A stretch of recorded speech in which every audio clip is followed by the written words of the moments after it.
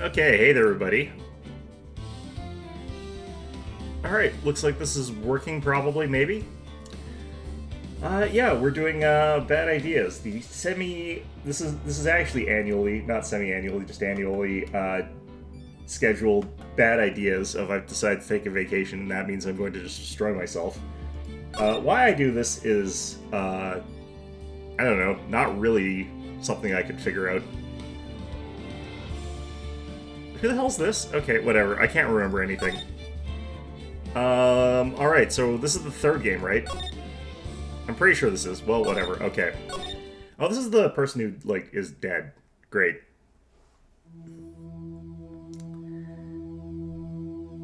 Huff huff. Looks like it's raining. Arg. How did I get into this mess? Why? Why did I do that?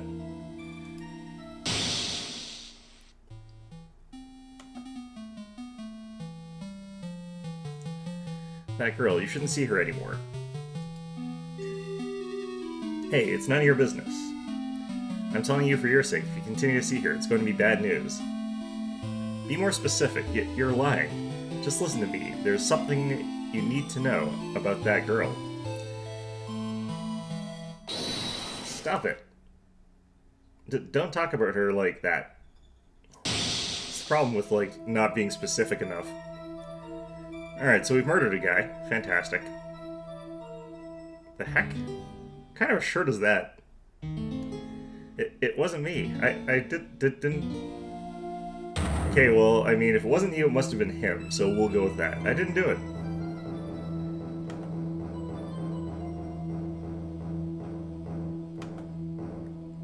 "5 years earlier, Mia Fey, second trial."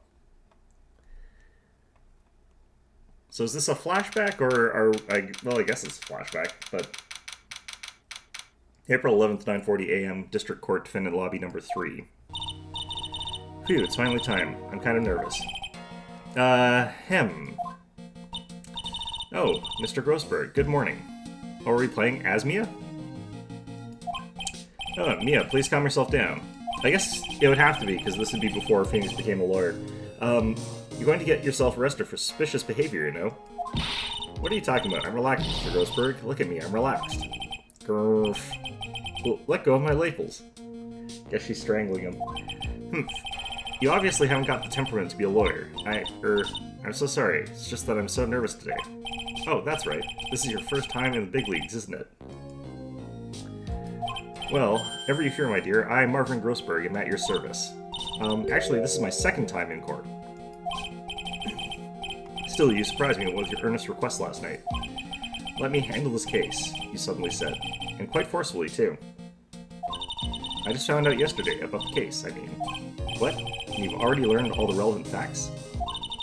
Well, about that, you see. I mean, of course I have. I think. Oh dear. In any case, don't let our client see you're so nervous. You see the poor young man in the pink sweater over there? That's our client. It's Phoenix in his weird pink sweater. Cough, sniffle. Good morning there, everybody. Why does he have that sweater? Good morning. Try to keep smiling, Mia. I just wanted to say, I'll give it all I've got. I don't think there's anything you have to give there, but okay. Yep, you'll all be fine. No problem. Cough. Cough. Okay, so he's got a flu or something. Relatable. Ah, what's wrong? Do you have a cold or something? Mr. Wright? Did this stream start right now? This stream started right now. Yep. Basically, second ago. This is going to be a few days? You're wrong. I've played the first 2 games in one go each, and it was not good for my health, sanity, or anything else. But I did do it. Unless this is substantially longer than the other ones. Actually, it's right. Like, the Flying Brothers. People screw it up all the time. And yes, I have a cold. That's what this mask is for. My doc says this way, I won't give it to anyone else. Be kind to others, he says. You know, that's true if your mask doesn't keep flying off onto your forehead, but okay. Right, Mr. Wright, you have nothing to fear in court today. If you're truly innocent, I promise I will save you. This is one of the longer games. Well, that's gonna make things worse for me, but you know. Please let go of my shirt cough. That's right, he's the one on trial, not you. He's the one who should be nervous. You need to stay strong for your client, Mia. I really don't like that sweater. Okay, whatever. My name is Mia Fey. I'm still planning new at this lawyer thing. Well, look, if it goes past 24 hours and I'm literally dying, I'll probably get a second wind at around there and I'll just, you know, keep going, I guess. You can stay relatively sane for 36 hours. Already got a sore throat, though. That's not promising. I think it's because I haven't had any water yet.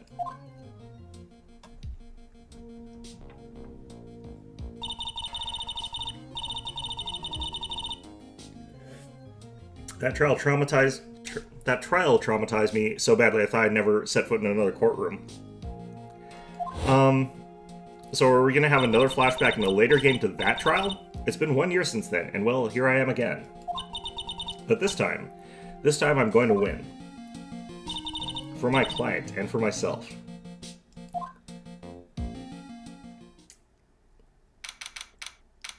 Did this type of challenge once with your friends 48 hours? Jesus. Well, I might survive. We'll find out. Court is now in session for the trial of Phoenix Wright. The defense is ready, Your Honor. You had hair back then. The prosecution is ready, Your Honor. The defense day is Miss Mia Fey, was it? How does the judge look exactly the same no matter what time? Alright, whatever.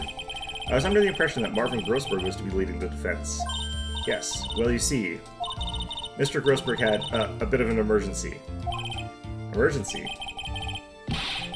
Almost done with Persona 3? That's good. Going to try to get to the top of Tartarus. Tartarus is such a pain, man. But isn't that him standing there right next to you? Yes, well, you're just a rookie. Are you sure you can really handle this? Don't let him scare you, Mia. Give him your toughest look. I don't think that the judge is trying to scare you. I think the judge is just the judge. Of course, Your Honor.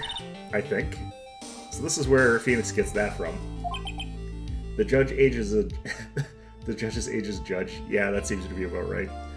Is there any game where he looks different? I would love it if they do like one that's back in a completely different era. The judge looks exactly the same. Same guy.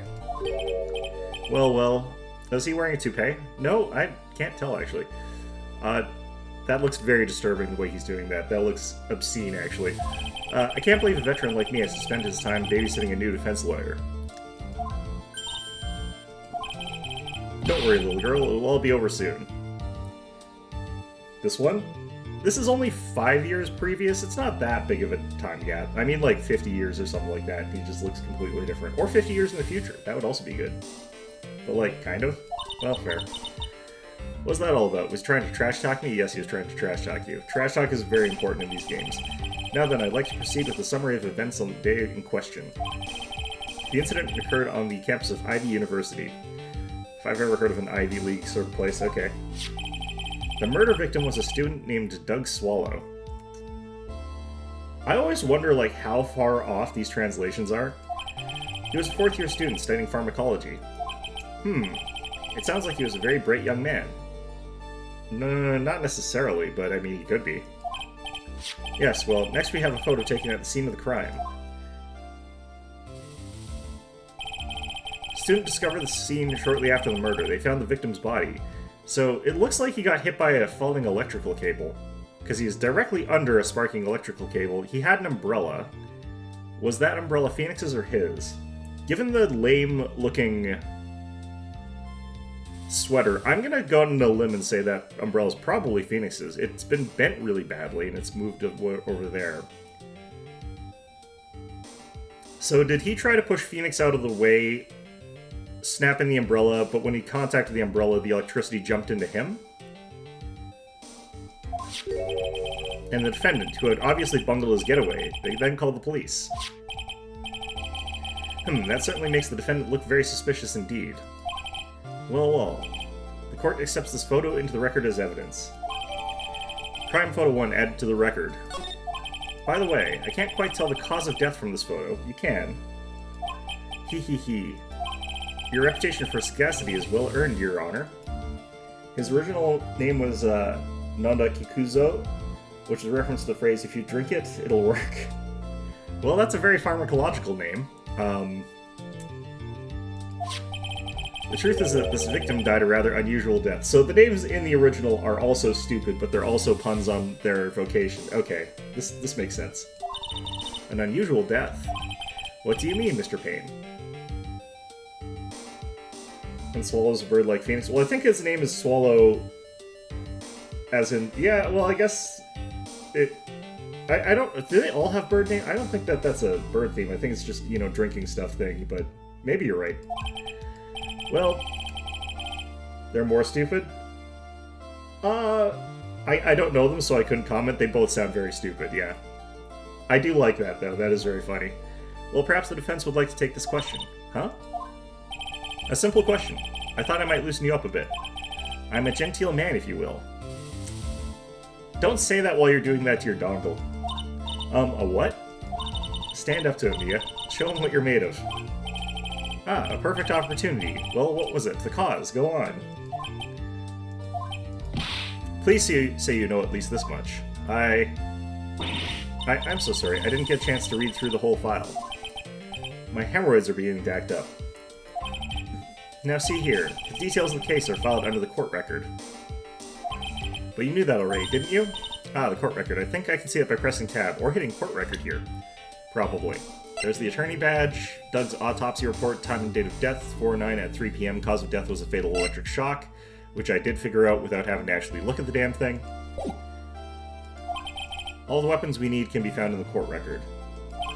Take a good hard look at the data here and think carefully before you answer, my dear. Gotta stay calm. I can't let that prosecutor get the better of me. Court record. Okay, let's take a look. Just press tab here. Oh, well... Sure. Now then, would the attorney for the defense please answer the question? What was the cause of death? Electrocution. This man has a 1% mentorship and 99% hemorrhoids. Gross. That is a terrifying thought. According to the court record, it was a fatal electric shock. In other words, electrocution. Electrocution? But how could such a thing happen? I keep forgetting how stupid this judge is. Did the murderers use some type of new, super powerful stun gun, perhaps? The answer to that will become crystal clear as this trial proceeds, Your Honor. It's already crystal clear. Stop playing with that. But before that, there is one more vital issue. Well, what's that? Why, motive, of course. Apparently, there was some bad blood between the victim and the defendant. Bad blood? Well, what do you mean? Oopsie, I'm terribly sorry. You're the defense attorney, so you must know all about it. I shouldn't be stealing your spotlight like this. I really don't like this guy's smug attitude. That's Winston Payne for you. He's one smooth operator, if you catch my drift. I know the guy, so I don't, actually. I don't get you at all. Not even a little bit. They don't call him the rookie killer for nothing, you know? Yeah, because he's the first encounter, so if you're completely incompetent and illiterate, then you can't pass the first level, the tutorial. Now then, let's hear from the defense. The lore behind Payne's hair loss is truly a saga of the ages. Is that going to happen here? What was the source of the bad blood between the victim and the defendant? And this time, I would like to see some supporting evidence. Evidence? Ah, no need to get all worked up over this. As I said, all our weapons can be found in the court record. This would actually... So this is... I don't think it makes sense, because the person who should be providing that should be actually the prosecution to prove that there's a motive between them. Why would we as the defending attorney provide evidence that, like, we should just say, no, there's no such evidence. Mr. Grossberg, try to set a better example for the young lady. That's a good point. Isn't the only thing in the court record. People's profiles are as well. You can toggle between the profiles and evidence with tabs, so be sure to go over all of it. Okay. Profiles. He currently has a cold. The victim, he's a 4th year. Okay, so Phoenix Wright's girlfriend dated the victim Doug Swallow until 8 months ago. Dahlia Hawthorne. that's one of those murderer-type names, so she's probably the killer. Okay, great. So it's, he was warning us not to go out with the person who's probably a murderer, because she's gonna murder again. She's probably the killer. Cut the thing. Fun fact, Judge is canonical. I don't want to hear that. Well, you know, kind of also doesn't surprise me, but, you know, prosecutor, veteran lawyer with a little too much confidence. Now then, let's see what you've got. What was the cause of the bad blood between Phoenix Wright and the victim?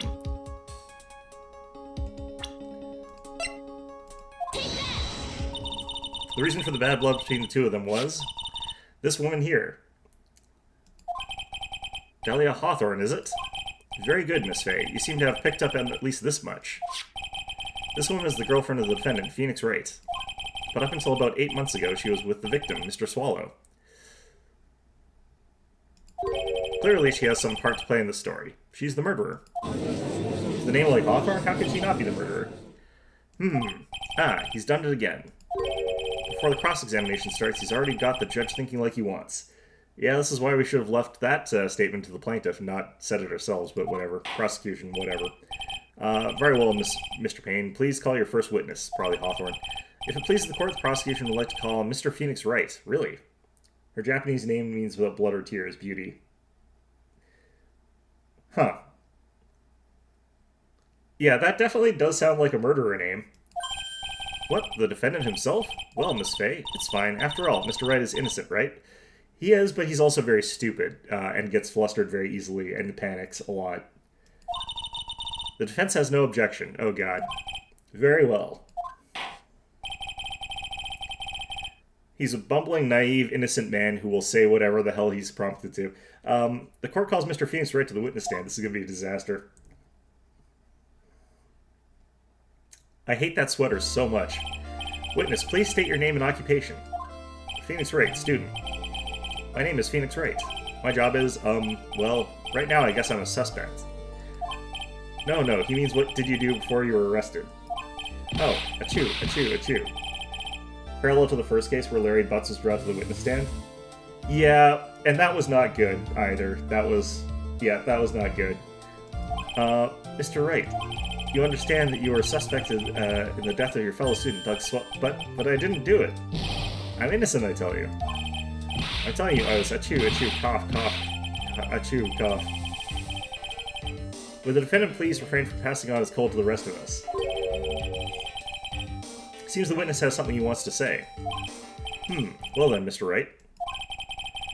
Please tell us about your relation to the victim. Right away, Your Honor. The victim and I admit I was there, but I'm not a killer. All I did was find his body.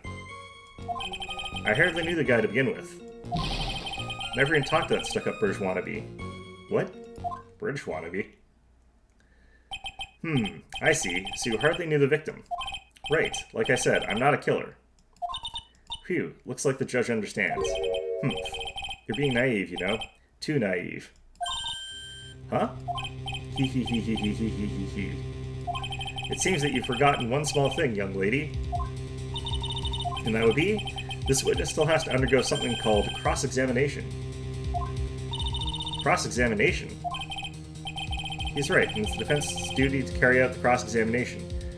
So, there are some rules about, like, the defense not having to cross-examine the witness if the witness is the defense, because they should have actually gone through that and discovered it's fine. The purpose is to determine if a witness's testimony contains any contradictions. Again, the plaintiff's job in this particular case, but whatever. Contradictions? If a witness is lying, their statements will conflict with the court record. But Mr. Wright is my client. Even if he is your client, in court all lies must be struck down. Again, it's the job of the other guy. Isn't there a good thing for the defense? Why the he? No, he probably knows something that we don't yet, so I'm guessing the he is because he's thinking he's backing us into a corner, but we could also just, you know, flub the cross-examination, which is why it's not our job to do the cross-examination. As a lawyer, that is your duty, you see. Oh yeah, because, like, lawyers have never, you know, done a poor job of their job. Sure, yeah, absolutely. What does he mean by that? Is he saying that testimony just now? That there was a lie, a contradiction? Now then, your cross-examination, if you please, Miss Fay. Please, Mr. Wright, tell me you haven't been lying. You wouldn't do that to me, would you? Of course you would. The victim and I. Okay. I admit I was there.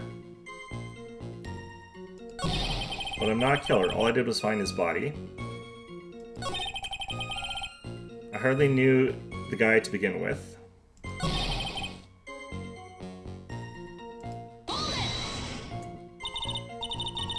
Mr. Wright, you stated the following in your testimony. I hardly knew the guy to begin with. That's right. I mean, why would I even... But that doesn't sound right. If you hardly knew him, then why would you say that the victim was a stuck-up British wannabe? To be fair, this doesn't contradict his statement all that much. This is a minor contradiction because it is perfectly possible to have seen a guy in passing acting that way and formulated that opinion on a snap and then not really gotten to know them any better than that. So this isn't like a tremendous gotcha as far as this goes.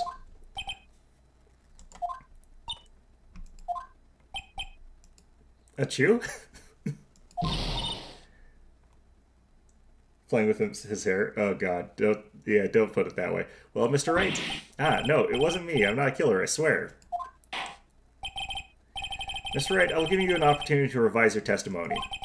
How's it that you knew the victim was, as you put it, a British wannabe? Yes, well... He was always walking around with a huge Union Jack on the back of his shirt.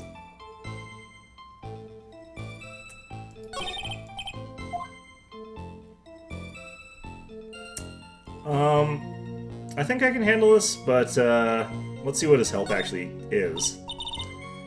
I can use a little help. Ah, please don't look so sad. It brings a tear to my eye when you do. Alright, listen carefully. By comparing the testimony to the court record, you should be able to discover any contradictions if there are any. When you found one, present the piece of evidence that contradicts the witness's testimony. Yeah, okay. But still, I don't see any contradictions in Mr. Wright's testimony. Press for more information. Well... Doesn't matter who it is. If you think they're lying, press them like a cheap suit. That's the obligation of an attorney. Let me actually check.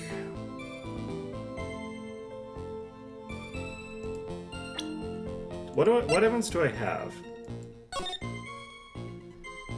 Okay, so this doesn't put him anywhere here. He's not in that photo at all. I admit I was there.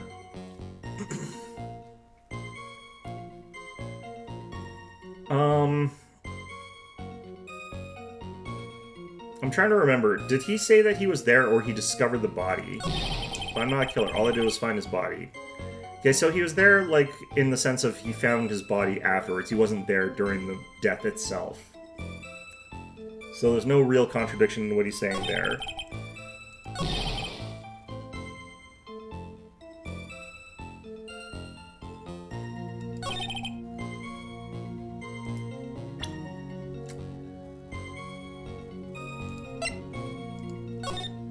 I guess we could use this, because he's not wearing the, like, British Union Jack on the back of that.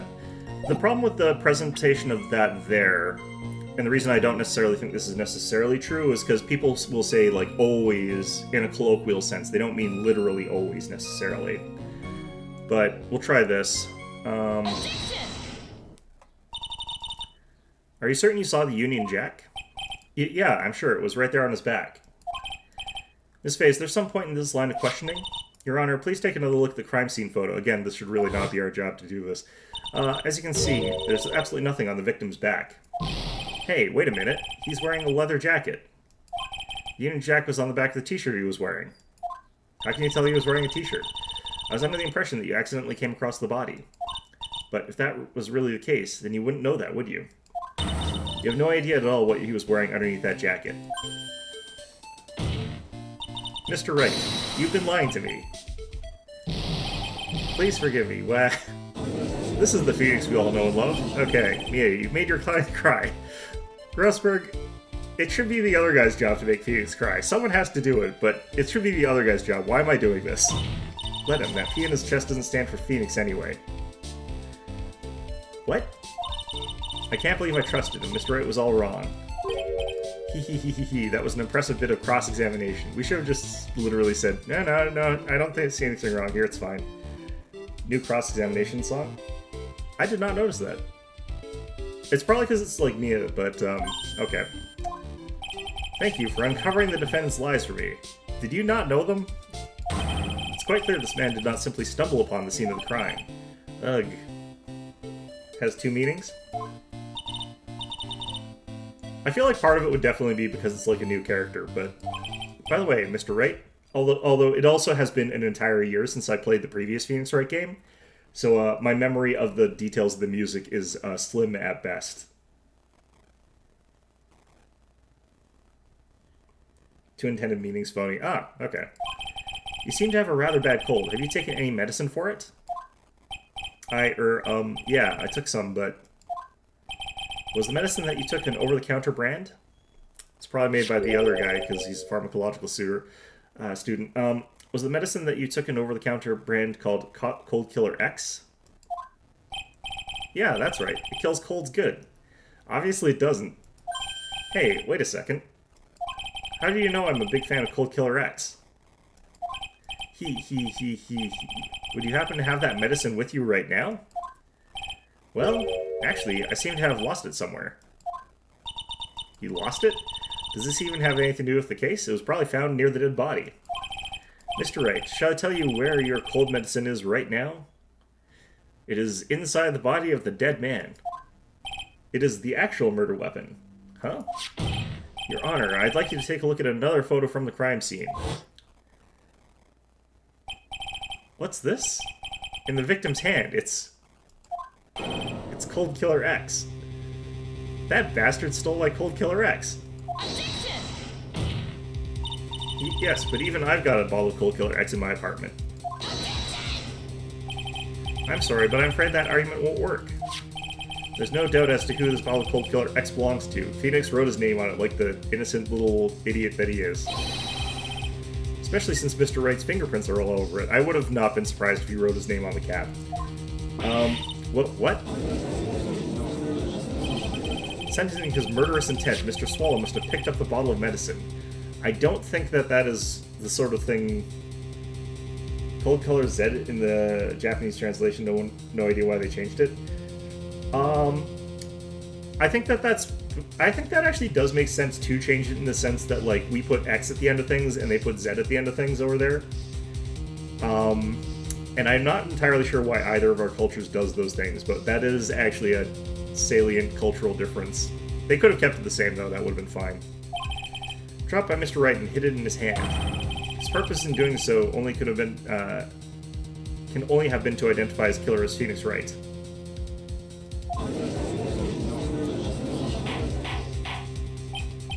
Order in the court. Your Honor, I'd like to present this photo and bottle as evidence. Very well. The court will accept them into the record. Okay. Also, the victim's wristwatch was broken. Broken? Yes. It ceased functioning when a large wave of electricity passed through it. Well, Mr. Wright, do you have some kind of explanation for all this? Ugh. This is really bad. Oh, my buttocks. My poor hemorrhoids. Why are you looking at me while saying that? What am I doing to your hemorrhoids? I'm not doing anything to your hemorrhoids and don't think I ever will. What really happened? The truth is, I went because he called me. He was in the pharmacology department, so we agreed to meet at 2:45 behind that building.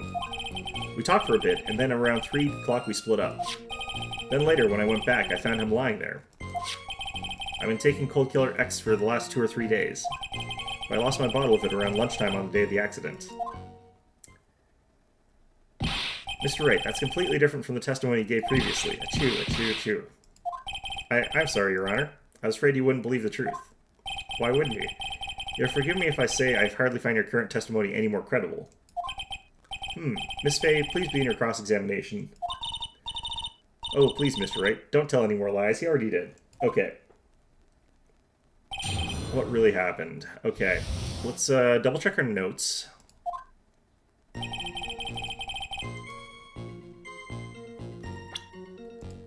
Victim's watch stopped at the time of death. Let's check the photo. Okay, time stop there is at 3:05-ish. Reading watches that are upside down is a pain in the ass. Around 3:05. You're leaving now? Alright, nice to have had you. See you around. Found clutched in the victim's hands, covered in Wright's fingerprints. Interesting. Okay. No new profiles? Fine. Truth is, I went because he called me. Okay. He was in the pharmacology, so you're 2:45 behind that building. We talked for a bit, and then around 3 o'clock we split up. Got morning classes? Good luck with your classes. On Saturday? Rough. Then later when I went back, I found him lying there. I've been taking Cold Killer X for the last 2 or 3 days. Let's press him on this, because I want to know why he went back. So you say he went back. Yeah, that's when I found the body. Yes, but why did you go back in the first place? Weren't you angry with him? Well, that's right, I was. Then why, Mr. Wright? Why did you go back there? I thought maybe we could make up. Phoenix is exactly the sort of person who actually believes that, so you know what? That's probably fine. It'll probably be done in the middle of case 2. Hopefully I'll be going fast, but I have no idea. Achoo. Judging by the atmosphere, I'm pretty sure no one is buying this. That's actually probably also true. He is exactly the kind of person who would actually do that.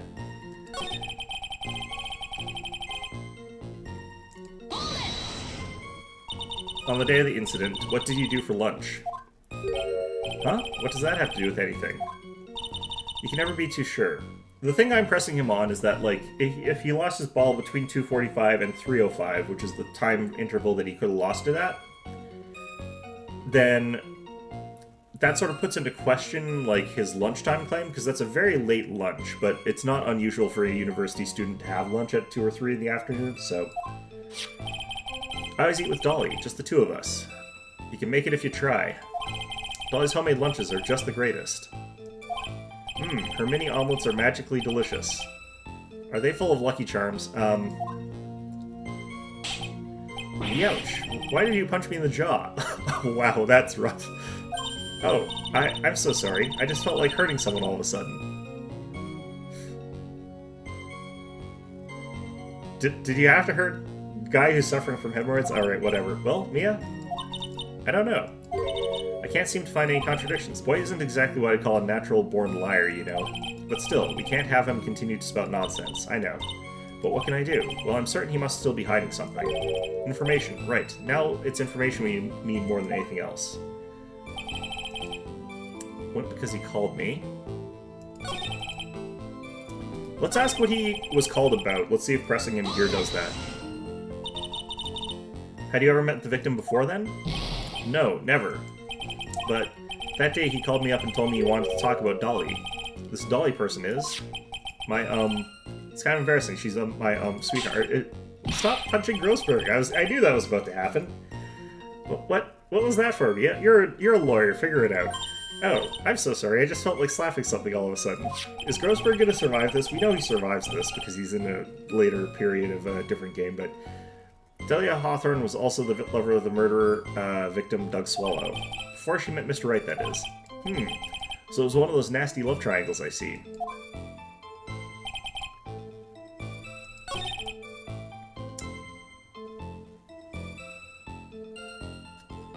We should ask him what they talked about. So what was it you were talking about? You know, achoo, cough, that maybe we should hang out again sometime. Hang out again sometime? I wish that were true. Okay.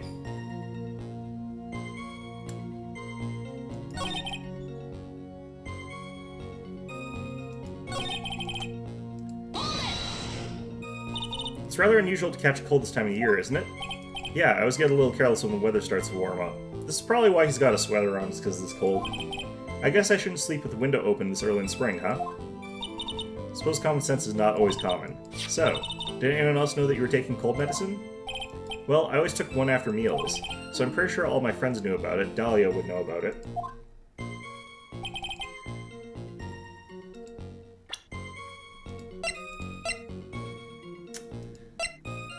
Okay, so what we're seeing here is that the Cold Killer X, he said that he lost it at lunchtime, which is before the interval where that other guy could have gotten it, so it was deliberately planted by the person who would have had access to it around lunchtime, which would have been Dolly, who's the person I said is probably the murderer.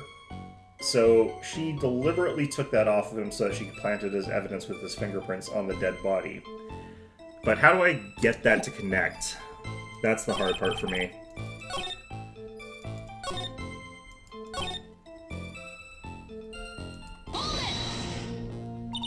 Was Mr. Swallow who indicated you should meet at 2:45? Yeah, and we were both there right on time. You said the victim was in the pharmacology department, correct? Yeah. He was studying how to manufacture and improve pharmaceuticals. Everyone called him the alchemist of IVU. An alchemist, I see. I gotta admit, it was a little suspicious. He had a whole laboratory and everything. That is his job, yeah. I was filled with chemicals and strange machines that run on high voltage electricity. Oh, how fascinating. He sounds like he was quite an ambitious young man. What do I do? Maybe I should ask him some more details? Oh, timing of the meeting. So you were absolutely certain that you met at 2:45? Yeah, pretty sure that's the time class ends. But they're always doing experiments, so it doesn't matter much. Experiments? Yeah, those pharmacology guys are always in the lab whipping up something. Well, it looks like he's right about the time anyway. Let's get on with your testimony. Okay, okay. He called... Do I want to press and ask the other question? Can I ask the other question?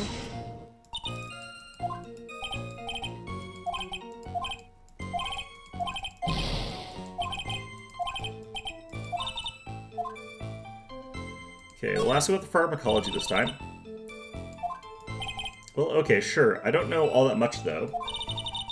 A little bit earlier in your testimony, you said something interesting. You said the department uses strange machines that run on high-voltage electricity.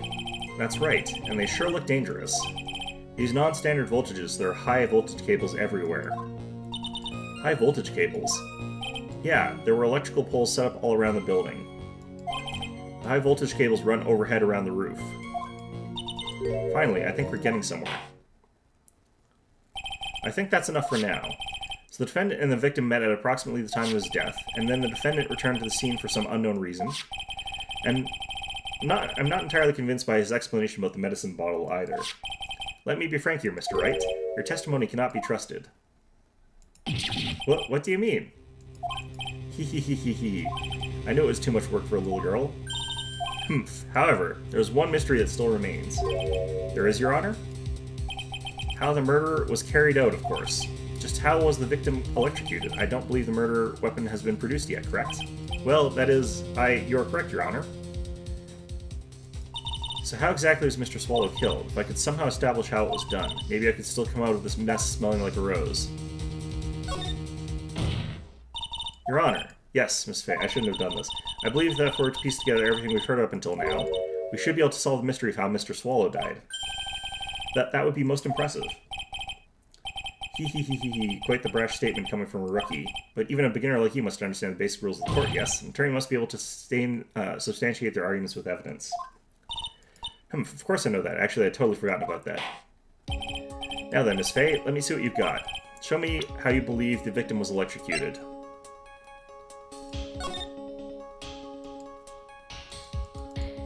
Okay, how do I... As to the cause of death, I'd say this picture captures it quite well. What? But there's nothing that even remotely resembles a murder weapon here. I'm afraid the defense is going to have to explain this in a bit more detail. Miss Fay, where exactly in this photo is the murder weapon? So there's two things that you could point to. There's either this or there's this, but I'm going to do this. Well, naturally, it's right here. What is that? A severed electrical cable, I believe, Your Honor. Remember the testimony we've heard. The machines the pharmacology students use in their experiments require high voltage. And because of that, there are special high voltage cables strung up everywhere. So then the high voltage cable... Yes, the high voltage cable is the cause of death. That is the most likely explanation. That certainly sounds plausible. Well, Mr. Payne, what do you have to say about this? Well, I believe some praise is in order. Don't toy with me, old man. Now. The victim's cause of death may indeed have been a high voltage cable. However, do you really think the only one who had the opportunity to use the cable as a murder weapon was... the defendant? That's you. That much is certainly true. Yes, and that's not all. We have proof. Irrefutable proof that will establish that Mr. Wright was the murderer. You do? Well, what is it? His fingerprints. Fingerprints? You mean the defendant's fingerprints were on something besides the medicine bottle? Let's take another look at the crime scene photo. As you can see, the victim is wearing a leather jacket. And as you may know, leather holds fingerprints quite well. You mean... Yes, it was clearly printed on the chest area of the victim's jacket. Palm print of the defendant's very own hand. What? I can only think of one way Mr. Wright could have left a print like that. Intent on murder, he squarely pushed the victim towards the severed electrical cable.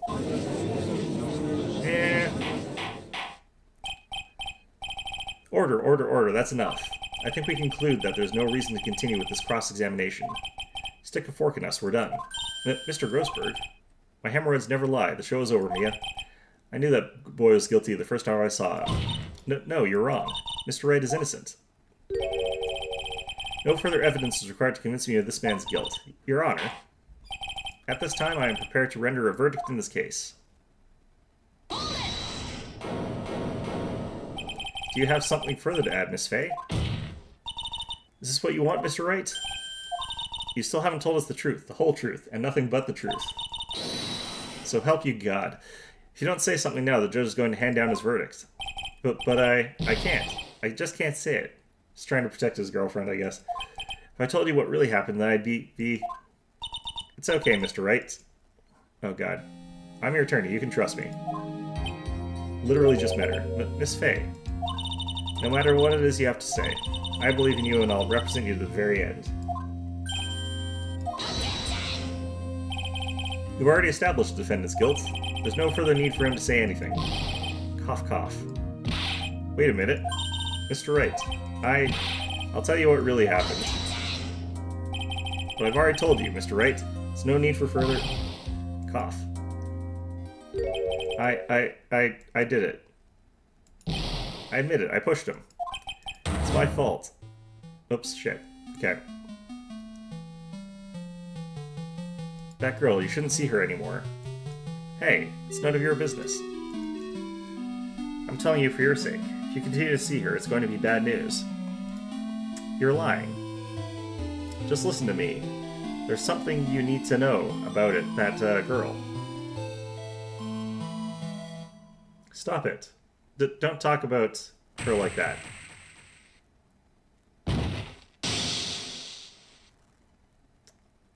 That doesn't explain the electrical cable part.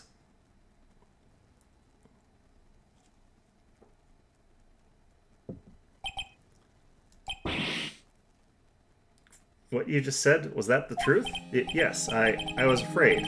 Afraid that if I told the truth, everyone would think I was the murderer for sure. Well, as things currently stand, we're all absolutely convinced you are. Please give me one more chance to explain. This time I swear I'll tell the whole truth. You should have done that from the beginning. It'll be okay, won't it, Miss Fay? I believe in you. Oh, thank you. I still can't believe it. You really did push the victim. Oh, it feels like my hemorrhoids are doing the Harlem Shake. That's very specific. Let's not envision that. When I push the victim... Okay. That guy, he was talking bad about Dolly. Said she was a deranged murderer who was out for his blood.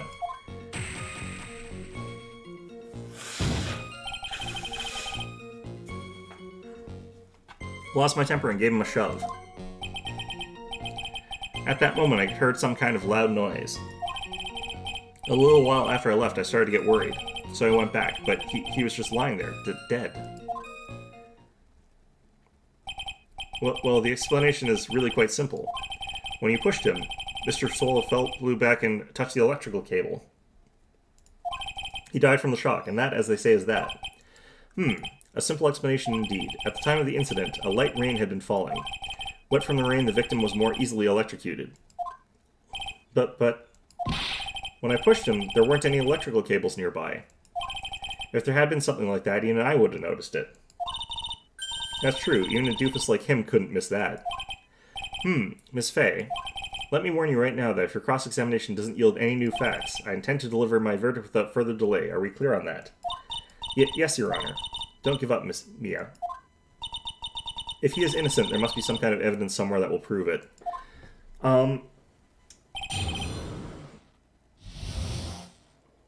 Okay. That guy, he was talking bad about Dolly. I wish I could see the photo from that flashback, because what hand was he holding the umbrella in?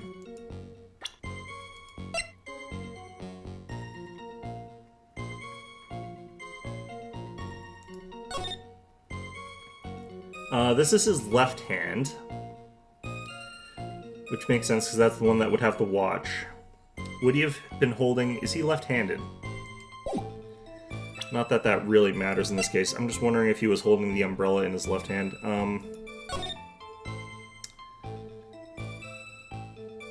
The umbrella has fallen to his left side. Cold Killer X would be on the other side of the body.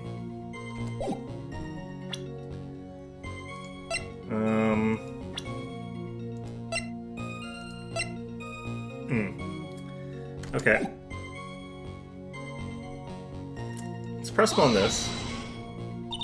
So what kinds of things did Mr. Sola say to you? He said all sorts of terrible things about Dolly. He said she was a bad girl.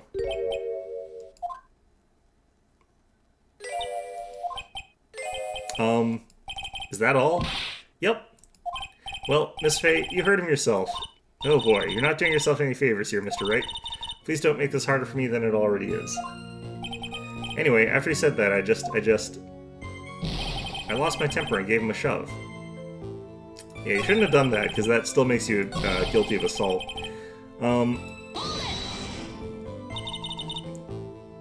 you tell me about what happened in a little more detail? That guy, he just said what he wanted to say to me. He's holding the umbrella in his left hand. Okay. And then he put on the jacket he was holding and started to leave. That's when I lost my temper and flew into a furious frenzy.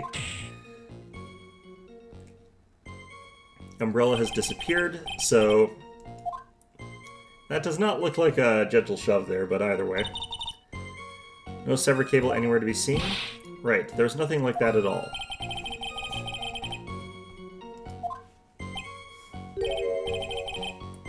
Guess it's possible.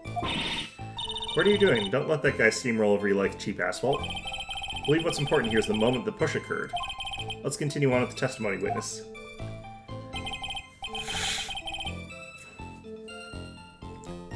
What kind of loud noise? A loud noise. And what we say that loud noise was, Mr. Wright? I'm not sure, but it was really loud. It was like, snap. You know, come to think of it, I wonder what that was. Hee hee hee hee hee. Clearly, Your Honor, it was the sound of the victim being electrocuted. You're not qualified to decide that. That was the umbrella breaking. What should I do? I'm treading on some dangerous ground here. Mr. Wright, the loud noise you heard may be extremely important, so try to remember what it was. How did I put it? It was like a sharp crack. Ah, could it have been... Yes? Could it have been... Hurry up and tell us. When I pushed him, he dropped the umbrella he was holding. Yeah. So we can establish that the Cold Killer X was not in his hand at that time because he was holding the umbrella in his left hand, which means that it was planted afterwards, so we can prove that there. The only problem is we don't have any hard physical evidence that the umbrella was being held in his left hand. That's probably the noise I heard. An umbrella, huh? And did that umbrella belong to the victim? Yeah, it was a plastic umbrella, cheap and frail, kind of like the owner. Then again, I wish I had any kind of umbrella. I was totally soaked to the bone. Miss Fey, what do you think? Is there something important in that testimony just now? Well, yep, it's important. Of course it's important. No, this cheap umbrella is more than important. It's vital. I want to officially have it entered into the testimony. Ha! How perfectly fitting. Flimsy information for a flimsy lawyer. The court agrees to the defense's request. Witness, please add to the bit about the cheap umbrella to your testimony. After I shoved him, he fell on top of his cheap umbrella. A little while after I left, I started to get worried. What were you worried about? The fact that he was just lying there on the ground, unconscious and dead? After you shoved the victim, did you leave the scene right away? Yes, I did. I admit it, I was furious. You left without even checking Mr. Swallow's condition? Well, yeah. But like I said, I got worried about him later. So I went back, but he was just lying there, dead. Okay, let's...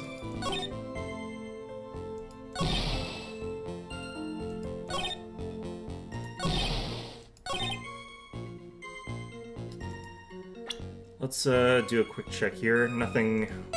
Yeah, okay. Nothing new here.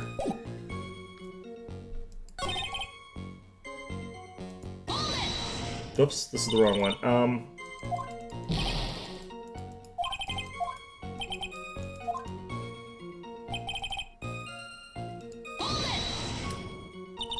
At that time, did you see anyone else at the scene of the crime?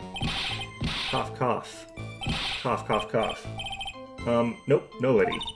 Geez, could that stupid cough possibly sound any phonier? In that case, it's very hard to believe someone else could have been the murderer. Unless we find something that shows his innocence from the testimony, my dear. I'm afraid the judge will make his final decision with no remorse whatsoever. Yes, sir. Right now I need more info. Info that will help me turn up some contradictions.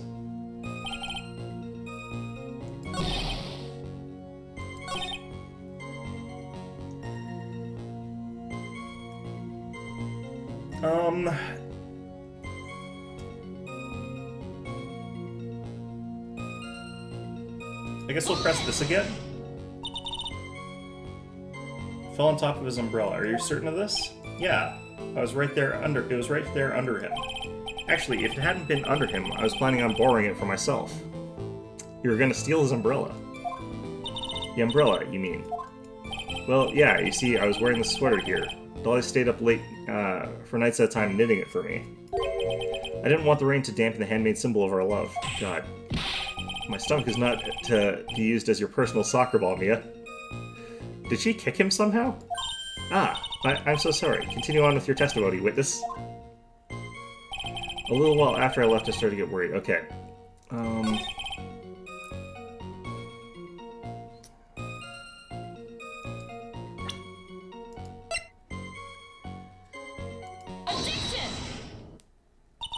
Why didn't you testify about the umbrella from the very beginning?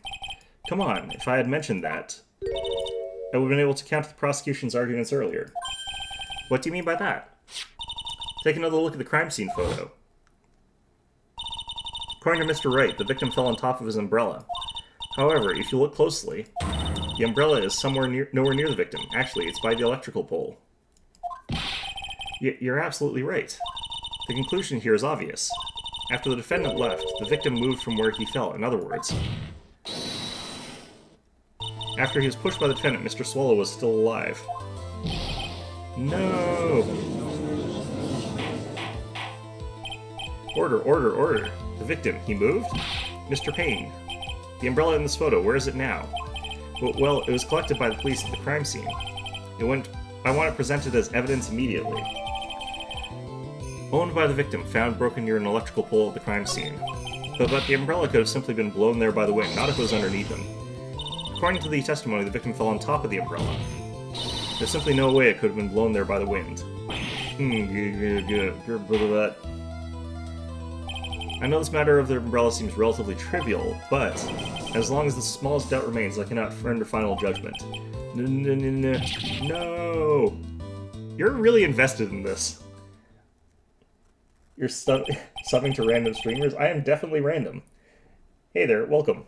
I must say, I still find it hard to believe that a huge hole has been blown in the prosecution's case by the defendant's testimony. Case's testimony added to the court record. Well, this is assuming you take him at face value, and he has lied a lot, so... Well done, Mia. Hee. Stop doing that. Mr. Payne, what are you chuckling about? Pardon me, Your Honor. It seems I was expecting too much of a free ride. It was foolish to think I could establish guilt through cross-examination alone. I'm afraid I don't follow what you're saying. Let me guess. You have another witness. Exactly. And this witness's testimony will be incontrovertible. There is no such thing as incontrovertible witness testimony. Well, who is this witness? It's Dolly. Miss Dahlia Hawthorne. Yeah. Dahlia Hawthorne? You don't mean Dolly? I do, Your Honor. The defendant's very own lover is a witness to the whole thing. That's right. She was at the scene of the crime when the murder took place, because she's the murderer. What? I'm sorry to break the bad news to you, my dear. She likes this. She's happy about this. This works well for her on multiple levels. You couldn't be more wrong. Actually, I've been waiting for this. You can't be serious. Mia, what do you mean by that? The court will now enter a 20-minute recess. Afterwards, we will listen to the testimony of Miss Dahlia Hawthorne.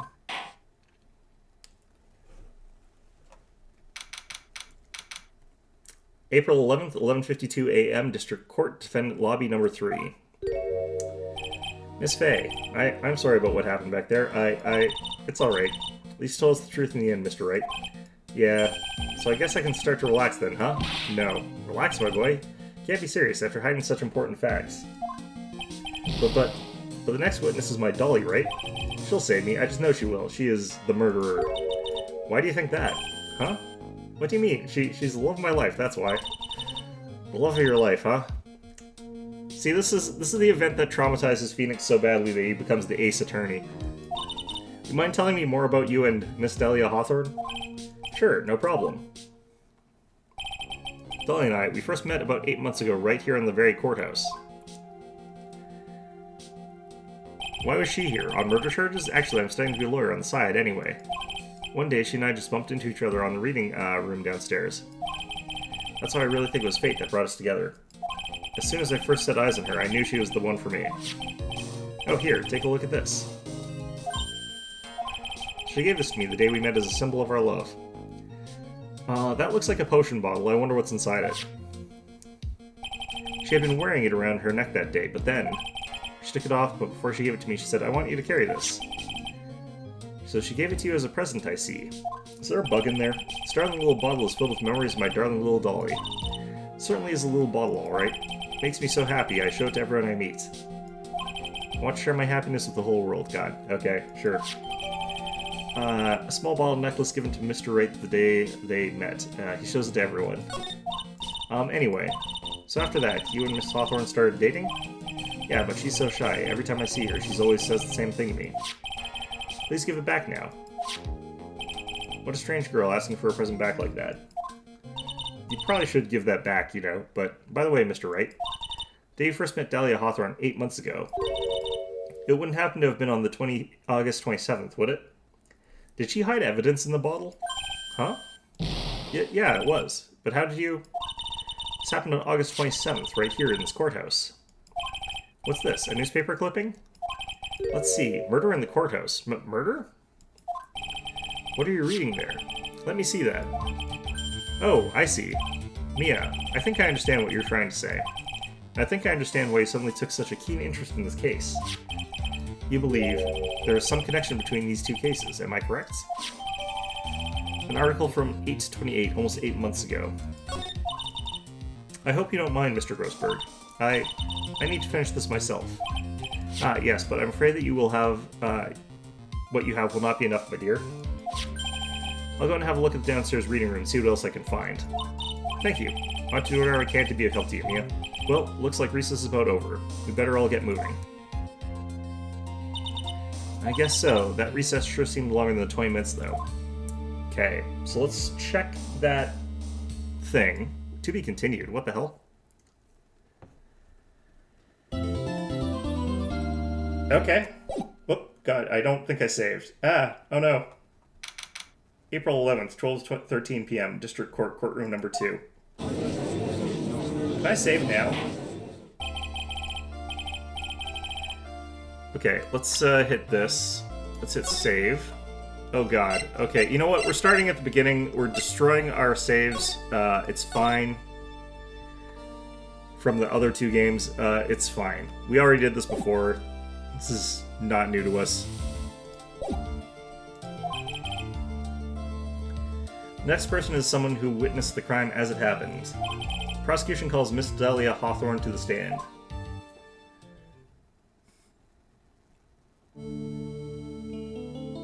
Okay.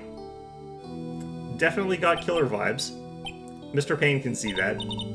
What's with this stiff silence? In my long career as a judge, I have been deceived by many witnesses. It's my job to doubt, to take no one at their word.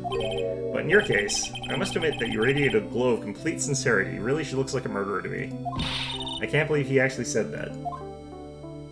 Mr. Payne is like, she looks like a murderer to me. Oh, now then, witness, can you please state your full name?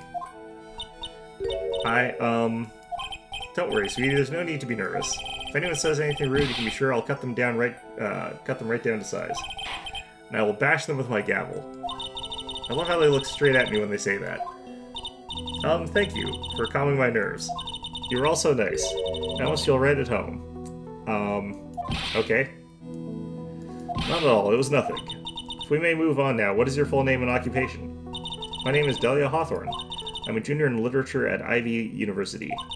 I just want to say, it's an honor for me to be in your noble presence. I don't think that's what you say in court. Okay, whatever. The honor is all mine. No. The honor is all mine. Okay, great. Fantastic. Well, you know whose milkshake brings all the boys to the yard. She doesn't look like she's got that. Sir? Is that old? God, okay, whatever. Is there something I can help you with? You just go on and say whatever is on your mind. I'm sure that there must be some kind of mistake.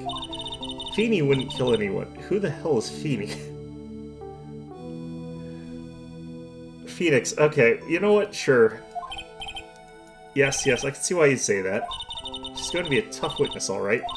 Well, it took her 12 seconds to wrap them all around her little finger. Now then, please proceed with your testimony. Let's hear about what you witnessed on the day of the incident, if you please. What I witnessed. I'd been planning to go back to Feeny's place after class was over. Feeny and Dougie, they were talking behind the building. Then suddenly, Dougie got all wobbly and just collapsed. What? That's when Feeny noticed that I was there. Went to go and find some other students and they called the authorities. What? I don't know what to say. According to you, Miss Hawthorne, the defendant didn't do anything wrong.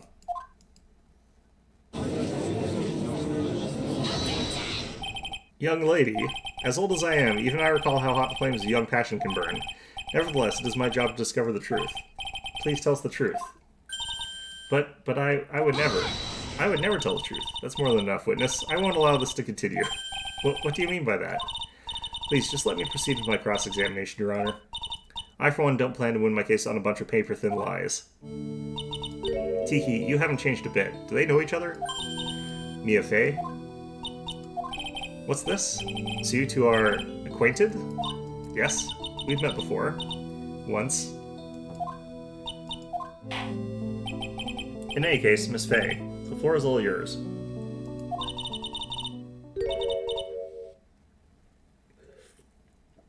Good to see you again, Madam Fate. So, did she murder your, previous mentor? Your previous mentor was Grossman or whatever. Madam, I'm no one's grandma yet, girly. Is that how you use madam? I don't know. Okay. Okay,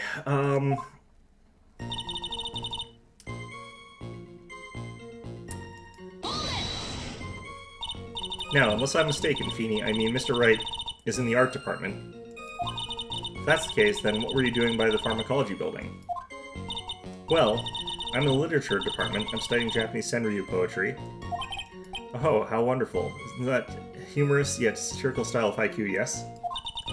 Nothing left to do when a man reaches this age, sleep is his best friend. That's supposed to be poetry? It sounds more like a midlife crisis. It's a poetry about a midlife crisis. I think that's fine. For me to get to the art department, I have to walk through that back area. Ah, yes, I see. That makes sense. When I want to enter the courthouse, I always walk through the front doors. How else would you enter? Teleportation? Do you know what they're talking about? So who is this Dougie person? Oh, I'm sorry, Doug Swallow. We were dating until about 8 months ago. So we're Dougie, Mr. Swallow and Mr. Wright talking about anyway. How can you be so mean? I would never eavesdrop.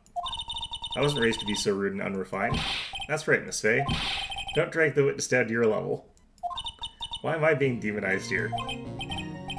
Please go on, what did you see next? Then suddenly, Dougie got all wobbly and just collapsed. Okay, I guess we'll have to press her on everything. Are you saying that the victim just collapsed on his own? Yes.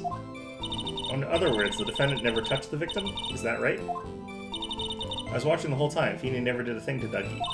If I press her for no good reason, I just know the judge will get angry with me. So what should I do now? About her testimony? I'll show the contradiction, but they're telling me not to. Feeble lies are not very becoming, Miss Hawthorne, so let's drop them, shall we? What? I would never. Miss Faye, I will not allow you to badger this witness. I believe the defense is engaged in a fishing expedition. That is, she has no supporting... Please don't glare at me like that. I'm just doing my job. Now then, Miss Hawthorne. The defendant's palm print was found on Mr. Swallow's leather jacket. It's already been shown that Mr. Wright did, in fact, push the victim. What? There's no need to try to cover for the defendant. It would be much better if you came out and told us the whole truth. There's nothing to worry about, young lady. Just tell us everything that you saw. Yes, Your Honor. I will, if you don't mind. I'd like to revise my testimony. Looks like we're finally getting somewhere. Actually, I didn't see the moment he pushed Dougie. It didn't look like they were fighting. I didn't hear anything unusual either. I went to go and find some other students and they called the authorities.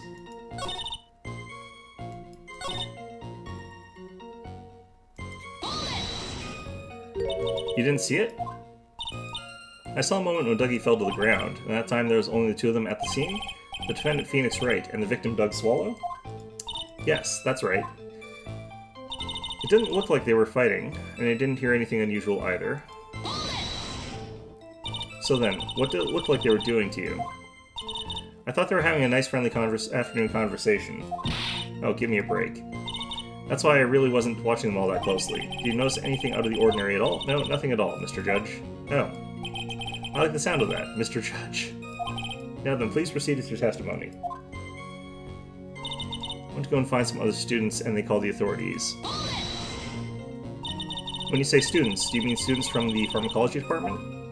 Yes, they're all very fond of their drugs. Please try to stay on topic. So to find some pharmacology students, you went to the lab, correct? That's what I was planning to do, but in the end, I wound up not going. A group of about 10 research students came running out of the building entrance. Somehow they all seemed to know what was going on. Students knew what was going on? How could the students have known what was going on? Well, I don't know for sure that they knew what had happened. It's just, they all seemed kind of excited about something.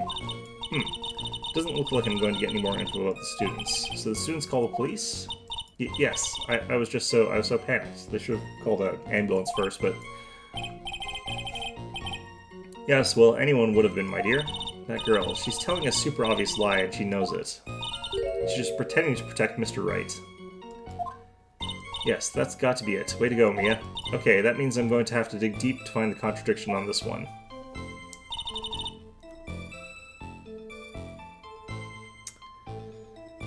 Okay, let me sort of think about the evidence as we got it here.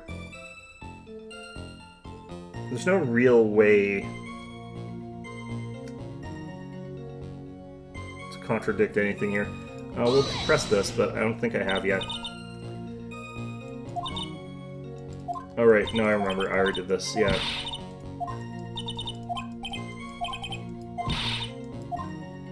Okay.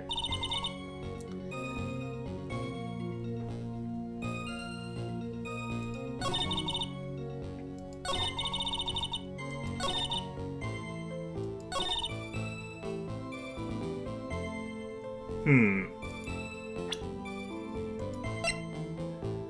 gonna read this while we're here.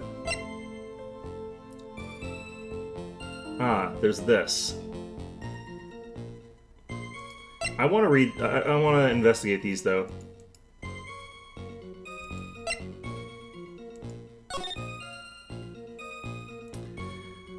Murder in the courthouse. Very little information disclosed since the victim of yesterday's incident in the district courthouse cafeteria is said to have been a lawyer. However, the police are questioning a 19-year-old female college student who was sitting with the victim. Okay, so she's probably the murder suspect of a lawyer that was killed here. Let's go ahead and present this during this point here. You say you didn't hear anything unusual, is that correct? Yes, that's why I was very relaxed, looking at the scenery around me. That's nice, but I find that just a little odd. I have here the testimony of your boyfriend, Mr. Phoenix Wright, and he clearly testified to the effect that when he pushed the victim, he heard a sharp, loud noise. He said that? If you were really that close to the two of them, why didn't you hear that noise as well? Objection. Well, maybe the noise just wasn't all that memorable. Or according to Mr. Wright's testimony, it was a sharp noise like a snap. There's no way a noise like that could fail to make an impression. Act. May I have a moment to answer? But by all means. I know the reason why I didn't hear the noise. You see, the truth is, I had my headphones on, and I was listening to music at the time. Headphones? You mean that both of your ears were covered? The rain was just beginning to let up, but it seemed as though Thor wasn't ready for his fun to come to an end yet. So the sky continued to flash and rumble. Thunder and lightning, huh? Yes, I'm afraid of the sound of thunder. So I put my headphones on to block it out. Hee. Well, Your Honor, as you can see, there weren't any contradictions in her testimony after all. Wait a sec, Mia. That testimony just now, she said something that could totally change this whole case.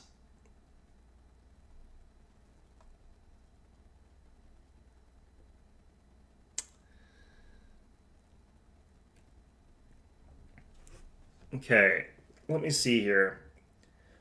It's consistent for her to have not heard anything. It's irrelevant as far as I can tell that she was listening to music. It's probably that there was lightning. Your Honor, there is a problem with witness testimony. What do you mean? Didn't you notice? She said there was lightning, correct? Yes, what about it? Well, lightning is actually a large discharge of electricity in the atmosphere, am I right? Yes, Your Honor. Anyway, since the cause of death was electrocution, isn't it possible that the victim died from being hit by a bolt of lightning? Oh. I must admit that the thought had not occurred to me. Just what kind of thoughts do occur to this guy anyway? No thoughts, head empty.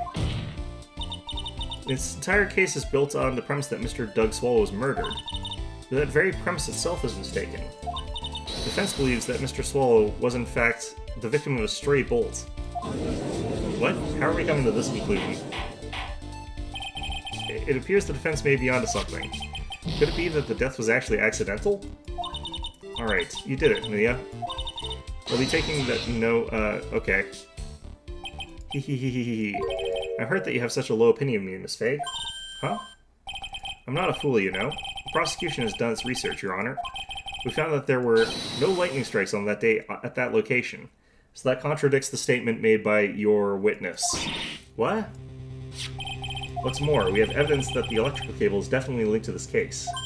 Evidence, Mr. Payne? Well, what is this evidence? The affidavit. Who's this affidavit from? The pharmacology students who were conducting experiments in their labs that day. Allow me to read out the court testimony of the pharmacology students.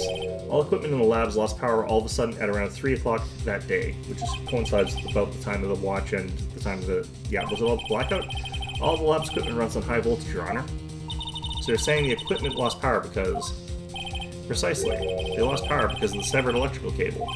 The power outage occurred at approximately 3 p.m., which fits the time of death listed in the autopsy report. Exactly. In other words, the victim died as a result of touching the severed electrical cable. However, this contradicts her statement that she was wearing headphones as a result of wanting to avoid listening to lightning, which means that she could have heard the snap. So you can't have it both ways here. According to the students, the cables were very old. They're planning on having them replaced in the near future. I see. Apparently the cables have become so brittle that even the smallest bump would have caused them to break. Okay. However, there's one thing that troubles me. Cables could have been broken by any small bump. Then it wouldn't have been snapped if it hadn't been bumped into, correct? Well, I suppose you could say that. Miss Faye, do you have any thoughts regarding the cause of the severed cable? Your Honor? I don't like how this is looking one bit. I have to come up with something to try to regain some momentum. If it pleases the court, the defense would like to settle its opinion. Well then, let's hear it. Who or what was it that caused the collapse, the cable to break?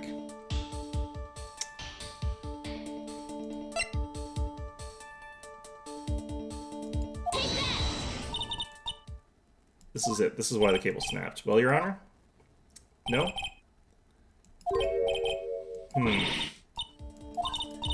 I'm not sure what, like, is here that could have snapped it. The fact that there's a who is an option, but I don't have any proof.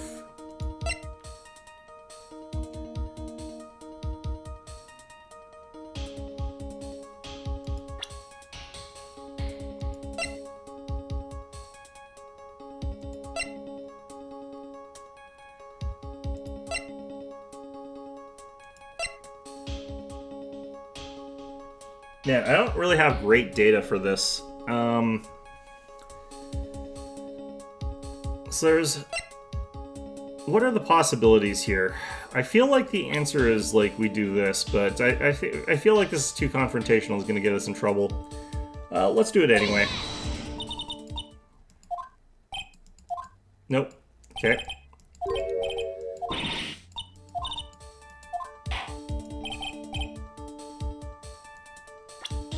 I don't have good...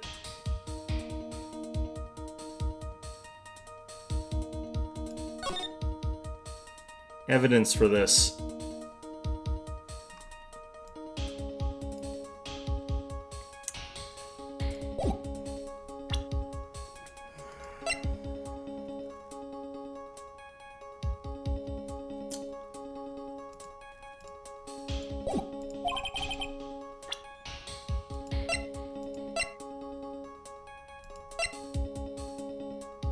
Huh.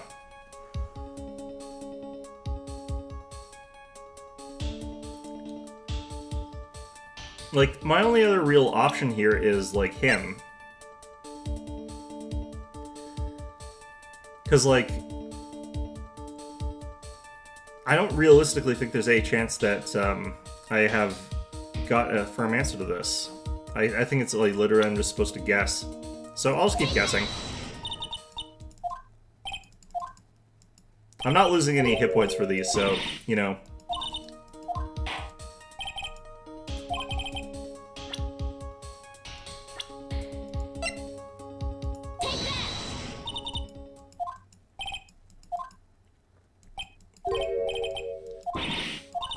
Okay.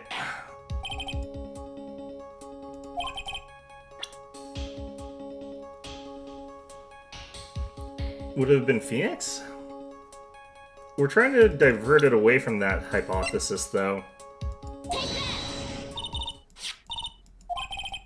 Defendant's testimony? So that after he pushed the victim, he heard a loud, sharp noise. Now, this happened at around 3 p.m., correct? Yes, that sounds right. Wait, are you saying that lab equipment lost power at 2:55 p.m., which fits right at Mr. Wright's timeline? In other words, it was Mr. Wright's shove that caused the power outage. Yes, the prosecution also came to that same conclusion. That doesn't feel correct given the circumstances of what they described, though, because they already said that they would have noticed the downed power cable after the push. They said it was possible that they wouldn't notice that, but they also said that, like, it is likely that he would have noticed that. And it was that very shove that caused Mr. Swallow to be electrocuted. I'm afraid I can't agree with you there, Mr. Payne. Well, what's that supposed to mean? Take a good look at where the victim landed after being shoved. See the umbrella? It's by the electrical pole. That's right. The victim banged into that pole as a result of being pushed. It was that impact that caused the cable to break. That's weird. Okay, sure. Well that makes sense. And then the victim was electrocuted. I'm sorry, Your Honor, but no, that doesn't make sense at all. I was also thinking that the thing that got hit was the actual cable, not the pole. I didn't think that the pole could get bumped into and have that cause the cable to snap, because to me that makes no sense whatsoever that it would be that brittle and snap in that way, but I guess it's possible. It feels like that would be broken way before this event. Then he could have been electrocuted by the severed cable in the foreground here. In other words, someone other than my client must have electrocuted the victim. Order in the court. The lamentations of my enemy, how I've longed to hear them. That's kind of vicious there, Mia. Okay, it's true. The defense is absolutely correct. There doesn't seem to be any way the defendant could have done it. Mr. Judge, sir, may I say something? The Madam Attorney's explanation said some things that are a little different than I remember them. What the? Please, just once more. May I please testify one last time, Mr. Judge? Of course it's alright. Just go right ahead and give your new testimony. This is it. She's finally starting to show her true colors. What I witnessed, part 2. The truth is, Feeney pushed him twice. First time was into the electrical pole, that's when the cable broke.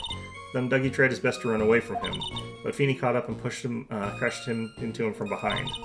Cable snapping and Dougie being electrocuted, it all occurred in less than a minute. So after being shoved, the victim caught up and tried to run away, and that is when the defendant pushed him for the second time. I'm so sorry, Feeney, but I just have to tell the truth. Am I doing the right thing? Of course you are, my dear. As painful as it may seem, you are. The only problem is, if we know for a fact that he leaves fingerprints when he's pushing people, then there should be fingerprints on the back of the leather jacket, in that case. This also makes no sense for the rest of your testimony, but people doing completely new testimonies is...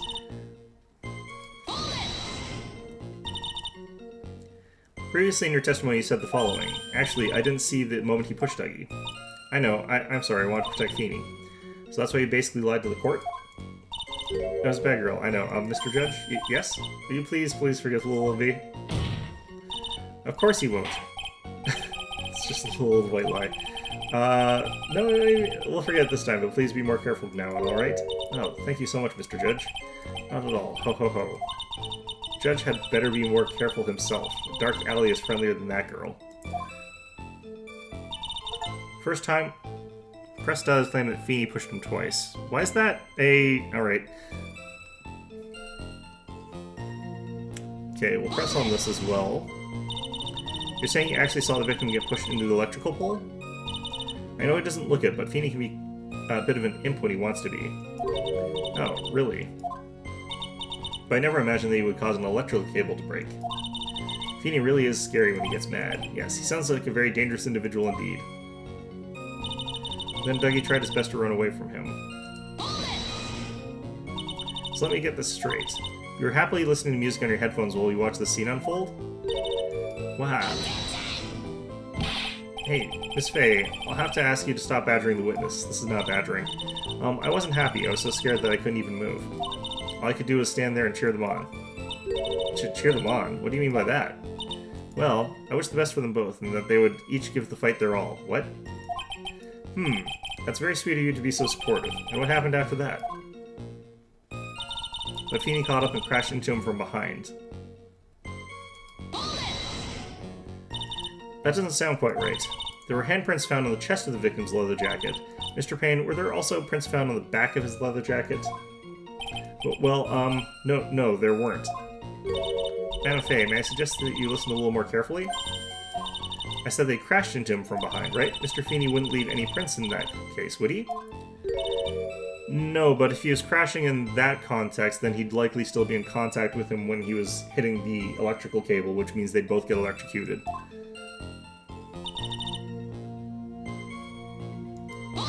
It had to take place in a span of 5 minutes. Did you actually witness the moment the victim was electrocuted? I'm sorry, I didn't actually see it. I turned my eyes away.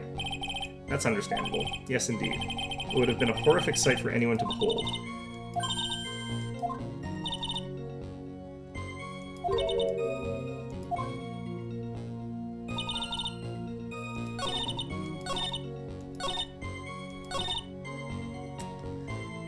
Okay,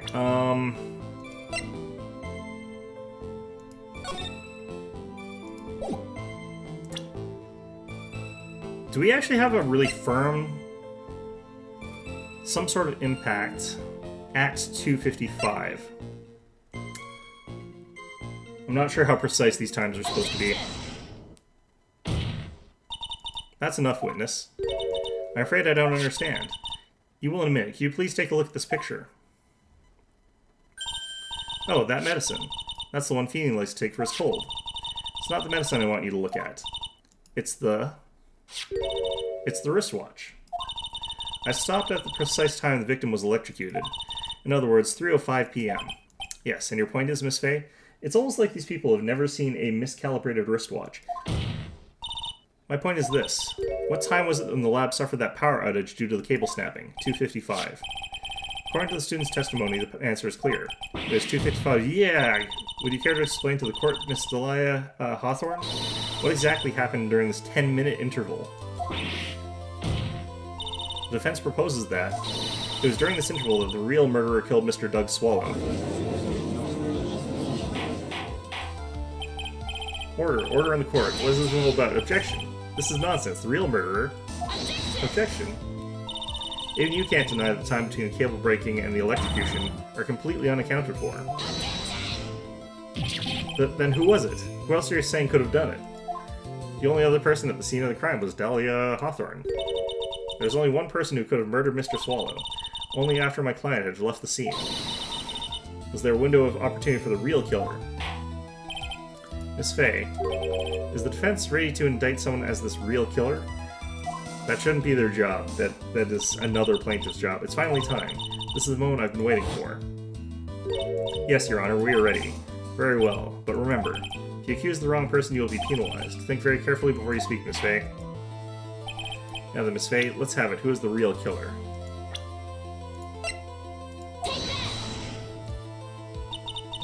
It could only have been you, Delia Hawthorne. What? How could you? The defense is grasping at straws. 10 minutes passed between the time the cable broke and the time of the electrocution. What exactly were you doing that whole time, Miss Hawthorne? Were you really listening to some music while cheering them both on as they fought? I find it hard to believe that you didn't lift a finger to stop the man dearest to you.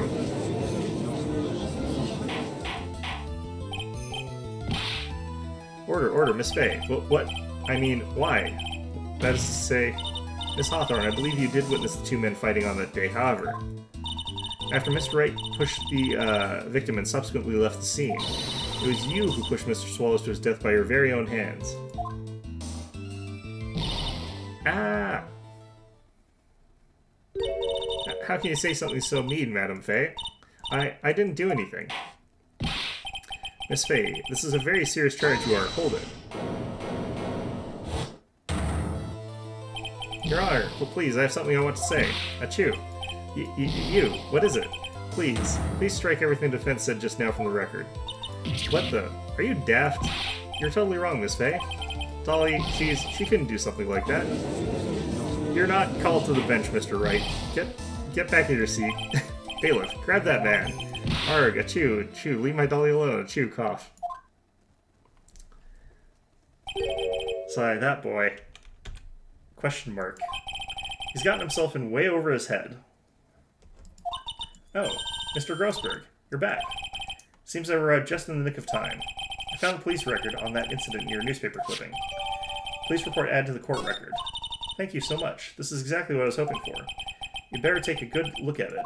It details how you came to lose your boyfriend. Oh, okay. Well, I thought it would be someone that she knew that got murdered, but okay. Mr. Payne, what do you have to say about this? Well, really, Your Honor, May I interrupt you for just a moment, Mr. Prosecutor? Don't you worry, my dear, I have the situation well in hand. Spiffle. Go right ahead. Madam Fey, are you seriously accusing me of killing my sweet Dougie? Yes. Yes, I am. Not only am I saying that you murdered Doug Swallow, but you also tried to pin the whole thing on your current lover, Phoenix Wright. I told you should let me handle this.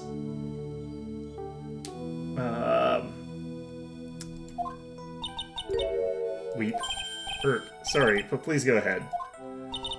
How can you say that? I'm absolutely devoted to my dear Phoenix. The notion that I tried to frame him is ludicrous. Well, he did just try to throw him under the bus earlier. This is all just too much for poor little me to bear. I believe the girl is trying to ask what on earth her motive could be. The answer to that lies somewhere in this police report. It must. Great, now I have to read an entire-ass police report here. 8 months ago, an incident occurred in the basement cafeteria of this building. It's weird to me that this place has a cafeteria, but also not that weird. I have been in courtrooms before, so... And then, that same day, the two of them accidentally meet. Your Honor, the defense requests further testimony from Miss Dahlia Hawthorne. Further testimony? What about? About the event the day when she first met the defendant, Mr. Phoenix Wright. What could that possibly have to do with this case? The witness claims that she has no reason to frame the defendant. Am I correct? Well, I have evidence that suggests that she, in fact, had a very good reason. Very well, then. The court grants the defense's request. Young lady, would you mind staying on for just a little longer? Of course not, Mr. Judge. Get ready for the battle of your life, Dahlia Hawthorne. So, I'm guessing that the murder weapon was poisoned for the first one, and it is being held in Phoenix's little thing there as a means of hiding the evidence. She gave it to him so that she wouldn't be caught with it. Now she needs it back so that she can, like, further hide the evidence or something like that, but that's why she keeps asking for it back, but who knows. We'll find out. I first met my darling Feeny 8 months ago. It's like we were destined to meet in this very courthouse basement reading room. The moment our eyes met, my heart skipped a beat. Why were you in this place? We've been going out ever since that fateful day. We're so lovey, we literally make people sick. It's just jealousy, I think. Are we going to beat up Grossman? Mr. Wright, do that again, and you will be held in contempt of court. And now we enter the final act of our little drama.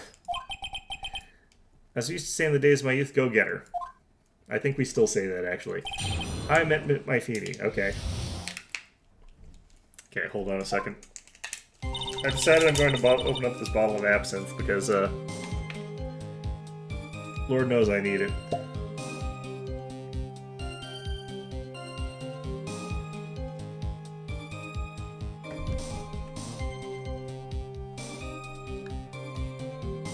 Okay, I first met my darling Feeny 8 months ago. That's fine. What were you doing in the courthouse basement reading room? That's a strange place to meet the love of your life. That's not true, Manifei. After all, Feeny was not only an art student, but he was also planning on becoming a lawyer. I'm not talking about him, I'm talking about you, Miss Hawthorne. What was a literature student like you doing in a courthouse reading room? This line of questioning is a waste of time. It has nothing to do with our murder case. Miss Fey, I'm warning you. This has nothing to do with Miss Swallow's case. I have to remember the judge is on Dahlia's side. I better tread carefully. We'll hit wait and see here, I think. We'll lose the whole case. I'll just have to hold my tongue for the time being. Tell us about the time you first met Phoenix Wright.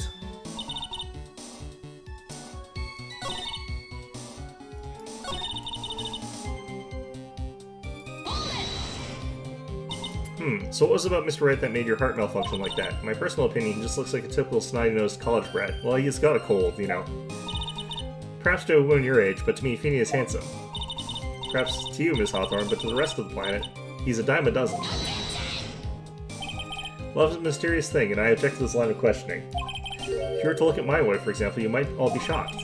He's telling the truth. It was truly, truly shocking. Beautiful mushroom, growing tall in the darkness. It comes from a cow dung. That's the poem that best describes how I feel about my Feeny. Great. Been going out ever since that fateful day. Great.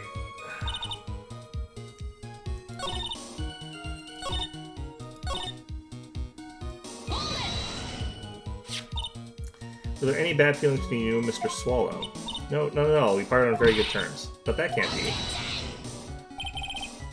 Our investigation also shows that it was a clean breakup. Huh. Are you sure? Yes, it seems that they both wanted it that way. The victim wanted to break up with her? So you're saying that Mr. Swallow also wanted to break up with you? Well, you see... What a cruel thing to ask a lovely young lady like this. By the way, I've never once considered leaving my wife. No one cares, Mr. Payne. She didn't deny it. That must mean Doug Swallow must have seen through her little act. He must have gotten a glimpse of her true nature. Listen to me, Mia. That won't... Yeah. Okay.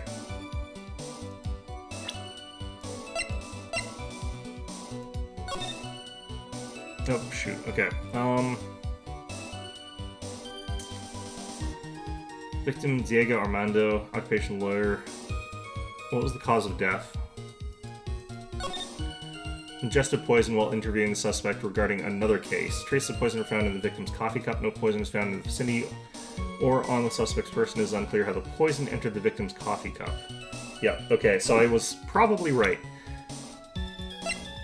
So... Why would she have needed... She needed to stay with Phoenix until this, but why did she murder the other guy? It's because he knew about the poison, because he was a pharmacology student who figured out... Who knew about the poison. So she was cutting off loose ends. Okay.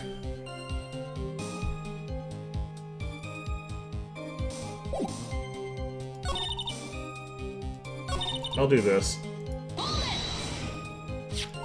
So until that time you had been dating Doug Swallow. Yes, I'm a real fool, I know. Letting my emotions change so quickly, I'm ashamed of myself. No, not at all. Look at me, I'm infamous for changing my mind. My critics have even taken to calling me Judge Fickle, ho ho ho. No, that is fair. Maybe you should look for a different line of work. Despite that, however, he always hands down the correct verdict. That is not true. That's why some people also call him the Great Judgini. I do not think he always puts down the right call. I think that's just that he does something and then proclaims it to have been the right call. It's fine. Alright, I think I need to do this.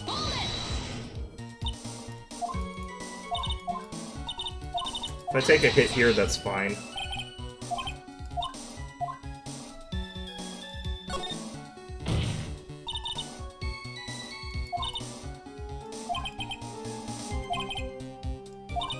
If it pleases your honor, the answer is simply this. I come to this courthouse to do some research for a paper I was writing. What was that paper? On what? On the relationship between modern Senryu poetry and the criminal underworld. That sounds like a fascinating research idea. Am I getting old? Now I have forgotten what I've forgotten. Getting with the midlife crisis stuff. Why did that girl really come to this courthouse? Isn't that what you wanted to know? And speaking of forgetting things, you haven't forgotten the police report, have you? I went through a lot of trouble to get it, my dear, so be sure to read carefully.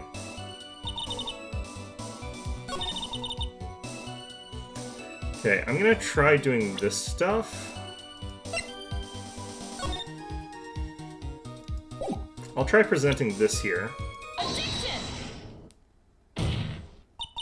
Miss Hawthorne, you weren't here because of your research paper, were you? Didn't you actually come here for a much more important reason? What is the meaning of that cocky smile on your face, Miss Fay? 8 months ago, right here in this very courthouse, there was another tragedy. Another tragedy? Do you mean the incident in which attorney was poisoned? The name of the suspect in that incident is listed here in this report, and that name is Dahlia Hawthorne. What? Dahlia Hawthorne? Yes, the sweetie pie of everyone's eye, Miss Dahlia Hawthorne. She was the prime suspect in a criminal case just 8 months ago. Order. This is unbelievable. It's true then, the loveliest rose can hide the cruelest thorn. Miss Fay, that's not fair. You can't slander... Okay, Winston Fane will not... Mr. Prosecutor, I believe I was speaking. The way these people interrupt each other and make it so I can't actually read the text... Pardon me, go right ahead.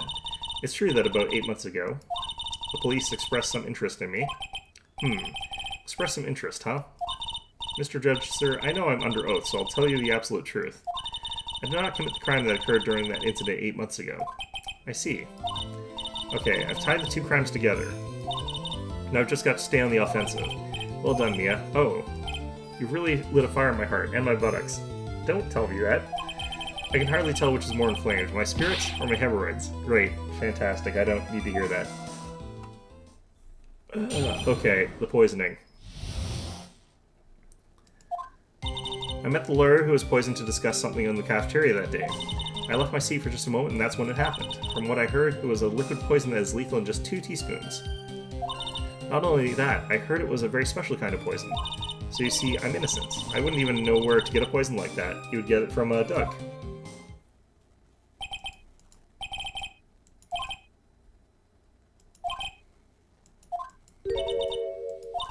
I'm afraid the defense has many more tricks up its sleeve today, and I'll be sure to show them to you before the end of this cross-examination.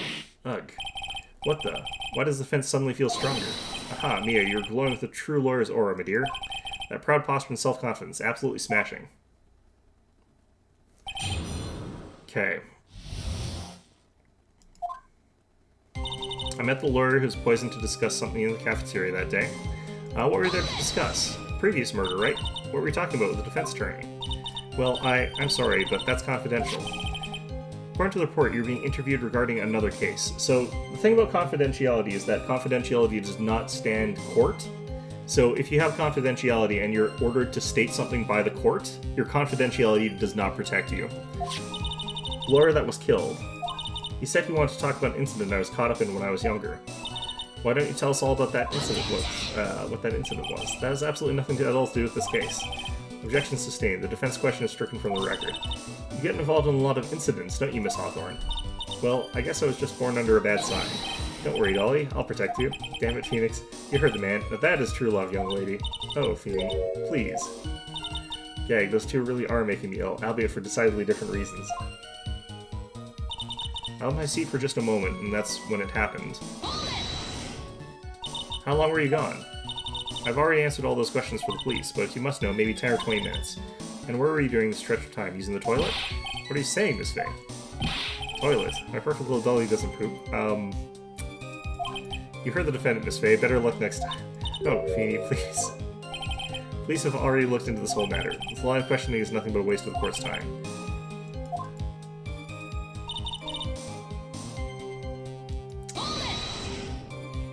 About how much liquid is 2 teaspoons?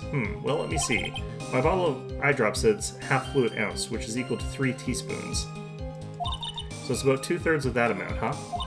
Poison was found in the lawyer's mug of coffee. It must have been after I left the table. Someone must have quietly slipped it in there. Very special kind of poison. A special kind of poison? How so? Well, I heard that's almost impossible to detect. Oh, and where would something like that come from? I'm sorry, all I know is that what I overheard the policeman saying. They said something about some advanced chemical process to purify it. Chemical processes. Well, that's quite impressive. Most impressive. The better question is, how did the criminal get something like that? I know. Pressure on this, but I know this is where and that's the reason they didn't arrest you, because no one could show you couldn't have gotten the poison? I think that's good enough reason, Miss Madam Faye. So right, and I think we've all had enough Miss Faye's questions. So in essence, the main reason Miss Hawthorne was never arrested for this crime was because no one could show how she could have obtained the poison. Then all we have to do is find a way to establish how she could have gotten some, right? Great, now just how did a lit student get a hold of poison of all things? Easy. Okay, present, profiles, this guy. You wouldn't know how to get that kind of poison? I don't believe you. What? In fact, you had easy access to that kind of poison, didn't you? At your boyfriend's lab. The boyfriend? You mean the victim, Doug Swallow? That's right. Up until 8 months ago, Miss Hawthorne was dating Mr. Swallow. And if you'll recall, Mr. Swallow was a pharmacology student at Ivy University. Pharmacology? His laboratory contained highly advanced chemistry equipment. In fact, without such equipment, the culprit could never have obtained such a rare and special poison. Well, Miss Hawthorne, it seems you've had access to such poison after all. And then, it was a matter of slipping it into the victim's coffee when he wasn't looking. The only person who could have done that was the one sitting at this very table. You. No. Order. Could it be? But that's nothing but a... May I say something, Madam Faye? What is it, Miss Hawthorne?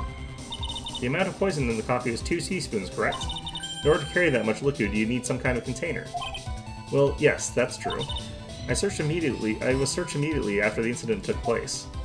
Quite true. In fact, the entire courthouse was turned upside down. But they didn't find a suspicious container anywhere, did they? She's right. They even mentioned that in the report. Well, you could have easily gotten rid of something that small. Excuse me, madam, but this is a court of law. If you're saying I threw the poison container away, I think you need to show some kind of proof. Proof. Yeah, I got it.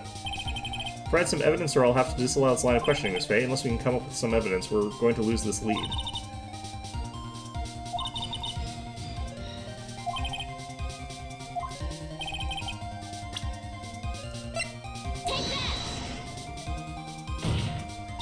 You were forced to get rid of the container in a hurry, weren't you? And that's why you passed it on to someone that had nothing to do with the case.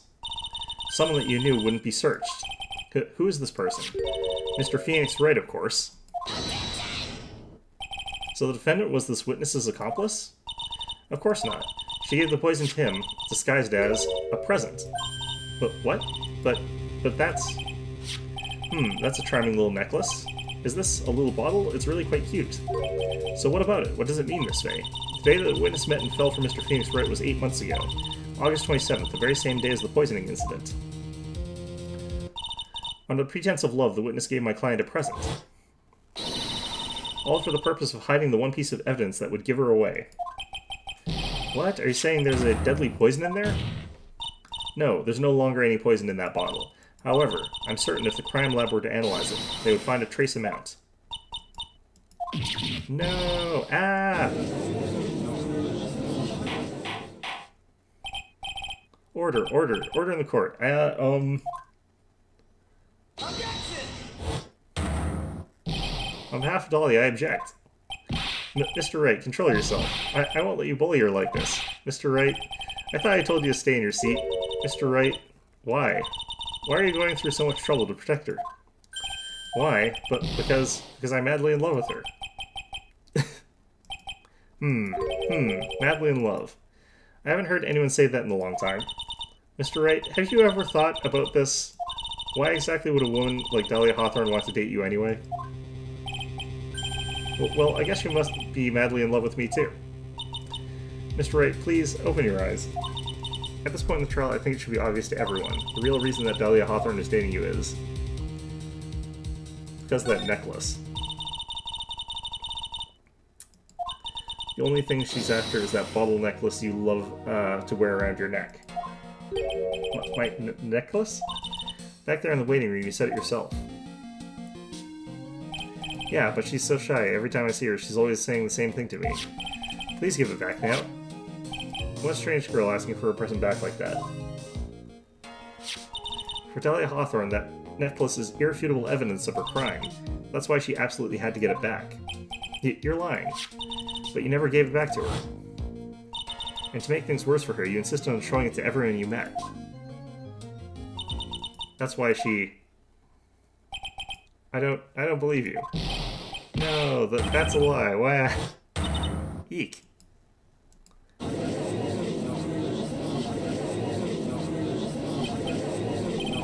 Mia, are you alright? Ah, the defendant. He's getting away. Bailiff, hurry. After him.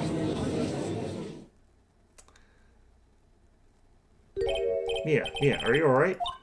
Yes, I think so. That boy, he went completely insane. Where's Mr. Wright? Looks like Bailiff caught him, so he should be back soon enough. Thank goodness. Oh no. What is it? The bottle necklace, Miss Hawthorne's present. It's gone. What? That's terrible. Mr. Wright must have grabbed it when he slammed into me. Foolish boy, that's the only thing that could have saved him. What blazes are we supposed to do now? For a prologue chapter, this is a long one. Mr. Wright, this sort of behavior is unprecedented in the history of this court. I'm sorry. I'm afraid that your apology is not enough. Mr. Wright, what did you do with the bottle necklace? Forgive me, I'm sorry. It's okay, just give back the necklace. I ate it. It's full of poison. You ate it? It was too big to swallow, so I had to chew it into little bits first, but yeah. Ugh. Ah. What the? What? What's he doing now? Your Honor, you've got to stop the trial. Mr. Wright, are you feeling okay? Does your stomach hurt? That bottle you swallowed may have had some poison in it. It's also got glass and metal. He. It seems the defendant has proven the prosecution's case for us now. Clear that bottle did not contain a deadly poison. They said that it needed 2 tablespoons. We can find the volume values. How can you be so sure? Hehehe, I think it's obvious. As you can see, the defendant is still very much alive. As for the poison, more like a bludgeoning defense attorney's overactive imagination. So it would seem. No, there must be some mistake. The bottle must not have had any poison left in it. Either that or the poison must have lost its potency. There. It's alright, Rookie. Trusting your client is the most noble thing a defense attorney can do, and it's heartwarming to see that you place this much faith in Mr. Wright. We don't place faith in this idiot. But that's how it is for us, on the prosecution side too. For example, I would trust the witness, Miss Hawthorne, with my very life. It's a witness. That's not your client. Which is why I can state that your assessment of her is completely wrong. That's enough. Unfortunately, Miss Fay, I cannot accept your explanation of the events. But why? This may be impossible for a beginner like you to understand, but in a court of law, evidence is everything. Ugh. Even after I prove so much, is she going to get away with everything? Well, now that the suspicion surrounding Miss Hawthorne has been cleared up, I'd like to proceed with the trial. Mr. Wright, I'm sorry, Miss Fay. It totally slipped my mind. I'm really, really sorry. I know you believed in me, and I feel like I really let you down. Mr. Wright, what are you trying to say? There's something I forgot to tell you. What is it? That day, the day I met Doug Swallow...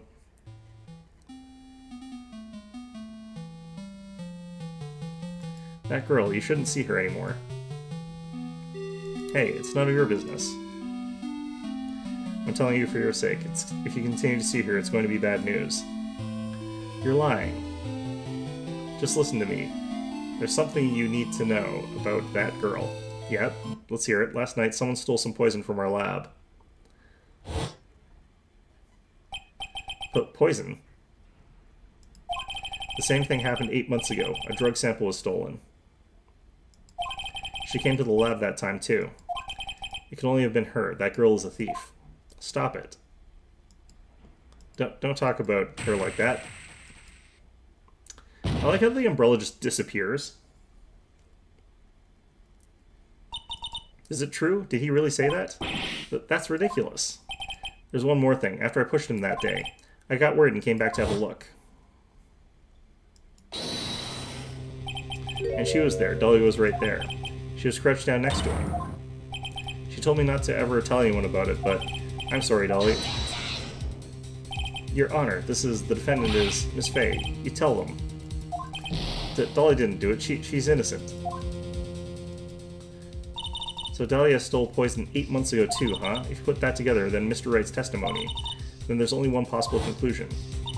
The defense believes that Miss Dahlia Hawthorne stole some poison on the night before she killed Doug Swallow. The night before? Naturally, her motive for stealing it was to kill someone. Miss Fay. So you're certain of your theory, then let me ask you this. This is your last chance. Think carefully now. There's something that she desperately wanted to get back, therefore. Exactly who was Miss Dahlia Hawthorne planning to kill?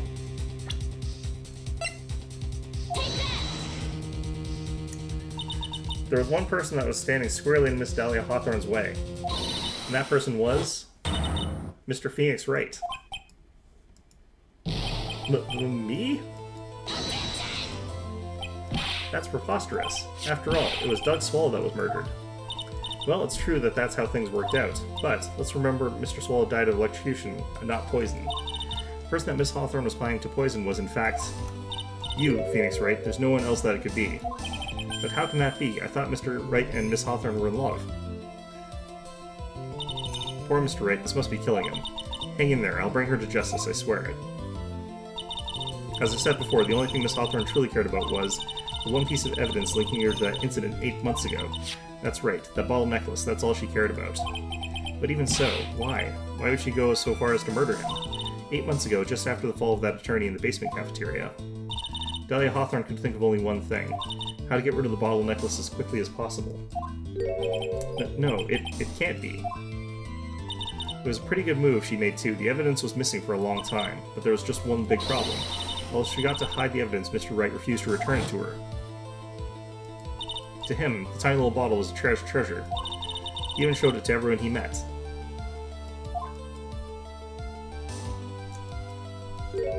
You mean that's why she tried to kill Mr. Wright? Correct, Your Honor. It was to retrieve that piece of evidence. That can't be true!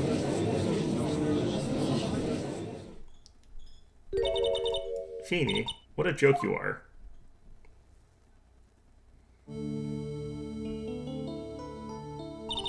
Honestly, how can any woman even count on you for anything? I haven't told you time and time again to keep your trap shut about me and that necklace. You disgust me. Miss Hawthorne? It appears that we're nearing the end of this trial. Fine, I can tell you plan on making me into a criminal no matter what I say. You are a criminal, Miss Hawthorne. We'll see about that, but first, where's your evidence? It seems your shriveling, sniveling little crybaby of a client has eaten the bottle as a snack. Herc. Hey, old man, are you senile or something? Why don't you say something instead of sitting there with that dumb look in your face? Miss Hawthorne, what's happened to you? Are you really that shocked? Or do you prefer me this way, Mr. Judge? What absolutely no proof. You treat a voluntary witness like she's a mass murderer. Well, I have nothing more to say. I'll be heading home now, if you don't mind. But we're not finished. Fine, then ask this nasty old hag to finish up already.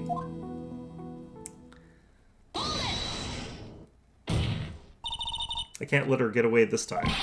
Stop, Mia. If you keep pushing without any evidence, you could pay the ultimate price as a lawyer. The ultimate price? You'd be forced to take off your attorney's badge forever, I'm afraid. No. Better think it over carefully, Miss Fay. Or should I call Miss Gray? Well, Miss Fay, can you provide evidence that would establish her guilt once and for all?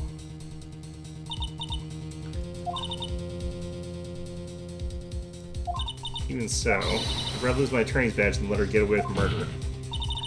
Your Honor, the defense would like to present proof. Impossible. You can't possibly. Stupid woman. It is the opinion of the court that there's already been enough discussion. Therefore, I will allow only one piece of evidence to be presented. Just one? If you're unable to establish her guilt, then I'm afraid that a very harsh verdict will immediately be handed down on Mr. Wright. I understand, Your Honor. I can just imagine the headlines for tomorrow's newspaper. Up-and-coming lawyers plummet to earth before she gets the chance to soar. She was planning to poison Mr. Wright. If that's the case, then the poison was probably in there.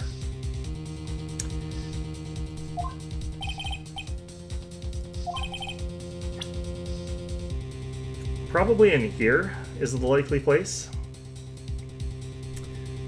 I don't actually think this is really proper. The reason is that if it was in here, then why would she have handed it off to the other guy to try and frame Phoenix Wright? Which I feel like is what she did, or maybe she was trying to get it out of that other guy's hands, but why would he have it in that case? Either way, so, like...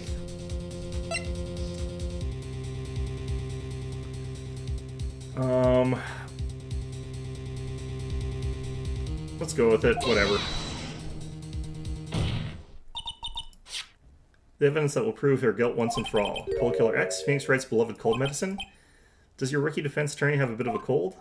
If I did, I still wouldn't take this cold medicine, after all. It's been poisoned. But what? Remember what the defendant said in his testimony? When I lost my bottle of it around lunchtime on the day of the incident. I always eat with Dolly, just the two of us. She was the one who took his bottle of Cold Killer X. Then she poisoned it, knowing that Mr. Wright was going to take some. Now you're really grasping at straws. After all, it was the victim, Doug Swallow, that was holding the medicine. I would like the court to recall the crime that happened here 8 months ago. Where did Miss Hawthorne hide the evidence? Huh? What are you talking about? 8 months ago, the poison was hidden in her bottle necklace, which she then gave to someone else for safekeeping. Someone she had accidentally run into in the meeting room. My client, Mr. Phoenix Wright. Yes, that's right. She did the same thing this time as well.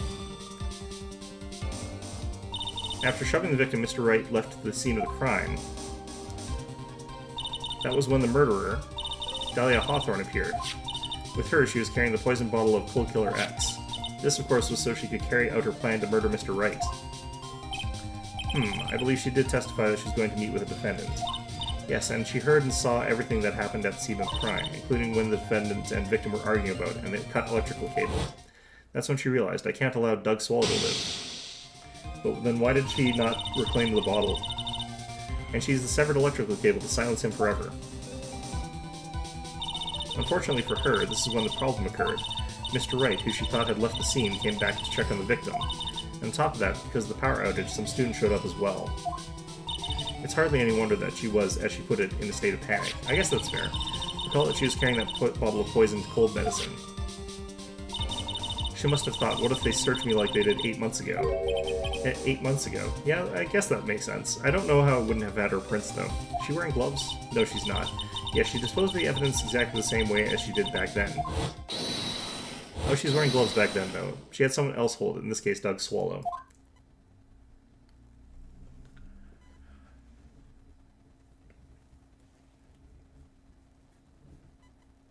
This is called a gamble because, like, if the poison was somewhere else, then she'd get away because, you know, you check the pills, and if they're not poisoned, then that lets her get away scot-free. This stupid woman, she's nothing but a filthy, stinking liar. Right, Mr. Prosecutor? Huh? Yes, that's exactly right. It's just pure desperation. I wonder which one of us is the desperate one. So, Miss Hawthorne, this cold medicine, I wonder if you wouldn't mind taking some. Well, Mr. Wright ate that necklace of yours, right? Now it's your turn to prove your innocence. What do you say? If I'm just a filthy, stinking liar, then there's no need to worry. So come on, show us. I dare you to take some of this medicine right now. Grr, Mia Fey. Okay. Oh no, the butterflies died. Do you think you've won? Well, do you, Miss Fey? Heh, heh, heh, heh, heh. That's just fine. For the time being. Victory is yours. For the time being. Well, I have a very long memory, you know. You and I will meet again. I'm certain of it. You didn't get a chance, because someone else got to her first. She makes a lot of enemies. Well then, Mr. Judge, I'll see you later too, okay? Huh? Why? Yes? I'm going to go spend a little quality time with the men in blue now. I wish you all the best. Just fades out of existence, okay. Phew. It's finally all over. I refuse to accept this. The defense hasn't shown a scrap of evidence to support their outrageous claim. That is not true. But even so, your witness seems to have accepted it. I don't care. I'm Winston Payne. I don't believe one word this rookie lawyer has said. Well then, Mr. Payne, let me ask you this. Yes? Would you care to try this cold medicine? What? Just a little earlier, I could have sworn you said... There, it's all right, rookie. For example, I would trust the witness, Miss Hawthorne, with my very life. So, if she's truly so trustworthy, then I'm sure there couldn't possibly be any poison in here, right? And here comes the backpedal. Come on now, rookie killer, show this rookie how it's done. How much trust do you really have for this woman? Are you willing to bet your life? Okay. Well, don't try and actually kill the prosecuting attorney. You know what? It's fine. Whatever. Oh, there goes some of his hair. It's flying off. My beautiful hair. No. Huh. He wasn't kidding. His hair loss is, okay. Interesting. Mr. Payne, about Miss Dahlia Hawthorne. Yes, Your Honor? I'll file papers for her immediate arrest. Tragic, but not surprising. I knew there was something suspicious about her from the very beginning. Sure, Judge, sure, absolutely. So he didn't actually lose all his hair. He must have another event that gets rid of the rest of it. By the way, Miss Fey? Yes, Your Honor? Was it just me, or did you and Miss Dahlia Hawthorne seem to know each other? Your Honor, whether we did or not has no bearing on this case. Very well. Mr. Payne? This can't be happening. Appears Mr. Payne has lost his spirit along with his hair. Does the defendant have anything further to say? It can't be true. My dear Dolly. Achoo. Very well then. I believe I am ready to pass judgment and bring this trial to an end. The court finds the defendant, Phoenix Wright, not guilty. Hooray. Yay! No one's happy. This court is adjourned.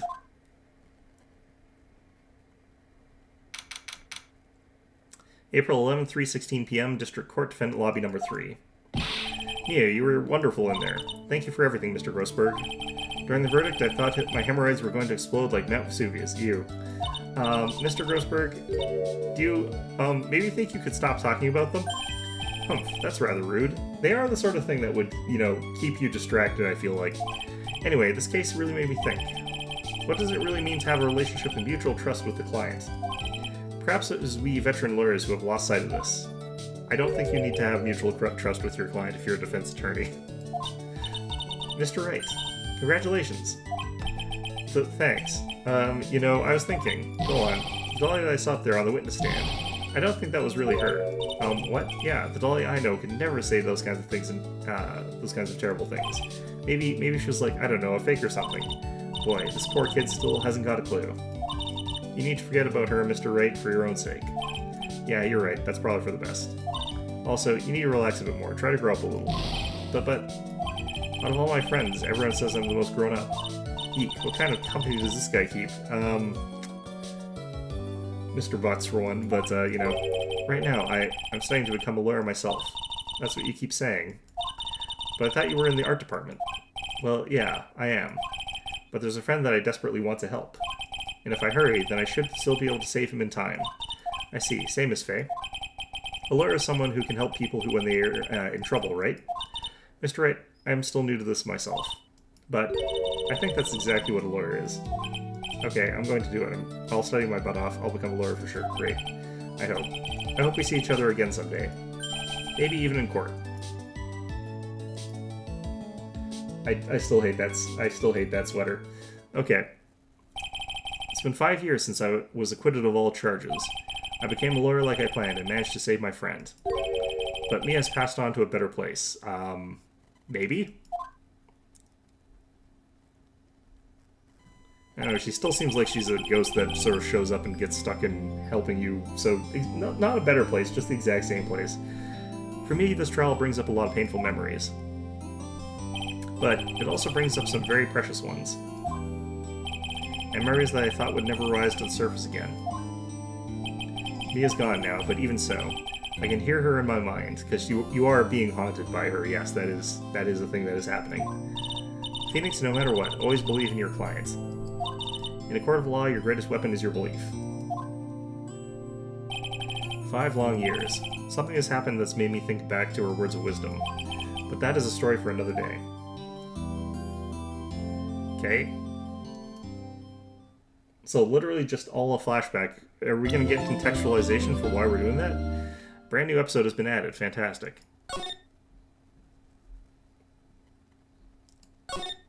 Go ahead and save. Sure. The limited save slot still drives me a little bit nutty, but whatever. Time is 1 o'clock a.m. Beep, beep, beep. Dead. Okay.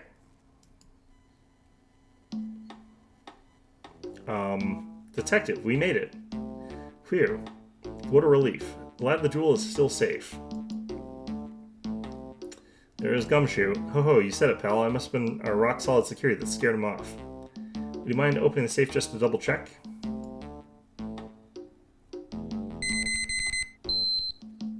Oh god, I missed that number. Am I gonna have to remember any of this?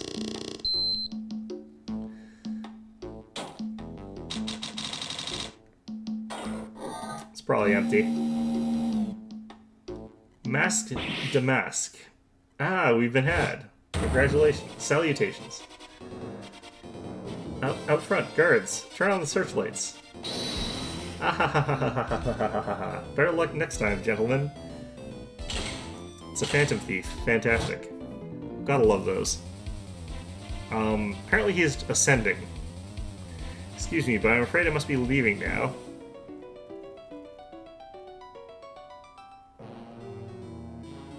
We shall meet again when the next moon is full.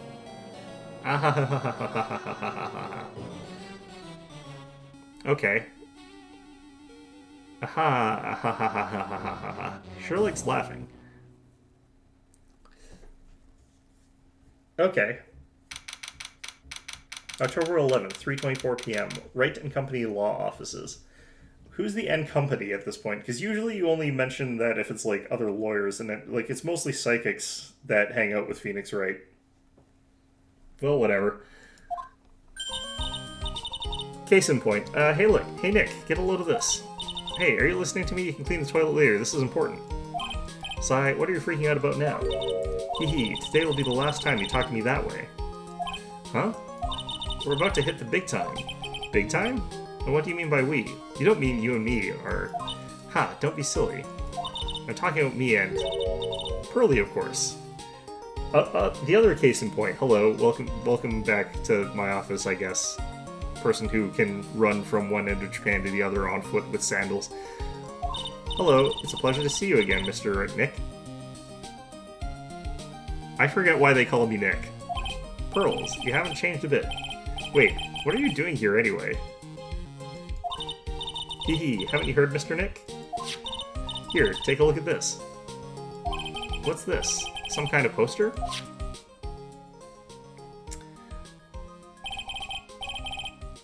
Crane Village, isn't that Sacred Urn, Lordly something, that's right. It's our hometown. Pearly and mine, that is.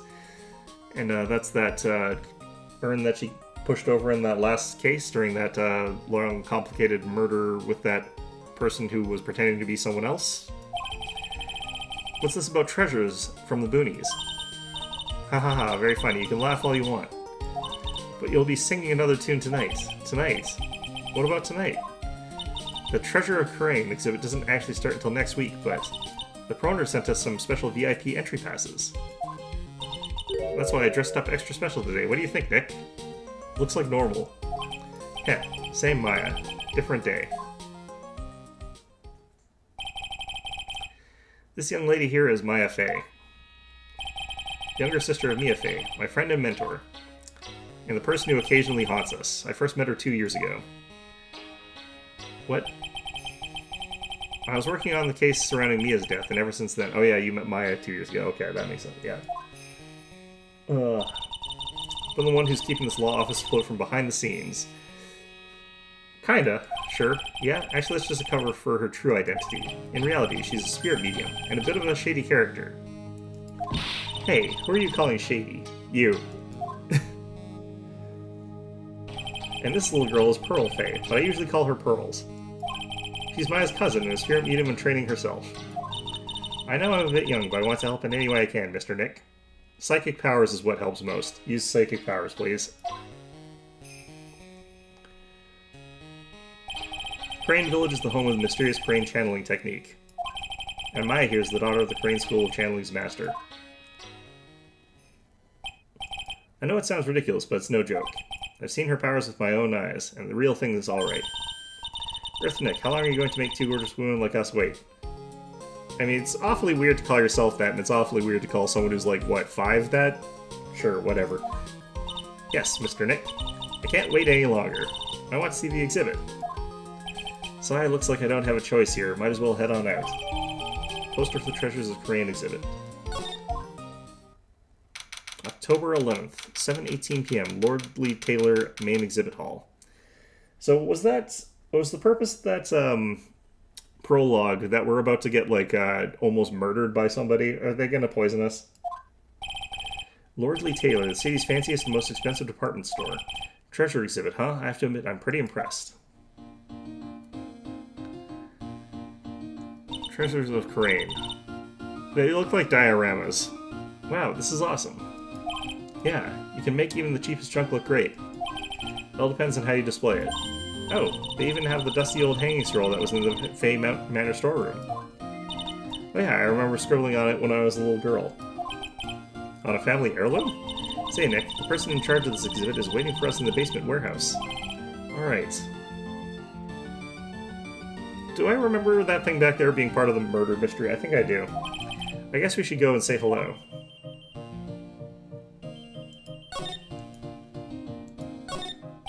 I think I remember this old folding screen here. I'm pretty sure it was an important piece of evidence, yeah.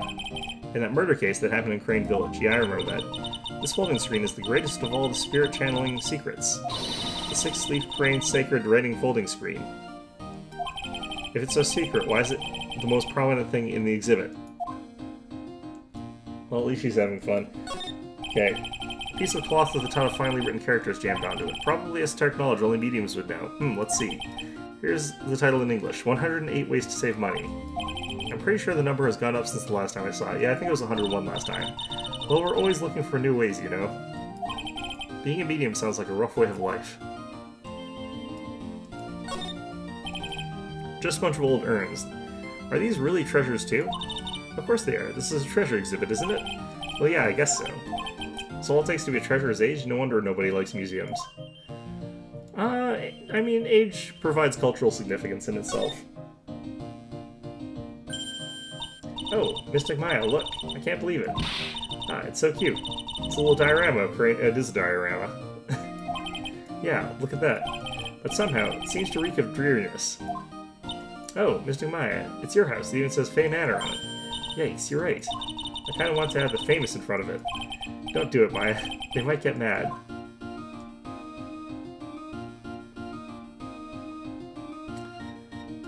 Okay, what's this? What's with this big cushion? It's just lying around with nothing on it. Well, it must be for the greatest treasures of all. Greatest treasure? Is there something like that? Huh?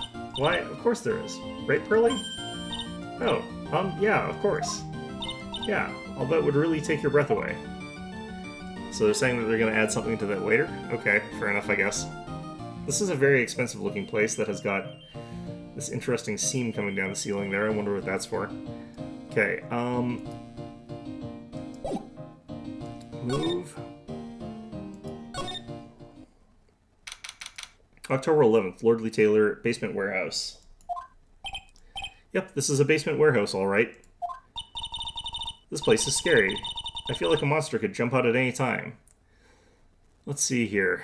Got that big thing that just says "Brr" on it, so I wonder what the rest of that's supposed to be. No open flames, makes sense. Fire extinguishers there. Don't be scared, Pearly. I'll protect you. Oh, Mr. Wright. Eek. A monster. You were right. It's gonna be Gumshoe, isn't it? Huh? A monster? Oh, you're not Gumshoe. What happened to Gumshoe? What did you do to him? I know you. Haha, nice to see you again, too, little missus. I think this was one of the, police people? Ah, hello. Is she a friend of yours, Nick? And how do you know her, Pearly? Nice to meet you. I'm Adrian Andrews. What case was she in? I remember her, but I'm in charge of the promotion and planning for this treasure exhibit. I'm also responsible for the security arrangements. Oh, nice to meet you. Adrian sure has changed since we last met. So this is the warehouse, the really valuable exhibit item. What case was she in? I remember her because I just thought she looked like Hawkeye, but, you know. Alright. Really has been a long time, hasn't it, Mr. Wright? Nick, what's going on? Who is this woman? Why are you freaking out on me? What? I just thought it'd be more dramatic if I got all worked up, that's all. Mystic Maya, you shouldn't let them off the hook so easily. Please, Maya, don't say anything that'll needle pearls further. Mr. Wright was there for me when I really needed help. What the hell case were you in? It was something that happened 7 months ago. 7 months ago. You remember, don't you? The Nickel Samurai case? Oh, she was the secretary. Okay, not really. I was stuck in a dark wine cellar. Did that escape your memory, Nick? After that, I quit being a manager and started this job. Wow, that's tough. I'm sorry, Miss Andrews, if it wasn't for us. No, don't say that. Glad the whole thing happened. Thanks to you and everyone else that was involved, I was able to change my whole life. I really am grateful. I think she was the person who's, like, super, like, overworked. Phew, that's a relief. I'm really impressed, Miss Andrews. Handling a huge exhibition like this must be very tiring. Well, Lordly Taylor is celebrating their 200th anniversary this year. The works on display in the main exhibition hall are worthy of finest museums. Woohoo! Do you hear that, Pearly? The finest museums. Yes, I did. That's really wonderful. So this basement warehouse is pretty well protected, huh? Of course it is. After all, there are some priceless treasures here.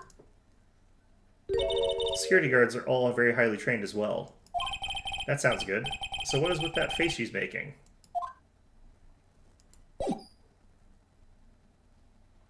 Do I have anything right now?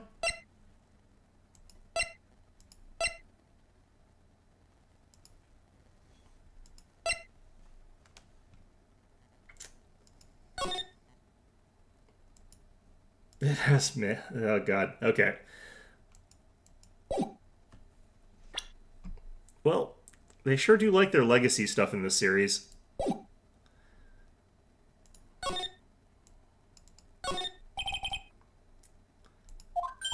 Aha, I got it. Maybe it's supposed to say hamburger.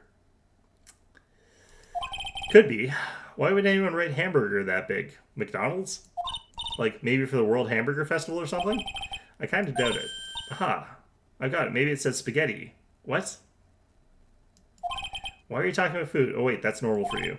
Anyway, it says burr. There's no way it could be spaghetti. Well, maybe it was a typo. It might have said spaghetti festival. What do you think?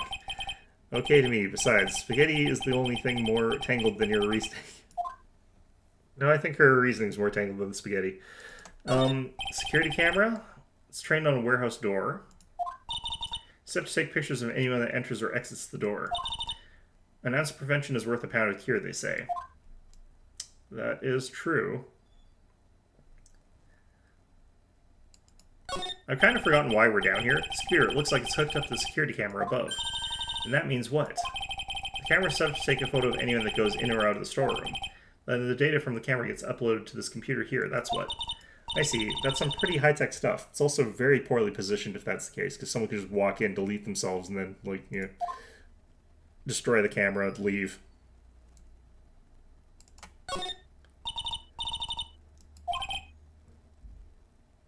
Door to the actual storeroom. I can see lots of big boxes and stuff back there. Let's go in. I want to take a look. Oh, I'm sorry. Unauthorized personnel aren't allowed in there. Do you hear that, Nick? We're unauthorized personnel. Why are you telling me that?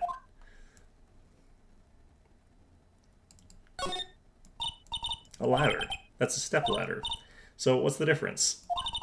You need to stop judging things based on narrow-minded cultural assumptions, Nick. Right, sorry.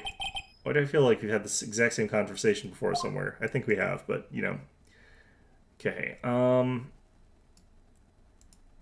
nope, not that. Well, that looks valuable.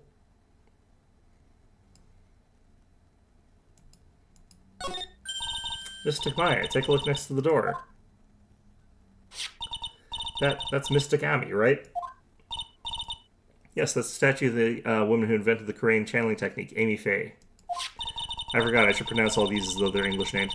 The statue is on loan from one of the training halls of the Faye branch family. In fact, it just arrived this morning. Amy Faye's golden statue added to the court record. What's that creepy-looking thing she's holding? Some kind of sword? Don't ask me. How should I know? Well, you are the future master, right? Maybe so, but this is the first time I've ever seen this statue. That thing is the crane...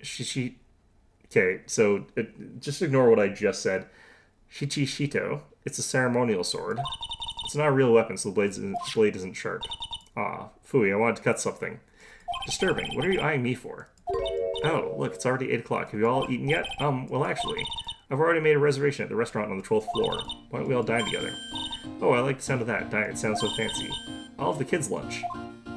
Ha ha ha, probably it's dinner, not lunch. Why don't you go for it and really eat your fill with the kids' dinner? Okay, in that case, one kid's dinner for me. Haha, shall we head upstairs, then? After that pleasant evening, all that remained was to wait for the exhibition's opening. It was wonderful seeing Miss Andrews looking so happy. None of us could have imagined. But the very next day, something terrible would happen. Okay, who dies? October 12th, 10:09 a.m., Wright and Company Law Offices. Nick, this is terrible. What the? You're cleaning the toilet again? I never knew you were such a toilet freak. Give me a break, would you? My brain just hit the snooze button for the 5th time. I'm going to turn on the TV. It's a lot of resolve for someone who's about to turn on the TV. We've got an update on the recent treasure heist. Based on clues found at the scene of the crime, authorities have announced that they believe it was work of the renowned phantom thief Mask de Mask. Mask the Mask? According to a spokesperson, Lord Lee Taylor received a threat letter some days ago. This is the 5th heist by the phantom thief, who only targets rare treasures. Lord Lee Taylor. The joke is going to be he didn't steal anything at all from the crane exhibit, because, like, there's nothing valuable there. He might have stolen the sword or something like that, I don't know. Don't you dare get back to scrubbing the toilet. Treasure, Lord Lee Taylor, you don't think. Yes, now get up, Nick, it was stolen by Mask to Mask. Our most valuable treasure. The crane's sacred urn was stolen. What? The urn was stolen? That broken piece of garbage that had been written on by... Alright, whatever. Refresh my memory a little bit. What's the sacred urn? It's only the most important treasure in Korean village. That's all. The one that's been broken and written on. Look, it's right here on the poster. Yeah. Yeah, I remember this. Didn't it get out, though? Name of the soul, Mystic Ami Faye, the founder of the Crane channeling technique. Right, Pearly? Ah, yes. That's right. Hold up. I thought the urn had the name Amy written on it. Now it says I am. Any idea how that happened, Pearly? Huh? Well, teehee, there's some things best left unsolved. What you say, Mr. Nick? You did this. You did this, kid. That's right. 1 year ago, there was a murder in Crane Village, Maya's hometown. The sacred urn. It turned out to be an important clue in that case. Sacred urn added to the court record. Really? Okay, the toilet's shinier than this judge's head, so let's see what's next. What's wrong with you, Nick? What do you mean? What do you mean, what do I mean? Mr. Nick, your beloved Mystic Maya's treasure has been stolen. Doesn't that even bother you? But I thought the urn was the village's treasure, so I don't see how... The village is Mystic Maya, so the future's master of the, she's the future master of the Crane School Channel. You know what I'm talking about, Mr. Nick. I won't let you say you don't. Oh, okay, I do. So what am I supposed to do about it? Isn't it obvious? Go and find the bad guy who did this. He's a lawyer, not a detective, and he's a defense attorney. Yeah, and get the sacred urn back. But I'm not a detective, I'm a lawyer. That's nothing to do with this. If you're a real gentleman, you should find it for your beloved Mystic Maya. Man, oh man, there's no winning against Pearl's fairy tale imagination of love. So what's the name of this bad guy again? Mask to Mask, Nick. Make a note of it. Mask to Mask.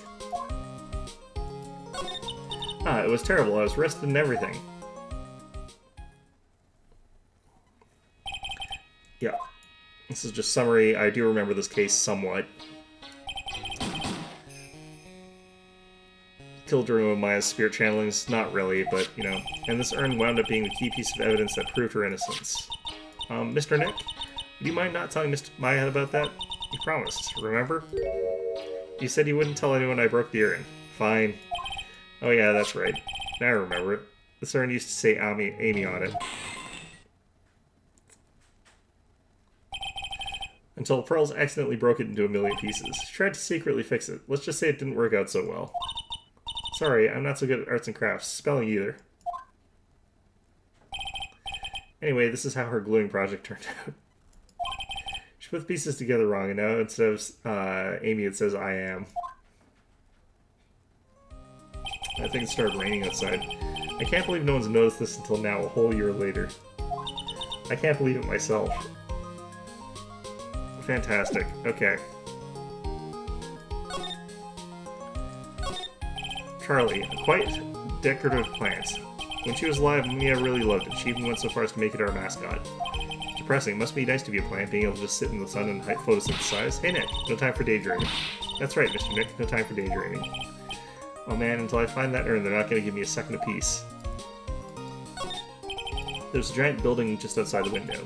It's the Gatewater Hotel, a high-class luxury hotel. Chayton is getting so rich that they brought a whole chunk of the next town over and started building a huge theme park. It's going to be called Gatewaterland. And to think that 2 years ago, it was just a little hotel for businessmen. Well, you know, they did some Watergate stuff and got rich, so...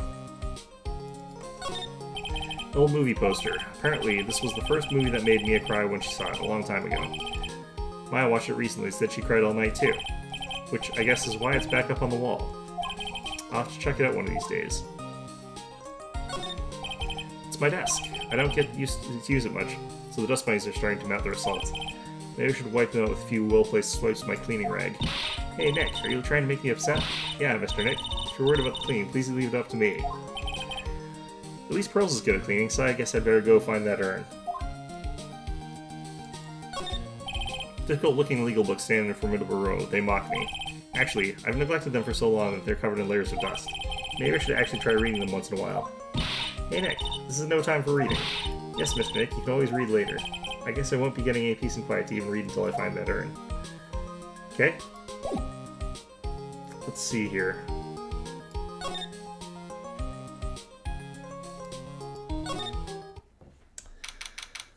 October 12th, Lord of the Tailor, main exhibition.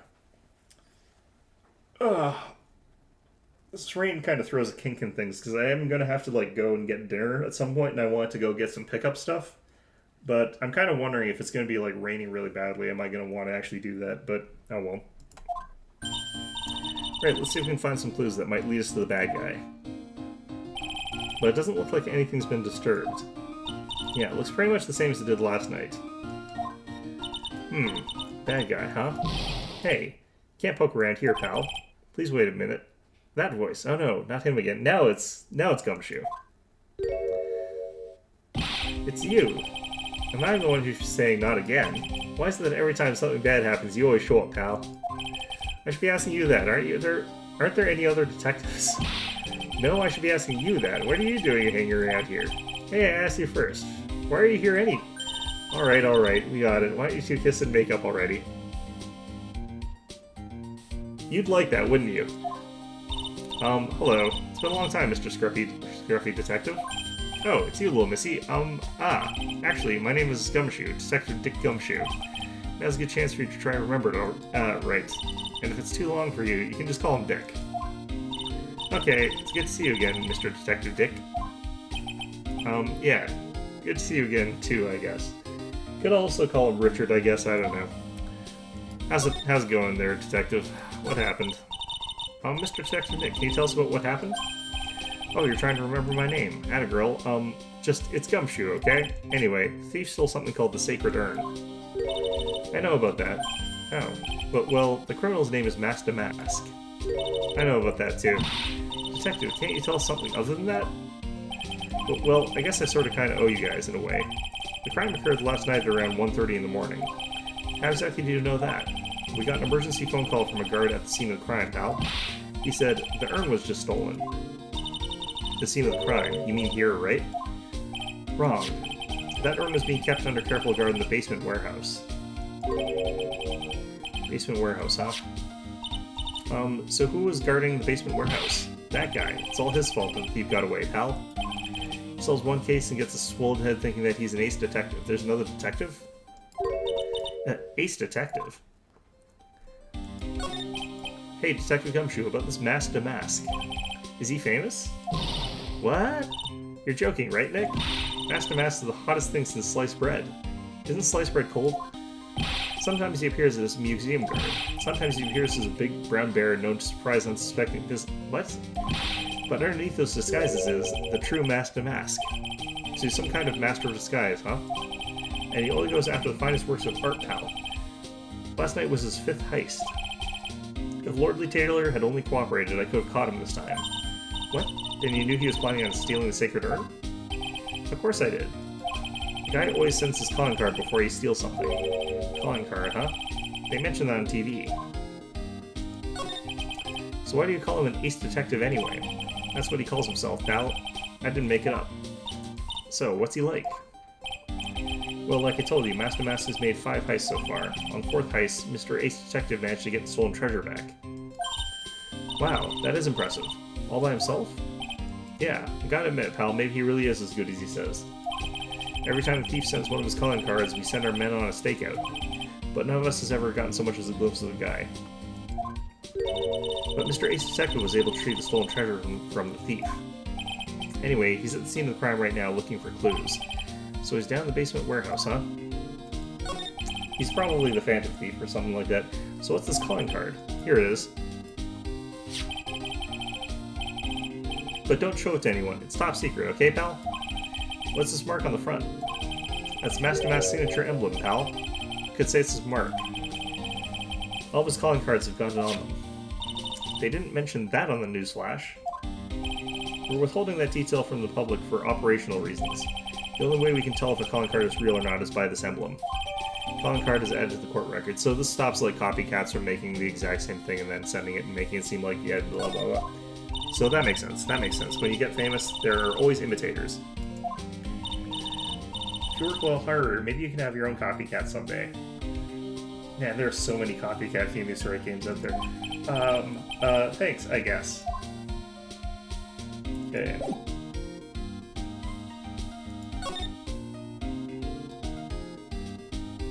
Yeah, this looks like nothing changed for any of these, because if it did, there would be an update on that. Yeah, so I guess we just move right into the basement there.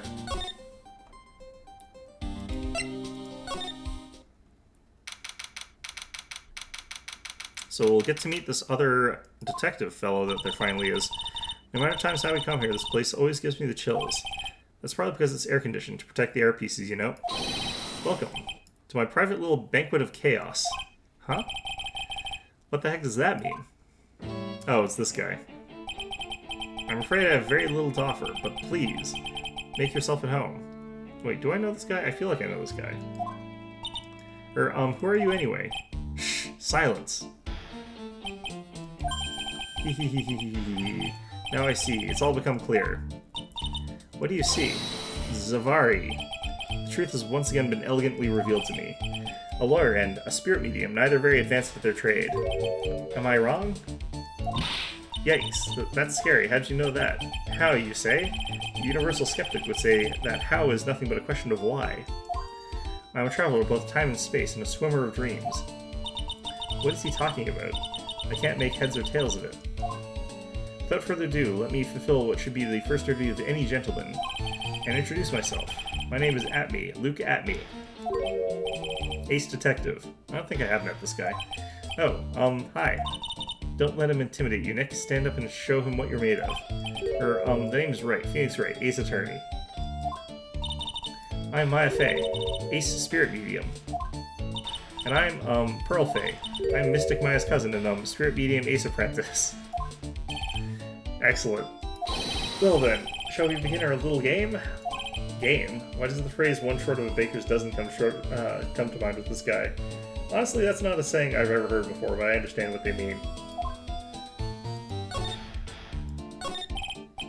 So are you really as famous as you say? Of course.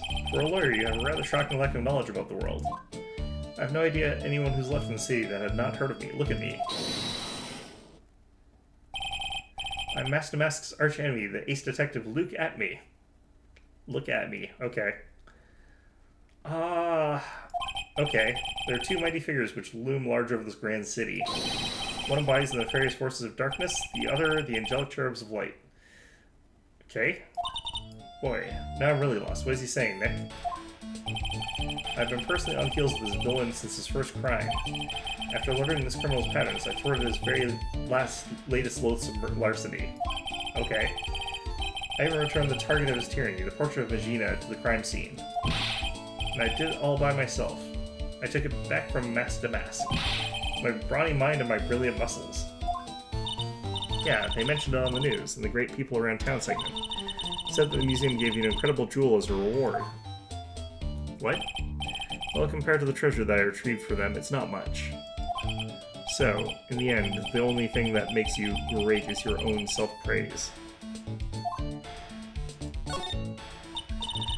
Oh, tell us what you know about Mask to Mask, and keep it simple, please. Like how I've devoted my life to thwarting his dastardly deeds?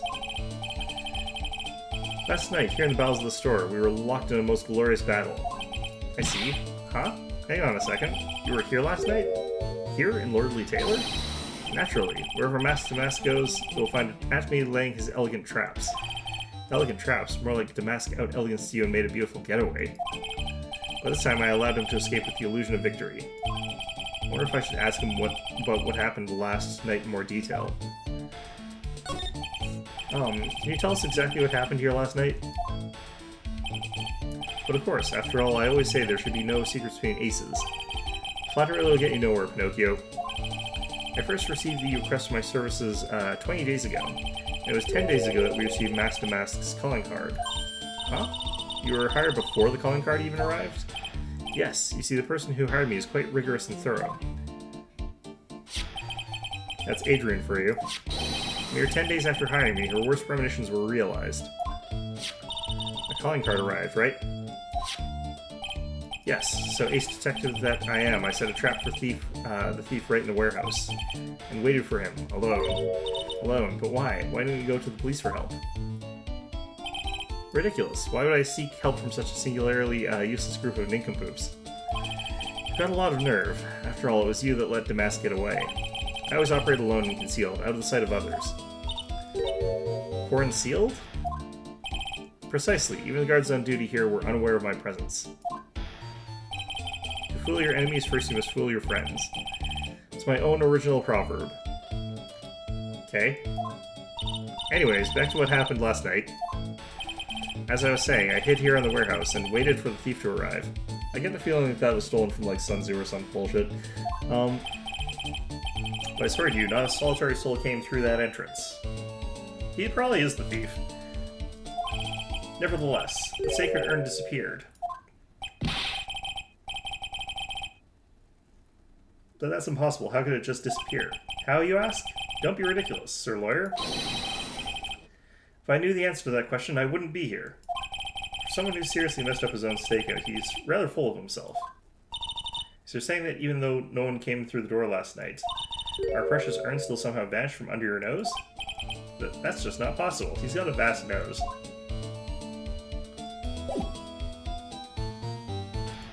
Oh, there's the sword. It's all bent and broken. I guess it's plastic. Please refrain from such crude behavior. Huh? What do you mean? This criminal is an artist. The crime scene is the canvas upon which he paints.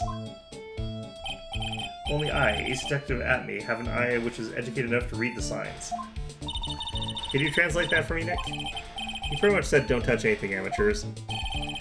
There's something you wish to know about. You have but to ask Atme. I know everything there is to know about my rival, Mask to Mask. What do I do now? Do you have any top-secret information, stuff that only a real crime buff would know? I'll think about what to ask while I listen to what Mr. Ace Detective has to say.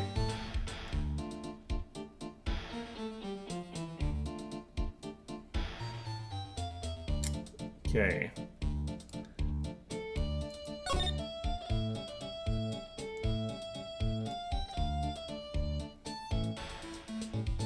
Looks like I can't actually click any of this stuff.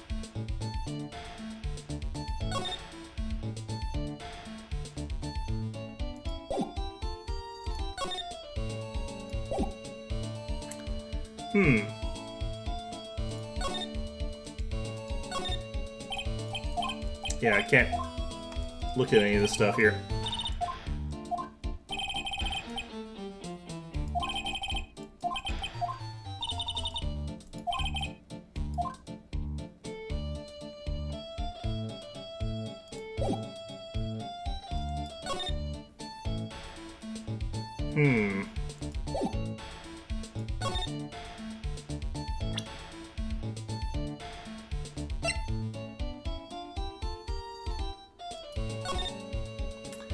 The security at Lordly Taylor will be coming to prolong the most priceless work of art on display in your Treasures of Crane exhibit.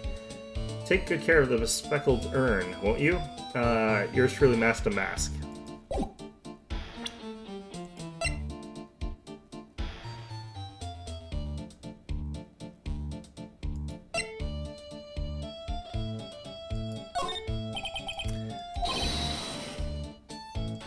Okay.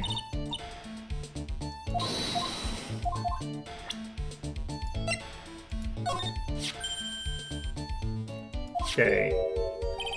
Quite impressive, but I would expect nothing less from my arch rival. Surprised to see you in possession of such a top-secret piece of information. Well, we've got an ace lawyer, an ace spirit medium, and an ace cousin apprentice here. Yes, indeed. I think I could learn to like you, my fellow ace professionals. I don't know if I really want this guy to like us ever. Well, Sir Lawyer, I've been told that you two are pursuing the mysterious thief. Well, I'm not sure I would... That's right. We're going to find the sacred urn no matter what we have to do. Excellent. I'll trust you. I permit you to take a look around while I investigate elsewhere. If perchance you should discover something of value, return them to my office. My Office of Earthly Delights, the Atme Detective Agency. Office of Earthly Delights? Well then, Sir Lawyer, if you will excuse me, I have much to do. Weird. Okay. Wait a minute. He's gone. I don't like the idea of doing this guy's work for him. Come on, Nick. Don't worry about it. It's no big deal. Let's hurry up and investigate before he changes his mind. I want to go to his office, too. Take me with you, okay? Okay, so now I guess I can look at this stuff.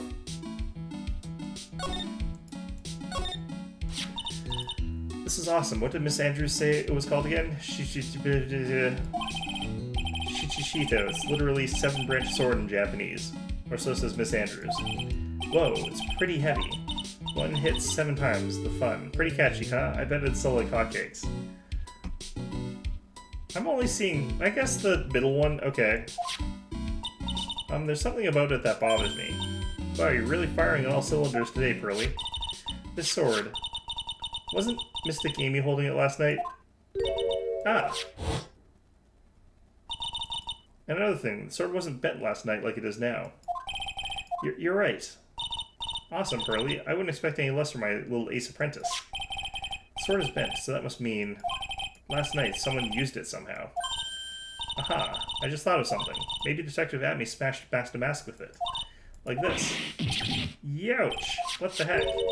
What do you think, Pearly? I think it's even more bent than it was before. Don't tamper with the evidence, please. Oh man, my head, my hair! Oh no, okay. I'm surprised that didn't murder me. Okay. Ceremonial sword held in the hands of Amy Faye statue wasn't bent before the crime, or the second crime. That pathetic-looking wooden box, the sacred urn. Ah, that's the box that had the sacred urn in it. Don't touch it. There may be clues to the thief's identity on there. Grr, I worked so hard to make that box. Wait, what? You made that poor excuse for a box, Maya? What's that supposed to mean? The urn has always been, it's on its stand in the winding way of Faye Manor. There was no box suitable for it, Mr. Nick.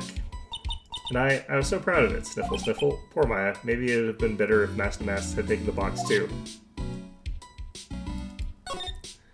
Hey, Pearly, do you know what this is? It's a computer. A computer? I've heard of those. It has such a cute name. It looks like this computer is for storing the data from the security camera. When someone comes in or out of the warehouse, the camera takes a photo of them. It's probably the trap that the detective set up. Let's see if we can find last night's data on this thing. We might even find a photo of Master Mask. Let's see here. Man, I really stink at working with these things. What's wrong, Mr. Nick? You're sweating an awful lot. I don't know how to pull up the photos. I had no idea you're so pathetic with high-tech stuff, Nick. Yeah. Well, I managed to print out the camera data anyway. I guess you have to learn to crawl before you can walk, right, Nick? Yeah, sure. Anyway, it looks like the camera only went off once last night. Warehouse camera went off once at around 1 a.m. at the night of the crime. The security camera is trained on the big door in the storeroom. Just have to take a photo of anyone that goes in or out. Do you think I should smile? Nah, it's for criminals, so I think you should make a really scary face. Like this? What is the really scary face? Okay, Mr. Nick, what's that big door over there? Okay.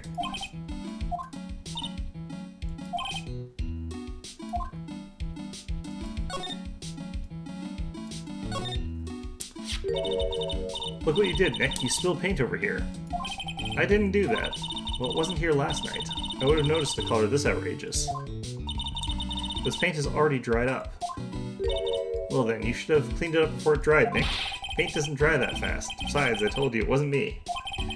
Looks like it's been several days since it was spilt. Hey, look at this. What is it? There's some kind of shape left in the bottom left side of the stain. Huh? You're right. I wonder what it could be. It was that box. Okay. The statue of Mystic Amy is so cool. I want a gold statue myself. We could put it in the office. Hey, it's Wright and Company. What about this gold statue of me? Mr. Nick, I'm sorry, but I know something strange. Huh? What is it, Pearls? Statue of Mystic Amy. Was it... this where it was last night? Ah. Yeah, it was in front of there, and it had the sword. Yeah, I think you're right. Great job, Pearly. I wouldn't expect anything less from my cousin. Statue is moved on the night of the crime.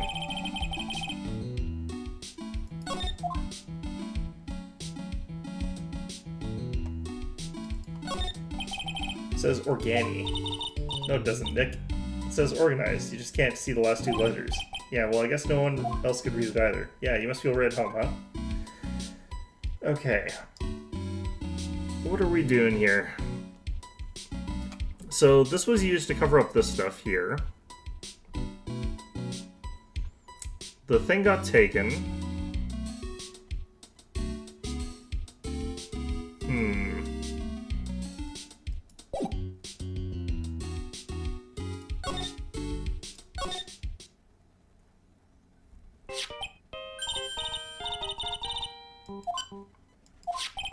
Hello, Phoenix Wright here. Oh ho, ho ho ho ho ho ho. It's me, Gumshoe. What the hell was with that introduction? Gumshoe, what is it? What's so funny?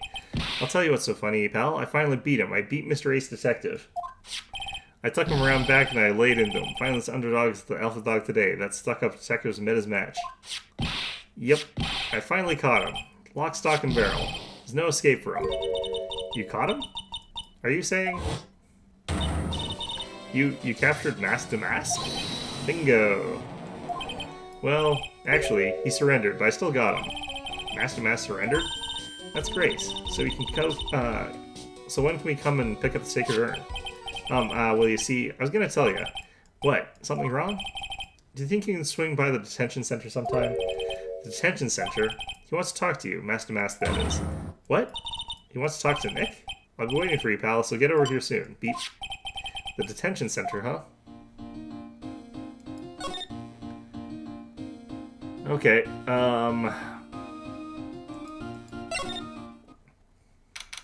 Oh, wow. October 12th, Atme Detective Agency. This is a detective agency? It looks more like the set of some B-grade horror movie. No, not really. Hello? Is anyone here? It looks like nobody's home. What a waste of time. Hey, I knew it. Let's take that framed picture back with us as a memento. What? Don't you dare, Maya. Guess we'll have to try back later. Desk is literally covered with all sorts of chemistry equipment. Oh, I just love chemistry. Say, Nick, I bet you didn't know this, but water is made up of carbon and hydrogen. Close. That's close. No. It's not carbon. Oxygen. Oxygen and hydrogen.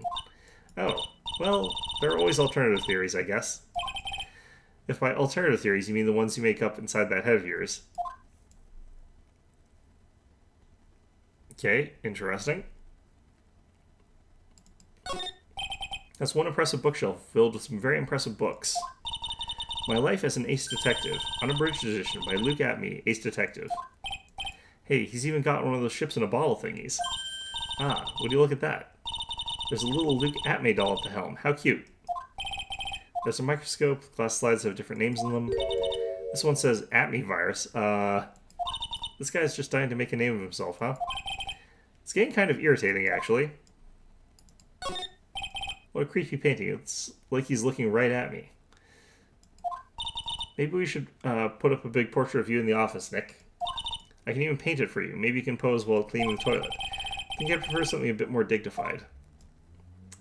If we poke the eyes of that painting, will we get him in the eyes there? Hey, Nick, what's this thing here? It's called a gramophone. I thought gramophones were the ones with the wax things that were like cylinders. I can't remember though.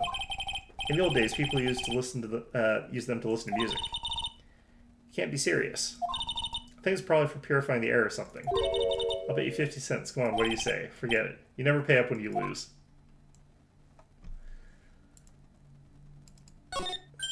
Whoa, it's a huge hearth. It's a fireplace. So, what's the difference? I actually don't remember the difference either. You need to stop judging things based on narrow-minded cultural assumptions, Nick. Right, sorry. I actually can't remember the difference either, so, you know, fair enough, I guess. Alright.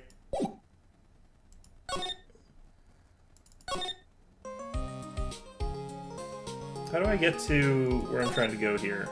Detention center.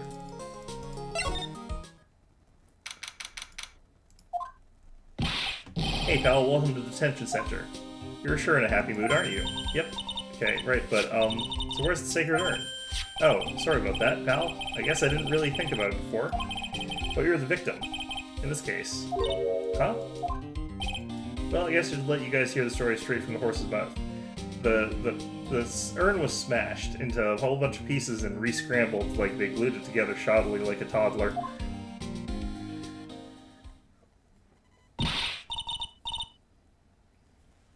You know, he's right, Nick. He is? If you think about it real hard, we are the victims, yeah? Well, I guess so, in a way. I'm so used to thinking of the victim as a dead person because we're always on murder cases. Excuse me. But anyway, I have to get the Sacred Urn back. Please, don't just ignore me.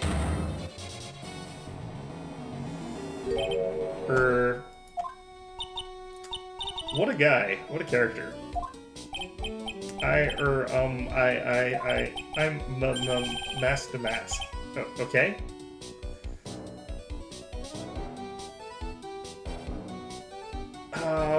Did he fall into this one from a different genre? I feel like he fell into this game from a different genre. Hey Nick, doesn't he look kind of, well, gangly? I'm Ron Delight, the famous Mask to Mask. I don't think this guy could punch his way out of a wet paper bag. He's not supposed to. So you're the Mask to Mask guy? Yes, you bet. No, that's wrong.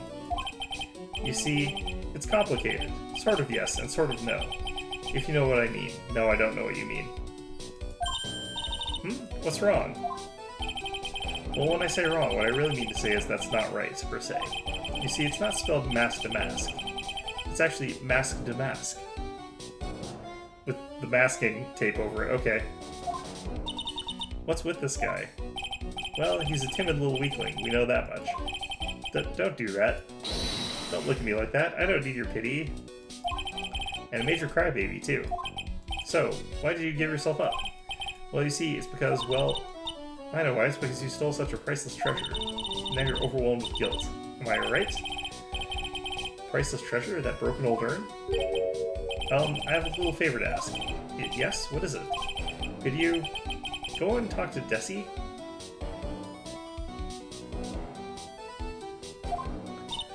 Desi? So who is this Desi person? Please don't talk about my wife like that. I guess she must be his wife. Huff, huff, huff. I'm sorry. The truth is, it was my wife that told me to have you all come here. Do you think you could go and visit her at my hideout? What? Hideout? Mr. Nick, what does he mean by hideout? Oh, sorry. Naturally, I meant to say my secret base. Is it secret base? Well, my apartment, actually. Palazzo Palpepe. 3rd floor. Let's go have a look, Nick, to Mask hideout. Something tells me she just likes the sound of the word hideout. I think that too, yeah. Look, we really want our urn back, so where is it? I'm sorry, I'll give it back. I really will. Or maybe not. No, I can't. I can't make promises I can't keep. I'll just end up hurting people. Mr. Nick, I couldn't hear what he just said, especially the last part. Mr. Damask, do you think you could speak up a little bit? Yes, sir, I will, I promise. Or maybe not. You see, I'm already speaking in my normal voice, so I really can't do anything. Mr. Damask, about the urn. Oh, yes, the urn. Right away. Actually, no. I wouldn't mind telling you, but actually I'm afraid you wouldn't believe me anyway. Enough already, just tell it to us straight. Please don't yell at me. I'm sorry. That urn, I lost it. What? Lost it? What did you just say? Did you say you lost it? Yes, no, maybe so. I mean, yes, I lost it. Okay. What do you mean? Well, you know, I lost it, like I said. These things just happen. You're on a train and you get distracted and you forget your bag, you know? What? You forgot our sacred urn on a train? Wait a minute, you went on the train dressed like that? No, I was just speaking hypothetically, that's all. Anyway, I'm sorry. I just lost it somewhere, I don't know where. This guy's story is more surreal than a Dali painting. Are you really sure this creep is Mask to Mask? I don't call him a creep. Although I do have to admit, I understand your doubts about this guy. Okay. This guy's been here for years, has not moved since. He's actually a statue. Looks nervous being this close to an alleged thief. What? Spends all his time around alleged murders. Smile, you're on candid camera. Okay.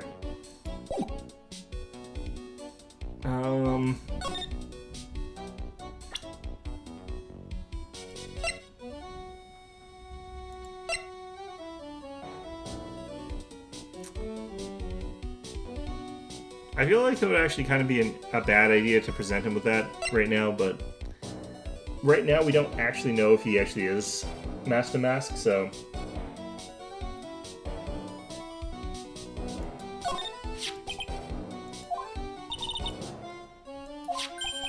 But the only thing I did wrong was lose it. Or, that's not right. I was wrong either way. I'm sure the owners of the other treasures feel the same. He sure seems sorry. Who would imagine that such a famous thief would have such a pure heart? What do you think about this? I don't really think I can help you with that. Or no, that's not it. Well, the thing is, I don't really know if I can say one way or the other. I don't really catch that. Don't worry, you didn't miss anything. Okay.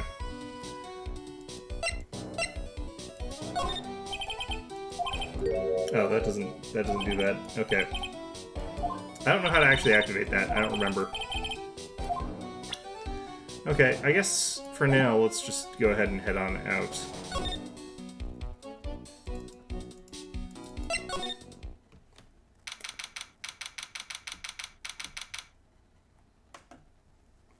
Mask to Mask's hideout.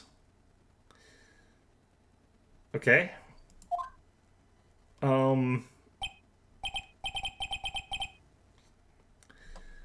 Okay, so I can see how he does that floating away trick. So you use the sort of inflatable balloon that he's got weighted with the anvil, and it sort of flies off into the distance. So that makes it seem like he's done that.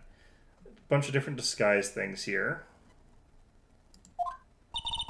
No doubt about it, this is Mask to Mask's hideout, alright. Who is it? Is that you, Ronnie? Huh? Who are you people? Are you Desi Delight? That's right, I'm Desiree. Ah. Oh, you must be the lawyer. And the victim. Yeah, that's us. Awfully friendly for someone who just robbed us. Your husband told us to stop by and speak with you. I'm Maya Fey, and this is Phoenix Wright, attorney at law. Nicky Boy and Maya, huh? I can't tell you how grateful I am that you decided to help my Ronnie. We didn't do that. You're welcome. Did she really call me Nicky Boy?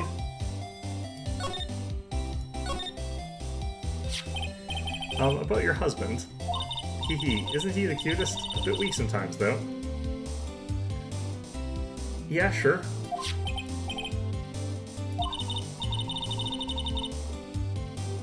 Do you know they mentioned Maya on TV? Huh, really? They said you only earned that you're doing some shady training at a law office now. Remind me not to watch that channel's news program. After I saw that, I thought it might be a good idea to meet the lawyer they mentioned. I see. My Ronnie, he has a powerful imagination, gets deluded easily. He kept insisting he was going to surrender to the police. I didn't know what to do. It was me, I stole that urn, he kept saying, as if it was even possible. Huh? Well, but are you saying he didn't? Of course he didn't. Why would my Ronnie ever do something like that? But, well, you know, it's a priceless treasure, and he's, you know... Is it possible his own wife doesn't know his secret identity? Me, I'm the kind of woman that needs excitement in her life. Oh, excitement, huh? Yes, I'm at my happiest when I'm racing along with my bike going at full throttle. Riding a motorcycle is like putting your life on the line, you know what I mean? Well, I think that depends on how you ride it. I'm the type that can't stand living a boring, dreary old life with no action. So you're probably the person who actually does the phantom thievery, okay. No offense, but your husband, Ron, doesn't exactly look like the risk-taking type himself. You're right about that. He definitely is not one for the thrills and danger. But I do have to say that he makes up for it in other ways. Other ways? Yes, money. Ronnie's incredibly rich, and super generous. He bought me a bike that's so fast it would make your head spin. And shopping? I like to shop so much it makes Ron's head spin. The other day, it actually happened. His head actually started to spin. Man, talk about a high-maintenance wife. Poor Ron.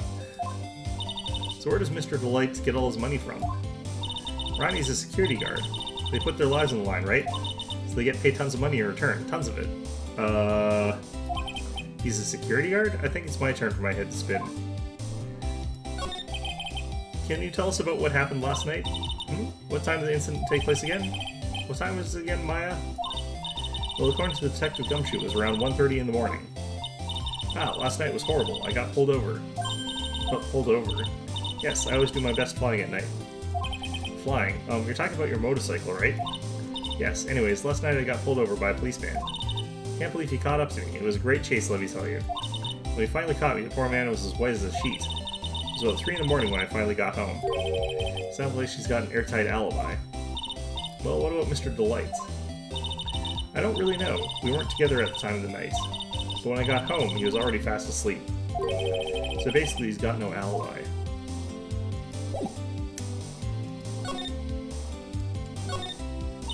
It's Mask to Mask. There's a tape recorder hanging from his neck. Let me see that. Ah-ha-ha-ha-ha-ha-ha-ha. I'll be taking this crown now. Better luck next time, gentlemen. Ah-ha-ha-ha-ha-ha. I don't get it. What's this supposed to be, Nick? Yeah, this is... Yeah, Nick, it's a torpedo. It's hard to believe, but it sure looks real. Where could he have picked up something like this? Please don't say that. Torpedoes are things people just leave... don't say that. Torpedoes are just things people leave lying around. They probably are. Okay, there are a bunch of books lying here. They're all romantic-sounding novels about famous heists and fantastic thieves. Wow, look at all the bookmarks and notes stuck into them. Let's see here. Note, must remember this thief's way of laughing very useful. Note, a calling card is an important part of any good thief's modus operandi. Wow, Ron really studied his stuff.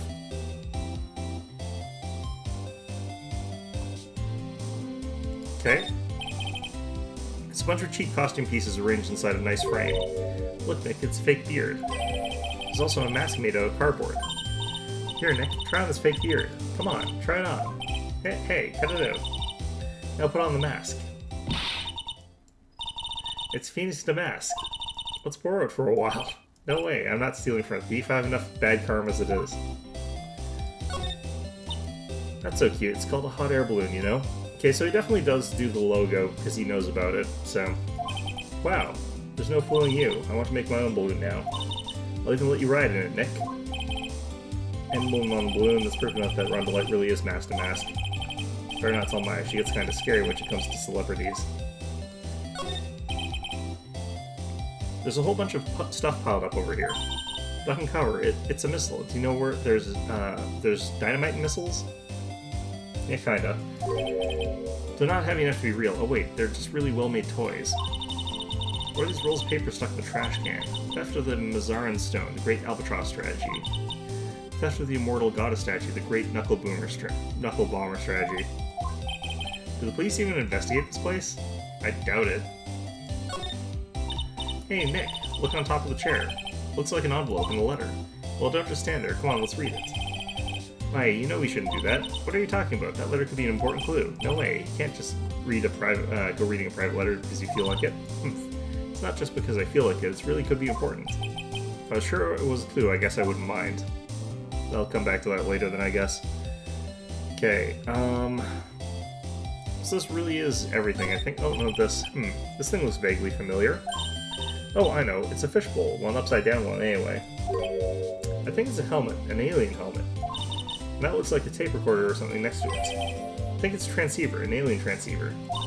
Nick, do you think maybe you could act like a grown-up for a little bit? Getting lectured by Maya to be more of an adult, that's a new low.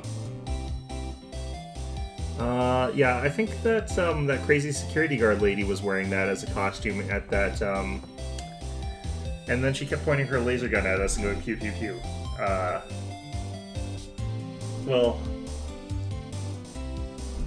Okay, I guess that's everything.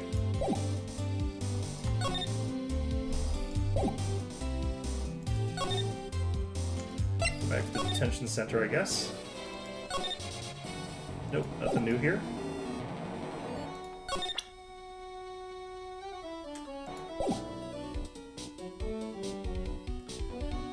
Okay.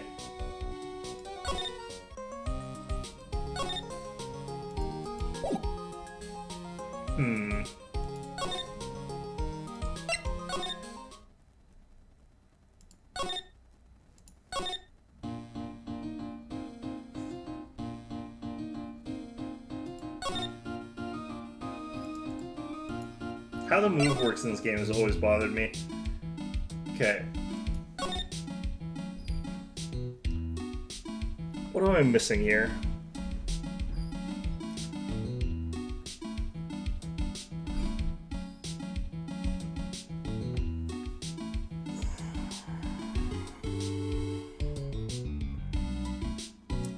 Trying to think. What am I missing and what do I need?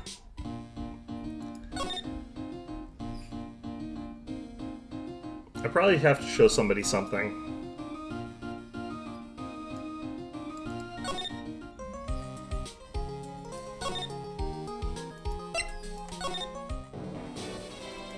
Well, we already now know that he is in fact this, so I can present him this. Oh, that's Mask to Mask calling card. Very nice looking, huh? He looks so happy. I'm not very good at writing, you see. So I bought a book called How to Write Business Letters and studied hard. Well, I guess you could call thievery a type of business. Okay. I'm really sorry I caused so much trouble. Okay.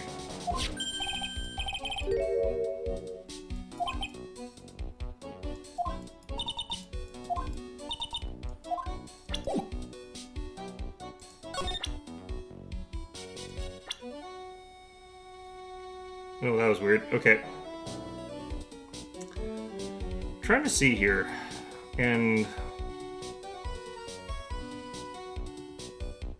I'm looking at the facial features here. This mouth does look more like hers to a certain extent. They fit the profile a little bit better as each other. Skin tone's a little bit off, though. I don't think there's a perfect match in any of these.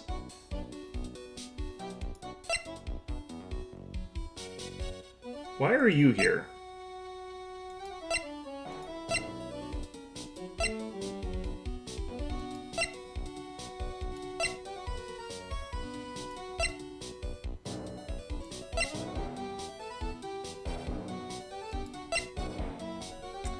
Okay.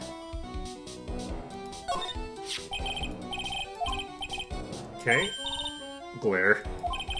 Oh boy, the one topic I didn't want to get into in front of Pearls. But, Bessie doesn't approve of my interests, so I'm afraid she doesn't like me anymore. What should I do? If I want to win her back, I'm really going to have to be super honest. Oh boy, he's gone back into his own little world again. Okay, so he told us to go see her, but I'm not sure how that really helps.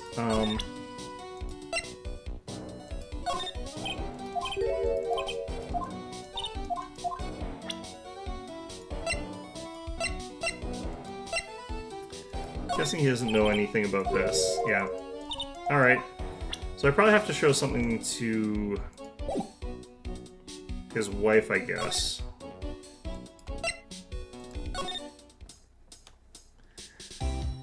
Just to get this moving forward, I might have to go and find something else. I should have tried talking to him, actually.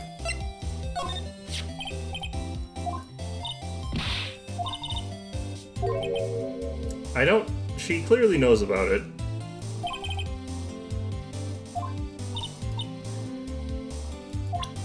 Okay,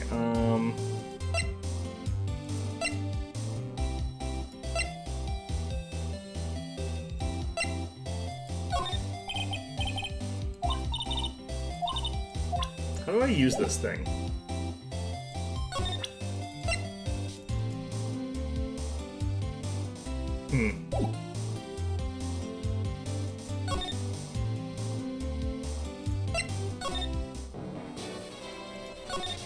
Okay, now I did that. I don't have... Okay, nothing to do there.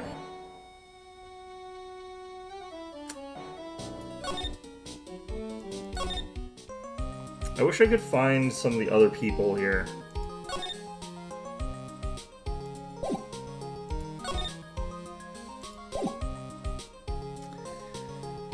Okay,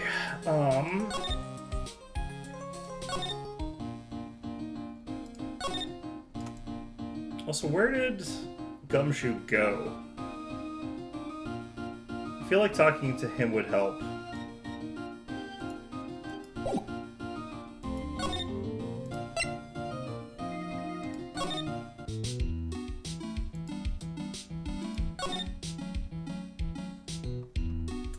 These parts always irritate me a little bit because there's an element of pixel hunting sometimes.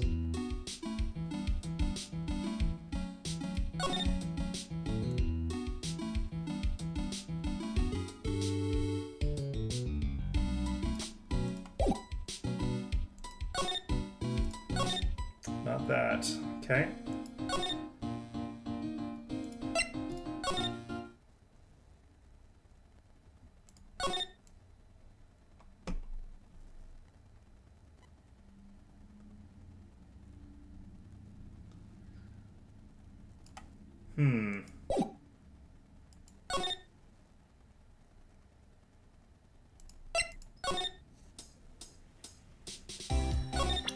Maybe I do... Oops. Not that.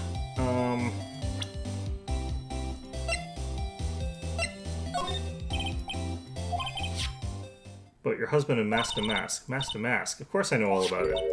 My husband is his biggest fan. Yep, what? Huh? Biggest fan? Yes, and Ronnie can be pretty delusional sometimes. That's how this whole misunderstanding happened. Wait a minute, did you say delusional? Yes, that's right. I just don't know what I'm going to do with him. You see, Ronnie actually believes that he is Mask to Mask. What? What? What are you talking about? Oops, wrong one.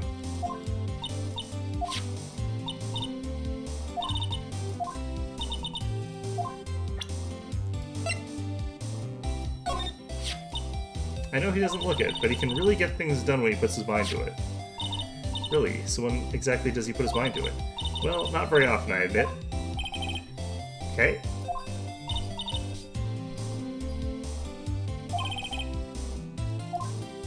Okay, so probably we can talk now. So, when did Ron first become Mask to Mask? What are you talking about? He's not Mask to Mask. Huh? But wait a second. Look around this room. This place is obviously Mask to Mask's hideout. But no, you're totally wrong. A real thief's hideout wouldn't look like this. It's because Ronnie is so timid himself that he looks like up to heroic figures. But Mask to Mask is a bad guy.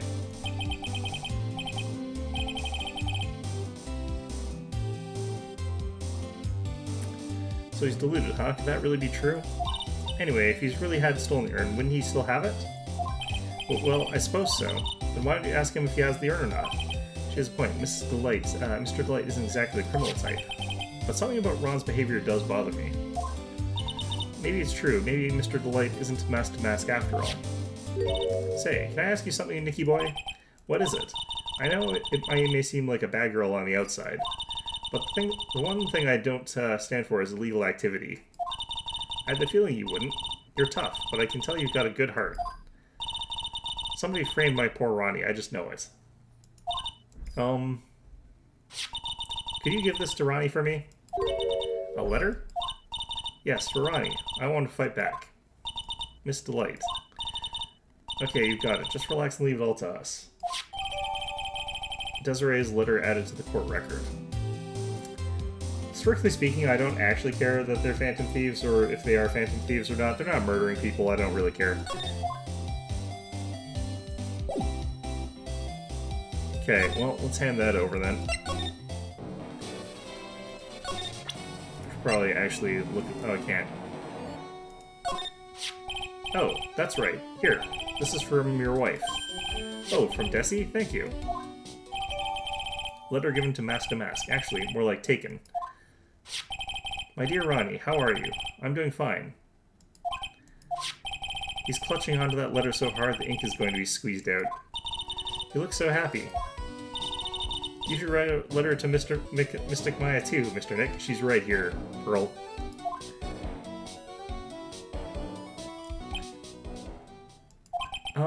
Mr. Lawyer? Yes. In the letter that Desi wrote, she said, ask this guy to be your lawyer. Huh?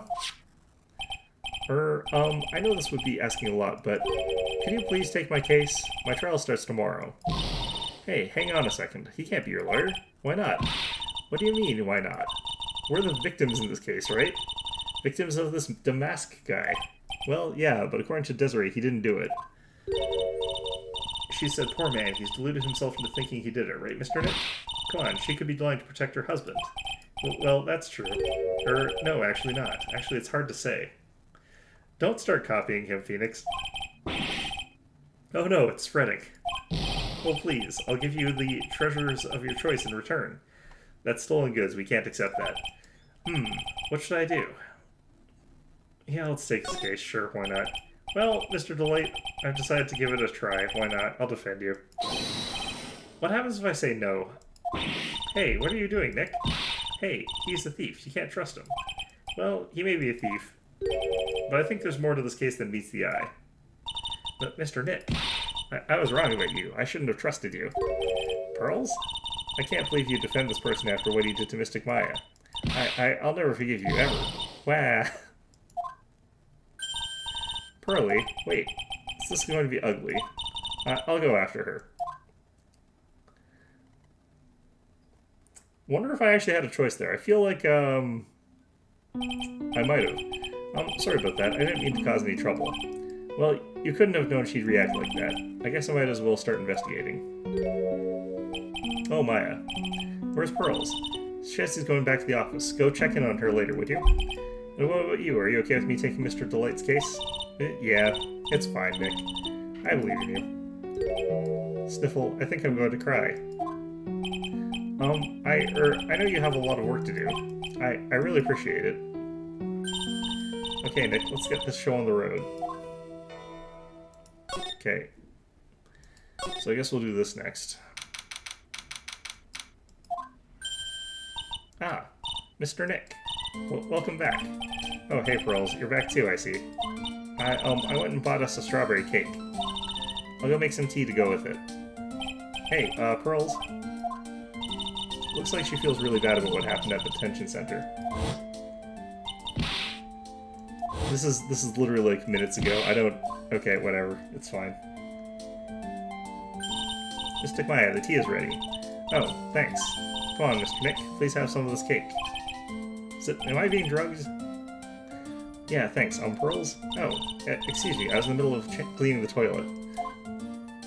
Hey, it's okay. I just cleaned it this morning. Too late. This might be a good time for me to ask about her.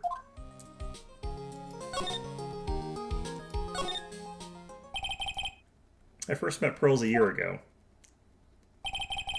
It was when that murder happened in Crane Village. I still remember what she said to me when we first met. You're Mr. Nick, right? No. You're my Mystic Maya's special someone. Hey Maya, I've always thought it was because she was young, but what? Pearls. I think she's got the wrong idea. About you and me. Huh? There's something you need to understand. But what is it? It's kind of like a Crane Village custom, sort of. There are hardly any men in Crane Village. I only met like 2 of the people that were there, so I never actually saw any men there when I visited. I'm pretty sure I told you about it a long time ago. About how spiritual powers run very strong in the Fae family. Yeah, you did. And that's why you're undergoing training to be a spirit medium, right? Yeah, the thing is, only women can actually inherit the spiritual power. That's why the whole culture of Crane Village kind of revolves around its women. Well, that's understandable, nothing wrong with that. Yeah, but because of that, there tends to be a lot of unsuccessful marriages. Oh, well, men start to feel left out after a while, and then they just start leaving. Especially if the man has a daughter. Are you saying that Pearl's father? He's gone. He left the village when she was very young. Boy, that's tough. Yeah, and she grew up seeing nothing but unhappy marriages all around her. That's why she's so sensitive to things like that. Makes sense. Pearl seems to love you a lot. Well, it's because I'm her only cousin, and well, because of the murder case last year, Pearlie's mother is. Oh yeah. I remember now, Pearl's mother, Morgan Fay. She's serving a prison term in isolation right now. As she deserves. So you see, I'm the only family Pearlie has right now. But it's the same for me, too. Wow, my mother's gone, too. So your mother's still missing? Yeah, and no one's had any idea where she is. Maya's mother, Misty Fay. The current master of the Crane channeling technique. She disappeared 17 years ago after getting involved in a certain police case. But you're sure she's still alive, right? Yeah, I know she is. It's a sort of a spirit medium thing. And if your mother doesn't come back, then what? Then according to the laws of the village, I'll become the next master. Mystic Maya, the master of the Crane technique. Sounds like a heavy responsibility. Yeah, but there's no one else with the Blood of the Fae family who's a spirit medium. Well, Nick, why don't we go out and start investigating? We're not going to learn anything just sitting around the office. Yeah, I know. But first I want to talk to Pearls. Mr. Nick? Yeah? I acted like a baby. Pearls, I doubted you, even though Mystic Maya trusted you completely. I guess I still have a lot of training to do. Mr. Nick? Yes. From the bottom of my heart, I apologize for what I said. It's okay. I'm the one that should be apologizing. Well, I'm going out now for a little bit. Huh? Where are you going? I may be small, but I still have a lot of spirit channeling power. So I'm going to show you I can be useful too, by finding some evidence. No one died, though. Hey, wait she sure runs fast. Nick, let's get back off and give her some room, okay? Also, I don't think I could catch her. Yeah. Okay. I think that's the whole thing there. Okay. Let's try moving somewhere. Alright, where are we going next? I think we're supposed to be looking for evidence, right?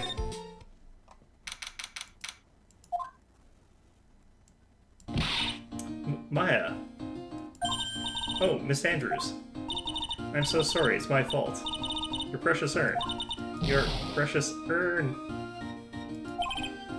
Please, calm down. What's wrong? Sniffle never ends. Everything I touch ends in failure.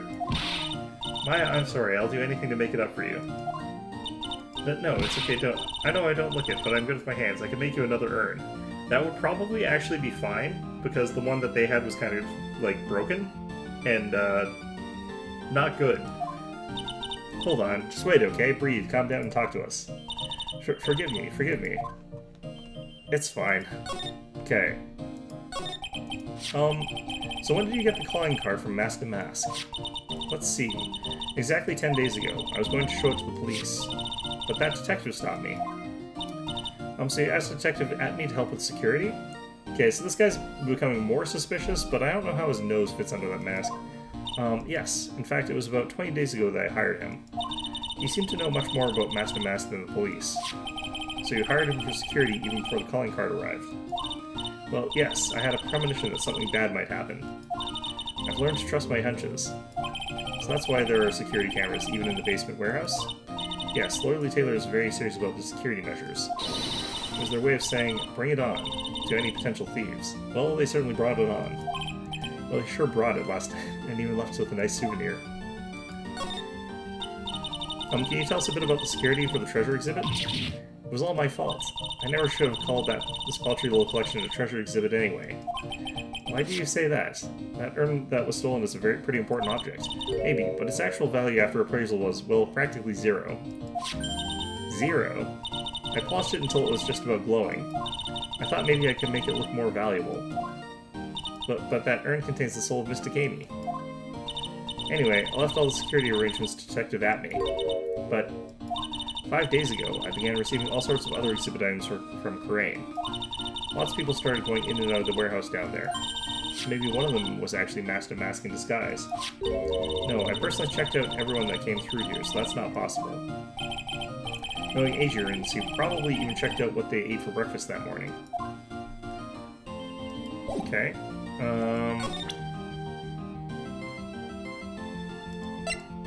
You know anything about this?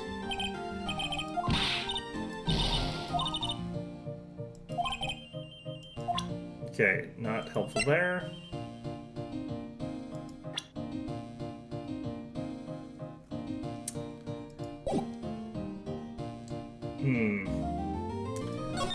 Maybe if I do this, it'll tell me if she knows about any of these people, and we can sort of work from there. Nope. Okay.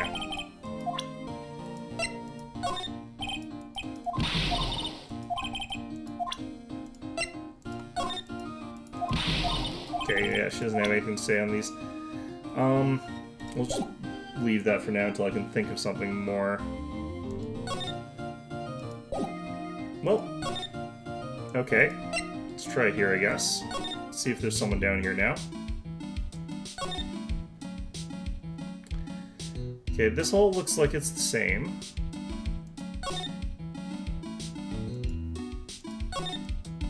Oh, this changed.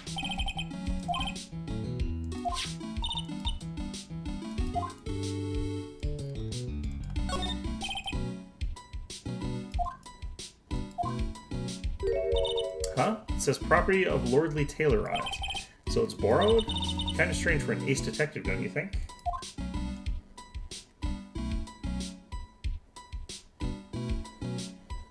Oh, this changed. Careful, Gumshoe will lock you up and throw you away at the key if you're caught. Yeah, no swords rule. Okay, so this is the same. I wonder why these are unhighlighted all of a sudden.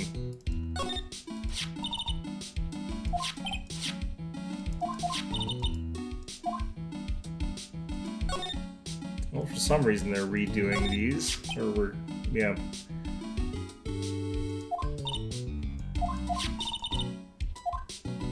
Okay.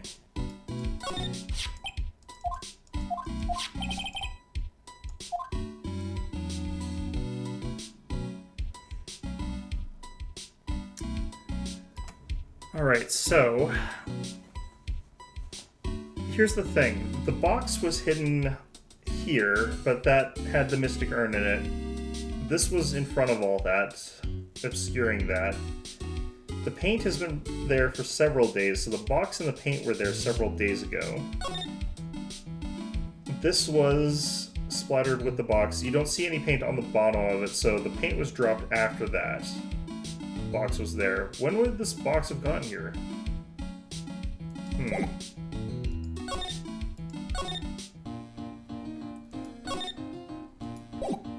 Okay,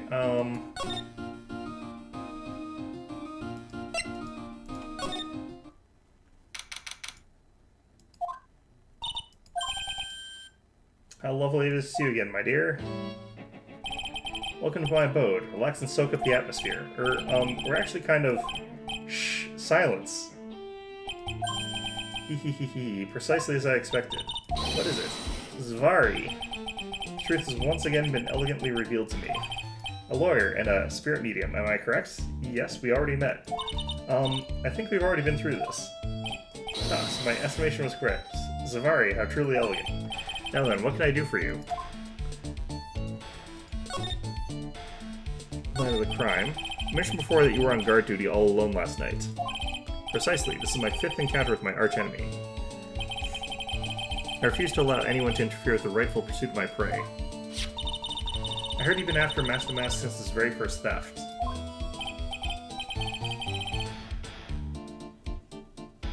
That also is slightly suspicious.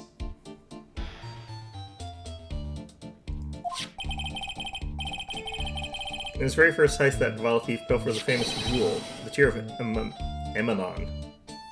So the question would be, like, why would he be going after this phantom thief the very first time if he hadn't done anything yet? I first encountered him in the museum's Sacred Hall, the crime scene itself. So that's why you were hired as security for the treasure exhibition? I'm pretty sure he said that Adrian Andrews hired him. Yes, I borrowed some equipment from Lordly Taylor and set the perfect trap. He must be in the security camera. But I thought you were watching the area yourself, too.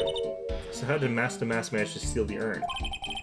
That's the million-dollar question. What is Master Mask's modus operandi? Mr. Atney, do you know about the Sacred Urn? I'm interested in only one thing, my dear, and that is Master Mask. Sacred Urn? That has nothing to do with this case. But wasn't that what Master Mask stole this time? I am a hunter, sir. That urn was nothing more than a lure to catch my prey. Do you yourselves remember the shape of the individual peanuts you throw to pigeons? I don't think I like this guy's attitude, Nick. Well, anyway, it looks like he doesn't know about the urn. There's something that's kind of bothering me. Please, my dear, ask me anything you like. After all, we are all but seekers wandering alone in the dark. Well, I was wondering how Master Mask managed to steal the urn. I mean, isn't it strange that you don't seem to know? Yeah, now that you mention it, it is strange. After all, you were on guard that night at the scene of the crime. Unless you were sound asleep, you should have at least seen Master Mask. He did fall asleep, didn't he? That's what he's gonna tell me. Well, what the? Okay, so this shows up by itself. I don't actually have to find it. It's Cyclox. Cyclox? Wait. Does mine not know what these? Okay, let's go ahead and hit options here. I'm gonna save. I probably don't have what I need to do this, but let's find out.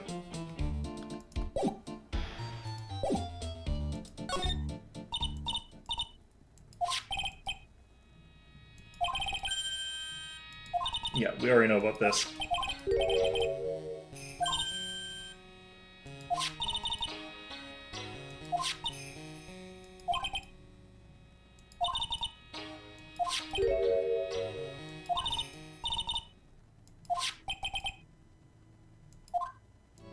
Okay, how did Master Mask manage to steal a sacred urn? These things are kind of annoying. Okay, in order for a secret to remain a secret, it must be kept secret. Last night, Luke Atme must have encountered Master Mask, but why would he be trying to hide it? Go for it, let's break that psych lock of his.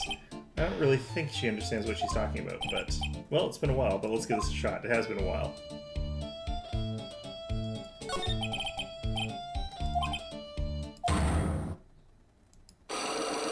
How did I do this again? I guess I just provide something here.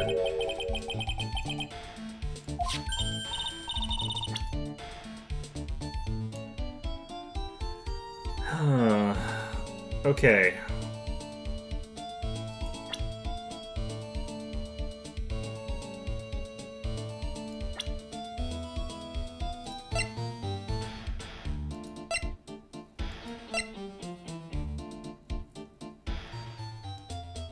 Well, I can't do present here.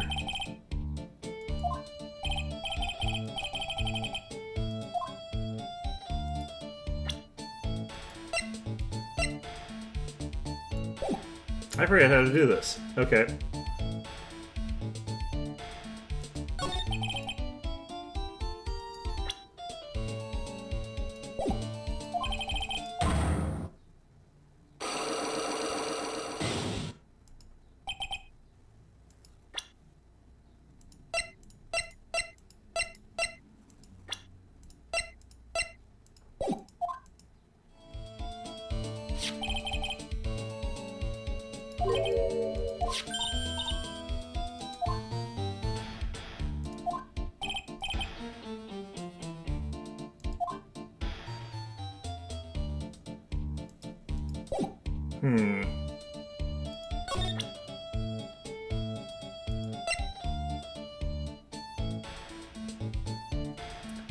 Okay, I don't remember how to do this very well. But I also am not sure if I've actually got the thing that I need, so let's just back out of here anyway.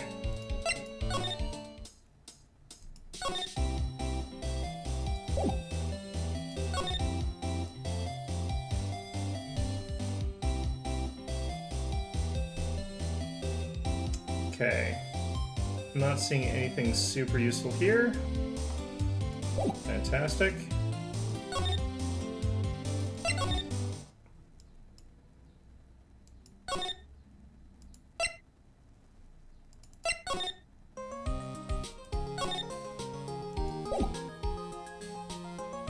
Oh, do I think I know what I need to do here.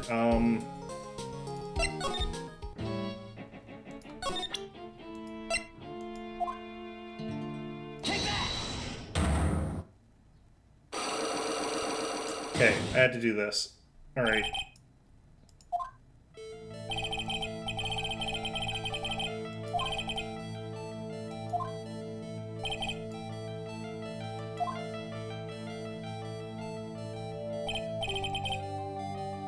So, guarding the warehouse, that much is true, but I can tell you for certain that not a single person passed through that door. Okay, well we can now hit him with this. Okay, well I guess I can't do it just yet.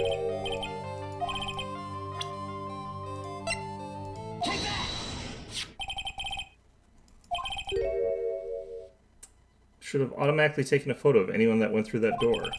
Precisely. I hope you don't mind, but we've already gotten our hands on that camera data. As you can see, the camera went off exactly once last night. What? But my monocle didn't catch anyone in its flash? It must be some kind of computer malfunction. It must be. Maybe it was your monocle that was malfunctioned. What? Are you saying that I didn't do my duty properly? Detective Atme, you must have seen the thief last night. The question is, why are you trying to hide it? If he's hiding it, there must be some reason. Some reason that he desperately wants to keep hidden. I've got just the piece of evidence that should prove it. Suppose you didn't manage to see Mask to Mask. In that case, the reason you didn't at the time was because you were fast asleep.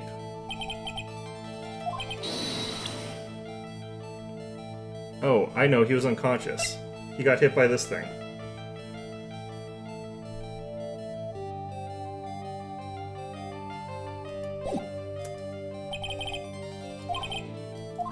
Okay, let's try this again.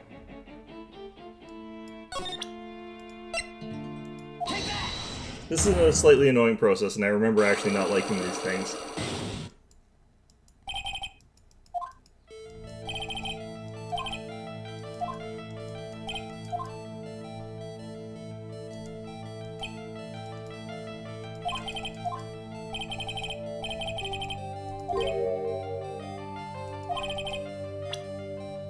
Okay, so...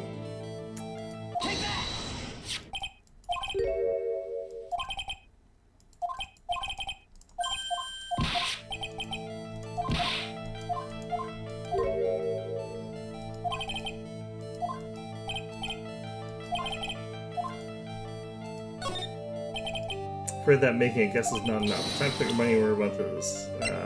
Present. You were knocked unconscious by the thief, weren't you? Ha ha ha, surely you must be joking. You think that I, Luke Atme, could be knocked unconscious so easily? Sort of proves it. That's... Before the theft, the sword was in the hand of the statue of Amy Faye. Furthermore, at that time, it was not bent. There's only one explanation. You were struck on the head and knocked unconscious by the sword. Well, detective, how about it? I'm impressed. You truly are an ace attorney.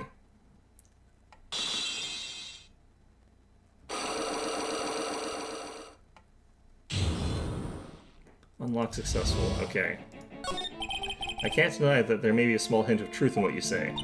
So you were knocked out when the thief first clobbered you. Clobber. What an ugly way of saying it, but I suppose you could put it that way.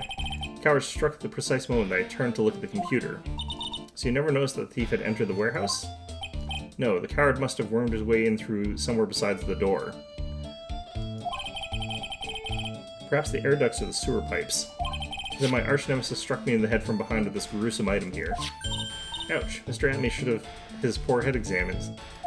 You can say that again. How could he have underestimated the thief that badly? Okay. Well, looks like we got one thing cleared up anyway. Huh? What? That Atme is the greatest ace detective in the world? No, that he never actually saw the thief. Oh, that's right. So the thief may not even be Mask to Mask. Just one moment, Sir Lawyer. The thief was unquestionably Sir Mask to Mask, but you never actually saw him. Perhaps so, but I installed a security camera for just such a contingency. Oh. Last night, the camera went off exactly once. Behold, this is the photo of the dastardly thief taken by the security camera.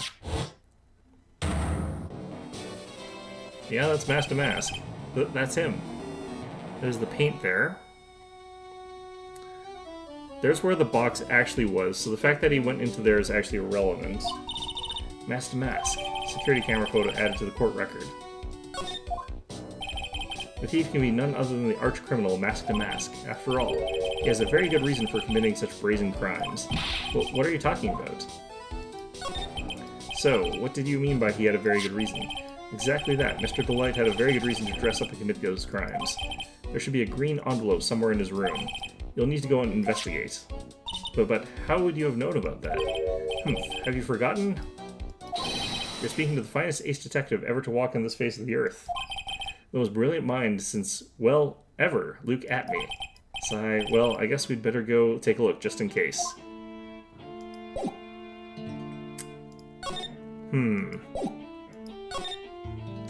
I forget how the unlock thing actually works in the end, so I don't know if what he's telling has to be true when he does that.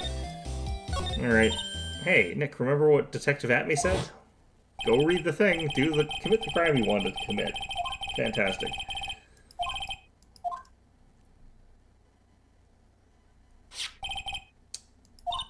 Okay, let's have a look. If you don't want your true identity revealed to the world, come to KB Security at 1 a.m. on October 12th and bring $50,000.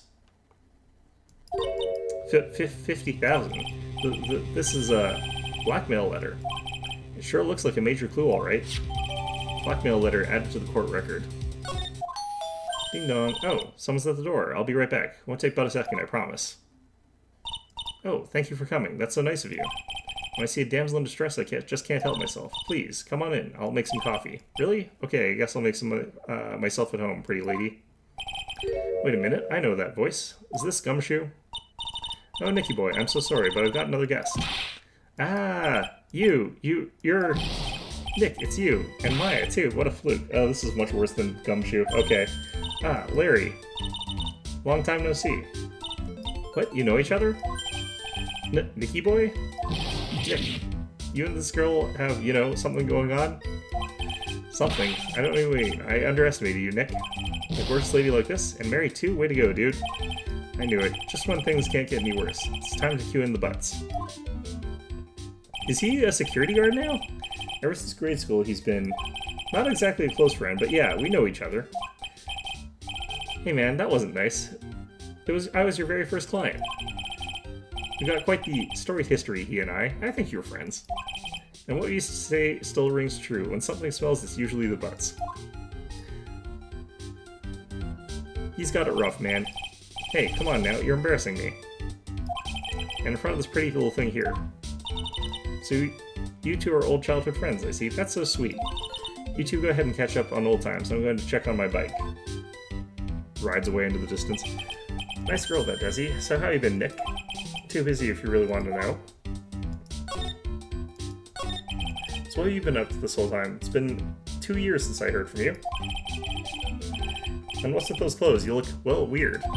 Hey man, that's uncalled for. This is my uniform for my part-time job. Well, I can't believe it's been 2 years. They say time flies when you're having fun. Huh? What's wrong? Nick, I gotta tell you. Women, I don't trust them anymore. Me too, buddy. You got dumped again? Well, you know, Bennifer? I followed her all the way to Japan 2 years ago. I don't remember Bennifer, actually.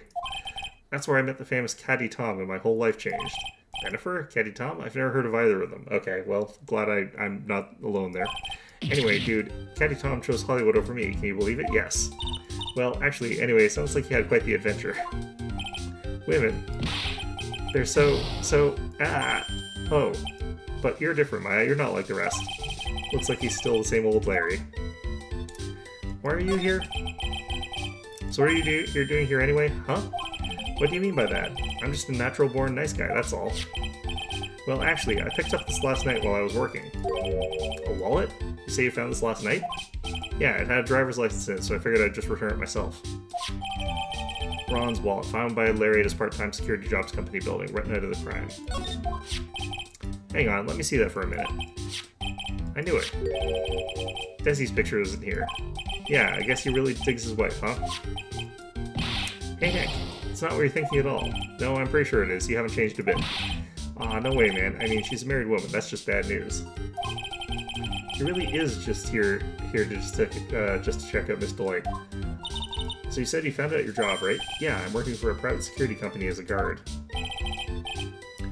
Chicks just love a guy in uniform, you know?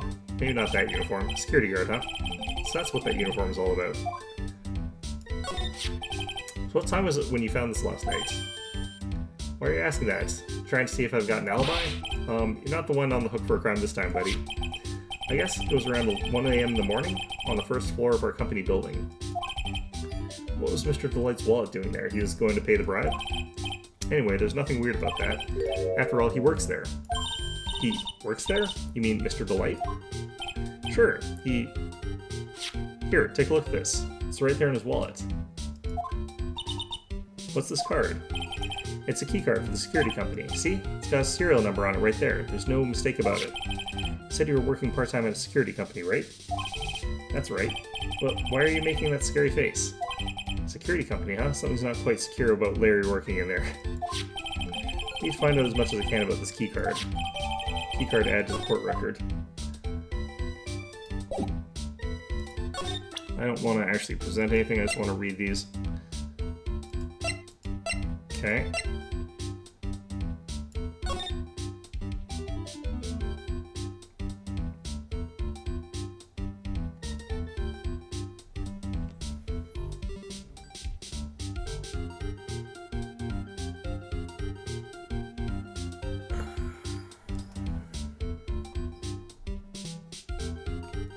Okay, I'm not too sure about this one. I wish I knew about the, like, had the forensic writing stuff there.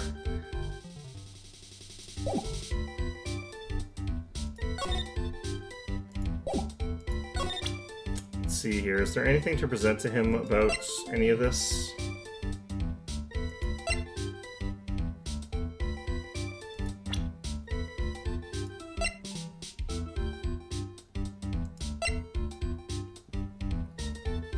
I don't think so. Okay.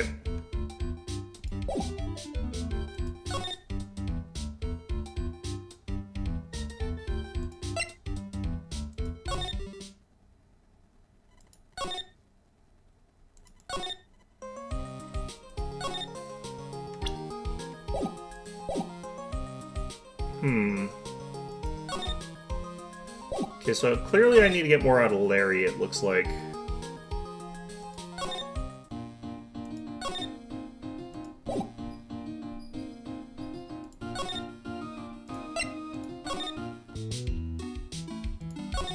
I really wish I could find someone else down here. There's a lot to figure out down here. I think, like, this is obviously where most of the stuff's gonna sort of be about. Is it possible for me to check, like, people's shoes? That's something I would want to check here.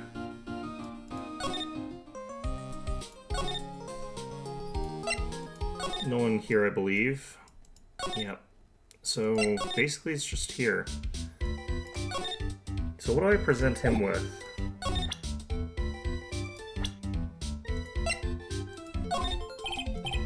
What about this person? Beats me. What the? All of a sudden he's got nothing to say? Yeah, nothing about... He'll probably only know stuff about, like, ladies. Whoa, who is this? Come on, man, don't hold out. Yeah. Is this gonna be useful, though? Forget about it. It's need-to-know basis. You don't need to know... Hey now, I thought we were pals. I got a major thing for girls with black sleeveless shirts and glasses. What? How do you know that? And if they have an orange-colored memo pad, I really lose my cool. He has to be making that up. He can't really know Adrian, can he? Okay, well, I thought it would tell me something potentially useful here, but, that Desi is one awesome lady, alright. It's been a long time since I felt this way. I think I really in love this time. Long time, huh? Yeah, well, last week, you know. Except for what I feel for you, Maya. I don't think even he knows what he's saying anymore. Okay, so... Do you know anything about this guy?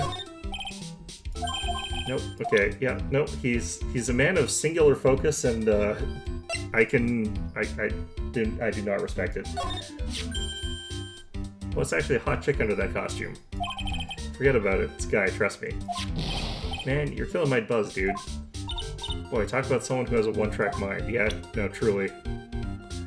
Okay, does any of this stuff work on him?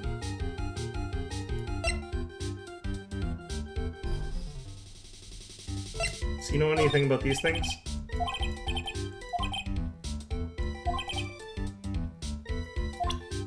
Okay.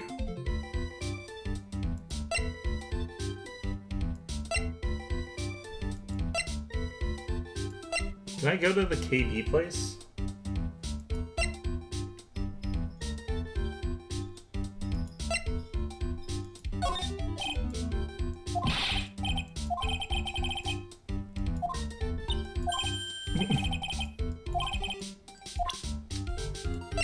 Yeah. Yeah, he is bad at this. Alright. Okay, yeah, I can't imagine anything... He's already given me a lot, so I guess it's not really easy to get anything more out of him.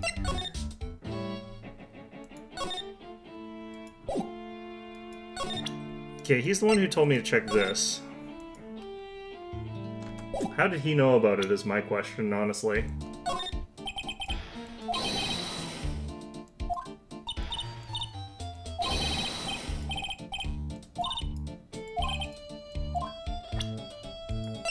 I was asking about the follow-up about this.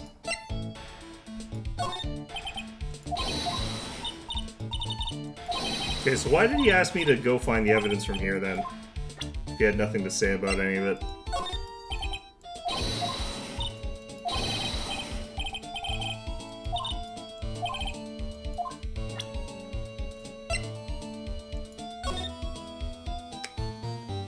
Red Diamond. Do we get anything that tells us about the specifics of the previous cases?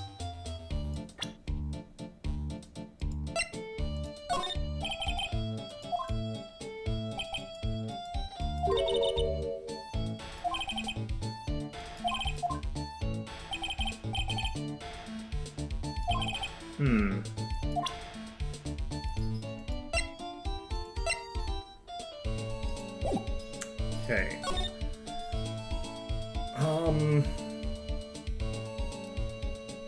With everything in mind, I'm not 100% sure where I should be going right now. I don't think you're useful to talk to here.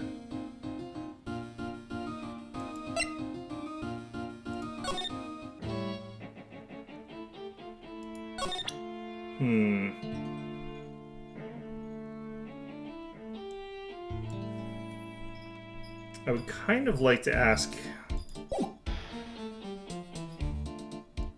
Can I go to the detention center? Like, is he back there again?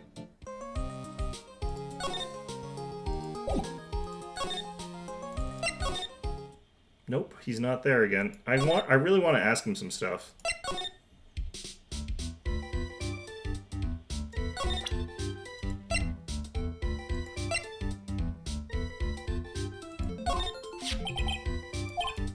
That's the keycard we used at the building I worked in. According to the serial number, this one's for the CEO's office.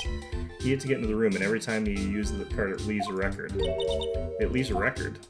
Yeah, it tells you exactly who entered the room and when. Larry, I need that data. Whoa, slow down, man. Sorry, but that data is off limits to outsiders. If I lost this job, I'd never have a chance with Desi. She's married, so, you know, you already don't.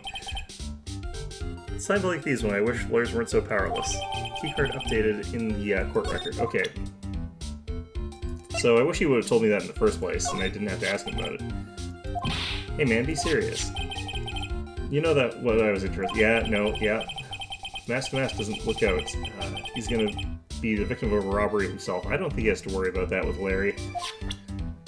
Okay, so that was important information.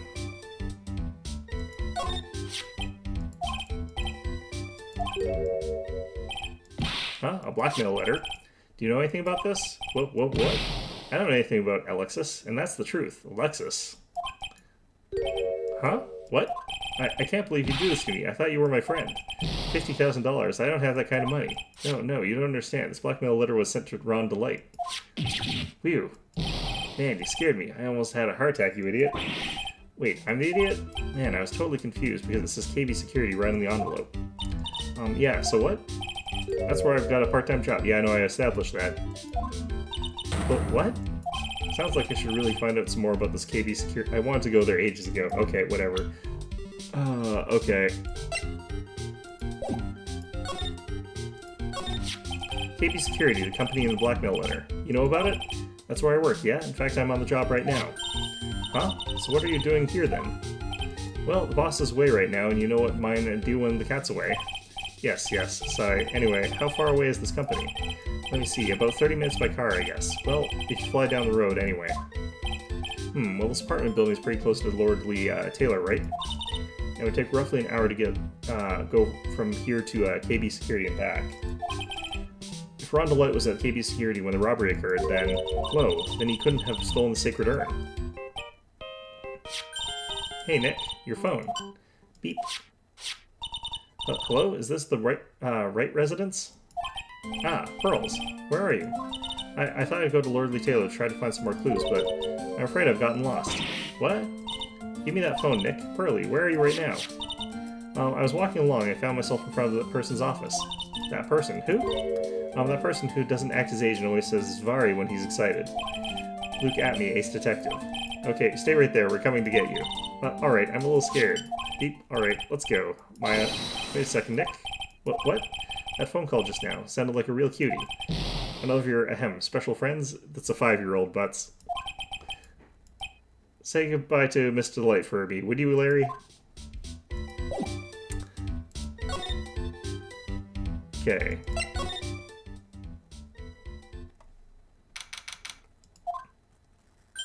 Ah, Mr. Nick, Mystic Maya, Pearly. I never thought I'd see the two of you again. It is a big city, yeah. So, is Mr. Ace Detective out of the office? Yes, when I arrived here. There wasn't a single soul in sight. Say, Nick, doesn't it look like something's changed since we were last here? Yeah, there's a bag on the table. There's also more knives on the wall, I think, now that you mention it.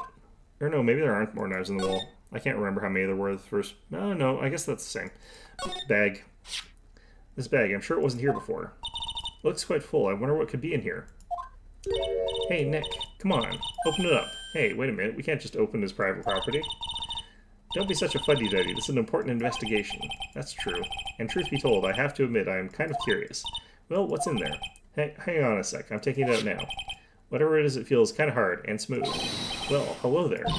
Eek. He's here. What are you doing, Sir Lawyer? I'm shocked to see a servant of the courts, ignoring the law so flagrantly. I'm really sorry, Maya made me do it. Nick, I can't believe you. Is it an urn? A gentleman never uses an excuse, uses the lady as an excuse for his own poor behavior, okay? The real question is, can you afford to waste time lollygagging around here? What do you mean by that? Perhaps I should make myself more clear. Tomorrow's trial. Zvari. Shall we say the figurative? Sir William will be dropping his panties before lunchtime.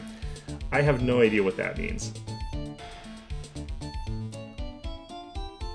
Yep, no idea what the hell that means. Okay. Wow, Nick. Sounds like it's going to be really exciting.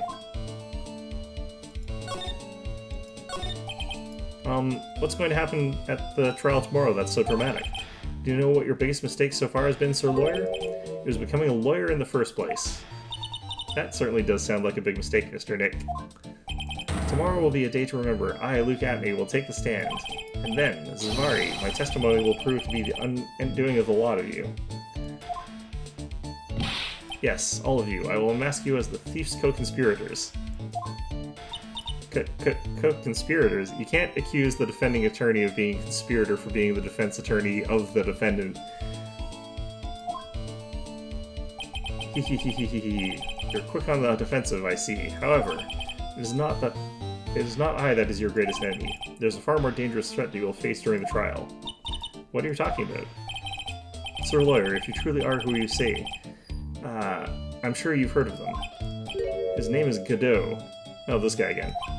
Godot? You have taken a step down the path of foolishness. To try to defend a career criminal who deserves nothing less than the death penalty. Hey, last time I checked, no one knows for sure that Mr. Delight really is demasked. Also, he doesn't deserve the death penalty. It's incarceration for stealing a bunch of expensive things at worst. I don't know why you kill someone who stole stuff. My dear lady, times may change, but people sadly do not. Well, you'll understand this when you are more mature. If that's the case, then that note... What? Alright, who's this Godot person? He's the lawyer. It's not surprising that a spirit medium has not heard the name. Godot, the prosecutor whose equal cannot be found in this country, but in heaven. Godot, a legend or myth. Men pin a lifetime of hopes on the chance to simply meet him. Prosecutor Godot. The best prosecutor in the country isn't Godot, it's Mr. Edgeworth. Isn't that right, Nick? It's no surprise that a spirit medium such as yourself would know nothing of this, but Ace Prosecutor Miles Edgeworth is currently traveling abroad. Huh? In fact, it was Mr. Edgeworth who acknowledged Godot as the best in his country. I think I've only seen this guy in, like, weird fan things where he's got, like, his weird Star Trek visor. Have I actually gone against him in this game? I don't think I have. No, certainly. In fact, you would call him the Luke Atney of the prosecutor's office. Well, that's good to hear. The prosecution has a fighting chance tomorrow. Mr. Nick, is this Godot really that strong? I seem to remember hearing about someone like that. Not surprising. Some people spend their entire lives idly waiting for his appearance. Looks like we're done investigating for the day. Sir Lawyer, the stage has been set and all the pieces are finally in place. All it remains now. I really, really need to go to the KB security place, though.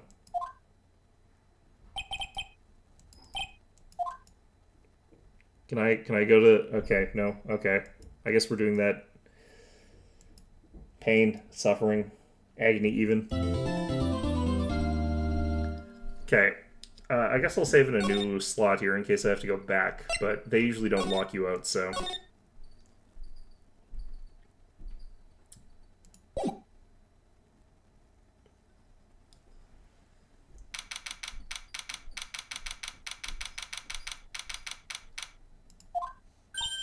I'm not actually 100% sure who's guilty for this one. Yeah, but you see all the people here? It's crazy. Oh, so check out the mask-to-mask glossy I bought. You bought this? Where? That is quite the picture. Right now, Detective Atney is giving me the largest amount of motive to actually have done this. Especially because I get the feeling like Ron does have an alibi, he just doesn't actually... Like, we're gonna find out going through the records that the CEO office is one that he'd accessed. So... But, like, this one there's 3 people who I feel could viably be it. It's like all the people, basically. Some little tents in front of the courthouse. They have all sorts of things for sale. You know, I'm a sucker for this kind of stuff. Yeah, no, I know that. Mask-to-mask publicity photos stuck into the court record. Come on, I'm guilty. Throw the book at me. Who's screaming like that? Oh, Mr. Wright, you made it. Yeah, I did. But it doesn't look like things are going to get any less ugly for you. Please, I did it. I'm the criminal. Me. Eric, he's at it again. I sent the calling card to Lordly Taylor. I admit it. But you don't have the sacred urn, right? Well, that's true, but that doesn't mean that I didn't commit the crime. Normally, when I say, of course you didn't, I'm being sarcastic. But you, yikes. Anyway, I admit that I'm guilty, so make sure they give me a guilty verdict, please. Oh, there you are, Ronnie. Bonjour, sweetie. Oh, Desi, honey. Bonjour. Well, actually, I don't really know why I should be speaking French to you at a time like this. Leave it all to me, Ronnie. I swear I'll protect you.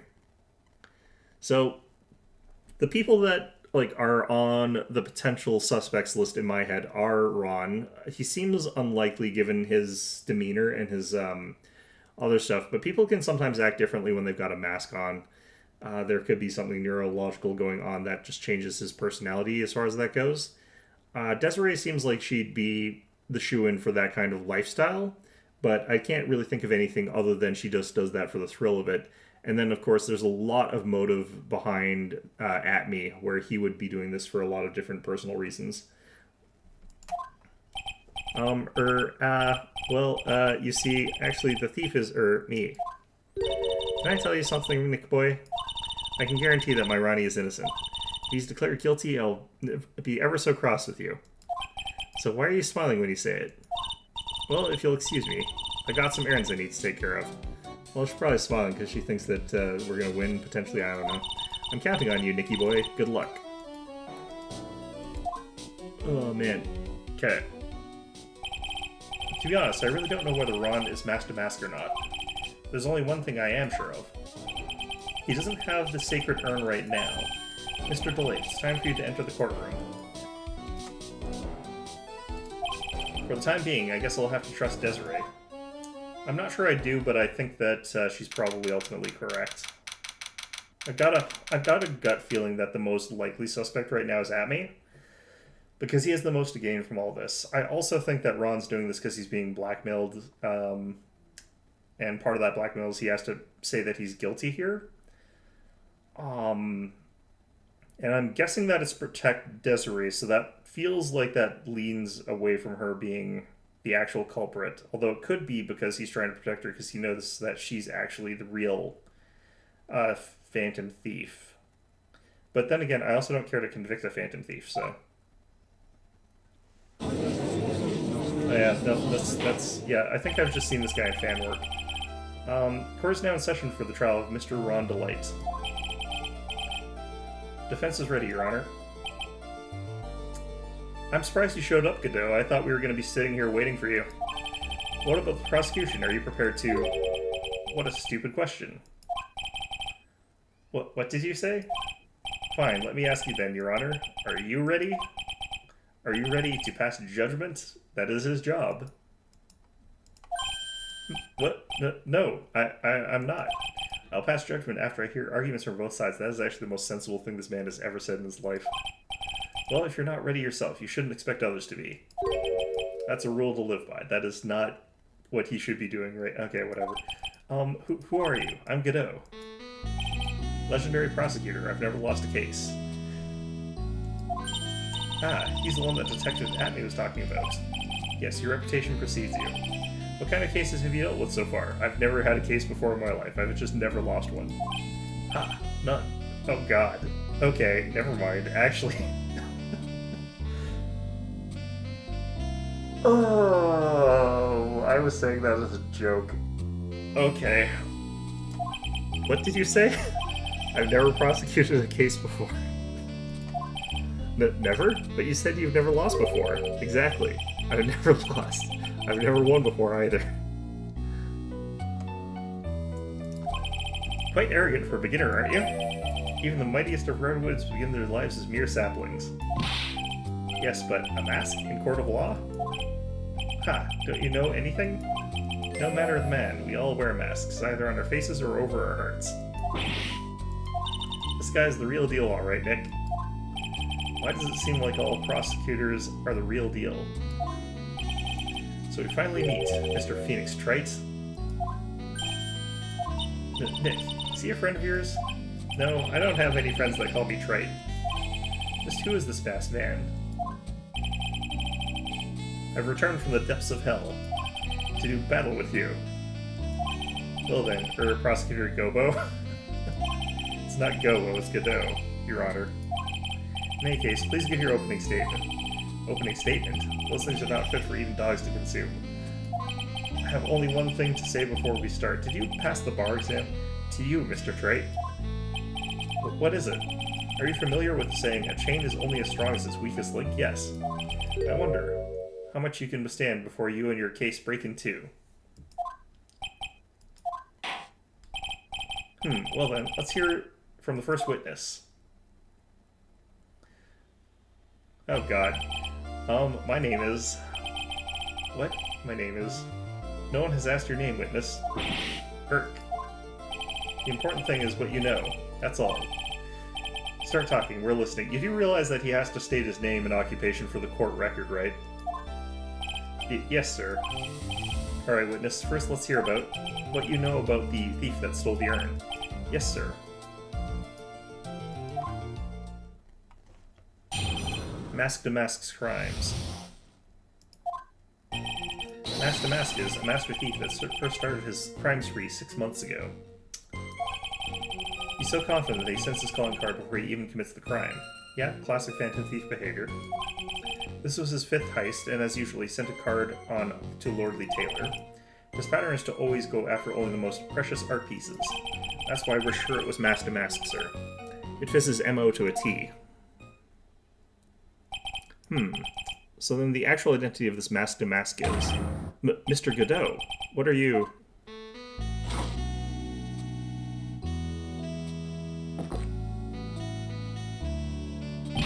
We're in the middle of a trial here, Mr. Godot.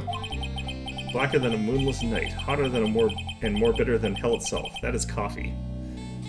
Yeah, I can get behind that. I'm sure you can grant me at least this much, Your Honor. Oh, please proceed. Very well. It's only coffee, after all. Yeah, people can drink coffee, I think. What? You can't be letting him slide this early in the trial. Proceed with your cross-examination, Mr. Wright. What are you going to do? As long as they haven't brought up Mr. Delight's identity, all we can do is show that it wasn't the Mask who stole the urn. Mask to Mask's crimes.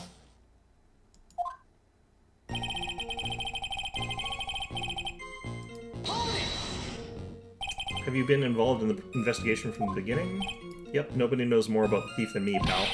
It's true, I'm a Zvari, author on thieves. Why don't copy that other guy?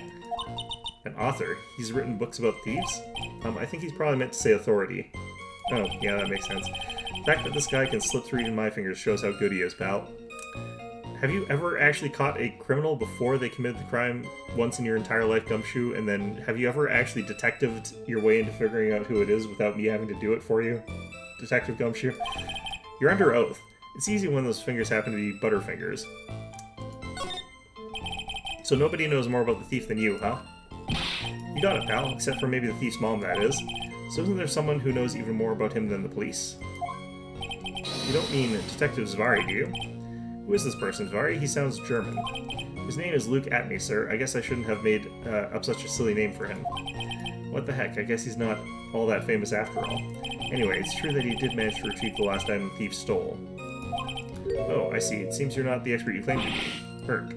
It looks like the thief is toying with me even now.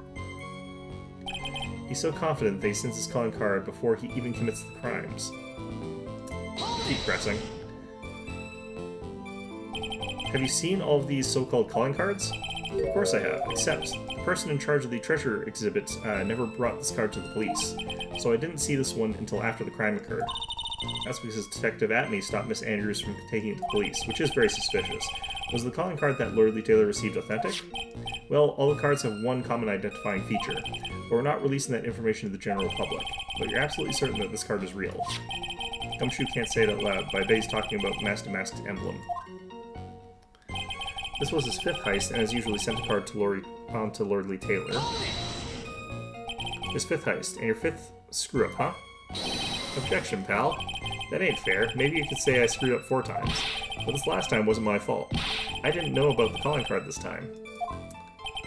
You of all people shouldn't be chuckling about this, Detective Gumshoe. I just want everyone here in the courtroom to know something. If you ever get a calling card from this guy, don't call some stupid private eye. Your local police right away. Got me? Well, looks like he's really got it in for Detective Atney. I mean, equally bad either way. His pattern is to only go after the most precious art pieces. Except this was valued at $0. Art pieces like what, for example? Well, his first target was the famous Tear of Emanon. What's that? Some kind of specially salty teardrop? No, sir, it's a blue diamond. Single rare diamond. Next was the Crown of Bangora. You know the thing you put on your head? After that was the left hand of Hades, then the portrait of Megina, sir. Detective Atney retrieved the portrait of Megina and returned it to the museum. And the target of his 5th and last robbery was the Sacred Urn, right? But isn't it difficult to dispose of such famous art pieces? Well, we assume he must have some underworld connections. Somehow Mr. Delight doesn't look the type. Yeah, he's a little too sunny to be hanging around out in the underworld. That's why we're sure it was Mask to Mask, sir. It fits his MO to a T. What do you mean when you say it fits his MO to a T? I was thinking of asking the same thing myself. I wish you would listen a little more closely, pal. First of all, there's the calling card. We're 100% certain it's authentic. Yep. Then there's the fact that he seems to know all about the security system. And finally, his target was an art piece. These are all part of the thief's modus operandi. And so this robbery seems to fill all those conditions? That's right. It means that Mask to Mask is behind it. Nick, it definitely looks like it was Mask to Mask who stole the urn.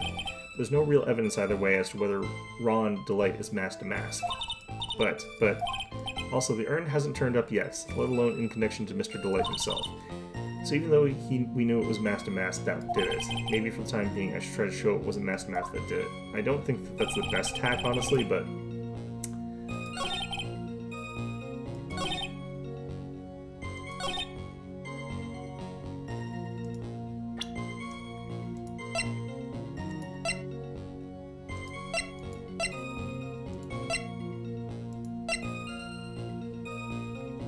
Okay, I feel like...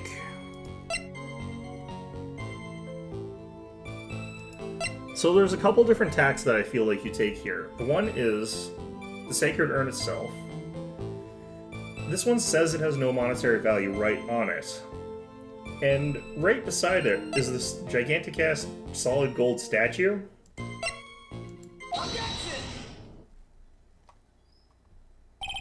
Can I ask you a little something, Detective Gumshoe? Just hearing the little in that question is making me nervous. It's that he always goes after the most precious art pieces, right? That's right, pal. But there's one problem. That's not what you did in this case.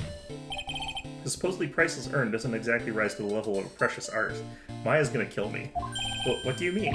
Nick, how can you say such a terrible thing? No, I meant from a financial point of view. I mean, it wouldn't fetch a good price. Oh, Prosecutor Godot, what is the value of that urn? The appraiser I spoke to said they couldn't attach a price to it. And I mean that in the worst sense. So in other words, it was not the kind of item that Mask to Mask would normally go after. If I understand you correctly, Mr. Wright, you're saying that the theft of the sacred urn was not the work of Mask to Mask. Yes, that's what I am saying. Actually, all I did was point out the contradiction. The argument made itself, but... Well, first of all, we need to get this issue cleared up. Was this last robbery the work of Mask to Mask or not? What do you have to say about this, Mr. Godot? This coffee here, it's my own special blend. I call it Godot number 107. I'm trying to decide whether to cut down on the acidity or the bitterness. I always would say cut down on acidity. I prefer bitterness in coffee. That's the only thing I've got in my mind right now, Mr. Wright. But what? If you're really a man, you should clean up your own mess. Sorry, but I don't get what you mean. If you're saying it wasn't Mask to Mask that sold the urn, then it must be someone imitating Mask to Mask methods. A fake. A fake Mask to Mask? Fake to Mask? That sounds so ridiculous, but I like it. Who keeps giving him more coffee? Now, before I decide on my coffee, I believe some proof is in order, Mr. Wright. Proof that the person who appeared at Lordly Taylor that night was actually a fake.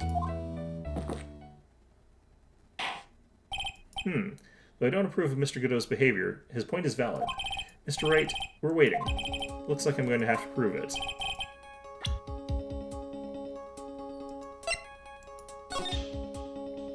Okay, so this looks... There's some things going on here that are kind of proof, but I don't think that that is the right time for that. This doesn't seem to be... I don't even know if this is actually a picture of him. Like, it could be an artist rendition because they're selling it as merch, so I don't know how trustworthy that is as a source or a piece of evidence. I kind of feel like this is the proof here. But I'm not 100% sure on that.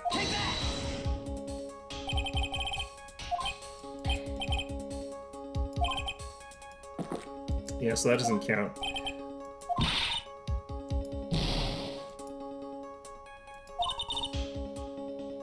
He stole the urn and his photo was taken, right? Who knows? Maybe there's something on there that shows he's fake. The photo we got from @me.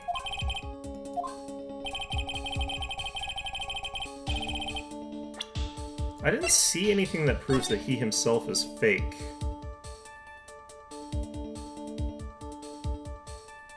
Like, there are problems with this picture, but I don't know how they prove that this is a fake.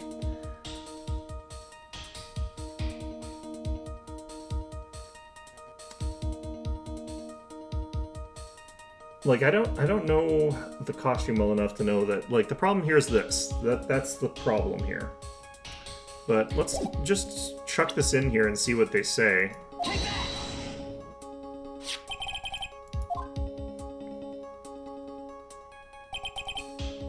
This looks like a photo taken by a security camera. If you look closely, you'll notice something peculiar about it. Ha!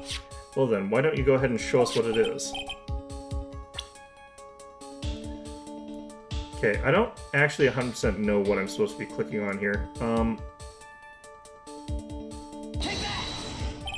It's right here, I think.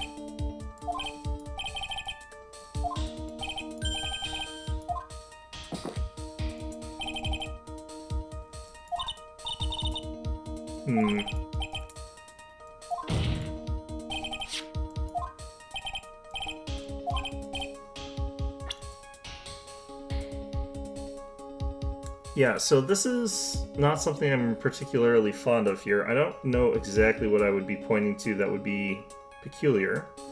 This is about the correct time. That's about 1 o'clock in the morning, which is when we sort of assessed that that was open. These look correct as far as like the outfit and everything goes.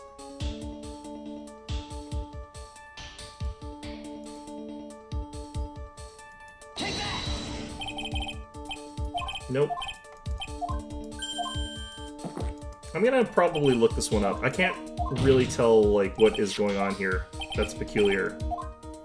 I do like that they're forgiving about this one and not having it, like, take away my hit points, because, like, honestly speaking, it's easy to misclick these anyway. Let's see here. His hat, his feathers and everything like that go on the left, so that's fine.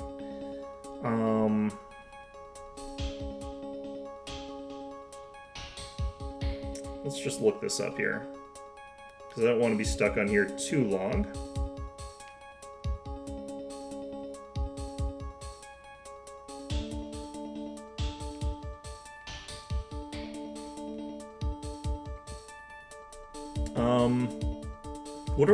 What case is this?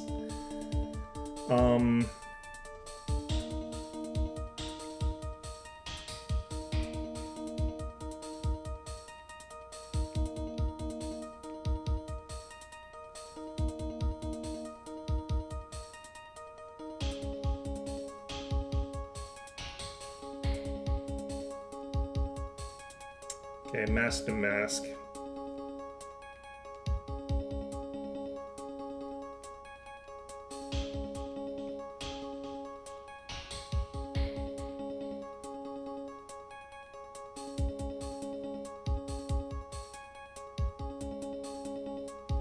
Apparently there's something wrong with his collar, is what I'm supposed to click on.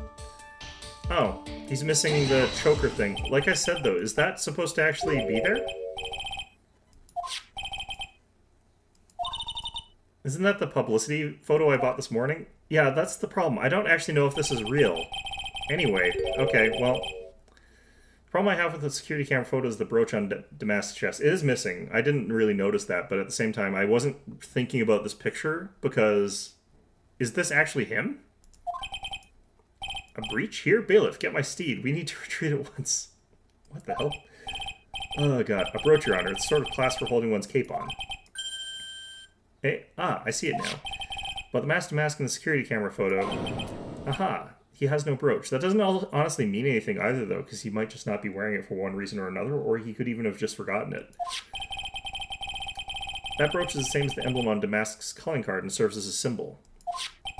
But the thief that broke into Lordly Taylor wasn't wearing a brooch. In other words, this Damask mask is a fake. I've been fooled again.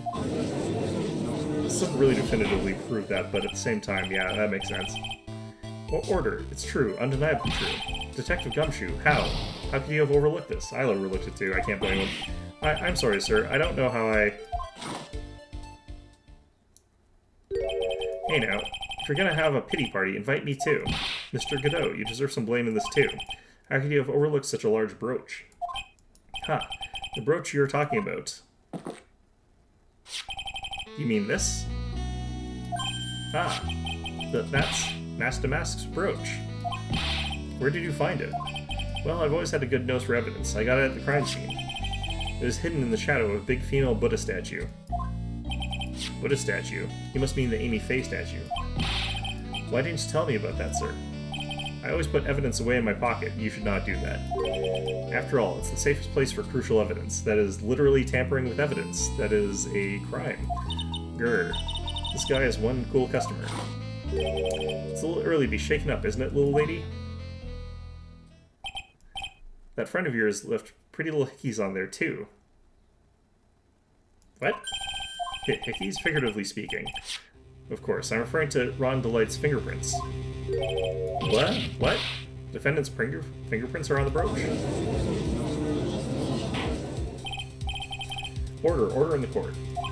Mr. Godot, let's see that brooch.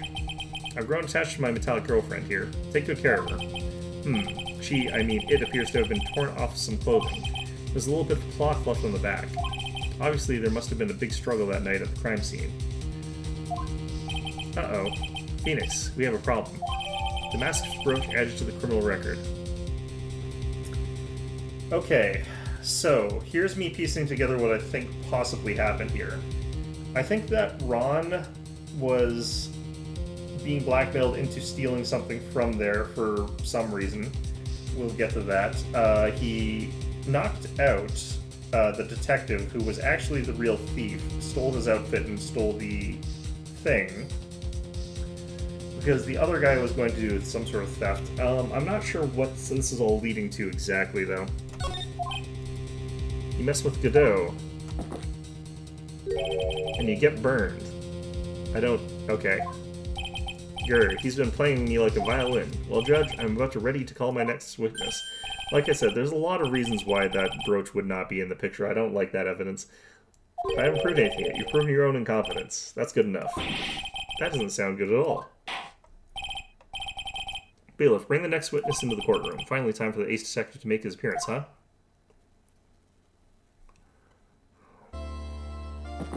Okay.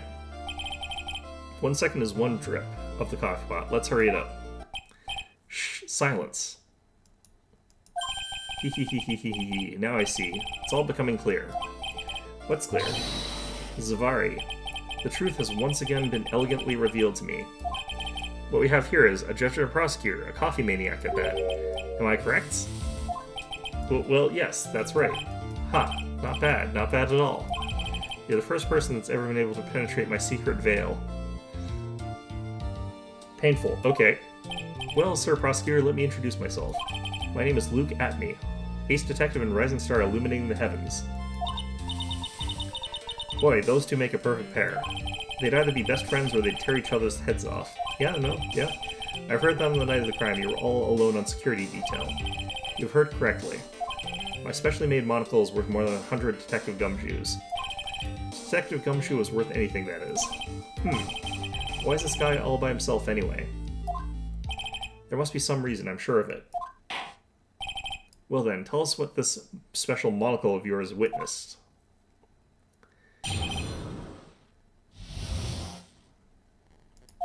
It was approximately 1 o'clock in the morning, just after the date changed. That's when my nemesis, the infamous Mask to Mask, dancingly descended upon me. Just as I began to turn, the coward struck a fierce blow upon my noble head. Darkness swallowed me before I could land a single strike, and when I woke he was gone.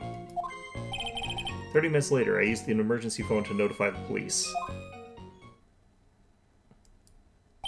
So you didn't get a clear look at the criminal? My specially made monocle never misses a thing. However, that is limited to things that fall within my own vision range. But of course, that's only natural. I fail to see why the witness seems to be so proud of his performance that evening. Well, sir, old-timer, let me explain. We are not speaking of any ordinary thief, but the king of thieves, the great Mask to Mask, my arch-enemy. That is what my instincts and my years of experience tell me. Very well, proceed with the cross-examination, Mr. Wright. Okay.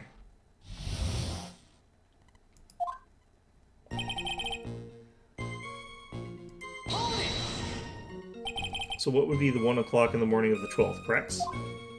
That's an impressive deduction, Sir Lawyer. You were on security duty that night. Where exactly were you at the time? A penetrating question. I was in the basement warehouse, near the computer. Near the computer, huh? So when you weren't trying to remain hidden, I take it. Up to this point, I have tried to remain concealed while waiting for the thief. Yeah, he said the same thing yesterday, too. Gumshoe also said that they've never spotted the thief at the crime scenes before. Precisely, that is precisely what I chose not to hide that last night. I knew that by not concealing myself, I would be putting pressure on the thief. Looks like the thief was the one applying pressure, on your pigeony head, that is. In any case, that's when my nemesis, the famous Mask to Mask, dancingly descended upon me. How do you know it was Mask to Mask? Dancingly descended? From where exactly? You didn't see him. From the entrance, I suppose. Where else?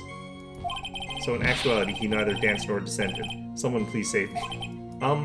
So how is it that you didn't notice the thief? My eyes were looking at the thief's shadow while my ears listened for his footfalls. But even so, the dastardly criminal managed to sneak up on me. That can only be due to his subtly camouflaged cape and soft-soled shoes. I hereby W Ace Dunce. Just as I began to turn, the coward struck a fierce blow upon my noble head. You didn't see the criminal's face when that happened? Well, that's the difficult part. How should I put it? I saw his mask, that's all I can recall. That's not very solid as far as testimony goes. However, fortunately I had my third monocle, the security camera, at the ready. captured this image perfectly. This should be sufficient, I believe. Well, as long as this photo is authentic, I don't see a problem here. Well, Mr. Doe, do you have a problem with the photo? Good. Well, let's continue with the testimony. Darkness swallowed me before I could land a single strike. When I awoke, he was gone. Attacked and knocked unconscious, and you weren't able to do a thing? That's certainly some very impressive detective work. Well, Sir Lawyer, have you ever been suddenly struck on the head? Yes. Huh? Well, actually, yes. By a fire extinguisher. And what happened? I was knocked out. And you lost your memory, too. You see? You have no right to look down on me then, dear. The only reason I didn't lose my memory was because I have more brains to begin with. You may have brains, but the wiring to the self-reflection part seems to be severed. In any case, that was how I was knocked senseless. And then... 30 minutes later, I used an emergency phone to notify the police. About this 30 minutes. My silver cord was loosened and my soul fled to the golden halls of Elysium. So you're dead? As usual, I have no idea what this guy is saying. I think he's saying that he was out cold. So what happened during those 30 minutes? No one can say, Your Honor. That span of time has truly vanished into the ether. Just what is he going on about? There's something suspicious about Detective Atney. How could he not have noticed when the thief came in? Also, he says he was knocked unconscious before he could fight back. But that can't be right. It contradicts the evidence. Huh? Which piece? The real question is, why would he tell such an obvious lie?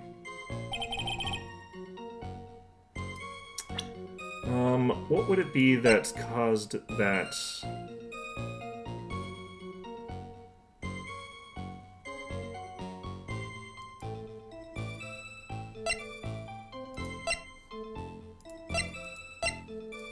Man, I'm not 100% sure here of what they're exactly trying to fish for with what he said. Like, he had time to struggle back. The thing that makes me think that he had time to struggle back is that the sword had to be gotten off of the statue, which was at the right side of the room. But I'm not sure how to press him on that, or if that's even the tack that they're really going for here.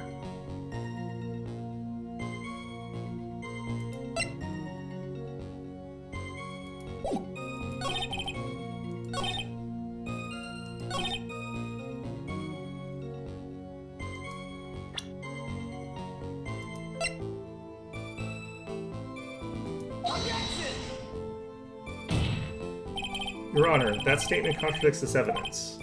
It does? I don't see anything contradictory, huh? Really? Objection denied. Try to think for... Oh, God damn it. Okay, what are they fishing for here?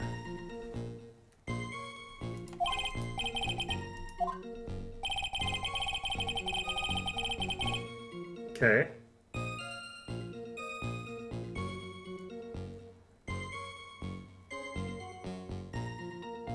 I want to kind of, like, not get stuck on these sort of things too long. And I know kind of what's going on, I just don't know what they're trying to figure out. I don't know what they're trying to ask me here, really.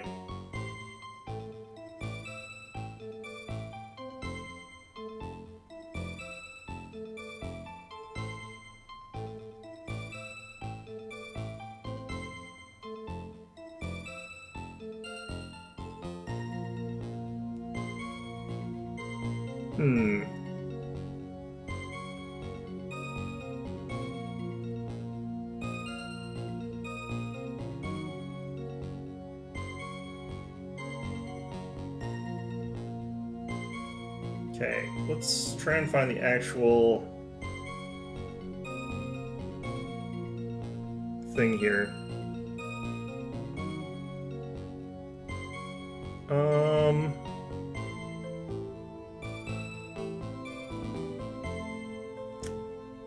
Pointing out that the brooch had been clearly ripped off in some kind of struggle.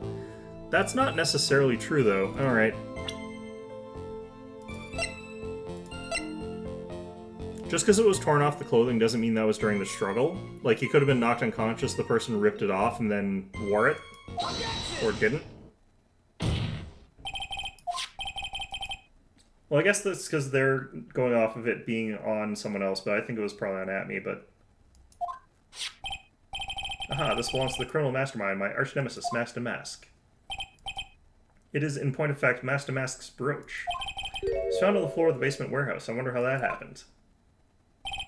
Ah, elementary, my dear lawyer. Obviously it wasn't glued on well enough. Not quite. It clearly shows signs of having ripped off a piece of clothing. Ripped off. Aha. You can only deduce that the thief struggled with someone that night. That's the only thing I can think of.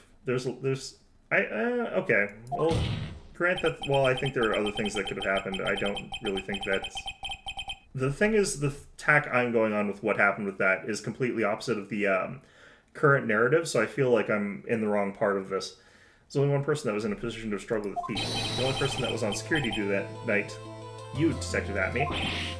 Irk.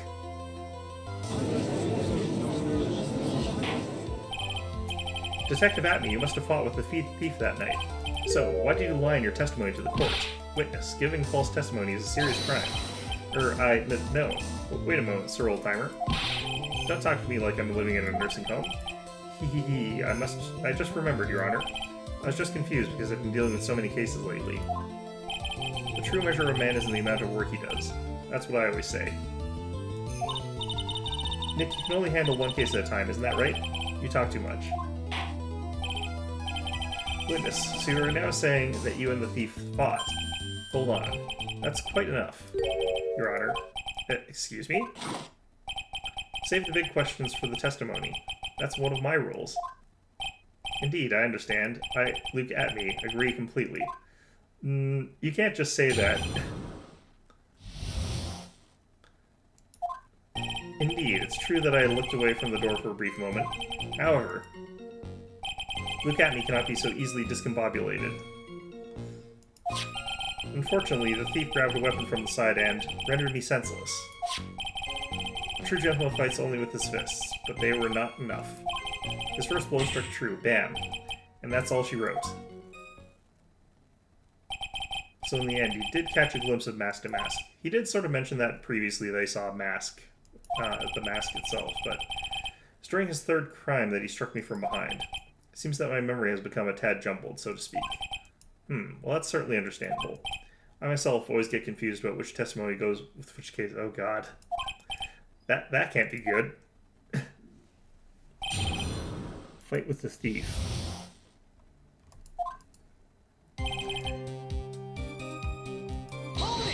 Okay, why'd you look away from the door?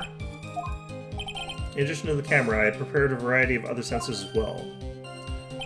The alarm on one of those had gone off, so I had to check the data. That's why I went to the computer, elegantly, of course. So you were momentarily vulnerable when you were working on the computer? About the sensor. Do you have information about what kind of sensors are going on there? There are other places in the basement that someone could enter and exit from. There are air conditioners, ducts, sewer pipes, and a cat door as well. I hooked up heat-detecting infrared and ultraviolet sensors to each of them. That's a lot of hardware. Was it all yours? Lord Taylor Department Store was kind enough to provide the monitoring software. Naturally, the security camera that took the photo belongs to them as well. In other words, he couldn't have rigged the equipment, huh? He could have, but it would be harder. Has that cleared up any doubts you had about me, Sir Lawyer? Could you give us the output of the sensors? However, Luke Atme cannot be so easily discombobulated. What does that mean, discombobulated? Confused. Young people these days, they really irritate me. They allow perfectly good old words to die until everyone forgets what they mean. Sorry. But what exactly does it mean anyway? Now I've forgotten. What was I saying? Jeez, it's better than old people who forget what they were saying 5 seconds ago. It means to be, like, disoriented. Well, it looks like we've got that cleared up. We can go on with your testimony. I mean, yeah, they did, sort of. Unfortunately, the thief grabbed a weapon from the side and rendered me senseless. What do you mean by weapon from the side? Naturally, the thief had no idea that I, Luke Atme, was hiding in the area. He grabbed the sword from the statue that was standing by the door to the warehouse. Yeah, this would be, like, for him to know that, he'd have to have actually had a pretty good... he could have pieced it together afterwards. Sword? You mean the sword that was all twisted like a tree branch? Correct. Fortunately for me, the blade was not sharp. Okay, so he is talking about the so the thief armed himself with a sword. And what about yourself, witness? True gentleman fights only with his own fists, but they were not enough. You had that much faith in your own fighting abilities? But of course, in college I was the second in charge of the boxing club. Sorry if I failed to find that appropriately impressive. However, my opponent was in the ring this time was my arch-nemesis, Mask to Mask. This guy's a real piece of work. His first blow struck true, bam, and that's all she wrote. Okay. Can you tell us a little more about what happened? My opponent was both powerful and vicious. You might say he was powericious. No, I would not say that. Powericious. I assumed the at-me fighting stance, but a sudden flash of light blinded me. That, of course, was checkmate. My opponent had bested me. What do I do now? Should I ask more about this? You were blinded? So what was this flash of light that blinded you? I was bathed in a golden light. That seemed to come from the statue of the woman. Statue of Amy Faye, I'm guessing. Well, that wasn't very much help at all. What do you think, Nick? Well, here's one thing that I'm absolutely sure of now. Yeah, what is it? This Luke at-me guy, he's definitely hiding something. But why? I think I'm starting to figure out what really happened that night.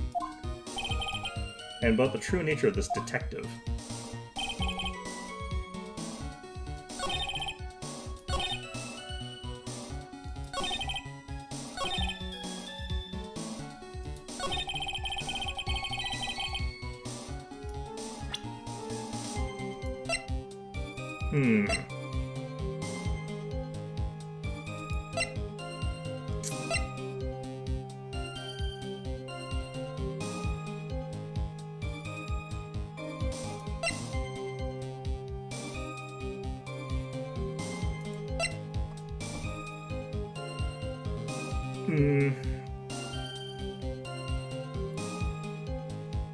Okay, I'm not...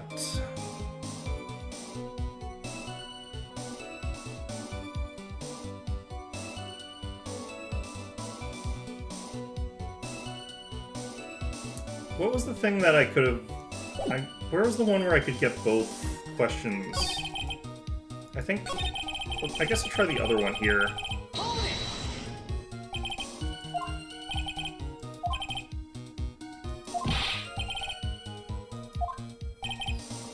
Okay, no, previous one?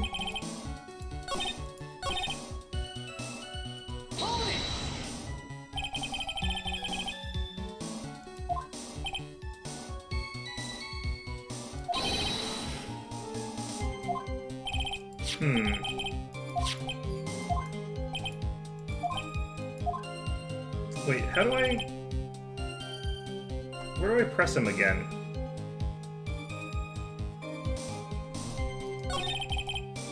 Was it here? It was here. Okay, so it was this one I asked. That one I feel like is the more important one. I guess I have to check the other one as well? Sorry, but that's a trade secret. I really can't say anymore. But, I suppose I can tell you if I absolutely must.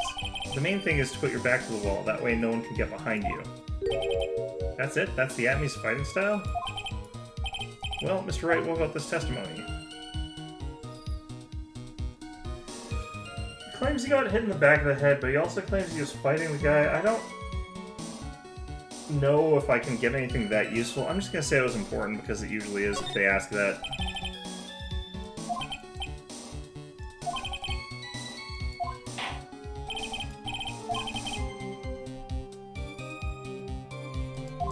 Okay. Put my back to the wall.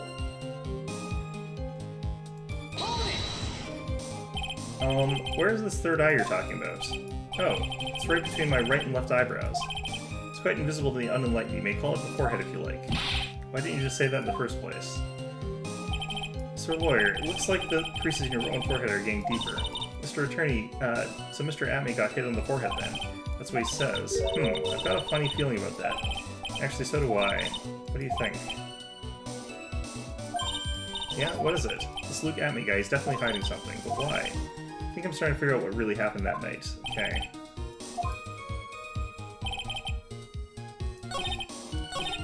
So, he supposedly got hit in the back of the head, which he couldn't have if he's doing this, but, like, I don't know what proves that. I also don't know if that's actually what they're going for with this particular thing here.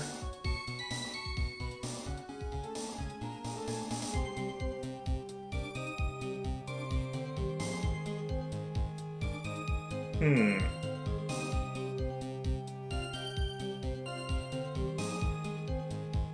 Okay, do we present this?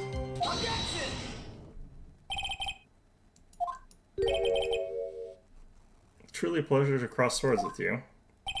And now, once again, you have thrown down the gauntlet at my armored feet. I believe this is what you had said yesterday. He got hit. Yeah, but he also said that he is slightly confused about this in another case, so I don't think... That is the angle they're going for, but it makes no sense to me. Or it doesn't make enough sense to me. Now you just testify they struck you on the forehead. I hardly think you could forget where you were hit on the head. Irk, it seems I've made another mistake. Detective Atme, that's not your only strange part of your testimony. What do you mean by that? For example, the very fact that you hid the calling card from the police itself is strange. It's almost as if you were afraid they were going to help with security. Irk. Geniuses such as myself have always been misunderstood. How sad. That's wrong. Objection!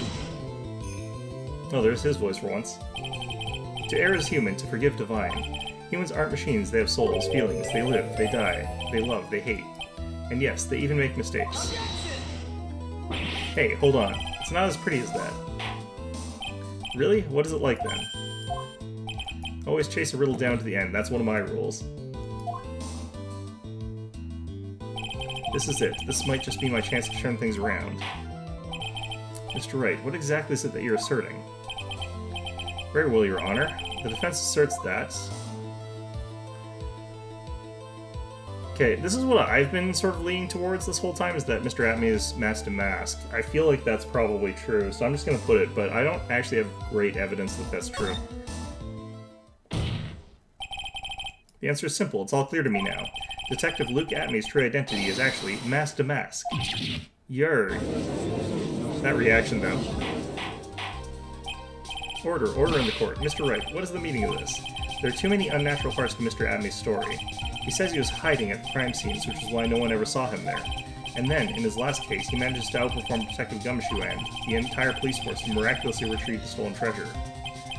That's because I analyzed the crime scene data and made an exquisitely elegant deduction. I picked up clues that the police overlooked in order to arrive at a... Oh, please, the explanation is far simpler than that, Detective Atme. The truth is that you are, in fact, mask to mask. Rook. But Mr. Wright, this photo clearly shows mask to mask. The security camera belongs to Lord of the Taylor department store. He shouldn't have been able to manipulate it. He didn't need to manipulate it. He gained access to the warehouse under the pretense of providing security, and he simply dressed up as the thief and stole the urn. So, the ace detective is actually an ace thief. Is this true, witness? Aha.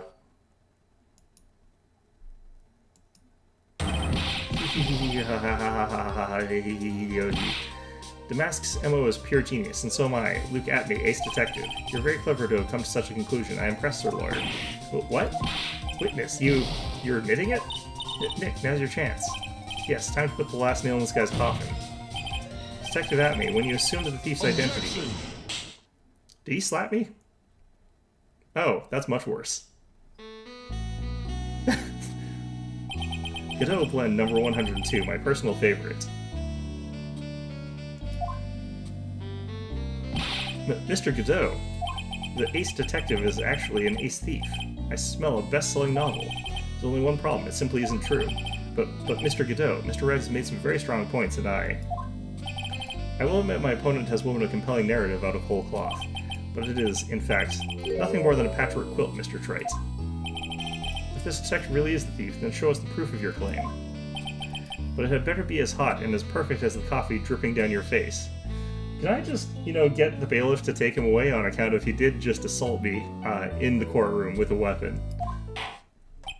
Well, Mr. Wright, don't just stand there. This court would like to see this decisive proof you have, quickly. Huh?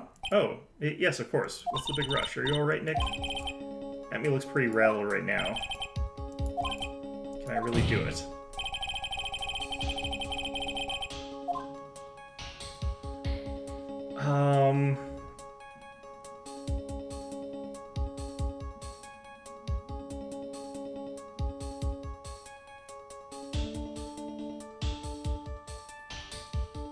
I don't know. I don't think I actually have got...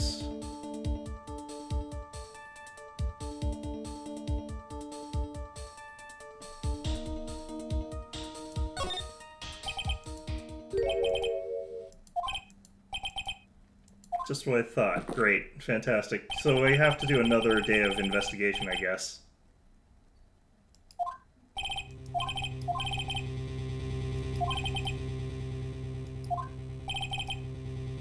No, we usually have the second day thing.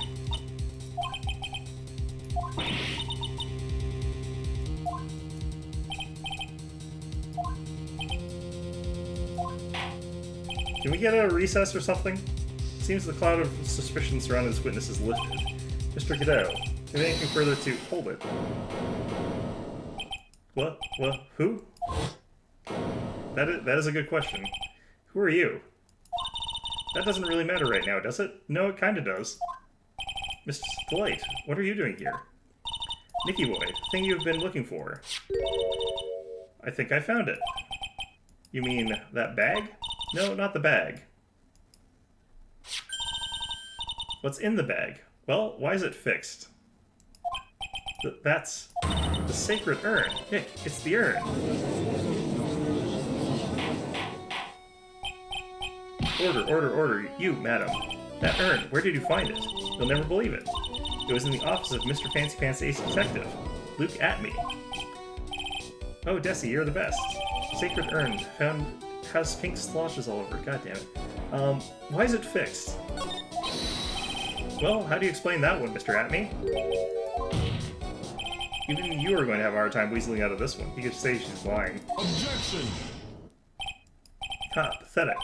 Mr. Godot? Do you have something you wish to say? Yes, Your Honor. It simply amazes me how quickly times change. In the old days, a man was to be taken at his word. It's truly sad. No, you should not do that in a court of law, and they never did. You're still denying that Mr. Atme was involved? He was definitely involved. Before casting aspersions at Detective Atme, consider the young lady there. Her name is Desiree. Desiree Delight, is that correct?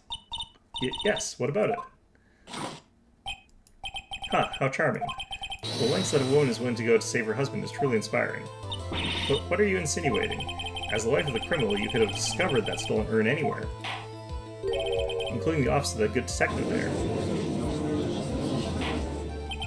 So you found the urn, what does that prove? It certainly doesn't prove where the urn was before you found it. What? I just brought it here from the detective's office. Please, madam, this town is already filled to the brim with lies. Any more would only compound the tragedy we have been witness to. You're wrong. I would never do such a thing. Miss Delight, please, Nicky boy. You've got to help me talk some sense into these people. Show fingerprints on the urn. I can prove where the urn was. By the fingerprints on it. Fingerprints, eh? I've seen Columbo. Now you're really making me laugh, Sir Lawyer. Fingerprints indeed. May I go on? Now, it would be perfectly understandable if my fingerprints are on the urn.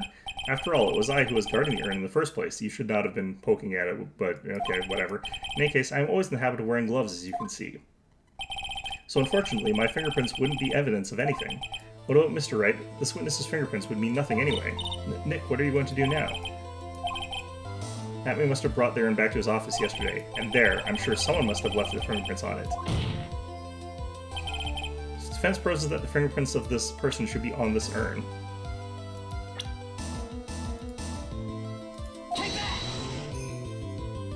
So what is all this fuss about fingerprints anyway? Mr. Atme, do you recall the events of yesterday? Hey Nick, come on, open it up. Hey, wait a minute, we can't just open his private property, don't be such a fuddy-duddy, blah blah blah, yeah. Hang on a sec, I'm taking it out now. See, this is where watching Columbo helps. Whatever it is, it feels kinda hard and smooth. Well, hello there.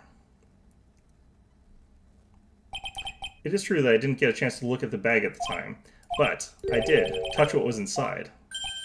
What? You touched it? And I remember it very well. It was smooth and hard. That was just... Your Honor, I'd like the court to examine the fingerprints on that urn. If my fingerprints are on there, then it proves that the urn was in Detective Atme's office. Objection! Well, even if your fingerprints are on the urn, it still doesn't prove when they were put there, does it? Of course it does. But what did you say? It's not what I say, but what Adrian Andrews, the person in charge of the exhibition, said. I polished it until it was just about glowing. I thought maybe I could make it look more valuable. If she polished it that much, she must have removed any and all fingerprints on it. And the only chance I had to get my fingerprints on it after that was yesterday at the AMI Detective Agency. Ha! This blend, Godot Blend number 107. I've decided, it's a little too bitter after all. It's because you're a wuss. Okay. Order. I accept the defense's request. Bailiff, take this urn and... Wait. Wait a moment, Your Honor, there's no need for that. No need, you say? Precisely. I already know Mr. Wright's fingerprints are on the urn. Well, what are you saying?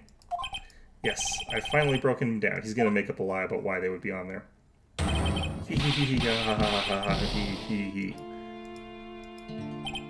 Take a good look, everyone.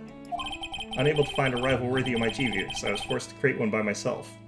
Oh, he is admitting that he's the, Okay. Here I am, the tragic clown. This guy is nuttier than a fruitcake. You don't have to put nuts in a fruitcake. You see, it was me all along. I'm the one and only Mask to Mask. Yeah? Okay. Haha, I hope you all enjoyed my little performance.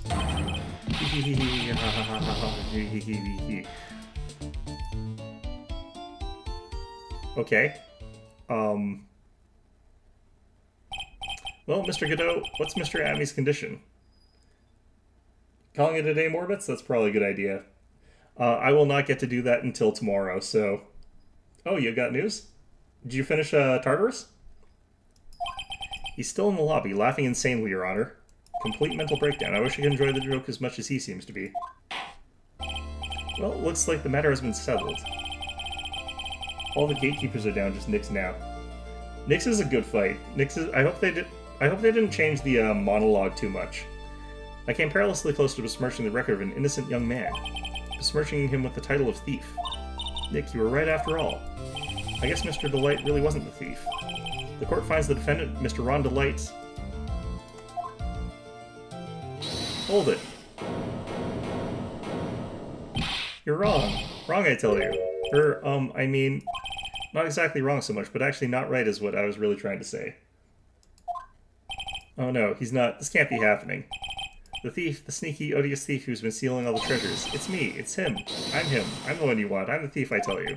So do it. Pronounce me guilty, please. I don't know what kind of a kangaroo court you all think this is, but...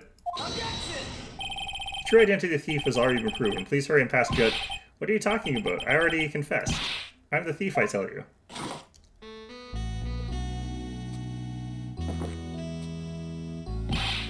Mr. To-Go, don't just stand there drinking coffee. Ha! Hey there, Mr. Thief. Yes, sir. If you're really a man, then clean up your own mess. I'm sorry, I'm afraid I just don't have any idea what you mean. If you're a Mask to Mask, then prove it. That's what it means.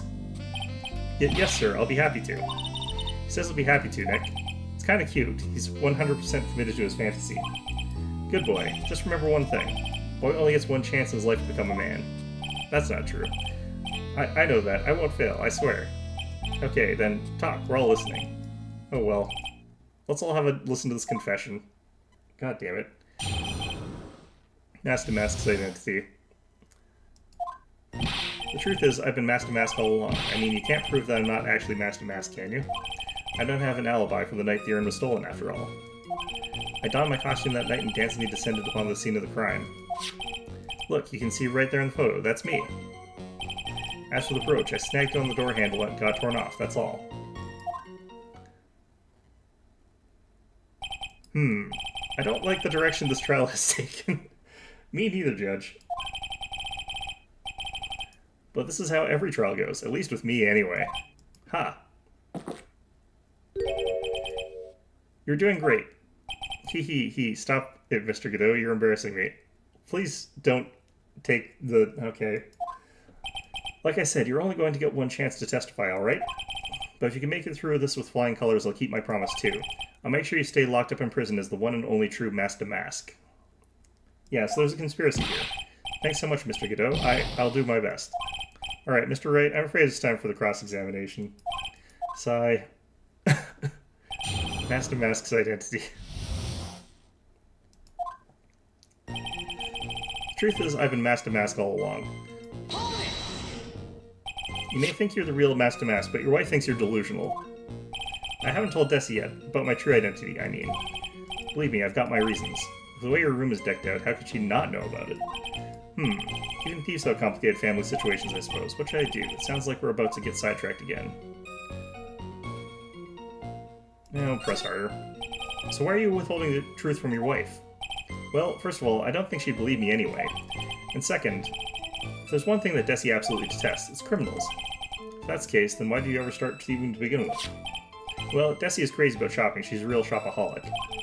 She's the love of my life, Your Honor. I guess you could say I'm a Desi-aholic. So you do have a complicated family situation after all. Alright, that's enough. Please continue with your testimony, I beg of you. I mean, you can't prove that I'm not... Okay, no, the point is you have to prove that you are. I thought you were going to be the one to show us the proof. You know, that you're the real Master Mask and not just some kind of obsessed fanboy. Hey now, that's not fair. Why do I have all the hard work anyway? Maybe because you're the one making the outrageous claim for a change. Come on, Nick. You know that Mr. Delight couldn't have committed the crime. You're the one with fancy law degree. It's time to put it to work already. I need some kind of proof that Ron couldn't possibly be Master Mask. Well, I guess if you had kind of proof, we wouldn't still be here, would we? For the time being, maybe I need to show that Mr. Delight couldn't have stolen the urn. Anyway, I couldn't have an alibi for the night after the, I'll press first. You've got no alibi. I've been a judge for a long time, and this is the first time I've ever heard a defendant brag about having no alibi. But I tell you, I was in Lord Lee Taylor that night. No. That's too vague, even for me. To be more precise, I was down in the basement warehouse. Hold on. What is it, Nick? Where was Ron Delight when the crime happened anyway? If I can prove he had an alibi after all, this case will be a piece of cake. Well, you're right, but... you think you can prove that? Wake up and smell the coffee. Well, I think maybe I can. Mr. Wright, do you have any evidence that shows the defendant has an alibi? I have the evidence, or do you think I'm still some kind of third-rate rookie? Yes. I've never seen you this angry before. Thought I was more confident than angry. Okay, there's a couple different things, and I want to know exactly which one to put here, so I'm probably going to look it up, but... So, here's the thing. It could either be this... because that's at KB Security, but that puts him there at 1 o'clock. That doesn't put him there at 1 o'clock. That puts the person who found the wallet at 1 o'clock. So it's not that probably. This one we want to know... We don't know if we've actually got the ability to get the records, so we don't actually know the time on that. And then there's here where he should be there at 1 o'clock with 50,000. So... I'm not sure which of these specifically they're after, because I feel like you could use any three of these. There's something relevant to each of these. And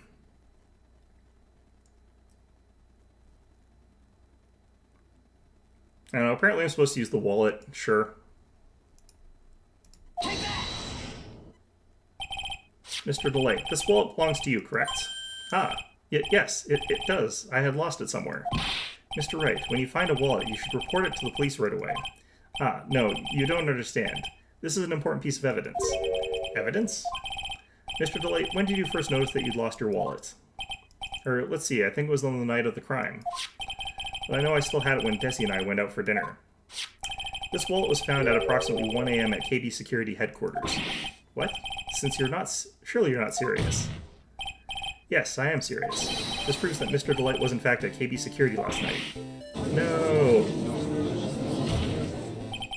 So the defendant was at KB Security at 1 o'clock in the morning. Then that proves that he had a watertight alibi. No!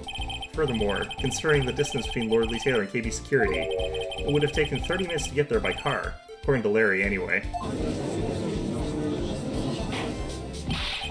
Well, Mr. Godot, do you have anything to say? And stop drinking that coffee. Come on, Mr. Thief. Don't let this guy beat you. Tell him why he's wrong. You're the only one who calls me thief, Mr. Godot. Alright, I'll try. I'll do it. I will. He's really got Mr. Delight all worked up. Is Mr. Godot, like, is he the one blackmailing Mr. Delight? Yeah, he's like a kid at his first day of school. Look, it's just ridiculous. Why would I have dropped my wallet at KB Security? Someone must have planted it there to make it look like it was there and not at the heist. Planted it there? He's really reaching now. Mr. Delight, you probably dropped your wallet when you took it out to use this, didn't you? The keycard to KB Security's CEO's office. No! Ha! That was a pretty good try, Mr. Trait. Unfortunately, you've overlooked one small thing. What? Motive, of course. Why would this thief go to KB Security in the middle of the night anyway? Well, Mr. Wright, looks like you need some more evidence after all. Grr, stupid kid. Now then, let's see your evidence. Oops.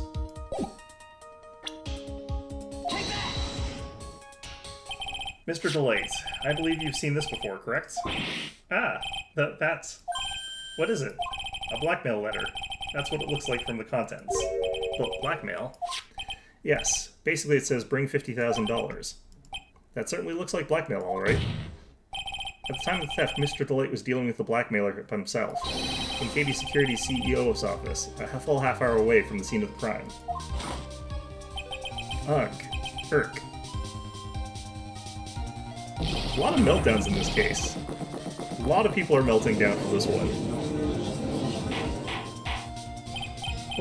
Order! So when the theft of the urn occurred, the defendant was at KD Security. Looks like a perfect case for the defense. You may see it as a perfect case, Judge, but to me... Well, let's just say that my Godot Blend number 107 impresses me a lot more. You just said you don't like it.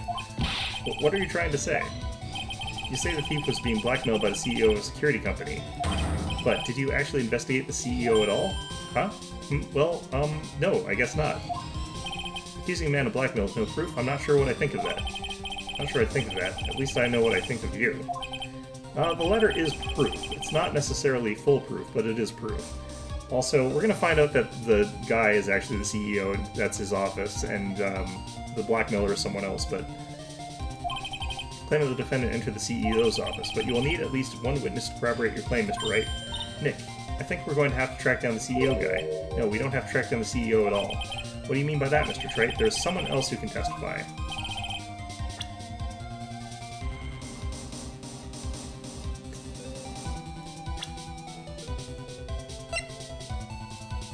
Oh, God. What? Who's this useless-looking young man? You don't remember him, Your Honor? He's been in, like, 3 cases.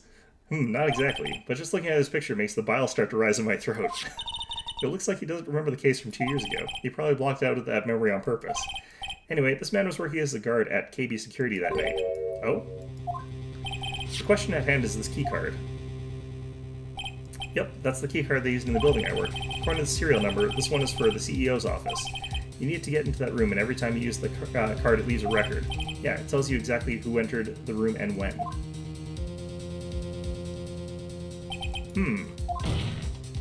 As you can see, there's no need to investigate the CEO of KD Security. You should be able to discover the truth simply by analyzing this keycard's data.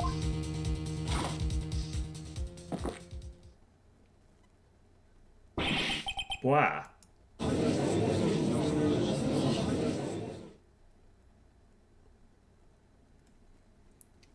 I'm thinking of making a run for some food right now, but... The name of the CEO of KB Security is Kane Bullard. I was unable to contact him directly, but I got the keycard data here. So what does it show? Each card has its own serial number and they leave detailed records of their use. According to this data, this card was used at 1 AM on the morning of the crime. Keycard updated in the court record. But that means it can't be Mr. Delight dressed as mask to mask in this photo. Ha! It looks like you're right. 2 minutes isn't even enough time to brew a good old cup of joe. So then... Ron Delight was clearly in the office of KB Security CEO at the time of the crime. The prosecutor's office is ready to admit that fact. Therefore, it's impossible for the defendant to be mask to mask. Good job, you did it, Nick. That's enough. I came perilously close to besmirching the record of besmirching him with the title of thief. Well, what's wrong, Your Honor? I'm ready to pass judgment. Before I do that, Do you have any further objections? No, Your Honor.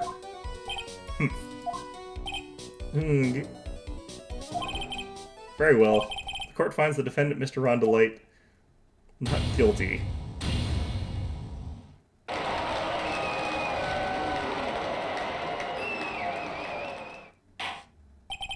Court is now adjourned. Okay, there's going to be a part 2 to this, I feel like. Nick, you did it. You were right after all. Actually, I'm a little bit ashamed of myself. Nicky boy. Oh, Miss Delight. I knew you could do it. I believed in you all along, Nicky boy. I don't know how I can ever repay you. Ah, shucks. Thanks, Miss Delight. I just know I'm blushing. Congratulations, Mr. Nick. Oh, but Pearls. I've got a bad feeling about this. Gasp. Who is this woman? Oh, she's nobody. She's just, you're blushing. How dare you do this in front of Mystic Mire? You should be ashamed of yourself. Youch. She slapped me. Pearly. This woman is Miss Desiree's Delight. She's our client's wife. Gasp. Mr. Nick. Yes. You're even worse than I thought. Going behind the back of your own client. No, you got it all wrong. I'll never forgive you. Ow. A double slap. Yeah, she's like 2. It's not gonna hurt that badly. Well, anyway, all's well that ends well, right? We got the sacred urn back and the thief has been caught. You're so right, it's all thanks to Nicky Boy here. But actually, it was you, Miss Delight, that brought us our urn back. Thank you from the bottom of my heart.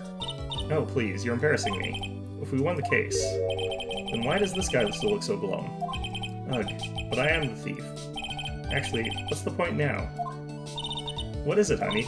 I did my best for you, Ronnie. I know, and I appreciate it, Desi.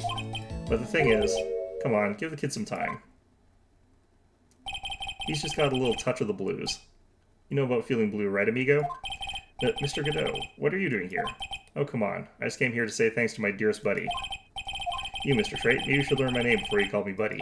I'm not your buddy, pal. Well, playtime is over. Huh? Early this morning, the body of Cain Bullard was discovered. Cain Bullard? Where have I heard that name before? Isn't that the name of the CEO of KB Security? Wait, but body? The estimated time of death was 1 a.m. on October 12th. 1 a.m. on October 12th? You don't mean? That's right, amigo. The same time as the cheap little urn was being stolen, the CEO of KB Security was being murdered. So then, what are you doing here? Oh, come on. You figured it out already, haven't you, amigo? Or have you already forgotten about the piece of info I helped you out with today? Help me out? What? On October 12th at 1 o'clock in that morning, Ron DeLight was in the CEO's office, the scene of the murder. After getting that blackmail letter, he must have been imbued with utter rage. Imbrued. What are you saying? Imbrued with rage? Come on. I thought that was a typo at first, but no, it's a coffee bun. Okay. Come on, don't tell me you didn't know. Ron DeLight was once an employee of KD Security. He was a professional security guard. An employee of KD Security. It looks like the alibi that saved him from being convicted as a thief is going to be on the noose. Is going to be the noose that gets him hanged. Kind of an anti-alibi. No way. He can't be the thief because he was the murder scene when the murder occurred. No, that's a lie. It can't be true. But I am a thief, I tell you. Ron DeLight, you're going back to prison again. This time the charge is much more serious. This time you'll be tried for murder. What? This can't be. This is impossible. I'm looking forward to another exciting showdown, Mr. Trait. You and I aren't through with each other yet. Surely you won't back down from a challenge. You've never been a coward. Mr. Nick, is there something personal between you two? I turned from the depths of hell to do battle with you. At least let me have some fun while I'm here. This guy, who the heck is he? He may be quiet, but he's the most dangerous enemy I've ever faced.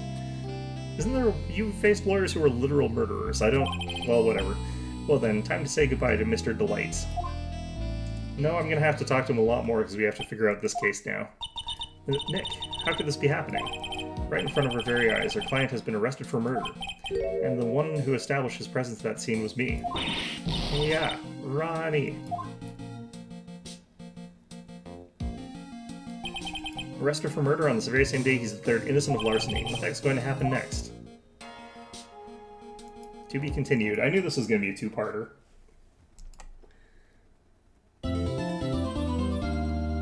Okay.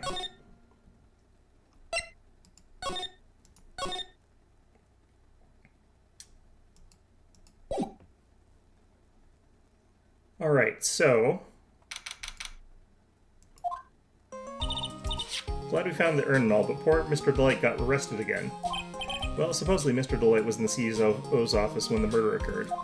No way, Jose, I don't buy it. But the one who proved that Mr. Delight was there was Mr. Nick himself, at least from what I can understand. Looks like you did too good of a job this time, Nick. Well, how about we get started looking into the KB security murder? I think I'm going to head back to Crane Village for a little while, if that's alright. Yeah, okay. I'm going to bring the sacred urn back and have some people take a look at it. Oh, that's a good idea. I think I'll go with... Oh, Mystic Maya, you should stay here. I want you two to spend some quality time together, full of love and happiness. Pearls is so caught up in her fantasy she forgot there's a murderer to solve. Sacred urn given to Pearls. Now remember, no fighting, okay? Says the person who slapped me. Alright, okay. She's gone.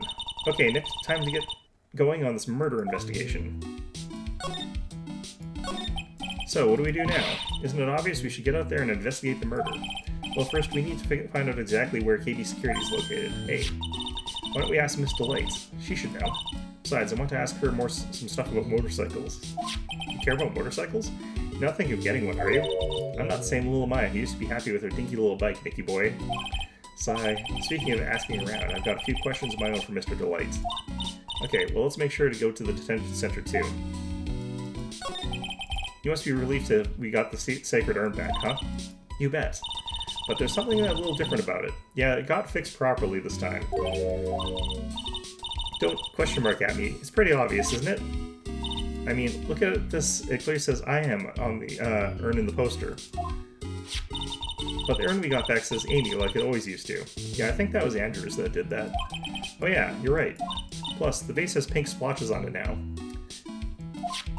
I'm sure they weren't there before. Maya doesn't know, but 1 year ago when the urn was broken, the repairer accidentally turned Mystic Amy's name into I Am. And the repairer was one mechanically unskilled little Pearls. But still, I don't remember ever seeing pink splotches on it. That was because there was that pink paint on the ground near the box, which has a bunch of contradictions that we still haven't fixed yet. We haven't figured out the cause of all those contradictions. It's possible that urn is a fake. I'm pretty sure Pearls will find out about that once she gets back to Crane Village. Yeah, I suppose. I think what happened was Andrews fixed it.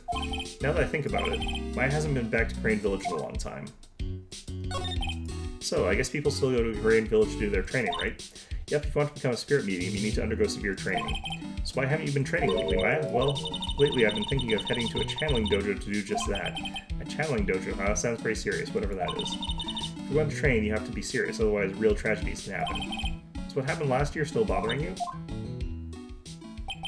That murderer in your village happened because the power of channeling was misused. Sort of. When a medium uses the terrain technique, she temporarily loses her own will. So when an especially strong spirit is summoned, the spirit medium can get taken over and even forced to commit terrible crimes. What's worse, in those cases, the spirit medium has no memory of what happened. Bang. That murder, it wasn't your fault, Maya, you know that, don't you? I suppose not, but I guess I'm still a bit shaken up, that's all. It sounds like being the Master of Crane is going to be a heavy responsibility. Okay. Let's go ahead and take a look. First of all... we'll try here first, we'll do it in order. Treasure of Crane exhibit is all ruined now. Maya, I'm sorry, it's just so sad. This is our big chance for everyone to learn something about spirit channeling. Maybe I can cheer her up somehow. Well, now that we've got the Sacred Urn back, maybe I can reopen it? Really? Sure, maybe we can label it the Urn of the Mask's Desires. That would probably attract a lot of attention. Whoa, whoa, whoa, that's brilliant, Nick. We could clean up and be filthy rich. Woohoo! Wow, that was surprisingly easy. Okay, so these will probably all have reset, but they're probably the same thing, so I'm not going to bother with that, really.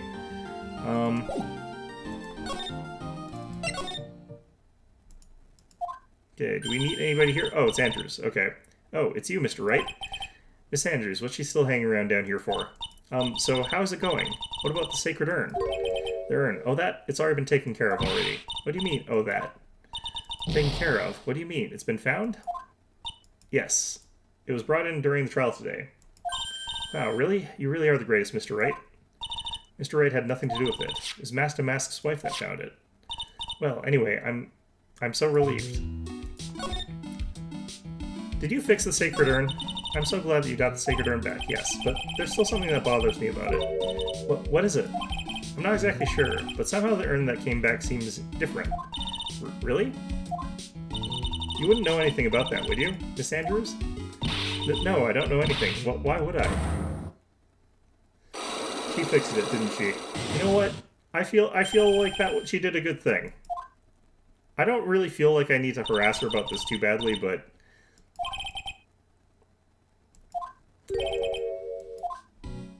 Okay, the mask's identity. I just heard all about it on the news. So that detective was actually the thief all along. Looks that way right now. It's my fault. I'm the one who ended up hiring the mask to guard the treasures. Don't blame yourself. You're just doing your job. Hey, Nick, if she wants to apologize, you should let her. So, when was it that you hired Detective Atme again? 20 days before the thing. So when was it that Mask to Mask calling card arrived? 10 days ago. So he sent a calling card to the very place he was hired to guard. I guess that's it then. Detective Atme must have really wanted the sacred urn after all. I guess so. The night of the crime. What? So Mask to Mask murdered someone as well? Well, that's how things look right now. Yes, but I thought that he was here stealing the urn at the time. Well, we're talking about a criminal mastermind, so anything is possible. Let's get down to business already. On the night of the theft, did you notice anything suspicious about Detective Atme? No, I couldn't have. After all, he was hidden the entire time. I never even caught a glimpse of him. He claims that's the way he always operates. That's just what he says so he can have an alibi while he commits the thefts himself. Yeah, he was caught in the crime scene photo dressed up as Master Mask very well. Okay.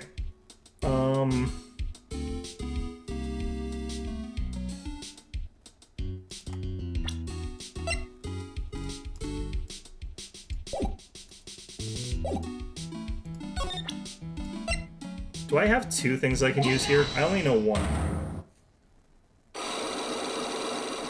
I hope this doesn't come up as useful later, because I kind of feel bad for doing... Or I hope it does come up as useful, because I kind of feel bad about this.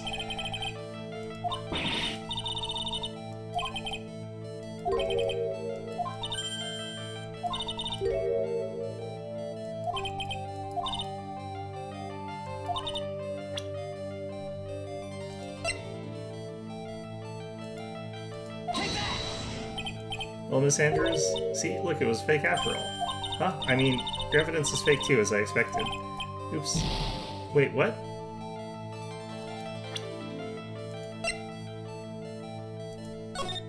Because this shows some... okay, well...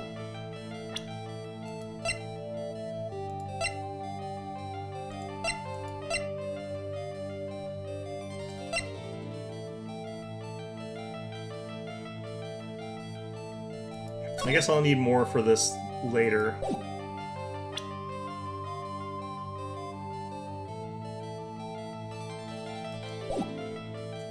Okay, well...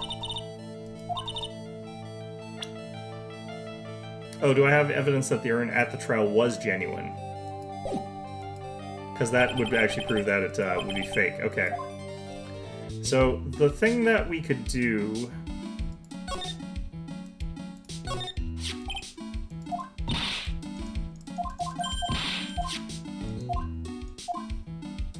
Okay, so is that... Can't do anything with that one. We'll just hit these here, just because...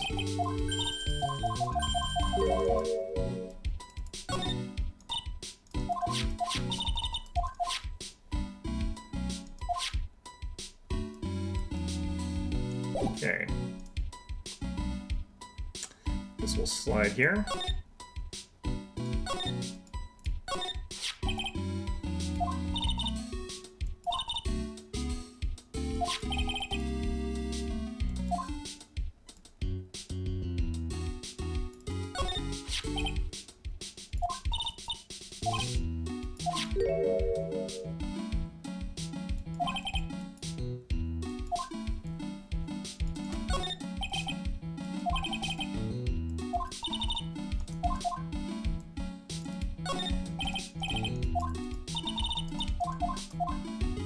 Okay, I don't know exactly what I would have to do to prove that it was definitely the real thing to Andrews, so I'm gonna just assume that we'll get that later. Or even if it matters, because I think the answer is that she fixed it, which is a nice thing if she did. Kind of weird, because it is, you know, maybe not a good thing to do that potentially, but...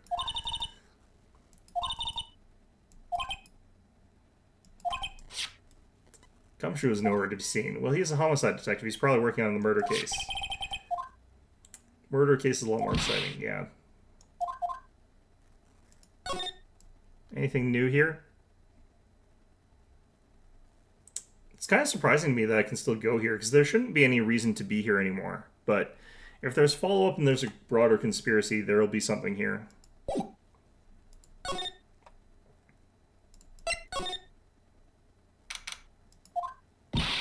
Oh, Nicky boy, Maya.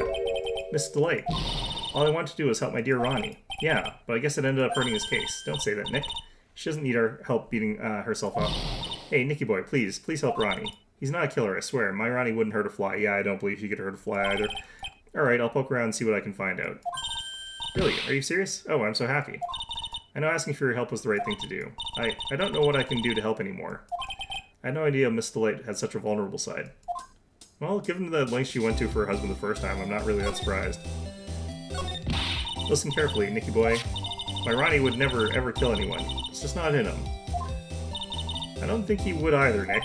Yeah, but you have to admit, he's got a bit of a temper to him. Not really, no? I don't think so. It's not that hard to imagine her just snapping and screaming, "Please die." He would never say that. Anyway, Miss Delight, he might not be a killer, but he's still going around saying that he's a thief. I already told you, that's just a fantasy for him. Miss Delight, I hate to say it, but you're the only one living in a fantasy world. Well, what? How dare you say that to me, Nicky boy? I know everything about my Ronnie. We don't have any secrets between us. Ronnie isn't the thieving type. He's so honest that he wouldn't even sneak a nap. He's so honest that he wouldn't even steal a glance. A thief. Ha, the very idea. I guess I just don't get it. Huh? Get what? I just can't understand how they can be so different and yet be such a happy couple. Yeah, they sure are different. Come on now, Nicky boy. It's not that mysterious, is it? It was love at first sight. For me, anyway. What? For you? Detective Atney. I hate these kinds of people more than anything. You mean ace detectives? No, I'm fine with ace detectives. Oh, so then you must mean thieves. No, they're alright too, I just hate thieves that pretend to be ace detectives. There's nothing I hate more than cowardly men. By the way, why did you go to Detective Atney's office anyway? Well, as the trial went on, I started to get more and more anxious. I went there to try to find out more about the real criminal. The real criminal? Yes, obviously the real mask is not my Ronnie, right? Yeah? And Detective Atney knew more about Mask than anyone else. They mentioned him on the Great People Around Town segment on TV. So then, you went there to ask him some questions? That's right. I'll do whatever it takes to save my man. His secretary said the ace detective isn't in right now, but I forced my way past her and into his hideout. I wouldn't exactly call it the office of his hideout. That bag was sitting right there on top of the table. Oh yeah, we saw that bag there yesterday, too. There's nothing lower than someone who would try to pin a crime on someone else. KB Security. Miss Delight, do you know about KB Security? Don't be silly, of course I do. That's where my Ronnie works. So she thinks he still works there, huh? And yet, according to what we heard yesterday, or today I guess, come on, don't tell me you didn't know. Ron Delight was once an employee of KB Security. He was a professional security guard. Ron quit, he doesn't work there anymore. Looks like Miss Delight doesn't know. KB Security is only about 20 minutes away, by motorcycle that is. Larry told me it takes 30 minutes by car. Well, I have to admit I tend to fly pretty fast on my bike. Terrifying. To make this KB Security that fast, are you sure you aren't literally flying? Why don't I give you a ride sometime, or better yet, how about now? I don't want to die. No, I'll pass. Thanks. Why don't you just tell us where it is and we'll go ourselves? Aha, what a scaredy cat you are, Nick. You want to get on the motorcycle and die there, Maya? You're free to do whatever you want. Miss Delight told us the location of KB Security. Okay, let's head over there right away. We'll ask this first. So was it really love at first sight when you first met Mr. Delight? Well, maybe not at first sight, but Ronnie saved my life. Saved your life? I was at work one day when two robbers suddenly rushed in. Well, I'm not the kind to just curl into a little ball in the corner, so I fought back. Robbers? Yes, they took me hostage. I was so frightened. They were both carrying these huge knives, and I broke down into tears. Yeah, I would too if I were in that situation. Oh, I think I get it. Did Mr. Delight come running to save you? Yes, exactly. How will he look so handsome in that guard uniform of his? He went right up to those two knife-wielding robbers and screamed in their faces. Please, stop it! He screamed. I could see the robbers' faces turn pale. That high-pitched shriek of his does have a surprisingly strong effect on people. Then, crying and swinging his arms like crazy, he attacked the two robbers. All by himself, he came to save me. A total stranger all by himself. He was so scared that he was crying and shaking, but he still risked his life for me. Wow. That's a great story. Yes, he may not look it, but in a tough situation, there's no one better. That's why I fell in love with him like I did. Sniff, sniff. That's so romantic. I'd fall in love too, I guess. Nick, I hope you'll do the same for me if I ever get taken hostage. You have been taken hostage. I had to deal with that different ways. With Maya, that possibility always seems to loom in the not-so-distant future. Gulp. Okay. Is there anything here? Okay, we'll head to KB next.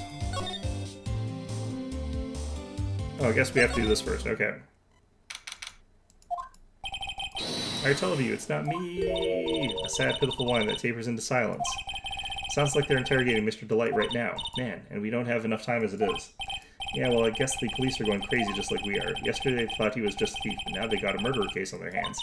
I guess you're right. That guard over there looks a bit on edge, too. Come on, we'll just have to come back later. Okay, let's go check out another place, Nick. Okay,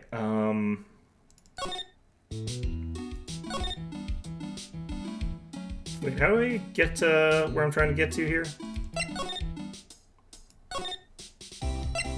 Oh. Doesn't call it KB Security, calls this... what the hell is this?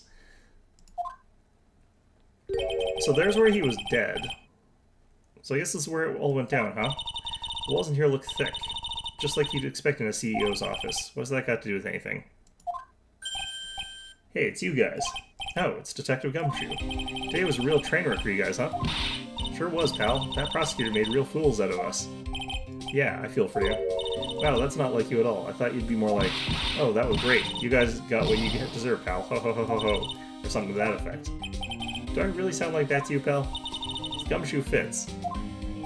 He doesn't really. Well, anyway, the point is I can tell when someone puts their heart into their jobs. And I can sympathize when things don't go your way. Sometimes I feel like wrong is the only way things go for us detectives. Wow, I had no idea Detective Gumshoe was such a nice guy. He is. He's just a dumb kind of idiot. Now if this little love fest is over, maybe we can start investigating.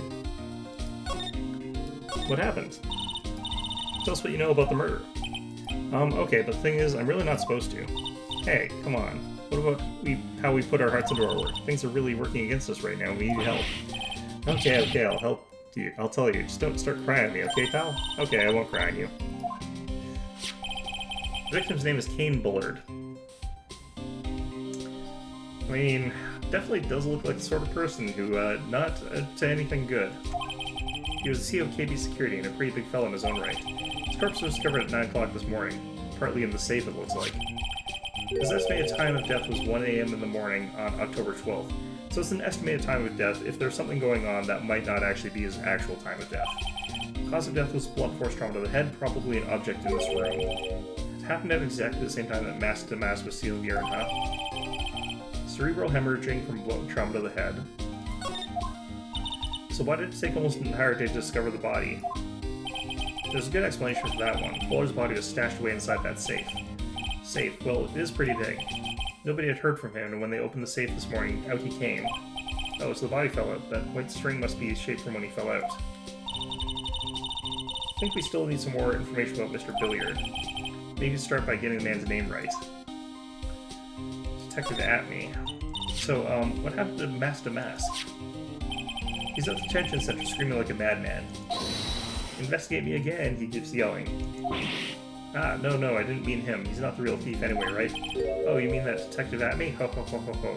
Oh, that was great. That guy got what he deserved. Ho ho ho ho ho.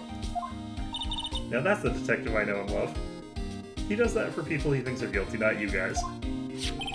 Thinking about it, Hatman was always around when a calling card showed up, but he always mysteriously disappeared when the heist took place.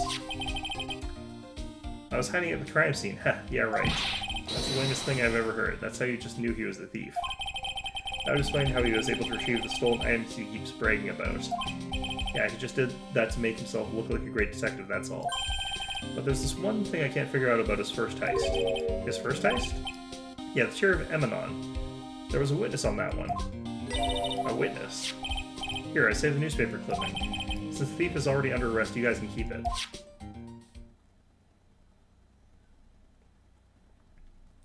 The gem and the thief stolen. Hey, this guard here. Haven't I seen him somewhere? Yeah, that's probably Ron.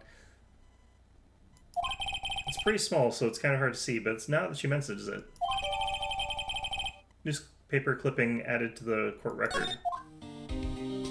Prosecutor Godot.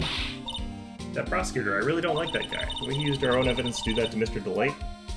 Yeah, I think he did it that way just because he knew it would hurt more. That's what my gut tells me anyway. No, I think he was actually trying to help the guy from the start because I think he knew. So is that Java-addicted mass maniac anyway? Prosecutor Godot? He's quite the enigma, huh? The thing is, pal, I never heard of the guy before. He just showed up one day at the prosecutor's office, came out of nowhere. Doesn't even have a law degree. That's right, he said this was his first time as a case. This was his first case as a prosecutor. And it's true. According to the records anyway, but no way he's an amateur. He's an Iceman in the court, a maverick that gives me goosebumps. Goosebumps. You? Everything freaks out Gumshoe. Yeah, I knew something was off about him, so I asked around. Nobody would talk to me, they all just turned the other way. Poor Detective Gumshoe, I had no idea we were so unpopular. Ah, no, that's not what I meant. That Godot guy acts like he knows me and has a grudge against me. I get the feeling he's hiding some kind of dark secret. Okay. This rope, you think it fell out of the safe when it was opened? I don't think so. So you mean... Yeah, I think the string shows where and how the corpse is lying. You mean... The victim, he was killed by being crushed by the safe door? She can't be serious, can she? That would have been brutal if that was how he actually died. Holy shit. You, thinking about it, a dead guy was laying in here all night. Yeah, oh, by the way, don't bother asking about fingerprints. There were none. Well, somebody opened the safe on the night of the crime, right? Yeah, and so? Well, if Mr. Bullett's body was hidden in there, it must mean that it was opened by either the killer or the victim, right? Yeah, I guess so. Oh, I got some bad news for you, pal. Are you ready? Okay, shoot. Opening this baby is no piece of cake. There are only a few people who know how to open the safe, pal. Yeah, and? Everyone that knows how to open the safe had airtight alibis, I checked. Everyone except one, that is.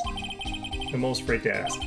Former security chief, Ron Delight. He was the security chief. What? Ron Delight? He was a security chief? Ron? So he knew how to open the safe, huh? Sorry for raining on your parade there, pal. Wow, look at that huge frame photo. Tall mountains rising majestically against a dark and cloudy sky. There's a little title written at the bottom of the photo. The greatest sunrise of my life. This is it? This is his best sunrise? Either this guy didn't get out enough or he really had really rotten luck with the weather. Maybe he had lived a little longer, he would have seen some better days. This must be the CEO's desk. It's a lot simpler than I would have thought. Looks like a super soft chair. Let me try it out just for a second. Ow, nice. I feel just like a CEO. Hey you, whip me up a cup of some really expensive import tea and some scones. Move it. Ah, this is the life. The victim sat in that chair just before he was brutally killed, you know? Eek!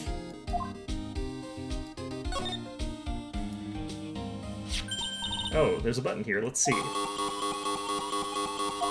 Hey, cut it out. Don't press that. Ha ha ha ha. That was pretty funny. I never knew Detective Gumshoe could jump like that.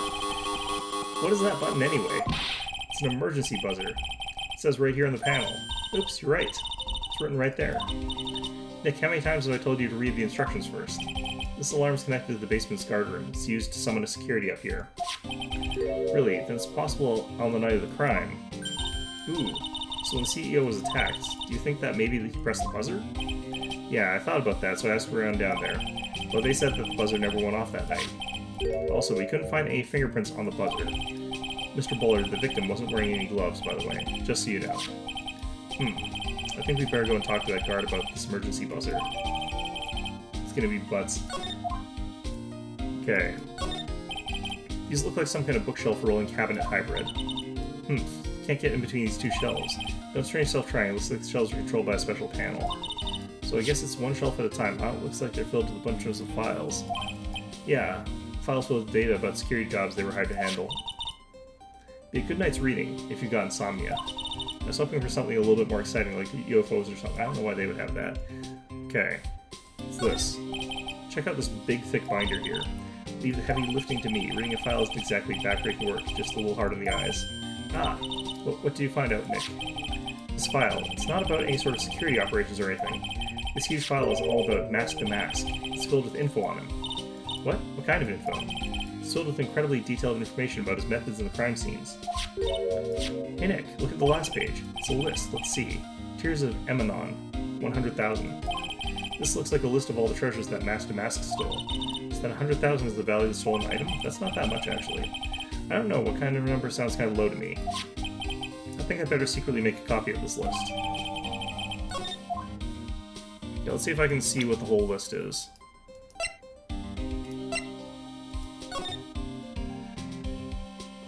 Tear of Emanon, Jewel, 100,000. Crown of Bangora, Artifacts, 150,000.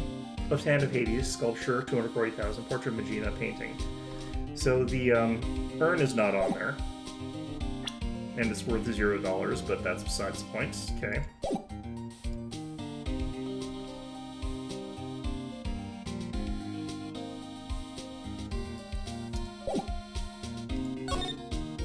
Nothing new there. Okay, security room. October 13th, KB Security Guard Room. Wow, this is really something else. For a security guard office, it sure doesn't feel very secure. KB Security Guard. Uh-oh, I just remembered. Larry might be... Hey, Nick, what's up? Ugh, so he is here. Yo, how's it hanging, dude? And you've got my sweet little Maya with you, too. Hi, Larry. Here I was working my fingers to the bone. And in walks an angel. I got no problem with the daytime date. It's all good. No, that's not what we're here for. We're investigating the Bullard murder case. Huh? Oh yeah, that's right. You're a lawyer, aren't you? So hopelessly clueless. Well, if it's about the murder case, boy, have I got some good info for you. Really? What is it? Well, I don't mind sharing with my sweet little Maya, but Nick here is a different story. But Larry, I thought you two were old school buddies. That was then, and this is now. So what's this good info you were talking about, Larry? Hey, I'm a guard, a pro. I can't just give away information for free. You want a bribe? I thought professionals were more, I don't know, honest. Can you talk to him, Maya? Larry, tell us already. What's this good info? Hey, I like that. This kitten has got some claws. Okay, you really want to know? Yes, so tell me. Okay, so the thing is, Ron DeLitt was an employee here, and naturally, since I'm a pro, I looked into his background. Follow me? Yes, you're a pro, I follow you. Go on. Well, one year, Ron DeLitt was fired. And there was no warning at all. It just happened all of a sudden. I know this is a small company, but I think that was pretty awful. I guess he must have done something bad to have gotten fired like that. Like maybe skipping out of work to go pick up hot chicks or something. Not that... No, that's just you. So what is it like to be a part-time security guard? Let me tell you, it's tough. Well, you know me. I get by alright, I guess. First, I have to keep my eye on those monitors all the time. Monitors? There are security cameras set in each room around the building. It's really hard. Sometimes I feel my eyes are going to fall out. Oh. And if I see something suspicious, I have to contact one of the teams. What teams? The security teams for this company are supposedly the best in the business. But I'm no amateur either, so it's something small I don't bother calling them. So in other words, you basically watch TV screens all day long. You were in this office when the murder took place, weren't you? But why do you say that? This is just a part-time job for me and I can't operate the equipment. And I'm dumb. Even if it is part-time and you are dumb, you're still in charge of security here. Hey, give me a break. Don't try to pin the whole thing on me. That's not fair, Nick. Huh? I don't think you can expect someone like him to take any responsibility. Anyway, the point is you work here that night, right?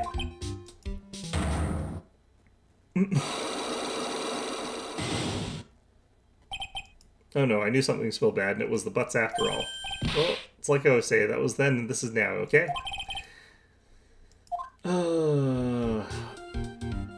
Okay, whatever. Let's see what I can do here.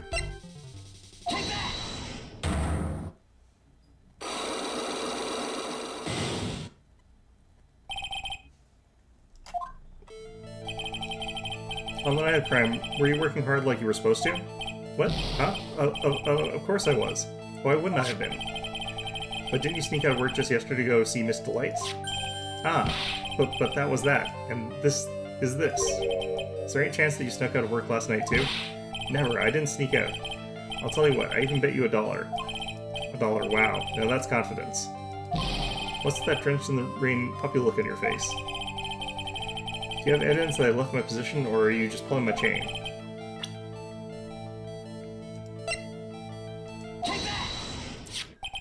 This wallet, you know about this, right?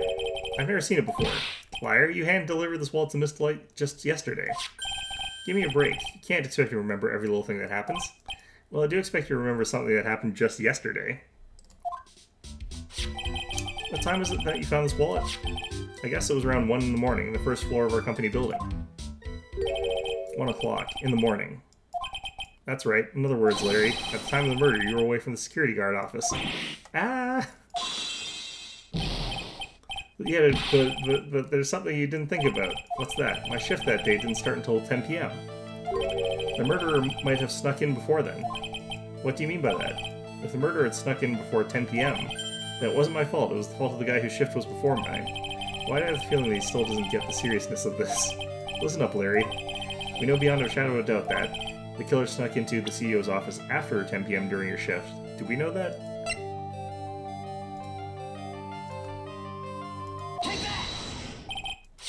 Larry, when you use this keycard, does it leave a record? Yeah, it does. But I can't show the record to just anyone, you know. Keycard data was already made public in the trial today. What? I didn't know that. Any kind of request for info like that is supposed to go through me. Boy, does that sound like a bit arrogant coming from a part-time guard. Anyway, according to the data, the door to the CEO's office was opened with this card. Furthermore, it was most definitely used at 1 a.m., the time of the murder. No way. Yes, someone used this to get into the CEO's office. That happened at 1 a.m. on the night of the crime, right in the middle of your shift. Oh, Larry, you can't duck your responsibility this time. Here, no.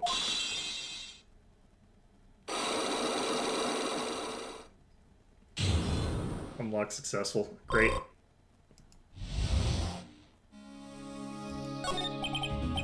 Oh, I knew it. It's all my fault. It's my fault that the boss was killed. My fault. Larry, there was nothing I could do. I have important issues to deal with too, man. What happened that night anyway? My Donna happened. Your Donna? Got a bad feeling about this. Yeah, my Donna called and said I have to talk to right away. So I went to see her, and he was standing right there next to her. Who's Donna? Her new boyfriend. It's like some horrible joke. Before I knew what was going on, the guy's talking right in the kisser. Normally I'm the one that does the punching. Isn't that right, Maya? No. Yeah? So is that why you left the security guard office? Wah, I'm sorry. It's all my fault. How can I ever make up for it, Nick? What can I do? What? Wah, wah. He's curled up on the floor, crying like a baby. Oh boy. Nick, is there anything I can do? Anything. Just name it. I'll do whatever I have to make up for it. I swear I will. Larry. As long as he's offering, why don't you show him the evidence we got? We'll get at least one bit of useful. Okay.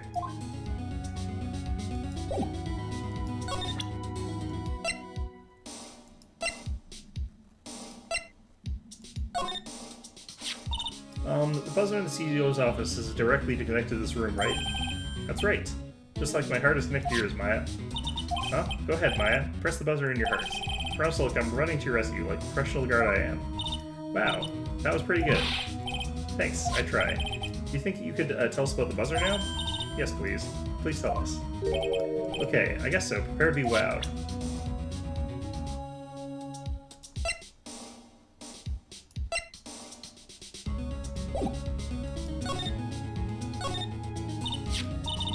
I accidentally pressed the buzzer earlier. Yeah, I heard it. So that was you, huh? You're a security guard, aren't you? Why didn't you come to the CEO's office? Well, this is the third floor of the basement. The CEO's office on the first floor. That'd be a good time to adopt a wait-and-see approach. Plus, there's a police detective there, right? I just didn't think it was necessary. Since she's trying to win an award for the laziest person on the planet. Let's get back to talking about the night of the murder, okay? Is it true that the buzzer didn't go off that night? There must be a record, right? You must have had a look at it, right? Of course I did. I couldn't possibly have made a mistake either. Do you think that you could take just one more look for me? Pretty please? Oh, okay. I just can't say no to you, Maya. What do you think, Nick? He's probably right. Wow. What is it? What's wrong? I made a mistake. Huh? But how? It can't be. It's impossible. Okay, enough already. What about the records? That night, it went off just once, in the morning, at around 1 a.m. 1 a.m.? That's when the murder happened. Really? Are you serious? That's terrible. It can't be. Well, I think you're in some serious trouble here, my friend.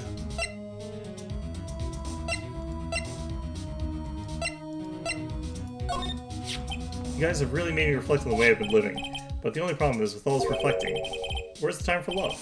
Frankly, I think reflecting is a bit overrated, you know. What are you going on about, Larry?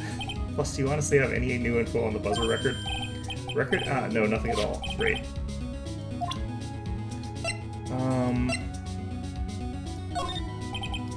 I think you know how much I want to help you guys, but yeah, it's not him then in this.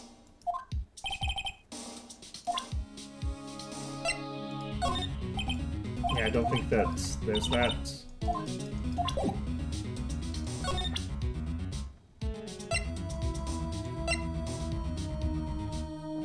See if he knows anything about this. Nope. Okay.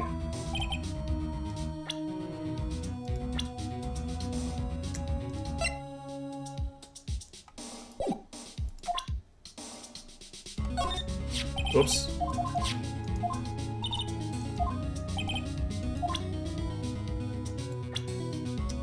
Okay.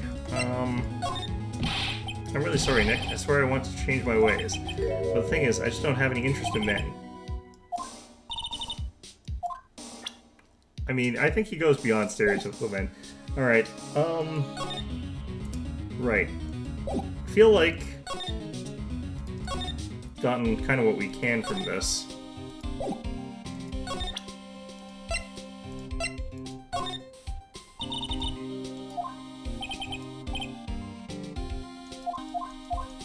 Okay, well, you'd think that would be quite important for him to know, but I guess not. Okay.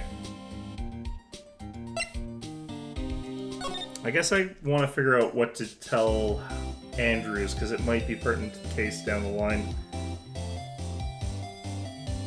I might have to figure that out on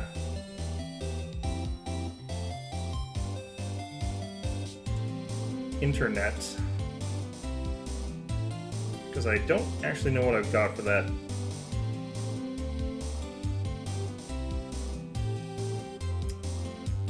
Well,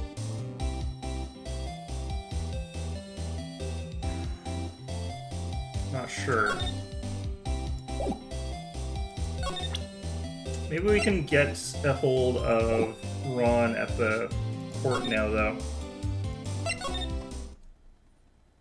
Nope, still not. Okay.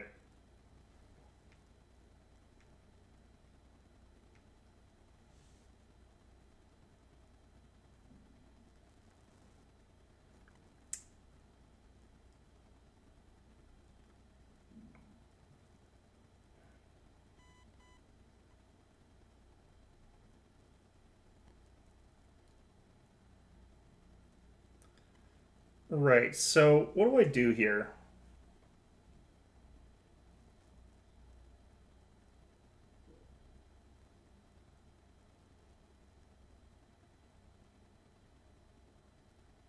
I'm just gonna try and find it.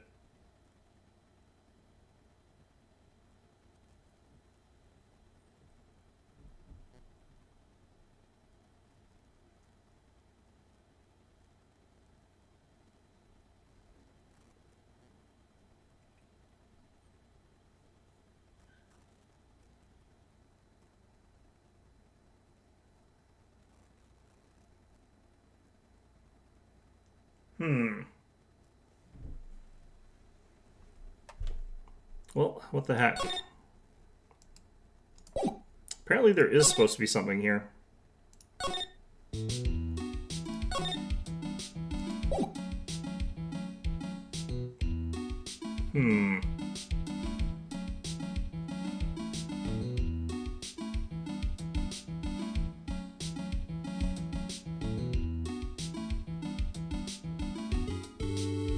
What do I show Andrews? Do I even have to? Do I care?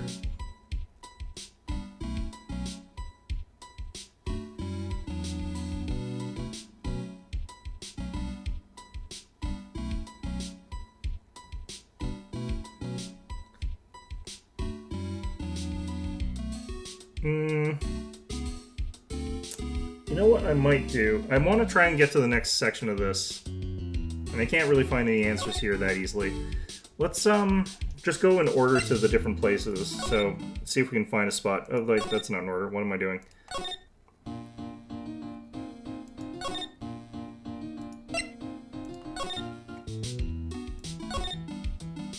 Okay, still can't do anything about that, I don't feel like.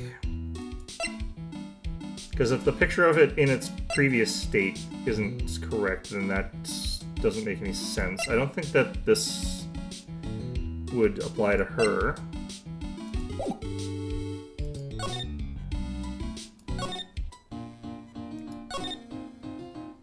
Okay, it's not any of those.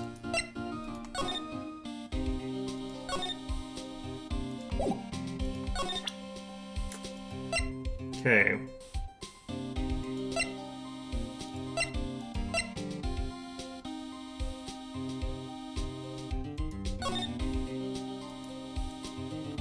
Maybe that's... if that's Ron...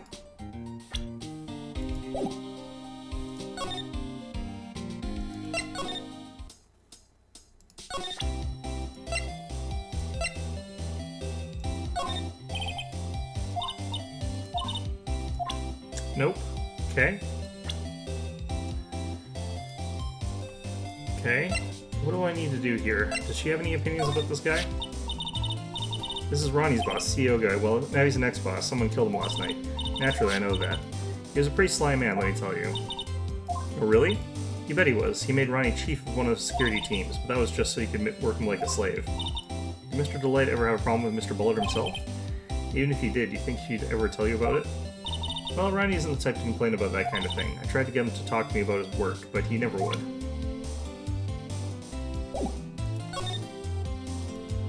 Okay.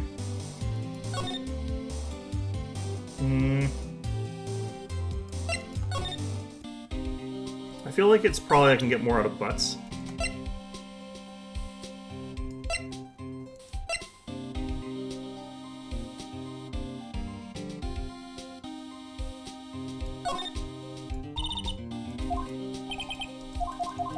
Okay, it doesn't have that.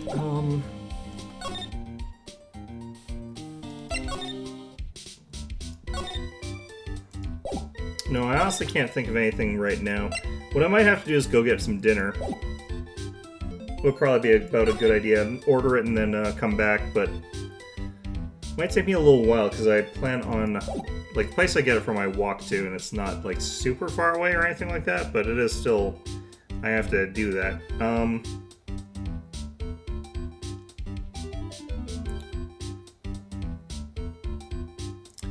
Yeah, looks like what I'm supposed to do is talk to Ron.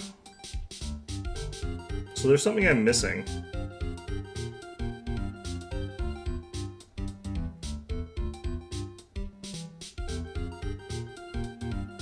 Oh, I think I know what I should probably do here.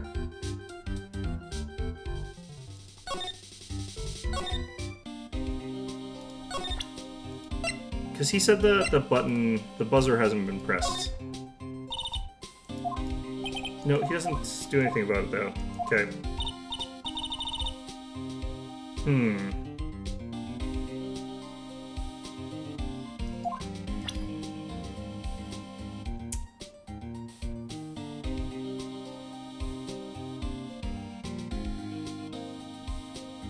Okay.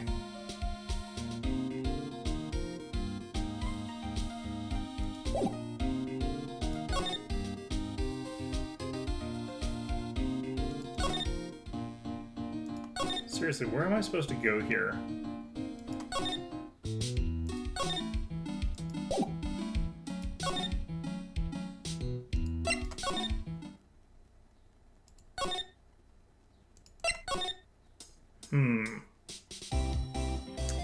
I'm gonna quickly go here from like the very start of this.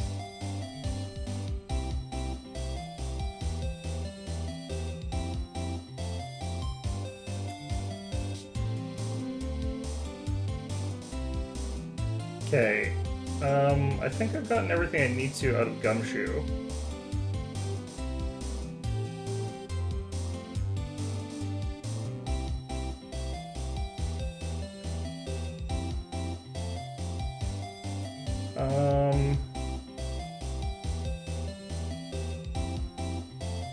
Okay.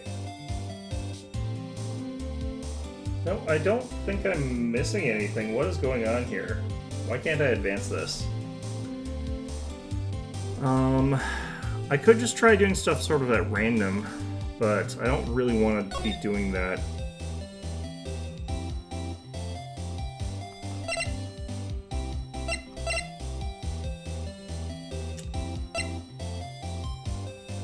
Okay.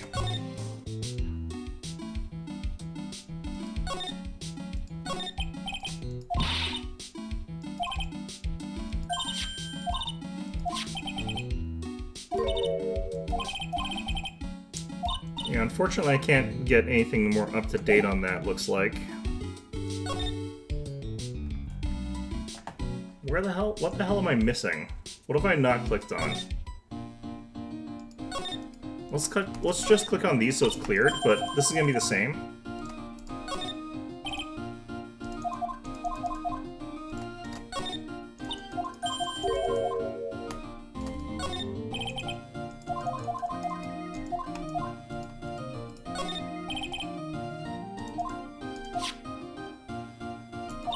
Put my attorney's badge there. I think it's a little too small for that.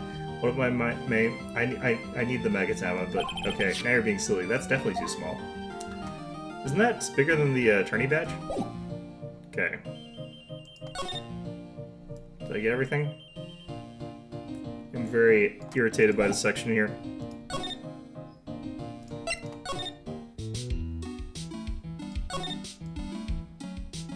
Okay, so we got that.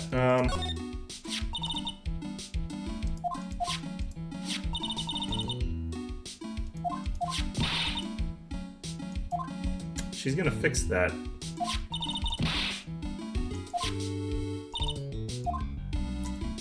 Yeah, she seems like the type of person who does that kind of stuff. I'm still pretty sure she fixed the other thing. Okay.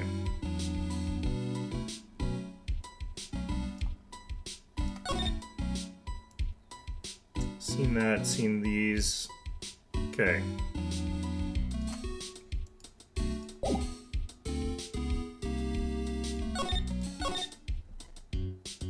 Nothing new there. Guess we'll ask her about this. Get the exact same thing from this. Okay.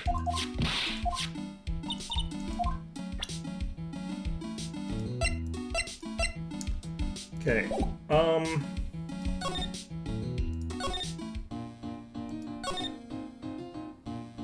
Well, that means we've clicked on more stuff at the very least, so that's something.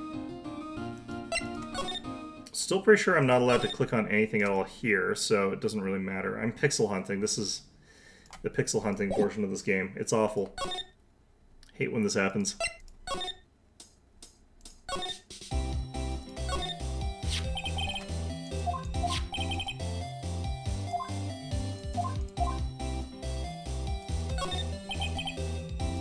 Okay.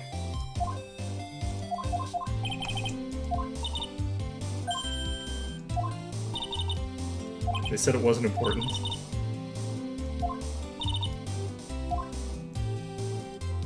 Oops. Shoot. Okay.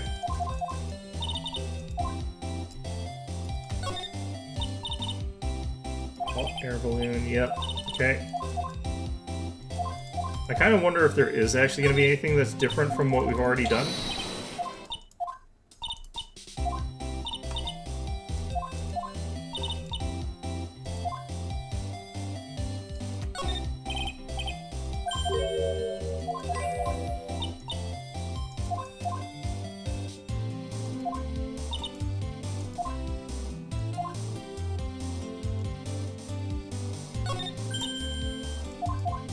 Okay.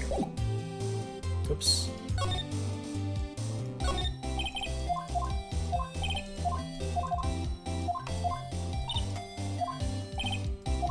Okay, hopefully clicking on all this garbage actually gets me somewhere, but I kind of get the feeling like it might not.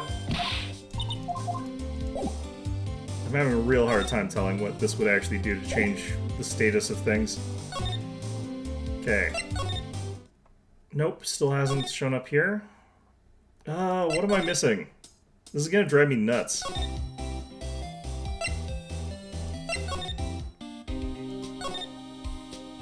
Ooh, I don't think I investigated anything down by my friend there. I just talked to him. So that might have a lot to do with it. Let's check the security room.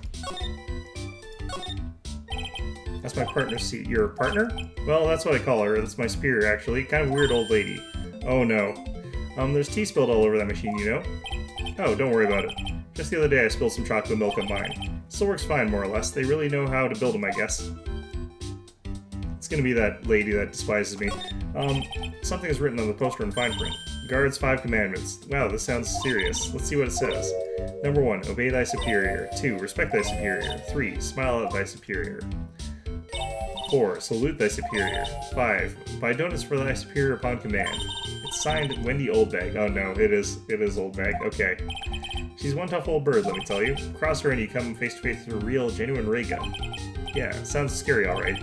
I can't believe they let her keep that. Well, fortunately, she's on vacation. That's why I'm so relaxed right now. Hey, Larry, that's your jacket, isn't it? That's right. Did you know you hung out right on top of some kind of lever? Yeah, sure, I was told to never ever touch that lever. She scowled and huffed at me. Something terrible happened to you if you do. Got a greenhorn? So why hang your jacket on such an important lever? Because it got me curious. If the jacket's weight pulls the lever down, that's what they call an accident. Doesn't that suspense just kill you? Don't you want to know what'll happen, huh? It's true, it's killing me too. What about you, Nick? Yeah, but for a different reason. It's that push the button game. Okay, don't push the button. Alright. Wow, take a look at these things here. Hey, Larry, what are they? Do you say Hey man, it's not like I have to know what they are to do my job. I always thought they were just some kind of decoration or something. Oh boy.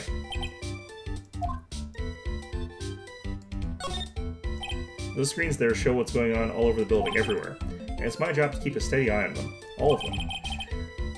I wouldn't sound so smug if I were you. Can you watch regular TV on these too? If anyone would sit here and watch TV instead of working, it's Larry. Hey Maya, I'm a pro, okay? Besides, you can't get regular TV on it. And how do you know that, Larry? Because that was my first bit of investigation, if you know what I mean. I know what you're thinking. It was a professional investigation, alright? That's my workstation. Keep steady on the monitors and use that mic for communicating. Look at all this communication. Look at all this equipment. It must be hard to operate. No biggie. I think there's an instruction manual somewhere in this room. Somewhere. Instruction manual? What are you going to do if in an emergency? Well, I guess I'd start by calmly looking for the instruction manual. During that time, my partner, the old lady, would calmly look for her reading glasses. That's what us security professionals call teamwork. Even Maya and Pearls could run this place better. Hey, what's that supposed to mean? Did I say that out loud?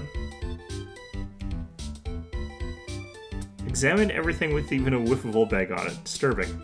Okay. Well, hopefully this gives me the opportunity to get the heck out of here and avoid what could be a disaster imminent. Let's actually see if we can talk to him about anything new. Nope. Fantastic. Nothing new. Nothing new. Okay.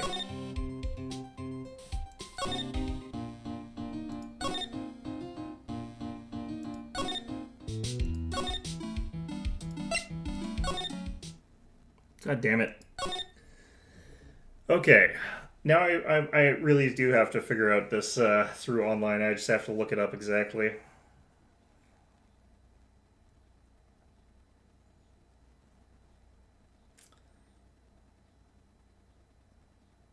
Okay.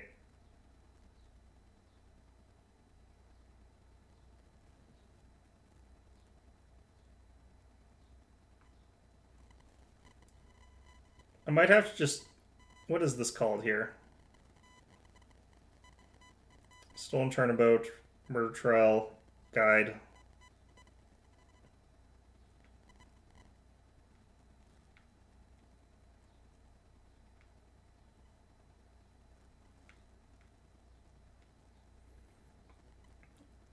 Okay.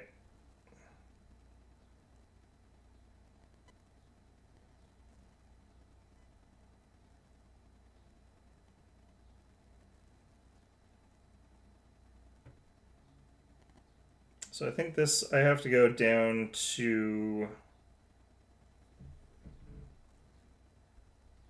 Part 3 investigation, blah blah. I kind of know what's going on. I can't friggin' get to this. Um, okay, so I have to do this sort of like part one, like all to go here. So we'll just do this. Go to the hideout. Examine. I already did that, but we'll do it again. We'll have to repeat everything we've sort of already done, which sucks. Talk to Desiree, Rhonda Light, Detective Atme, KD Security, so all that.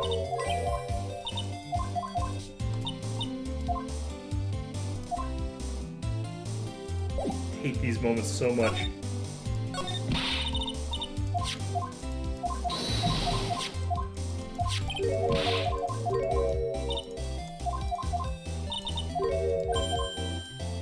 Okay. Just have to clear this. Move the CEO's efforts after this, yeah. Because there's something I'm missing that's probably got to go into the, like, court record or something like that. Or I've not activated something important.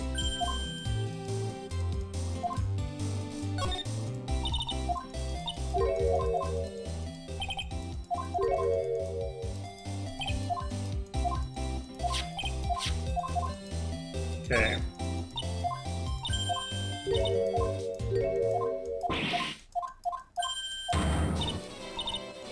I'm supposed to present Kane Bullard to Gumshoe.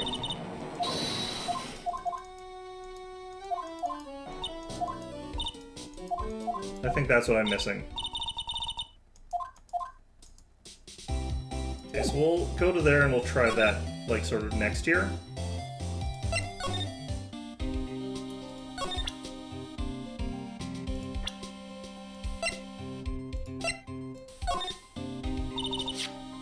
Tell us more about Mr. Shane Bluebard. What? Okay, so I think this is what I was missing. Oh yeah, the victim in the case just doesn't make much of an impression on me. Well, you were the victim up until Mr. Bullard was found dead. Yeah, and his body wasn't discovered until this morning. Anyway, we don't have enough information yet. Can you help us out? Sorry, I'm actually a little confused myself. For some reason, I'm just babbling like an idiot right now. Now's our chance to get more info out of the victim, so hurry up and ask.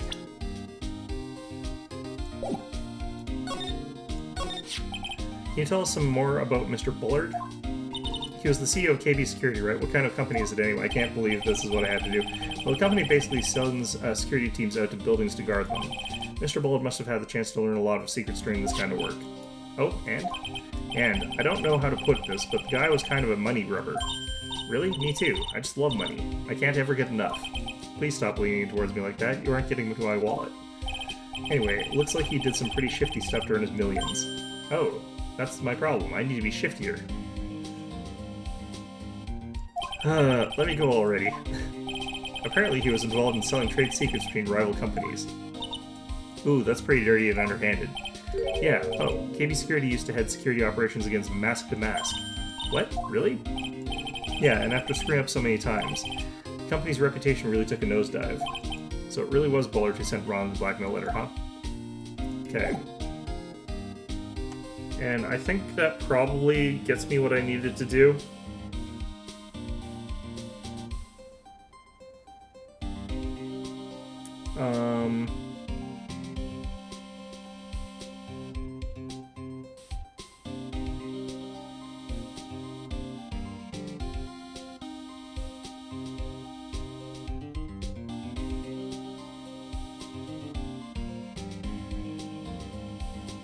Okay, so I think that I should be able to go to the friggin' detention center now, probably, maybe, I don't know. Let's find out. Anything new here? Doesn't look like it. God, okay, god damn it. Finally. Ah, Mr. Wright. Mr. Delight. Did they finish their interrogation? Yes, but please don't leave me alone anymore. Mr. Delight, you lied to us before, didn't you? Well, you see, at the same night, on the same night the sacred urn was stolen from Lordly Taylor department store.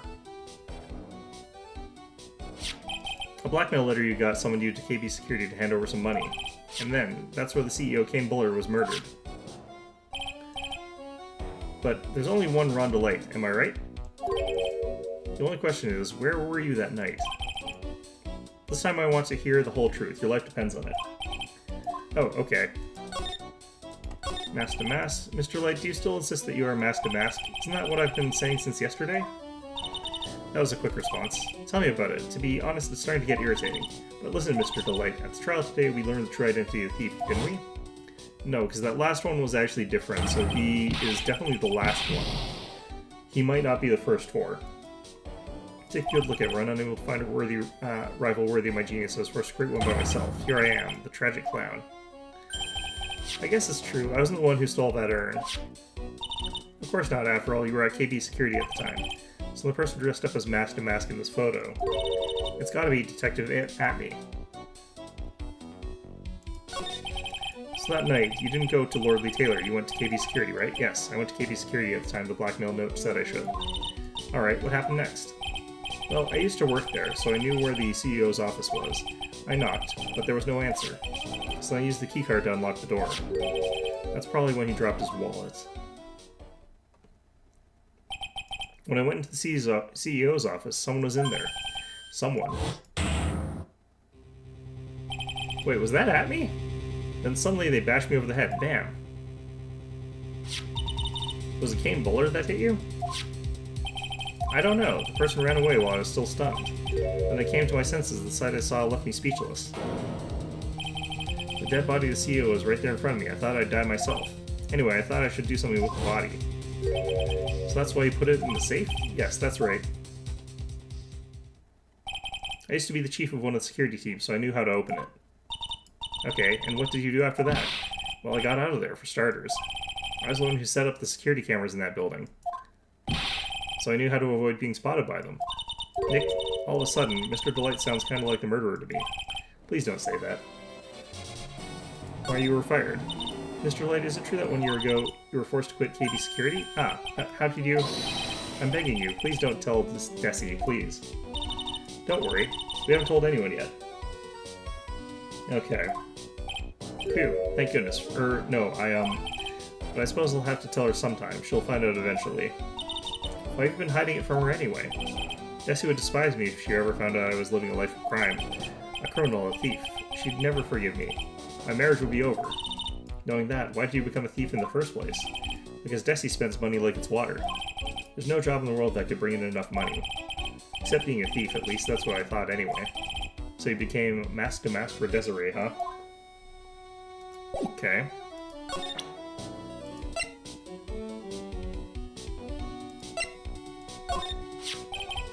This list we found in the office of the CEO, Mr. Bullard. Hey, this is the old things Mask to Mask stole. That's the value of each item listed next to them. $100,000, $150,000. Are you sure that's the value of the stolen items? The numbers seem a little low to me. Even on the black market, the price should be at least 3 times higher than that. I guess he knows about the stuff because he used to be a security guard. The buzzer went off just once around the time when Bullard was killed. Oh, that's scary. Do you know anything about that, Mr. Delight? Sorry, I'm afraid I don't. Why am I not surprised at how clueless he is anymore?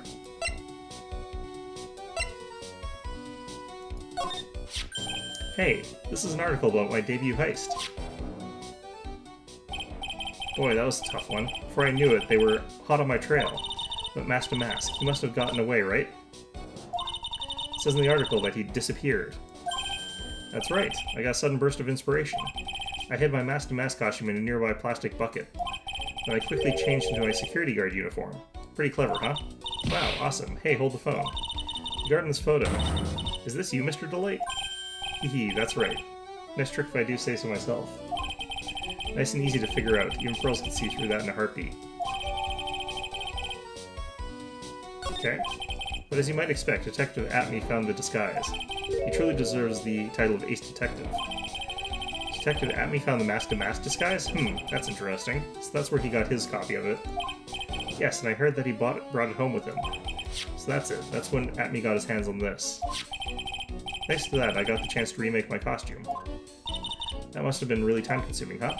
Yes, it took quite a while to complete. Anyway, a few days after that, I received the first of the blackmail letters. What, blackmail letters? You got them started when? Tell me more now. Hey. Calm down, don't get so worked up.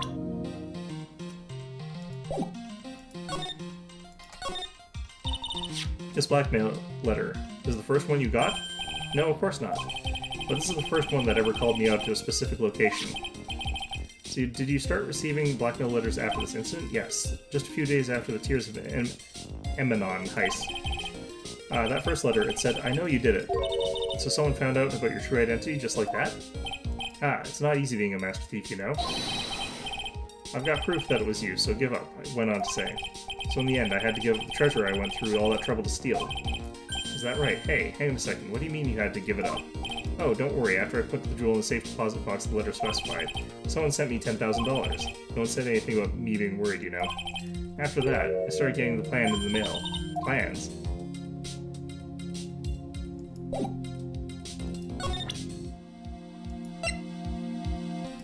Okay, do we have anything about the plans? I think I know what they kind of are, but how come I can't get further into that?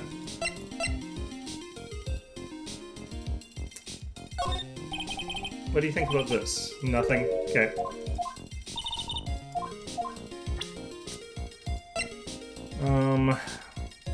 What do you think about this? Nothing? Okay. Have we got everything from this guy here? Because we might.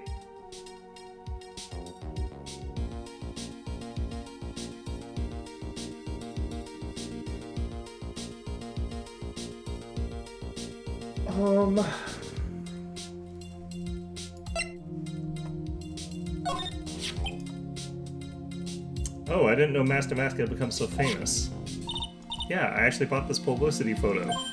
Right? Really? Well, I'd be happy to sign it if you like. I'll even add behind bars. Yes, please, please. Looks like Ron has totally forgotten about what happened at the trial today. That he was declared not guilty of being Master Mask. Very funny. Okay.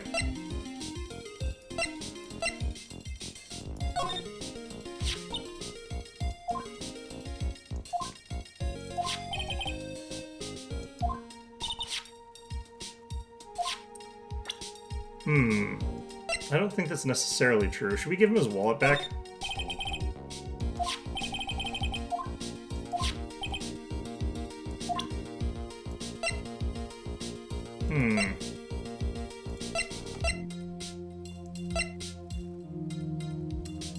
Okay.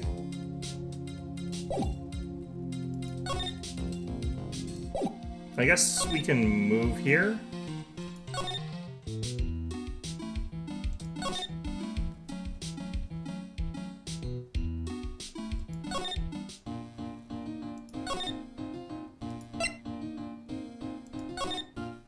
Do you have anything new to say? Nope. I have to still solve that somehow. I still don't know what I'm supposed to do for that.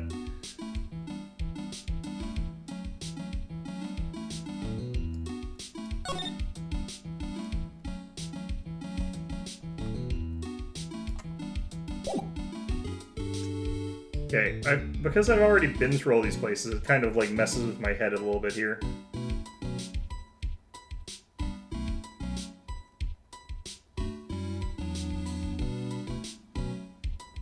Okay, apparently, actually, I am supposed to be here.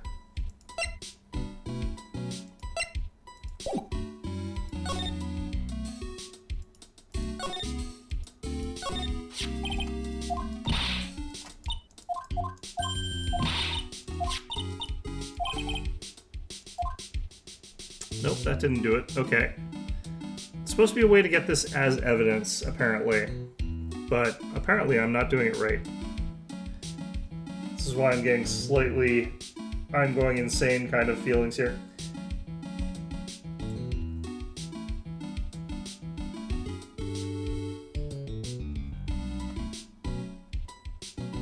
Ah, I see. I have to go do something else first.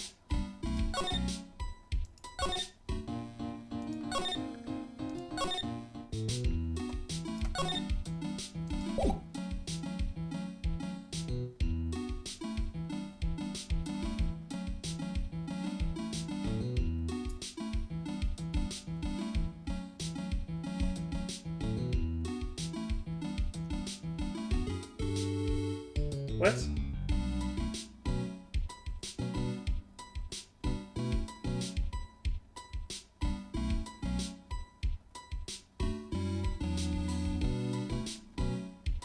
Okay, there's something going on here, and I don't know what exactly it is.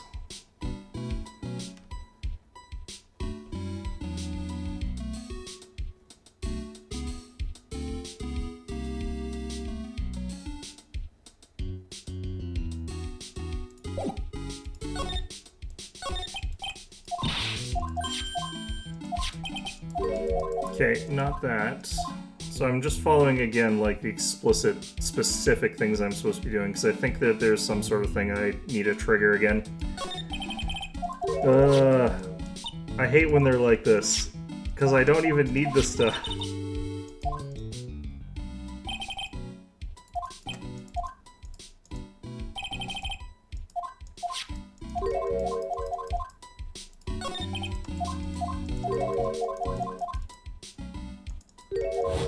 Okay, we don't need this information, please.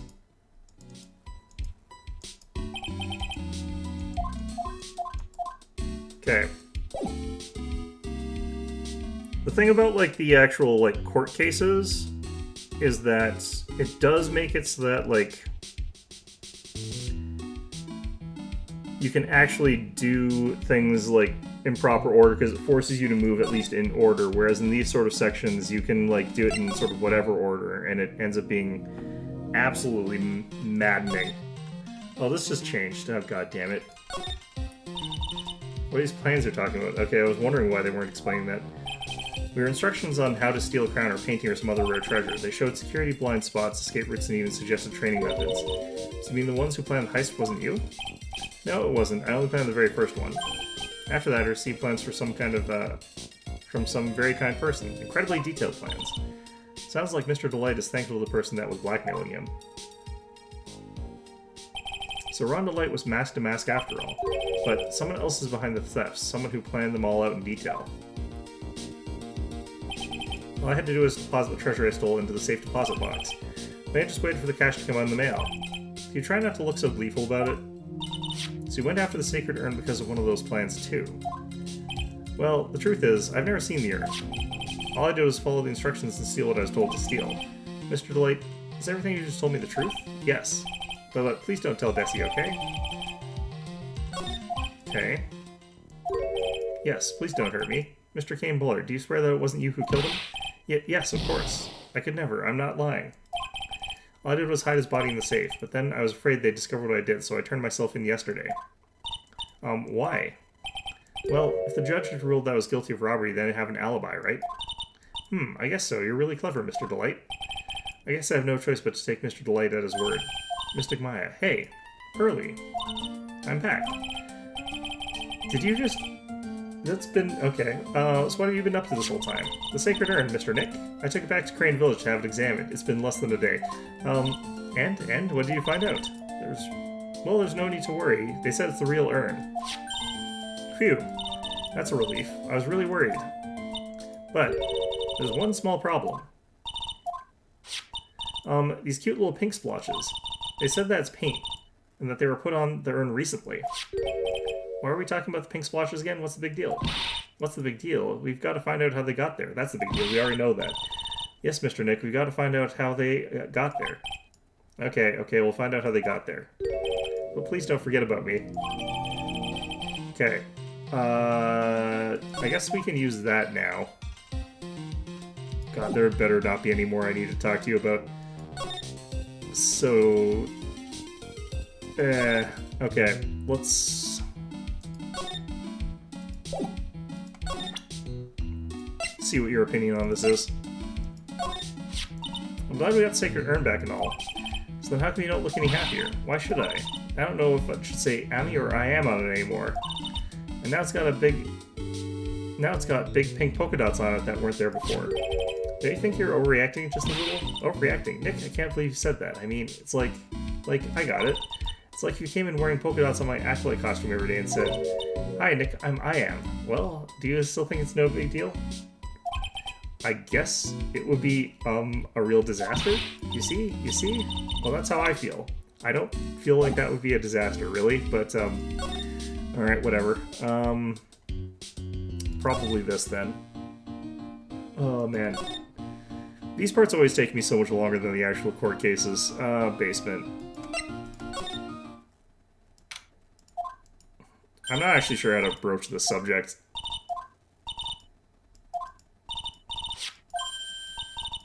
Got that examined. Oh, I see. Maybe if we take another good look at this urn, we can figure out the mystery of what actually happened here.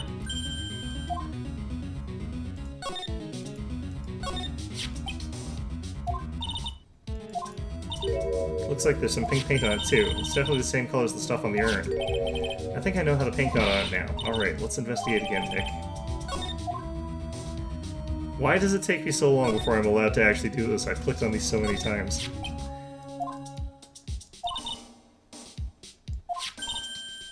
Could it be that this odd shape is? Yeah. Pretty sure it's this. Yeah, that's the box the Sacred Urn was in. If you look, there's a little bit of paint on the box as well. Wow, you're right. Wow, look, it matches. What is it, Mr. Nick? This is all turning out exactly as I thought it would. I think it's all starting to become clear. We're that much closer to solving the mystery of what happened to the urn. Does this matter? I feel like this doesn't matter. Okay,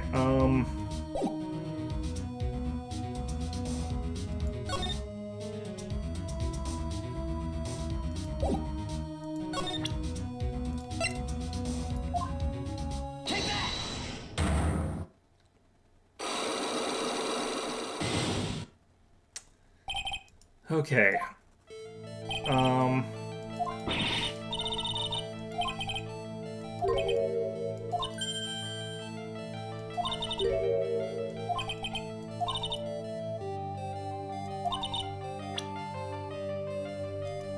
Well, I guess it's this? Sorry to break it to you, but the urn is the genuine article. Pearls went back to Crane Village and had it examined. I was wondering if I had to click on pearls or something. That's nice, but I don't see how what she discovered was that the urn had been broken. Again. Did you say again? Yes, it was broken once a year ago, and now it looks like the same thing has happened. And quite recently, too. Recently? Are you saying that this urn was broken recently? So she broke it and then refixed it. You know what? I don't mind this. It was already broken once already. It's fine. So, what we're understanding is that Andrews and Pearl are exactly the same sort of person. So, you know, Pearl, if you grow up to be like Andrews, I'm not sure what to say about that. I don't know what to say about that. It's your choice, really. Why do you think it was broken recently? How do you know?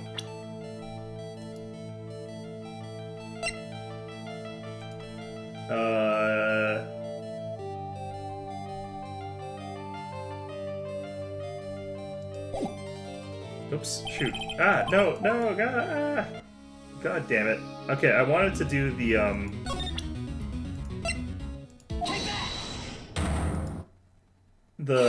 news article.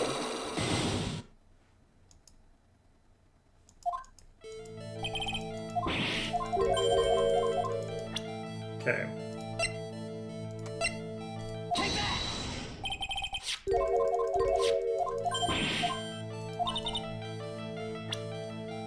Alright, so it should be this. Surprised I had to have the pot first, but oh well.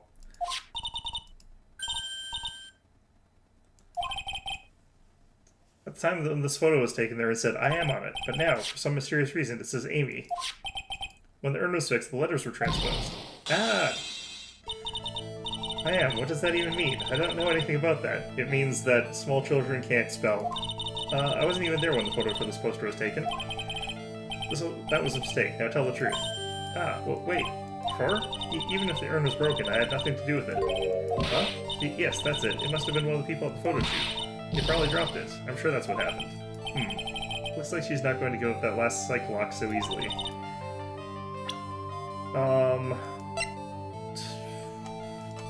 Okay, do I do this one? Well, Miss Andrews, what is this supposed to mean? This urn has these pretty little pink paint splotches on it. And there's some on the box the urn was stored in, too. No matter how you look at it, the paint seems to be the exact same, wouldn't you? So what does that prove? The urn was dropped along with the box. That's when they both got paint on them. I don't feel like that's exactly the way that that would splotch on there if that was how you dropped it, because the bottom's not covered, but, yes, the rest of the story is obvious. This box was dropped right here in Lord Taylor's basement warehouse. If I can prove that, it means the urn was broken here too. So can you prove that? Can you prove the box was dropped here in the basement warehouse? Ah, I think you already know where I'm going with this, don't you? Yes, more or less. There's pink paint splatter on the floor and the walls of the basement warehouse. There's an odd shape imprinted in part of the paint stain, am I right? Yes. If you put this box in the impression of the paint, you can see it fits perfectly. So I guess the box landed and then the paint was spilled, like, at the same time? Okay, well... Which means this box was dropped right over there. And that is when the urn was broken. Your name does you justice, Mr. Wright. I don't feel like this is necessary, because all that happened was the urn is in better condition than it was before. I'm so sorry, I was the one who broke the urn. Oh, that doesn't... Okay. Boy, does this make me feel like some sort of evil school teacher. She doesn't seem like the person who would actually do that. Just because she doesn't seem clumsy. Not only did I break it, but I tried to hide what I did. Well, that's not so hard to understand, right? Is it, Pearly? No, not at all. I know just how... Yeah, you would extra know how it feels. It happened about 2 weeks ago. Just after the poster photo was taken on the same day the urn arrived here. I thought I'd put it away down here for safekeeping. I was carrying it in the box. When I tripped on a paint can and lost my balance. The box I was carrying crashed to the ground. Has she been wearing the same shirt for 2 weeks? Terrifying. I heard a terrible noise and I thought my heart was going to stop. Then again, Phoenix has been wearing the same shirt for 3 years, so... I opened the lid of the box and that's when it happened. The broken pieces of the urn fell out of the box and landed right in the paint. I was in shock. And let out a huge scream. I can totally see how that could have happened. Yeah, as clumsy as she is, I'm sure Maya understands. Well, I knew it was the most important treasure in all of Crane Village. So I tried as hard as I could to fix it. Fortunately, the shards were pretty big. And that's when the I am got changed to Amy? I didn't know how it was originally written. But any sane person fixing it would have assumed it said Amy. Any sane person? Really? Well, the problem for you isn't that you're not sane, it's that you can't read. Oh, pearls. She said she wasn't very good at spelling. Anyway, I put the urn into the storeroom and no one has seen it since. Okay. Is this relevant? Do we care about this? But there's something I don't get. When I first came here, I didn't see any paint stains. Well, that's because it was so ugly and embarrassing. I used the golden statue to cover it. The Amy Faye statue, aha. Yeah, we knew that. The first time that we came down here, it was on the night that the sacred urn was stolen. But Mr. Nick, there was no paint marks on the walls or floor of the warehouse when we were here. Well, there's a good reason for that. On the day of the crime, around noon, that golden statue just happened to arrive from the mountain training hall. And? I realized that the statue would be the perfect size for covering up paint stains. That's why I put it where you first saw it. I see. That makes perfect sense. But there's still one thing I find strange. What is it, Pearl? One day after the urn was stolen, we came here again. And at that time, the statue had been moved and the paint was clearly visible. She's right about that. Well, Miss Andrews? Huh? What? I don't know anything about that. I placed it there to cover the paint, so why would I move it again? Well then, who would have? Who would have done it and why? I mean, it probably got moved during the altercation where the sword got bent, because that still happened to some extent. On the day before the theft, the statue is definitely closer to the door. Yeah? Because something happened which resulted in it, like, moving where it's lost its sword. Oh god, this is going to be relevant somehow to the court case. It looks like there's some connection between the sacred urn and the murder case. Why? Why do you think so, Nick? Because that night, the real thief, Ron DeLight, was at KB Security, so then why did another mask show up here? A lot of different things are pointing to one undeniable fact. One undeniable fact? The murder trial is starting tomorrow, but it looks like that thief is going to be making another appearance. Okay. Why is it? I don't like the fact that this is relevant. This makes things way more complicating. I also am not 100% sure who I think is actually guilty here, so I really can't answer to what I think is going on here. It looked like the person who was guilty was that guy that's got that weird, it's that detective guy, but... Hey, Nick. What is it this time? You won't believe how many people there are here for this trial. Well, it is a murder case. What are you talking about? They're here for the trial next door. Next door? Why don't you know this, Nick? Saya, they're having Detective Atmey's trial today. Because you got the shadow from that guy when you were looking at the other thing. Alright, Detective Atmey. They say they're going to try him as Mask to Mask. Already? That was fast. Boy, I'd love to see Mask to Mask trial. I know, by the way, where's Pearls? Oh, she went back home. She said she can't neglect her training anymore. I know you don't like me. Pearls has really gotten into her training lately, huh? Yeah, ever since that incident last year. Please, don't ignore me. Oh, Mr. Delight. Good morning. No one likes me. No one would notice me, even if I killed someone. Come on, don't be silly. Wait a sec. You don't mean you're the murderer? No, I'm just a poor thief. No, wait, that's not right. A thief can't really be poor. Yeah, they can. Now, let's see, according to Mr. Delight. From his second crime on, he was following a bunch of set plans. Plans that someone had been sending to him to help him commit the heists. Okay, so I'm going to go ahead and do something real quick here. I'm going to get into the actual courtroom, but then I'm going to go order my dinner. I'll come back and I'll see what I can do, but I'll probably have to run off again. I don't think it'll take too long to get. Possible, but today's trial is a race against the clock. Huh? How come? Let's just take our time like always. I'm afraid that's not an option. October 14th, 10 a.m., District Court, Courtroom number 6. Let's get to it again. Court is now in session for the trial of Mr. Ron Delight. The defense is ready, Your Honor. You're ready? Preparation is the last refuge of the weak. What the hell are you talking about? Okay, settle down, everyone. Let's begin with your opening statement, Mr. Godot. I think this is a good place for me to do a quick cut here. I'm just going to type something in here.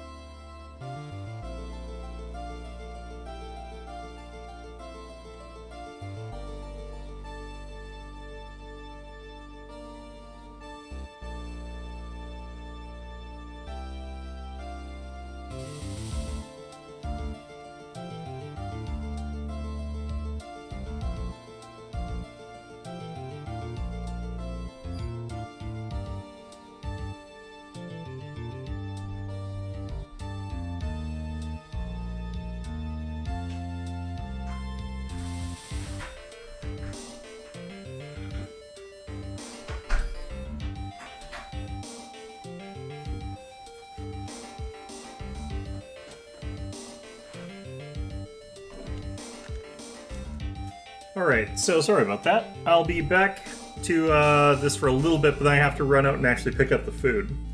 Just wanted to run out and order it. Okay, settle down everyone. Let's begin with your opening statement, Mr. Godot. Oh, he's got the judge in the palm of his hand, yet again. Ron Delight is simply too young to be sent to war, that's all. What? I'm afraid I have no idea what that means, Mr. Godot. Ha, then you need to get out more, Your Honor. Life is war, but that is exactly why you must be precise in your wording. That's all my statement means. You understand now, right? No. Yes. Well then, let me briefly summarize the details of this case. Wow, the judge is taking charge like he knows what's going on for a change. The victim is Kane Bullard, CEO of KB Security. His body was found in a safe at approximately 9 a.m. on the morning of the 13th. However, the time of death was estimated as 1 a.m. of the previous day. And that's when our little lost kitten dropped the ball. That little lost kitten is, of course, the defendant. Very well then, Mr. Godot, please call your first witness. I never drink more than 17 cups of coffee during any given trial. That is a horrifically large amount of coffee. I drink a lot of coffee, I would die. But the first one is always the best. Yeah, because he hasn't had his heart palpitations in yet. Okay then, let's hear what the defendant, Mr. Ron Delight, has to say for himself. The defendant? Well, Mr. Wright, does the defense have any objections? It may be a bit of a disadvantage having the defendant testify, but... yeah, like we've never done this before. I remember when Mio was defending me. She allowed me to testify so she could do the cross-examination. She put a lot of trust in me back then. Which she shouldn't have done, because you're a dumbass. We have no objections, Your Honor. The defense will allow Mr. Delight to testify. Ha, you've got guts, Wright. Alright then, Mr. Ron Delight. Please take the stand.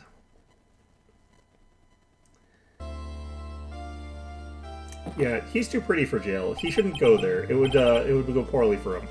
You did it, didn't you? Yes. What? No. That's not true. For a moment there, I thought he'd set the record for the shortest trial ever. Well, Mr. Delight already looks plenty guilty with the face he's making. No, he doesn't. Once he opens his big mouth, he'll probably put the last nail in his own coffin. Ha, very well. Now then, can you tell me something? If you didn't kill Bullard, why did you go to KB Security? Well, that's kind of hard to say. Boy, I wish I could go home. Now then, let's hear some testimony about what happened. My visit to KB Security. That evening around 1 a.m. I went to see Mr. Bullard in his office at KB Security. The blackmail letter I got ordered me to go there. I'd been working for KB Security until a year ago, so I knew where his office was. 1 a.m., the exact time the murder took place. The weak get washed away by the tides of fates. The strong drink it up. Ha, it's bitter today too, just like my destiny. You never know what from the way that he's chugging it down. Mr. Wright, your cross-examination, if you please. There's not much to cross-examine here.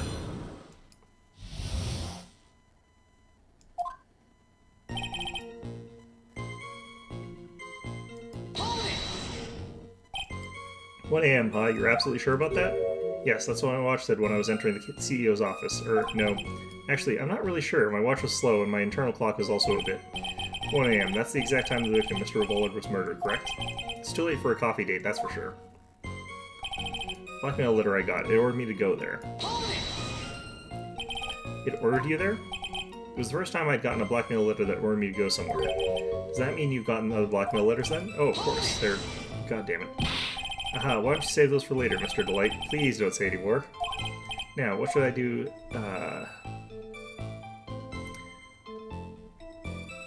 Press harder, I guess. So what did the blackmail letter in question say? It said to bring $50,000. Money, eh? A perfect motive for committing murder. Oh, but... Wait. I never intended to pay that money anyway. Oh, is that right? After all, he had nothing to hold over my head. I had nothing to be afraid of. An important point indeed. Witness, let's have that added to your testimony. Yes, sir. Ha, a muddy mud skipper in outer space has better chances of surviving than I do. Blackmail threat didn't scare me. I wasn't going to trouble me or anything. Just what were you being blackmailed about anyway? You don't want your identity revealed, correct? I'm sure it was referring to the whole mask-to-mask thing. But I wasn't worried. Mr. Bullard didn't have anything on me. He didn't? Anyways, I don't care what anyone says about me. Just as long as Desi believes in me. So that's what Miss Delight didn't believe he was mask-to-mask. That's why I knew they were just hollow threats. Been working for KB Security until a year ago, so I knew where his office was. You used to be a security chief for KB Security, right? Yes, that's right. Security chief, you? And yet, a year ago, you were fired without notice. Revenge for an old grudge? A perfect motive for murder, wouldn't you say? This isn't good. Maybe I should change the subject.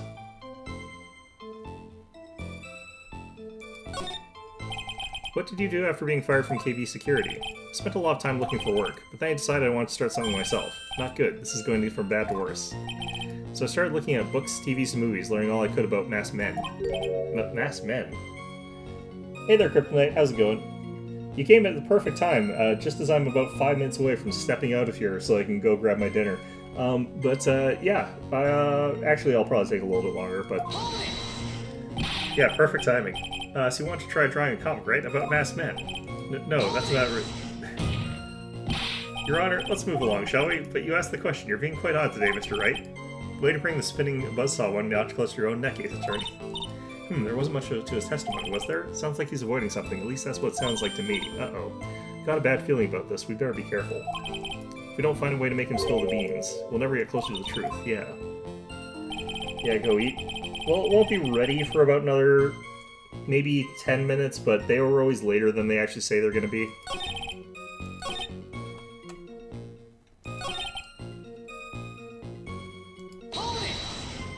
We'll try this one again. We'll ask him about why he got fired.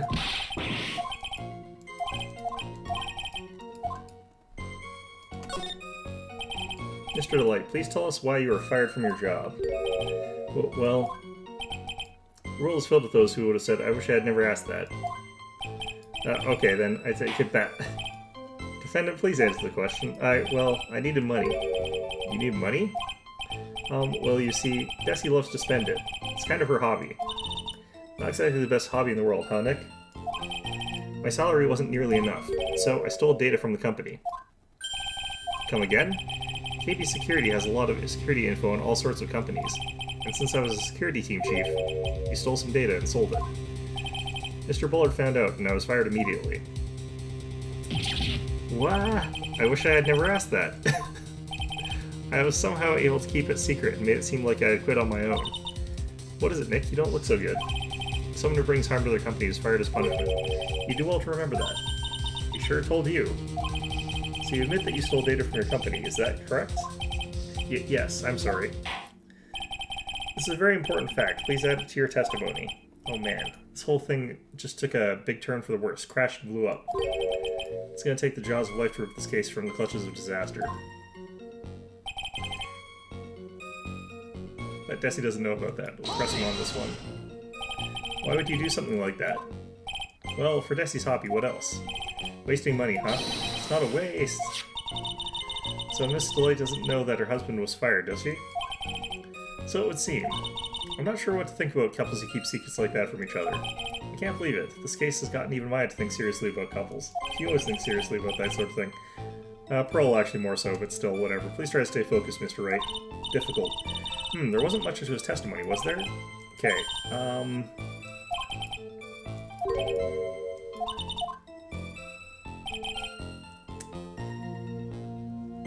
Okay.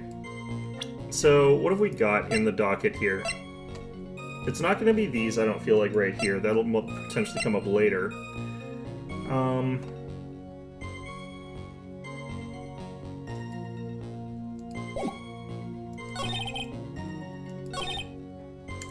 Okay, let's present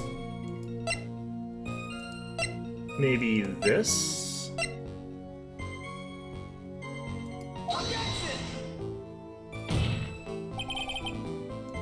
Oh, no, I shouldn't do this here. Yeah. Damn it. No, I know what I did wrong there as well. I don't want to choose that right now. Okay.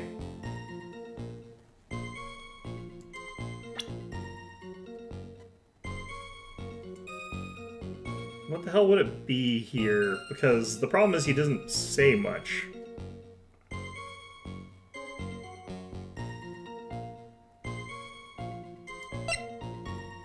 Let me read this.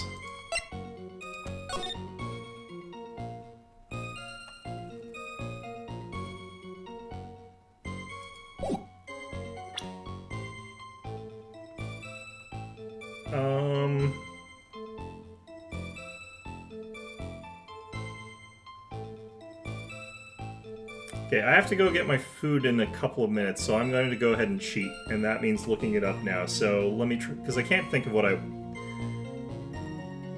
The reason I'm suspicious about this statement here is because clearly the blackmail threats do bother him because he goes along with the other ones, so clearly there's something going on here.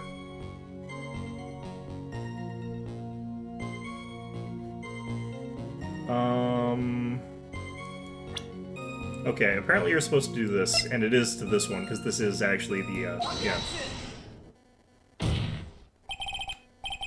I don't know how this actually matches exactly what's going on here, but Mr. Delight, what you said, did his wife know? She does not. What you said just now doesn't match what you told me yesterday. Huh? What doesn't? I think you must have been scared, very scared, of having a certain person find out your secret. Gulp. A certain person. Miss Desiree Delight, the defendant's wife. Wow, but listen to me, my Desi, she's... Looks like if I just sit back and relax, the fun will end before it truly begins.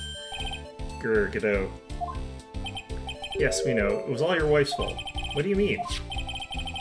Mr. Delight stole company data to pay for his wife's spending habit, for which he was fired. I know to face his own wife, someone used his dirty little secret to blackmail him.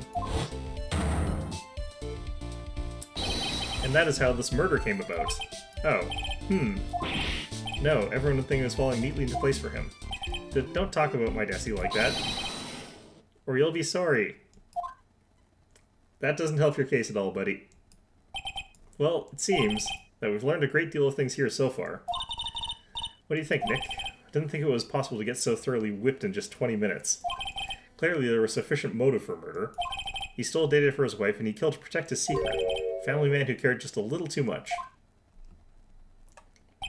The motive is clear. Let's move on. Ugh, what happened at the crime scene at 1 in the morning, Mr. Delight? Come now, tell us. We're all ears. At the CEO's office. When I entered the office, there was a suspicious shadow there. And that's clearly the detective. Suddenly I was hit in the forehead. After that, I remember being dazed a bit. If I hadn't been wearing that, I would have been killed. When I came to, Mr. Boulder was lying there, dead. I see. Suddenly hit on the forehead, huh? I believe the detective from yesterday provides similar testimony. He said that mask-to-mask struck him on the head from behind. Of course, since Atney turned out to be the culprit himself, that was all a lie. Ha! Everything is stylized? Everything is stylized, yeah. No one's going to believe a pathetic lie like that. Well, what are you saying? I really was attacked. We'll find out if what you say is true or not during the cross-examination. Got that, Mr. Trite? Don't go easy just because he's your client. If I see any sign that you are, I'll treat you to another cup of my special blend. You know, you can't keep getting away with all this assaulting me. I will eventually figure out that I am allowed to do something about that. I have faith in Ron. I know he didn't do it.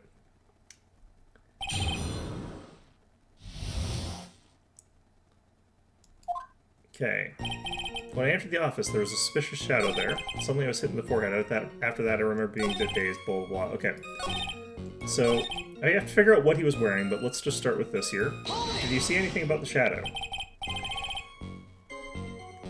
Did the YouTube block my coffee cup comment? Oh. No, I did miss that, though. I don't think they make very generic white cylindrical coffee cups anymore. I think they do, because I've bought them, but you have to get them from specific sorts of places. Specifically, you can get a blank from one of those places that does those print your own coffee cups, because they will sell you those. But I don't know if you can... I think you can still buy them in store. But yeah, you can get like custom mugs that have like your face on it or the face of your dog, and then you give that to your dad on Father's Day or whatever, and it says, I don't know, whatever the hell you want to have on it. So you can just get those. Okay. Yeah, I don't know where you would actually get one just as, like, that's what they sell them as normally, but, yeah, I know for a fact that you can get that type of coffee cup pretty easily, but not as that kind of coffee cup necessarily, but it's you know, as it is. Regardless, I'm going to go get my food, because I think it should be ready by the time I drive over there, so I'll be right back.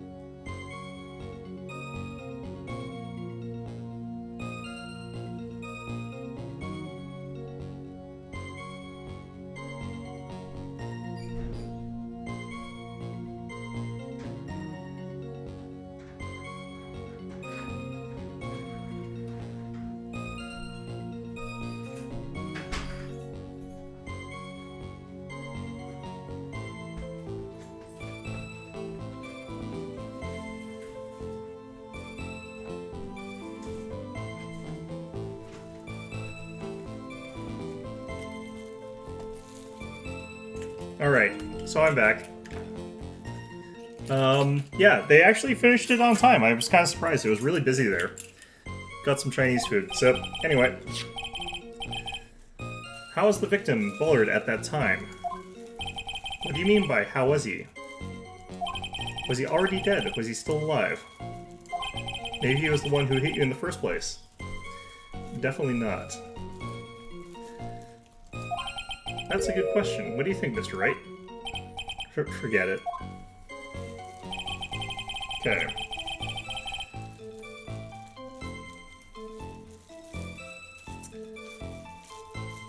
Okay.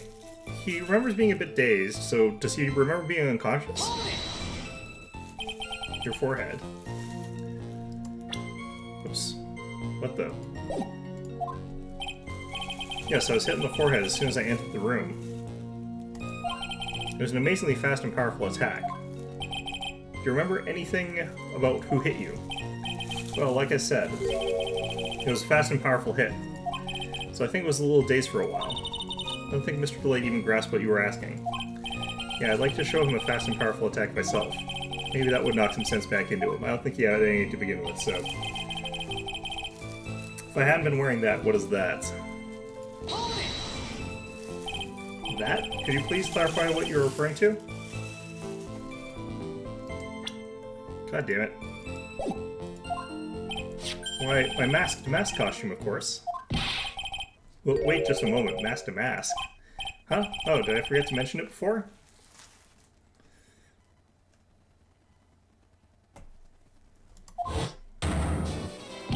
Just to be on the safe side, I dressed as mask-to-mask. Then I descended upon the office of the CEO of KB Security. What? Nick, did you know about this? He never told me this. I don't recall him ever mentioning it to me either. Even I didn't know that. It seems our little friend really loves to keep secrets. I'm sorry. I just never had a chance to mention it up until now. Wait. That's not right. You know how sometimes things just slip your mind? Huh, my 6th cup of coffee is staring up at me coldly. Up to 6 already. At any rate, we can't ignore this new piece of information. I'm gonna just open my soup here.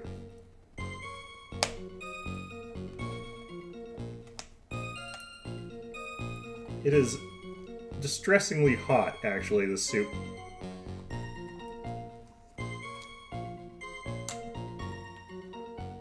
Normally I get pizza for this sort of situation, which probably would have been a better call, but...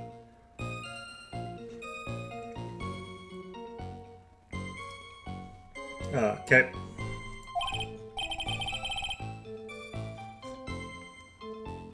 Witness, please correct your testimony. I'd have been killed if I hadn't been wearing my mask-to-mask costume. Why were you wearing that again? Why, because I'm mask-to-mask, of course. What are you talking about? Mask-to-mask trial is being held next door. Ah, yes, I guess so. Anyways, at that time, I thought I was being blackmailed over the mask-to-mask issue. So I thought I should go as him, just to be safe. Oh boy, let me tell you, it's a real pain to move around with that cape. That's why it took a lot longer than I expected. Took a lot longer? What is he talking about?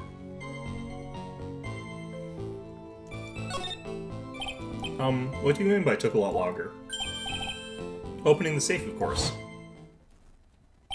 My cape got caught in the safe door, you see.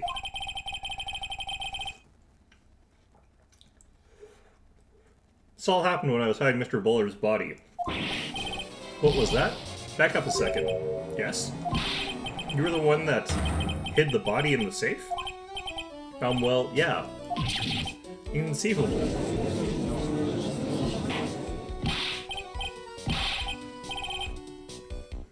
Why? Just why? What reason could you have? What were you thinking? Question. When does someone toss their dirty shorts in the washing machine? What? The answer is simple. When they take them off. As usual, I have no idea what you're saying. Do you mean that Mr. Delight hit the body because he's the murderer? Ha, so you're not as stupid as you look.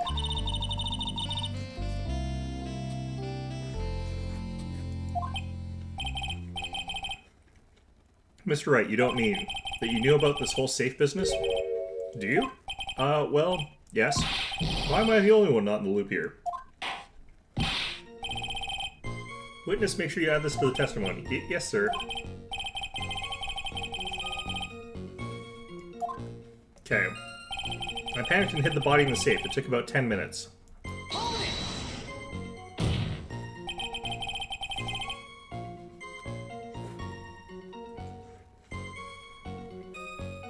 Why did you hide the body in the safe anyway? Well, because it wouldn't fit in a drawer. That's not exactly what I meant. When I saw that corpse, I kind of lost it. I thought, if they find his corpse, they'll think I did it.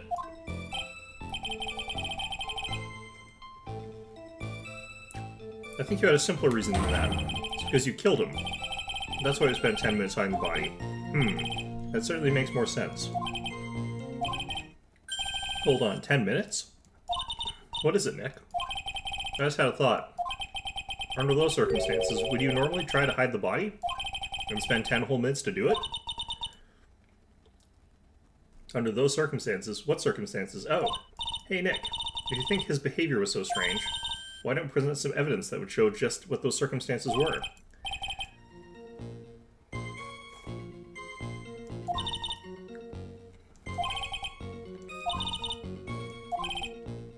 Okay, so he's still hiding something from me.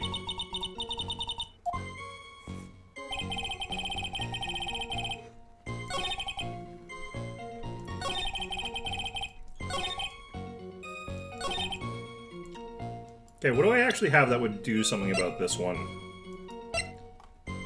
It's not these.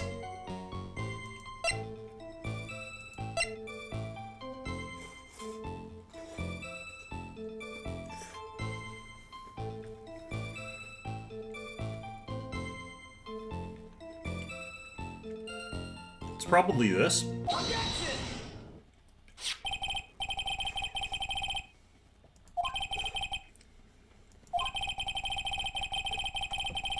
Record for the emergency buzzer that connects the CEO's office to security. The button in the office is pressed. A security team is supposed to come running. And according to this record, the buzzer was pushed once at 1:02 a.m.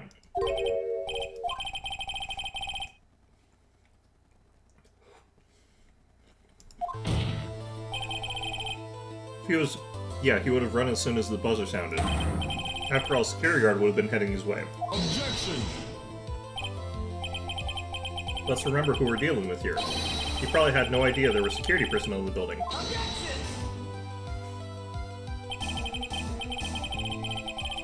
Up until 1 year ago, my client was working as chief of security. There's no way he wouldn't have known about them. Objection! As it turns out, the guard never came. That was nothing more than a coincidence. The fact that the guard was a pathetic loser, oh man, who had just gotten punched in the face by his ex's new boyfriend, and wasn't anywhere in the vicinity was not something Mr. Delight could have known. Objection!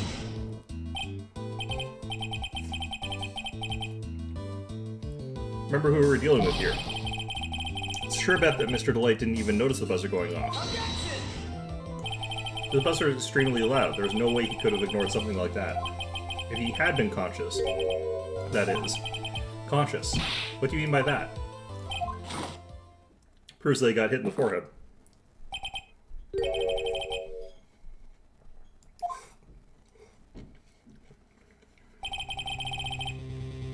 Recall the defendant's testimony. The moment he entered the victim's office, someone attacked him. Mr. Delight said he felt dazed. I'm willing to wager that he was knocked unconscious for at least a few minutes. Unconscious? So he fainted? That's why Mr. Delight didn't know that the buzzer had sounded. And that's why he thought he had time to hide the body. So what are you trying to say? Mr. Delight was knocked out, and the buzzer went off soon afterwards. Now, unless my client was able to hit the buzzer while he was unconscious, it can only mean that there was another person in that room. That's right, whoever it was. They rocked out Ron Delight went and then pressed the buzzer.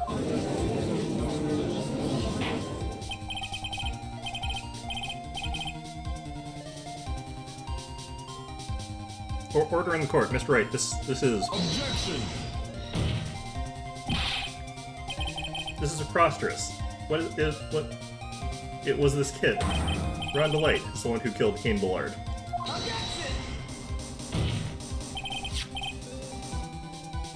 Then who pressed the buzzer?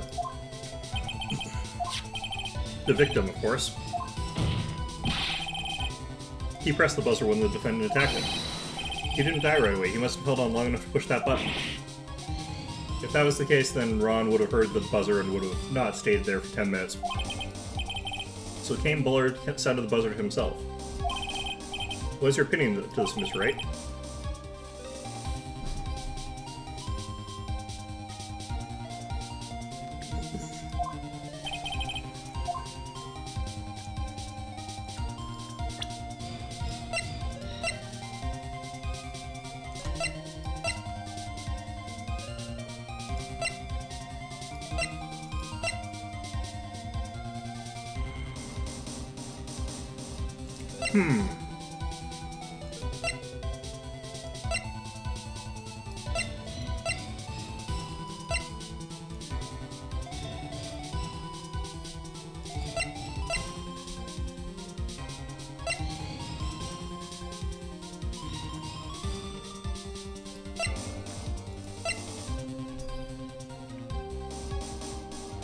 I don't know that I can here. I'm going to double check, because I feel like the answer is no. I don't actually have definitive proof that it was somebody else or not, but... Let's take a quick look here and see if there is actually something I'm supposed to do there.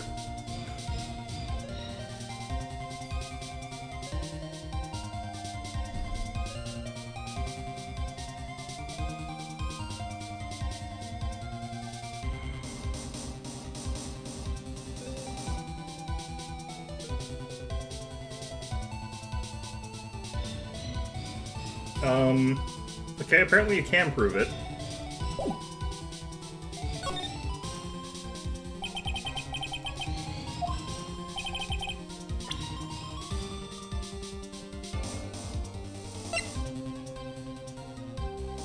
Apparently it's this and then the office buzzer. I don't really... I guess because there's no fingerprints, but they could have been wiped. I don't actually think this is good evidence. I believe this is the piece of incontrovertible evidence you were looking for. The emergency buzzer? Is there some kind of clue on it? Absolutely not.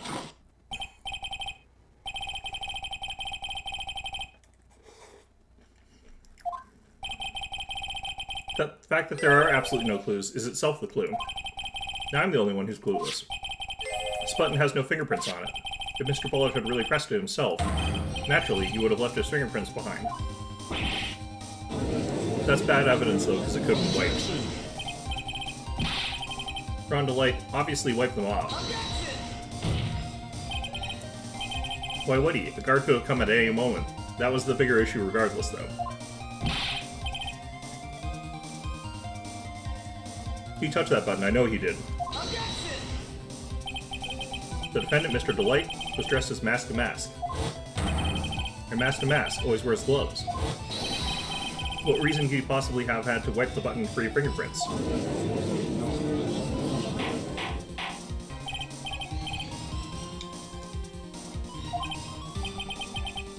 It would seem I've been forced to eat a crow. I wonder what blend number crow flavor coffee is. However, if the real killer was here was there at the scene, why would that person press the emergency buzzer? To frame Ron.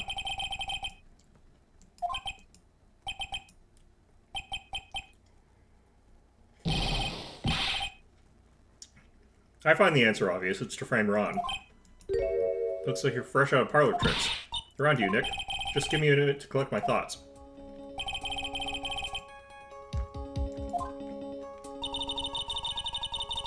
Mr. Lake just happened to waltz in when the murder was taking place, right? The killer clobbered Mr. Delight and then sounded the buzzer.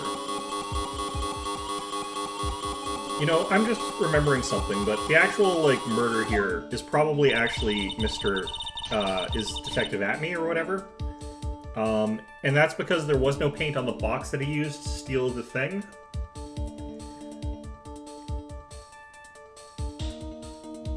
So he stole it at a time when it wasn't in the... maybe, I can't remember. security was supposed to respond?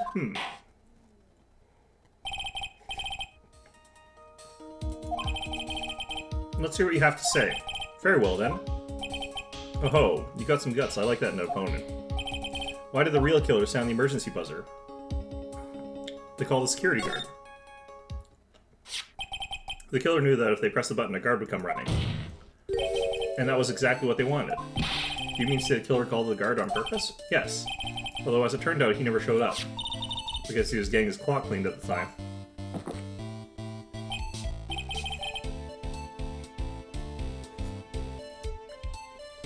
What a touching story. You're saying the killer had a change of heart and called the guard to turn himself in? No, I'm not.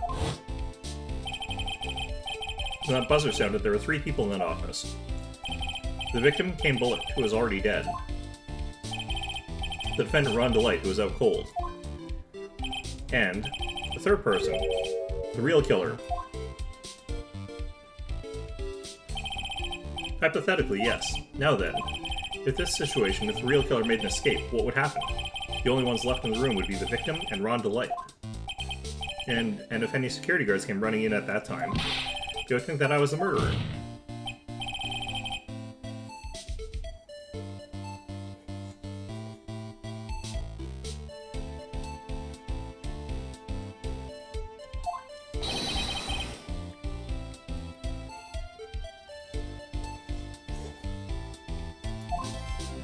Trying to eat while playing is not, like, a smart idea.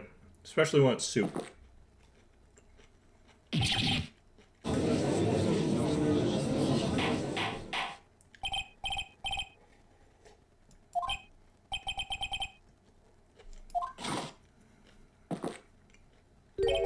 I've been made to eat my words once again. Actually, been made to do a spit take with a cup of coffee. Mr. Wright, who was it? Who was it that tried to frame me? Or wait a second. I'm the one and only Mask to Mask, so... Nick, you mean the real killer is... We're going to drag that person in here right now. But who is it? I don't have any solid proof yet, but think about it. The killer knew Mr. Delight's identity, and they also knew that he been called to KB security that night. So the killer used him to execute a well-crafted plan to murder Kane Bullard. Let's hear your accusation, right, Mr. Wright. Who is it that framed Mr. Ron DeLight for the murder of Kane Bullard? Okay, let's see if my bullshit theory actually is right here. So, my thesis is it's this guy, and you can tell from the stupid, like, this thing, because that shows up in all the pictures when we see his shadow, so it's like him, obviously. But my theory is that he crafted the heist for that pot because he could, like, easily sort of get at it. And he was doing that sort of as a means to create a double bluff where he would get caught as being the thief, which would let him get away with the murder, which is why he gave up so quickly on the thievery charge.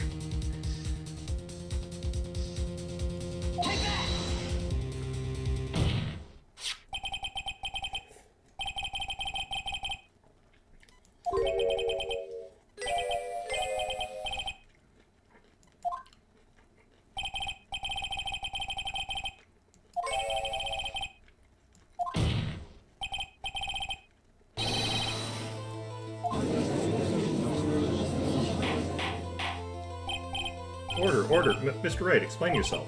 Theft and murder. Which is the more serious crime? They're not even close. Murder is the more serious crime, of course. Capital punishment. Do they have the death penalty there?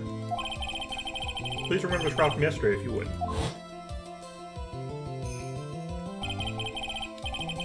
When Luke Atney confessed, there was a huge commotion in the courtroom. Of course, the famous detective was unmasked as well, masked to mask. Instead of being convicted of murder, he was found guilty of grand larceny. That was his true objective all along. To be found guilty? Master Mask had the perfect alibi for when the murder took place. He was stealing the urn at Lord Lee Taylor.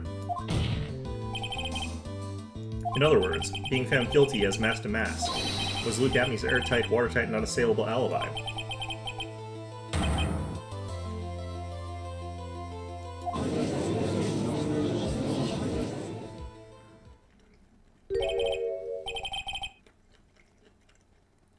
It's almost time. For what? For Luke Atney's verdict. It was a pretty simple trial, after all. If we're going to stop this trial, install that one. We need to do it now. Of course, that's assuming you have proof that the detective was the one who committed the murder.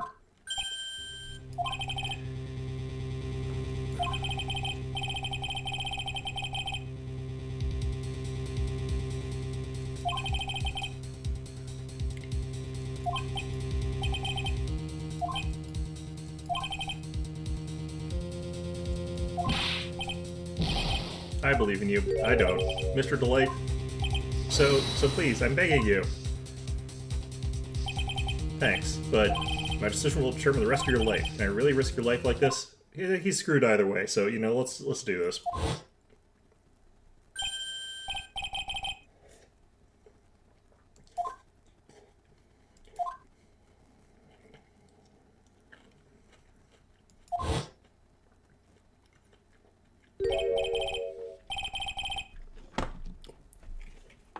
Use the Force Phoenix.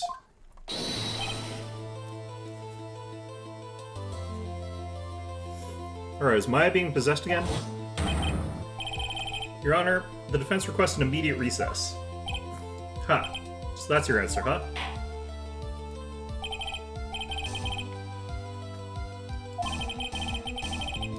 Court will now take a 20-minute recess. Mr. Wright, when we return, please summon Mr. Luke Atme at the stand. Yes, Your Honor.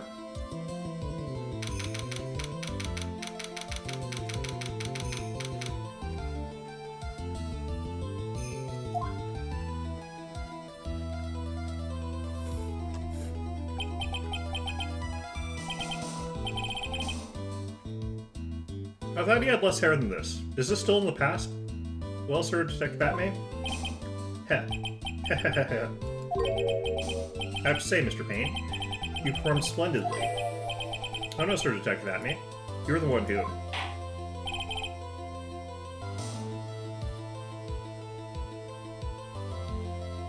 How come we never get this judge? This court sees no reason to further prolong this trial. This court finds the defendant, Luke Atme,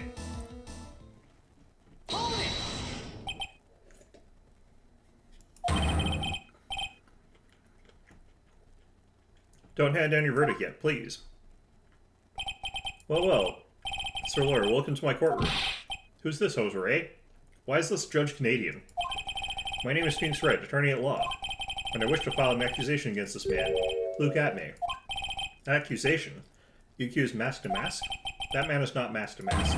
He's just a ruthless murderer. What?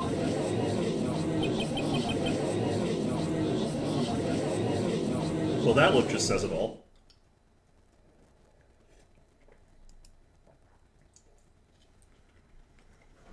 Oh my god, we're into part 3 of this one mission. Are they all going to be like this? This is going to be brutal. I'm not going to survive.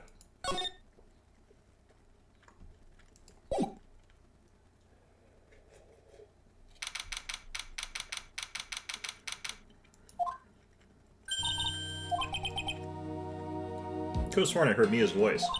So then, she's still alive inside your heart. Nicky boy. Oh, Miss Delight. Is it true that Detective is the real killer? To be honest, we don't have any definitive proof, but he's the only one who could have done it. But wasn't he at Lordly Taylor that night? Not to mention, we don't exactly know his motive. Why would Detective Atme want to kill Kane Bullard? Oops, it's almost time. Better get back to the courtroom. I need to find some solid proof. And it's gonna happen sooner rather than later.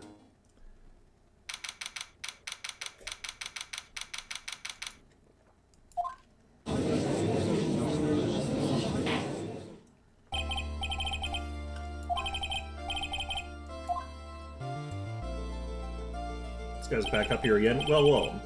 How do you do, Sir Lawyer? I never would have thought to see you acting so recklessly. Couldn't let them hand down your verdict just yet. Not one that would have given you the perfect alibi. An alibi by the name of Mask to Mask. I'm sorry, I'm afraid even the great Luke Atme has no idea what you mean. Of course, I have been in the next courtroom ever since 10 o'clock this morning. I'm afraid there's no way I could know what's been going on in here. You've been in the defendant's seat all day long, correct? Being tried as Mask to Mask. Indeed. It's truly child's play to fool the ignorant masses. Not only did the poor fools ask me to protect their valuables, they even gave me a generous reward upon returning their own property to them. Take this red diamond ring that sparkles upon my divine finger, for example. So you continue to insist that you are, in fact, Mask to Mask. Of course.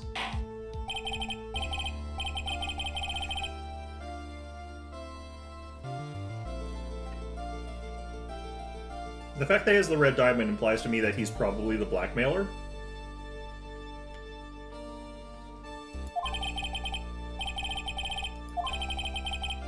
Where were you at the time he was stealing?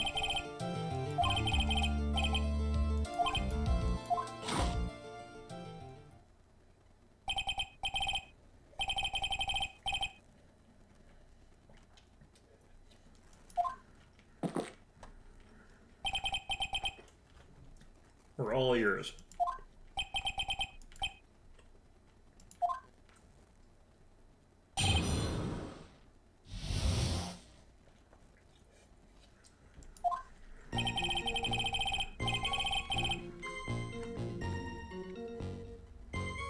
Okay, he was stealing the urn just as he... Yeah, okay.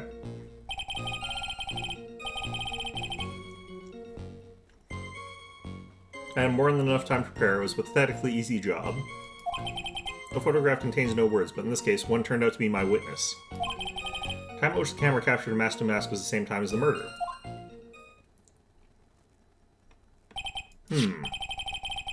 Seems the main point of the discussion will be this photo of the crime scene. Everything else until now is all part of his plan. There has to be a secret to this picture as well. Even the great Mask to Mask cannot be in two places at once. Are we getting to that thing that I clicked on like 2 chapters ago? Now then, if you'll excuse me, I have a verdict to receive. Unfortunately, Mr. Atme, we still have to do your cross-examination. Alright, I'm gonna go get more food. Wait 1 second.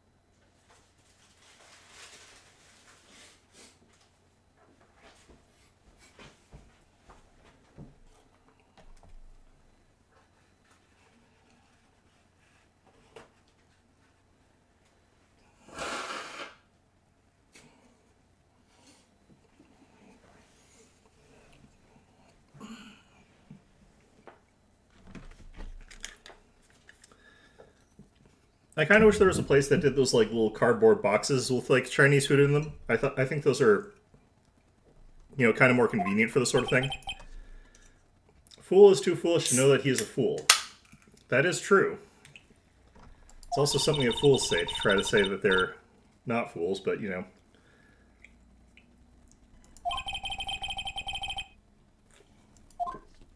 Okay. The alibi. I was stealing the urn as Mask to Mask, just as I announced I would. So this photograph is the proof, correct? Oops, shoot. Why do I keep hitting that? Indeed, it is. Can I just hit enter? And the man in the photo is certainly wearing a mask. That is why I'm called the Mask to Mask.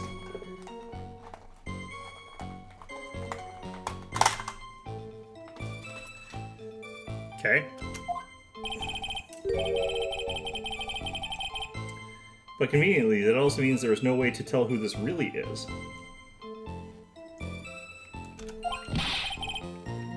But what do you mean? Objection! Huh, are you saying that this is not in fact Luke Acme? I mean, he does have to prove that at this point.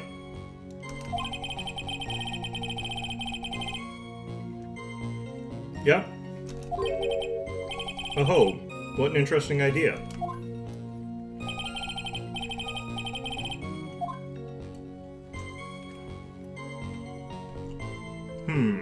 I'm gonna look up what I'm supposed to do here, because I don't actually know for sure. I feel like it's give it up here. But...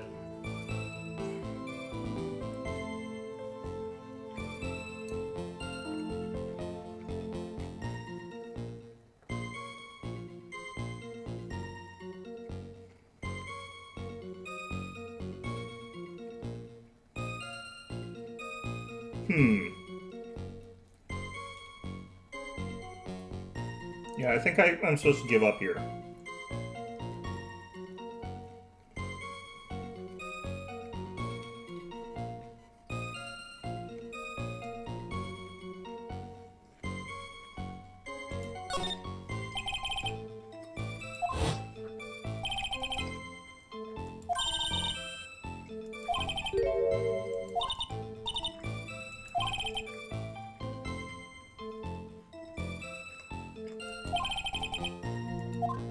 Okay. Yeah, so I'm not supposed to follow that there, I don't think so. I believe Adrian Andrews hired you at one point? That's right. That was over 20 days ago, if I'm not mistaken. You sent the calling card to Lordly Taylor 10 days before the heist. That would mean you sent out the card before you began your security watch, right? Indeed, there's no reason why I couldn't do both jobs at once. It was the perfect opportunity to steal my latest target. I see. You truly are evil, aren't you? Yes, evil is what I am. Hey, Nick. Isn't there something odd about this? Detective Atmay was always proud of his ace detective skills, right? But if the urn was stolen from Lordly Taylor while he was the only one watching it, you have no way to maintain his perfect ace detective persona. You know, that's true. It is kind of odd. Photograph contains no words, but in this case, one turned out to be my witness. It does contain some words. It will AM in numbers, but... So by photograph, you mean this piece of evidence here. Is that correct?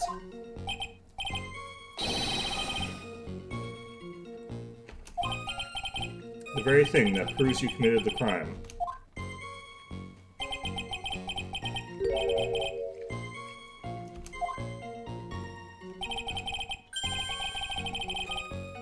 You say it almost as if you had this picture taken on purpose. Objection!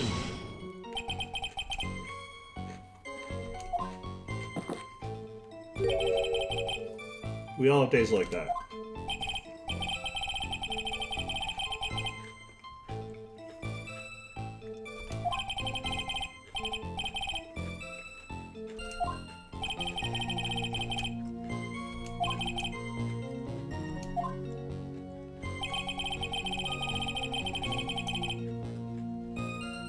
Okay, is it really though?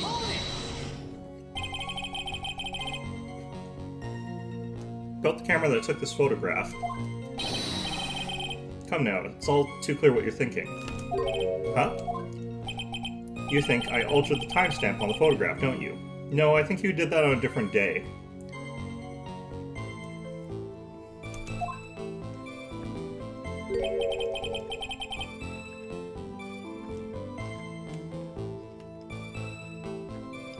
I'm afraid that's impossible. The camera's set up by Lordly Taylor. And on top of that, it was Lordly Taylor staff that printed that picture's data. Unfortunately for the defense, there's no way that picture could have been altered. No, there are ways.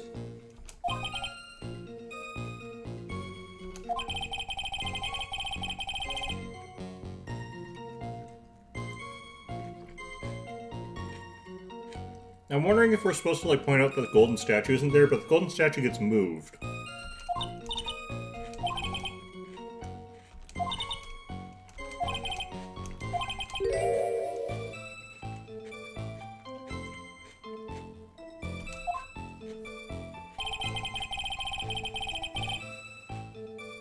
Okay. I'm gonna take a risk.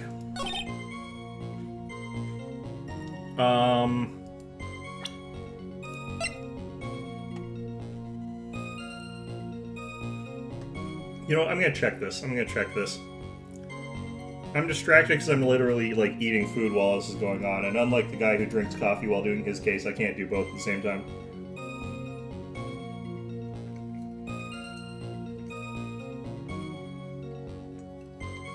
Oh.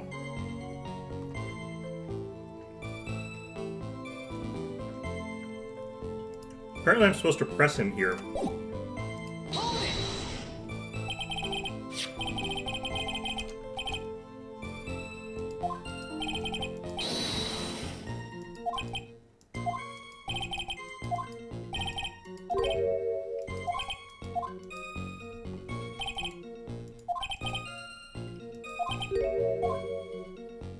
Oh, you bet there is. Okay.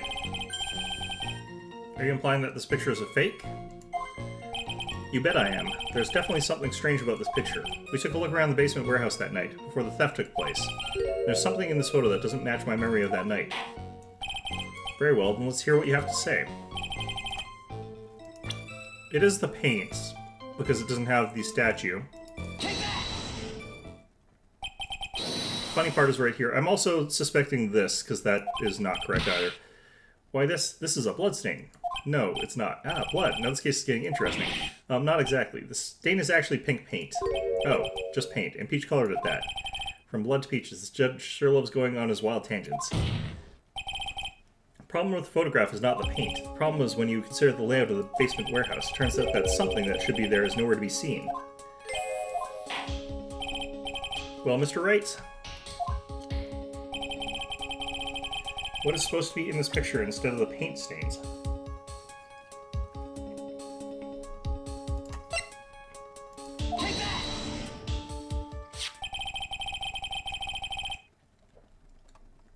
The supervisor of the Treasury exhibit stated the following. Well, there's a good reason for that. On the day of the crime, around noon, that golden statue just happened to arrive from the mountain training hall. I realized that the statue would be the perfect size for covering up the paint stains. That's why I put it where you first saw it.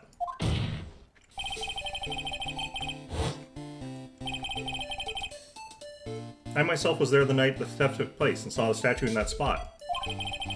If this picture was truly taken on that night, then that statue should have been there. Objection! But when I went there the day after the theft, that statue of the old bag was sitting in the corner. Perhaps it was somehow pushed there accidentally? Your Honor, the statue is slightly larger than yourself and quite heavy. It would take more than an accidental push to move it that distance. Ha! In that case, can you prove it? Can you give us the rhyme and reason as to why that statue was moved that night? They moved it so that it would match the picture. Yeah.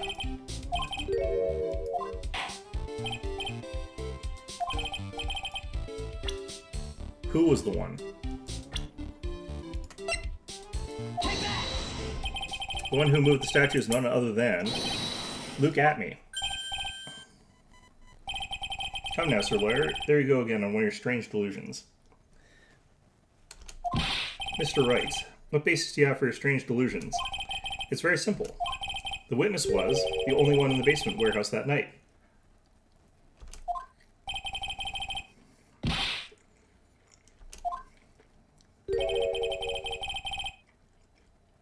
Why do I want to move a heavy golden statue?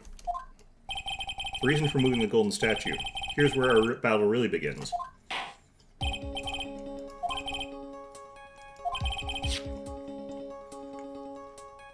The reason can be found here in this photograph.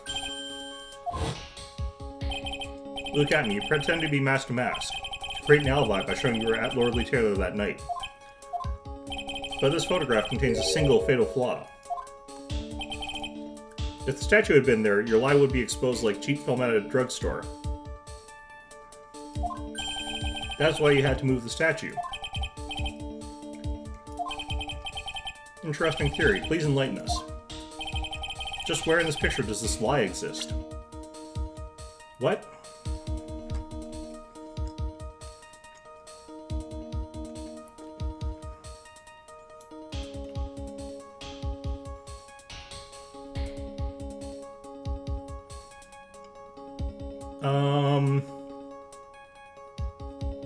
I'm guessing it has to be the timestamp's a lie, but the problem is, like, I don't know if the timestamp is a lie. He might have done this at this time on a different day. Naturally, the lie in this photo is the timestamp. What do you mean? I'll tell you exactly what I mean. On the night in question, Luke Atme went to KB Security and murdered Kane Bullard. Therefore, it's obvious. It would have been impossible for him to have been at Lordly Taylor at this time.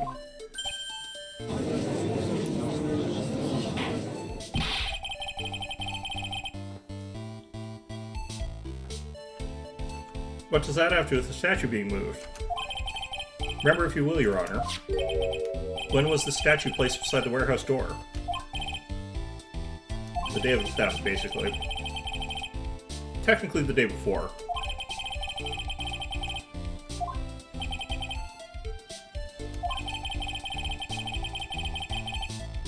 Luke Atney had already decided on the time when he was going to kill the victim, and so, in order to create an alibi for that time, he took this picture days before the murder took place.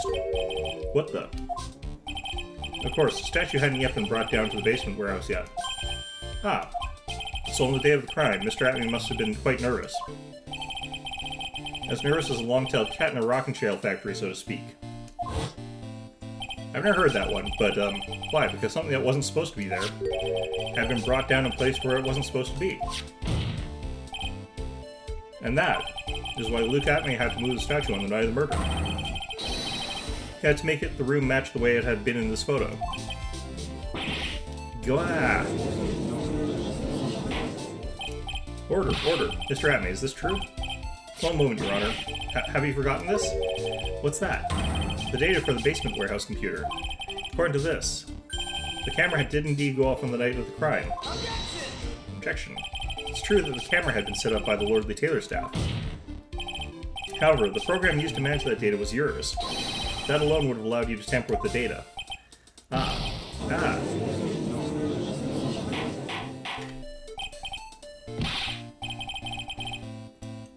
Mr. Godot, what is the meaning of this?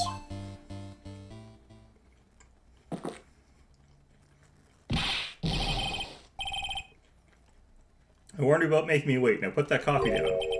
My 11th cup. I promised to drink no more than 17 during a trial. Which means I'm still good to the last drop.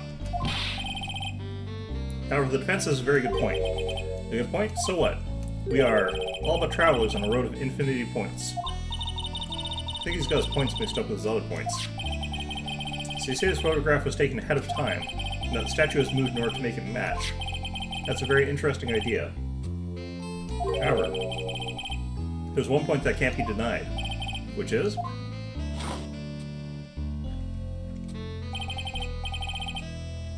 that it's only a possibility. Men that aren't trapped by the chains of maybe can never reach their dreams. That's very true. You didn't say anything. Don't fall for that, Your Honor. Hey, Mr. Damask. Yes. If there's no funny business in your actions as mask to mask, there should be no problem with you telling us your strategy, so let's hear it. Yes, please provide this court with your testimony. Great. But your plan to steal the sacred urn.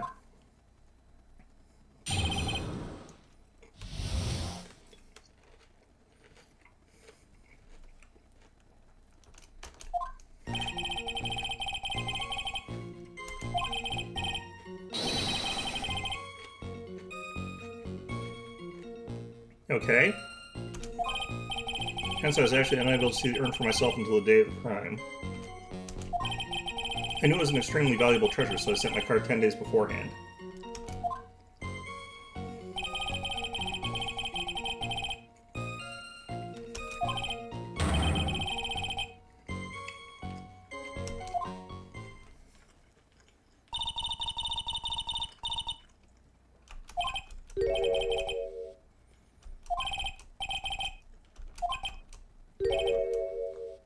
I still don't know what that means.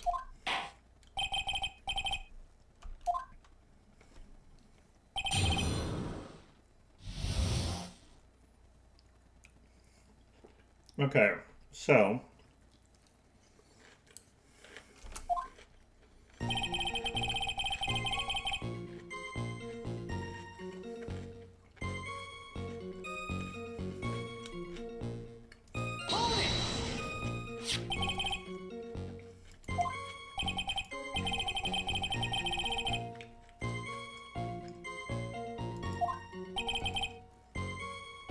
Miss Andrews is still attracting the weirdos. You're included, buddy. You better watch out too, Maya. The urn was placed in the box and Zvari was sent to the warehouse. You mean this box? Yes, that pathetic box. Lady Andrews is especially taken with that urn. and she wouldn't let anyone enter the storeroom, not even me. Huh, interesting new tidbit. And so I was actually unable to see the urn for myself until the day of the crime. So you're sure that you had never seen the urn before? Indeed. You may ask Lady Andrews to confirm for yourself. My security is focused entirely on the entrance to that warehouse. However, I, Luke Atmay, let no information whatsoever slip through my fingers. What about the, picture of the... Okay. You mean this calling card? That's right. I was actually about to ask him, like, how he knew it was valuable when it's clearly not. Guess Mr. Delight didn't make this after all. Of course, because Atmay knew about the emblem. Making this card authentic would have been child's play for him. I then handled security by myself to ensure that my crime would go smoothly. Then no one entered the basement warehouse? Unfortunately, there were many different treasures being taken there. Thus, for a period of approximately 5 days, people were indeed going in and out of the warehouse.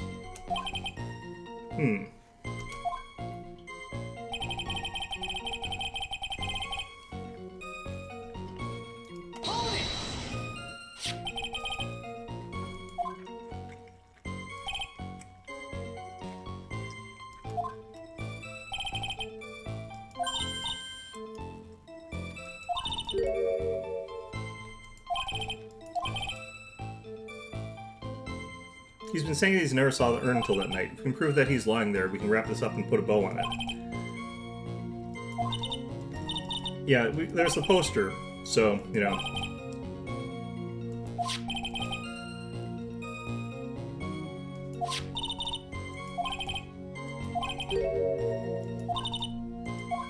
Okay.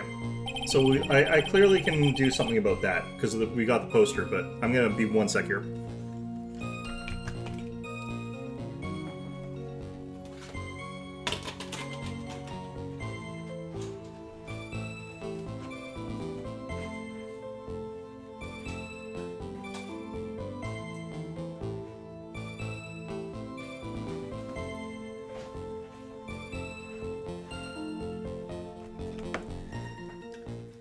Alright, so when I get, like, food from Chinese restaurants, I like to get a variety of stuff and then eat it over, like, 3 or 4 days. So I usually get, like, a combo for a family. But, yeah, it means I've got a bunch of, like, little things that I'm just taking bits of, but...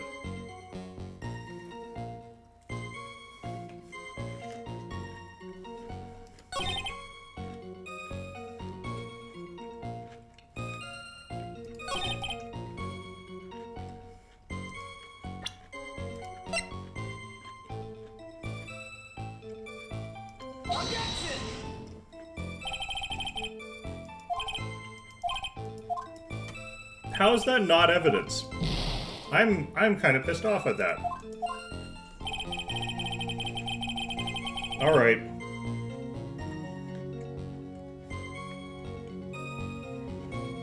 Looking up here.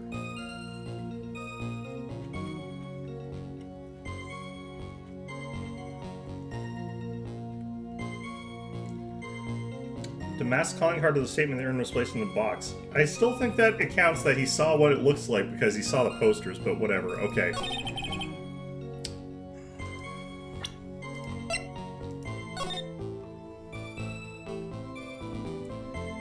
This one, the speckled part is what makes that truly, okay, yeah, I can see there.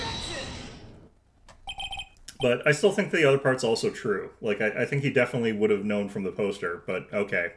If you are really mask to mask. And you also wrote this calling card, correct? But of course. Is there a problem with that calling card? Allow me to read a passage from the calling card that mask to mask had written. Take good care of that speckled urn. Now the speckled here. Show refers to the pink pattern on the sacred urn. Yes, that is true, but so what?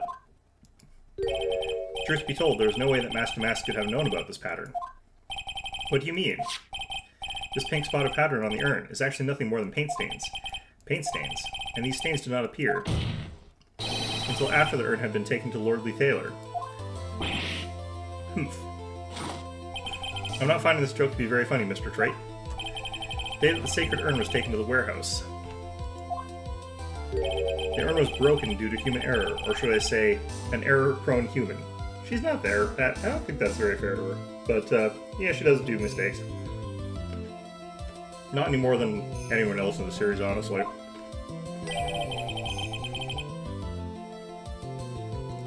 That's when the pink paint got in the urn. You can't be serious. How much more bad things is going to happen to this one poor urn? And yet this calling card clearly mentions the paint pattern. Which means Detective Atme had seen this urn long before the crime ever took place. In fact, he saw it when this fake photo was taken.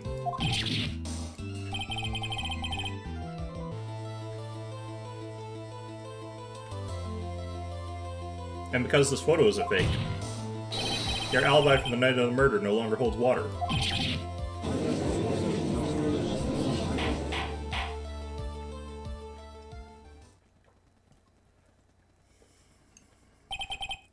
Witness, do you have anything to say for yourself? Grr,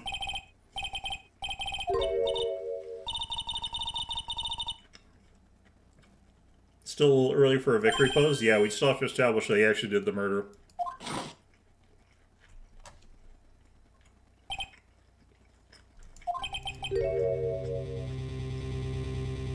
No one has any conviction these days? Conviction, you say? Yesterday we all decided unanimously that this man was mask to mask. Now we're calling him a murderer.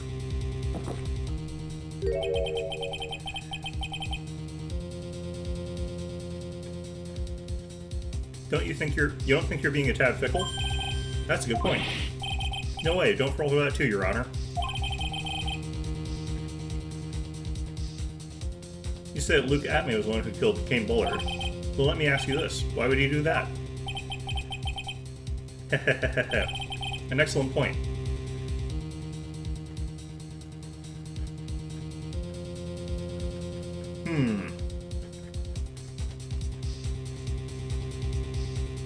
So I feel very strongly that, like, he was the one who was blackmailing the other guy, but I'm not sure where that entirely leads into as far as this goes. Maybe he got caught. Maybe he was, like, selling stuff through that security firm. Must have had a very strong motive for murder. The only one with any motive here we've seen is Rhonda Light.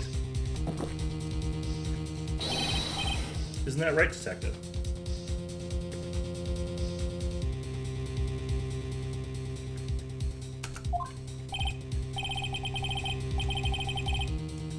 According to my own research, the boy's motive is clear.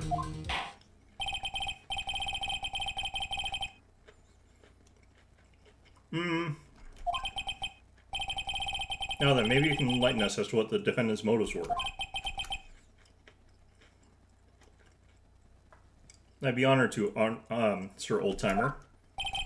Doing everything they can to make Ron look suspicious. Despite our lack of hard information, this may be our only chance.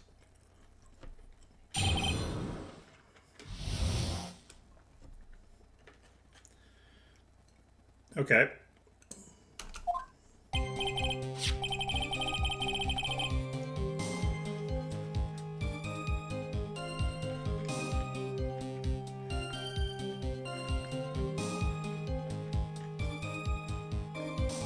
So here's the thing. That last blackmail letter was actually for him, because he's the one that's got that diamond.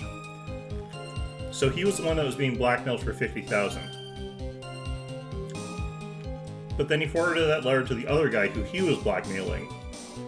So this guy probably knew that he was blackmailing the other guy.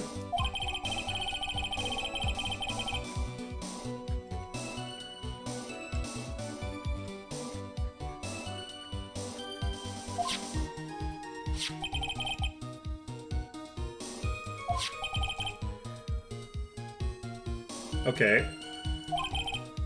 Mr. Bullard's mistake is quite easy. The lieutenant truly believes he's masked to mask. That's why Mr. Deloitte stood fit to kill Kane Bullard. Truly a tragedy.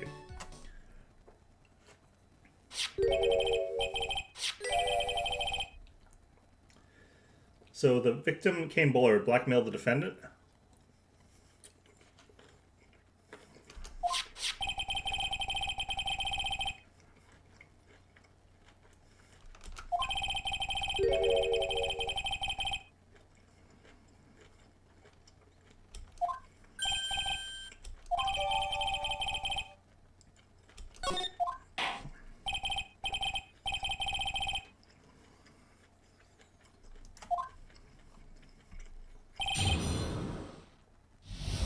Okay. I know where this is going, but I don't know where to put it.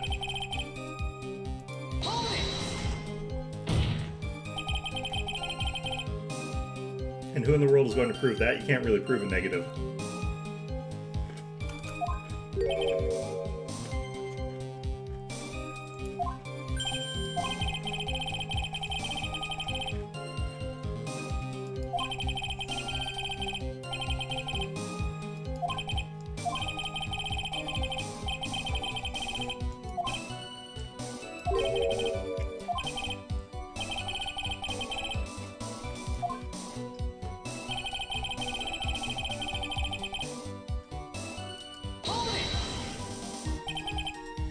Mistook? That's right, mistook for the Old Norse mistaka, meaning to mistake an error. That wasn't what I meant. Just who did the victim mistake mask to mask to be? Why, the answer is obvious. Ron Delight, of course. I'll press harder. Why would the victim mistake the defendant for mask to mask? Don't you already know that? Take a look at this newspaper. Oh, that's the famous tear of Emanon, a magnificent jewel. That photo shows a magnificent detective as well, does it not? Furthermore, it also shows an ugly guard, namely the defendant. The defendant. The victim clearly misread this article, and you got the wrong impression. The impression that this ugly security guard was in fact mask to mask. I don't... Okay, whatever. I see. That was an unusually reasonable deduction. It was Mr. Bullard who wrote the blackmail letter and sent it to Ron Delight. Did he really send it to Ron Delight? You mean this blackmail letter right here? It says, bringing 50,000. And the handwriting is, without a doubt, the victim's. There's no mistake. We have an official report to prove it. But I don't see an addressee on the letter anywhere. An addressee? This letter was discovered in Ron Delight's apartment, and Mr. Delight did show up at the designated place and time. The fact that there is no addressee is irrelevant. I wonder. What's up, Nick? I just had a thought. What if that blackmail letter wasn't meant for Mr. Delight? Whoa. Do you have any evidence of that? For some reason, I just can't shake the feeling, yeah we do, that there's something not quite right about this blackmail letter. Well, everyone, are you quite satisfied? And it was against Mr. Bullard who harbored a grudge against Mr. Delight for his betrayal.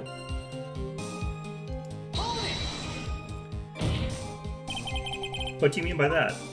Oh my, I was certain you were already aware. Savari. KB Security has a lot of security info in all sorts of companies. So as a security team chief, I stole data from the company.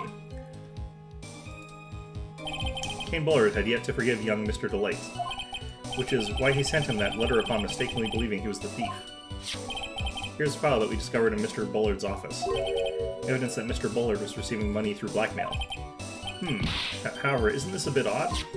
Why did the defendant pay Mr. Bullard the money, even though he wasn't actually mask to mask? On that point, there was an unfortunate bit of chance. Defendant truly believes he is mask to mask. Do you really think that story is going to hold up? That assertion is not nearly my own, I'm afraid. What do you mean? I have here a memo from Ron Delight's wife, Desiree Delight.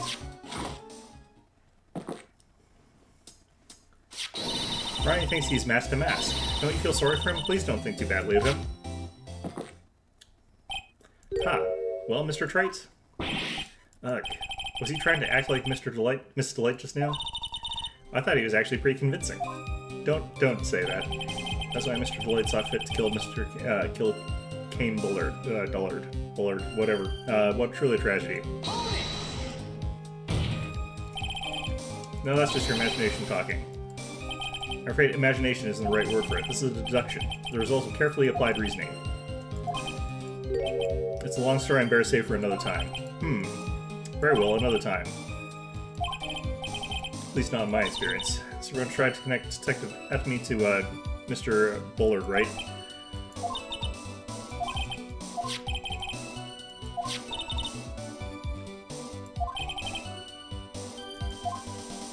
Okay, so I just don't know where to put this.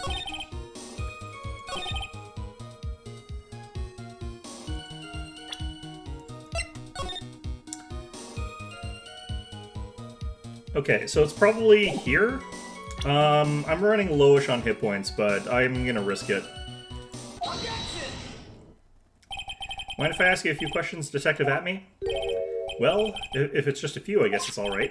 When he said that this letter was addressed to Ron Delight, I couldn't help but notice one major contradiction. Contradiction? I don't know where a walking contradiction like you gets off saying things like that. You're one to talk. At times like these, men are made to express themselves with their fists. Why don't you show us what you've got there, Junior? Am I supposed to punch you? Is that what you're asking me to do?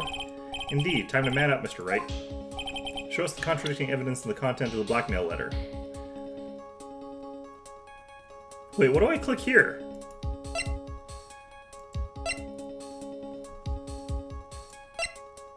I don't think it's, like, inside the letter.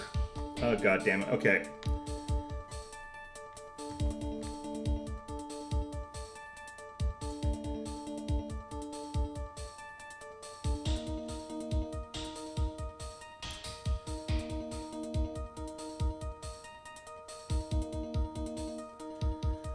Okay, so apparently it's this, or not this.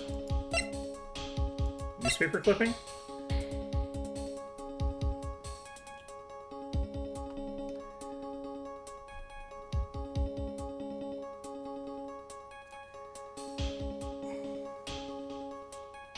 Okay, so apparently it's this, which I did not actually think it was.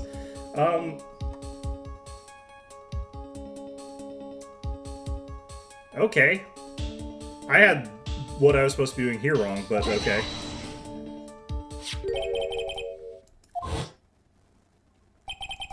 Contains a picture of the Tira Eminon, the stolen jewel. What about it? The problem is this jewel's color. Color?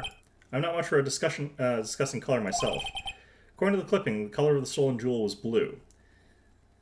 Okay, so the way they're going on this I don't like, because there could be other jewels that he has that are not from the thing. Whatever, okay. However, in the blackmail letter, a totally different jewel is mentioned.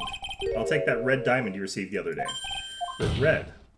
Which means the red diamond described in the blackmail letter is not the tear of Eminon that Mask to Mask stole at all. Objection!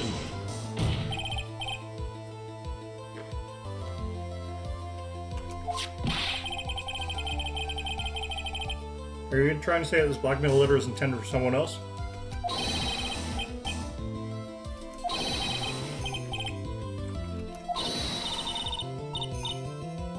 Thanks, everybody. Okay, yes. This is who Kane Bullard was actually blackmailing. Once again, him.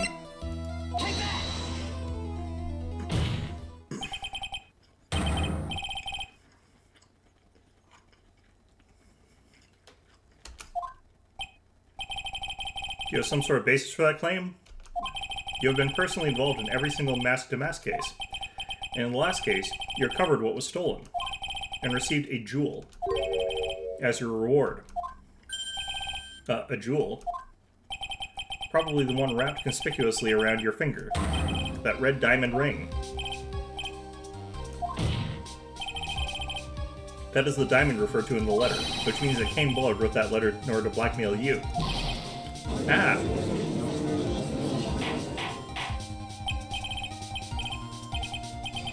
Objection!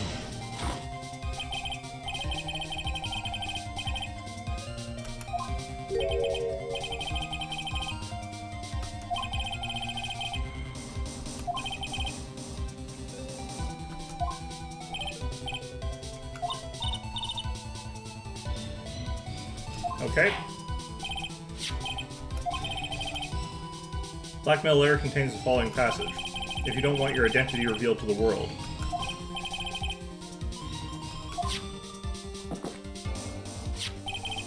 Kane Bullard threatened to make Luke Atme's identity public knowledge. An identity you want to keep secret, so just what was that identity?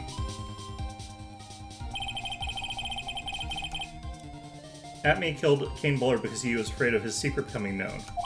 What was the identity he wanted to keep secret? This is what it all comes down to, Nick. The identity that Luke Atme wants to keep so desperately a secret, a blackmailer. Luke Atme was a blackmailer. Objection! Hey now, isn't that a little different from what you've been saying? You said that Kane Bullard was the one who blackmailing Luke Atme. Are you saying that Atme was blackmailing someone else on top of that? Ugh, you have to admit, that does sound a little odd. It's not odd. It's the only thing that makes any sense. Kane Bullard was blackmailing Luke Atme.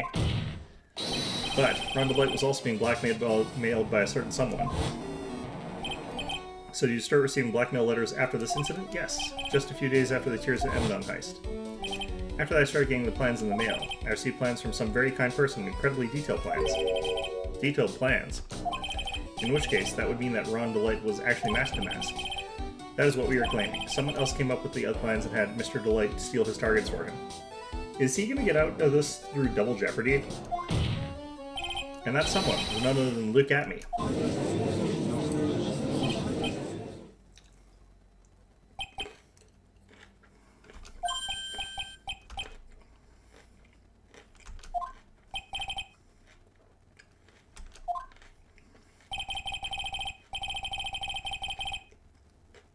When you were in grade school, you received the same report card every year? Careless, with the tendency to jump to conclusions. Am I wrong? How did you know?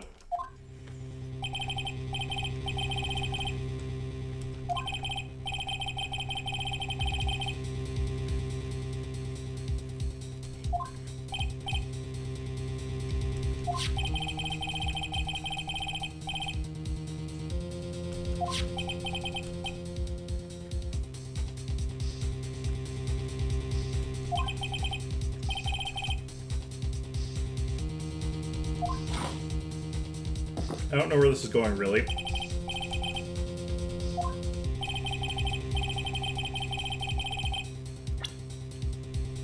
It's gotta be this newspaper clipping again, right?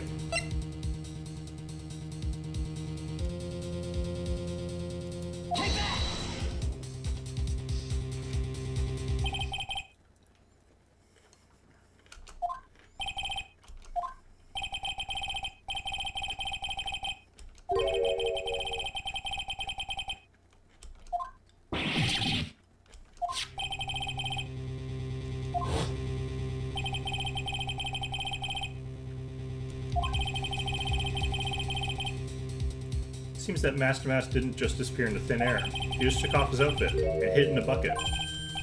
That sounds far too stupid to be true. Correct. With tricks like that, he couldn't fool a baby, let alone an ace detective. That's when you figured it out, Mr. Atme. That's when you learned that under his mask, Master Mask was really Ron Delight. Good. What the? Wasn't he supposed to be Master Mask? No, that looks like he wasn't even an ace detective. Can't believe it, because Blackbear, what a fraud, trying to pass himself off as an ace detective. Why, how dare you expose me like that? Why, I mean, I've never blackmailed anyone in my life. I'm famous, I'm a proud detective, and I'm also Master Mask. Why can't you understand that? Afraid you're neither a proud thief nor an ace detective. You're a blackmailer and a murderer. That is your true identity. He is also actually still a thief. But why how dare you even imply that one so blah, blah, blah, blah, blah, blah, blah. I'm not controlling this.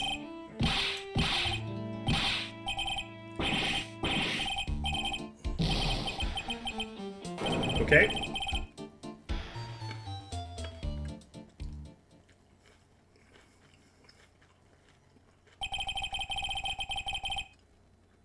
Seems we finally arrived at the real answer. That was quite a performance, Mr. Atme. Objection!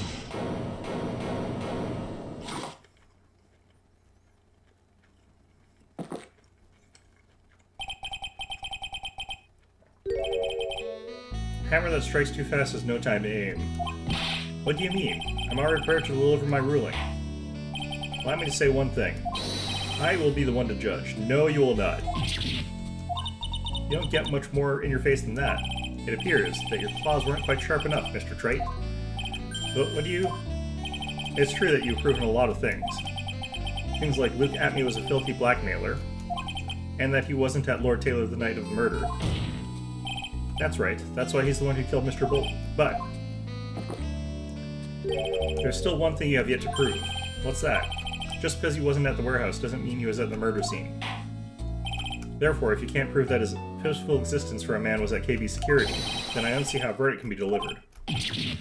No way.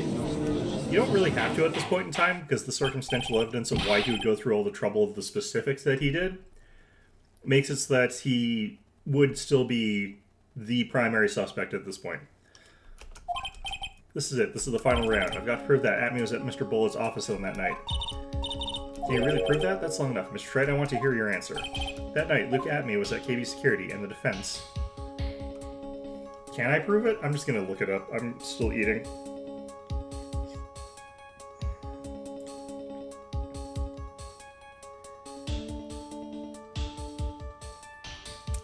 Oh, I'm supposed to say can't prove it.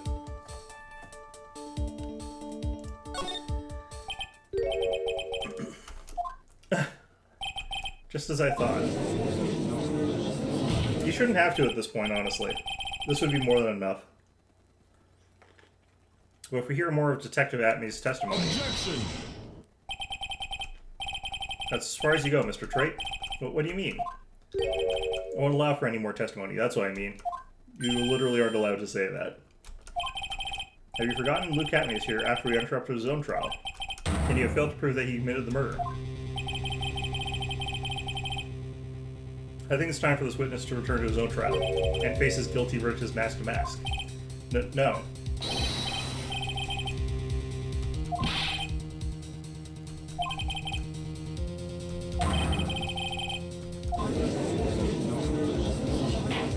Judge needs the spine, but you know, whatever.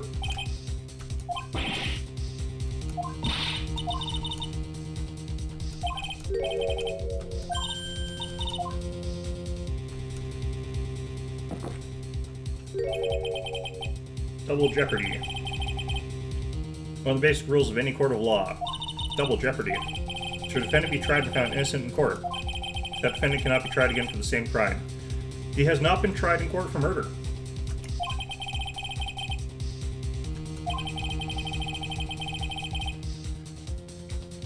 It does not apply to this witness.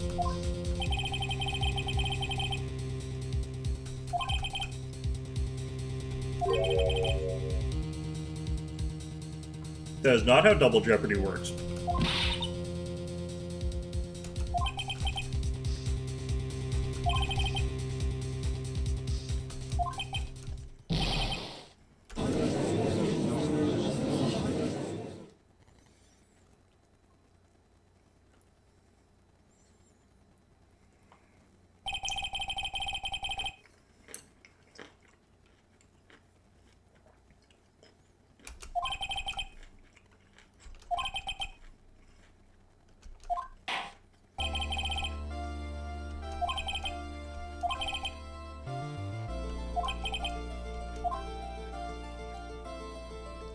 You should object and just say that you want to continue examining the witness.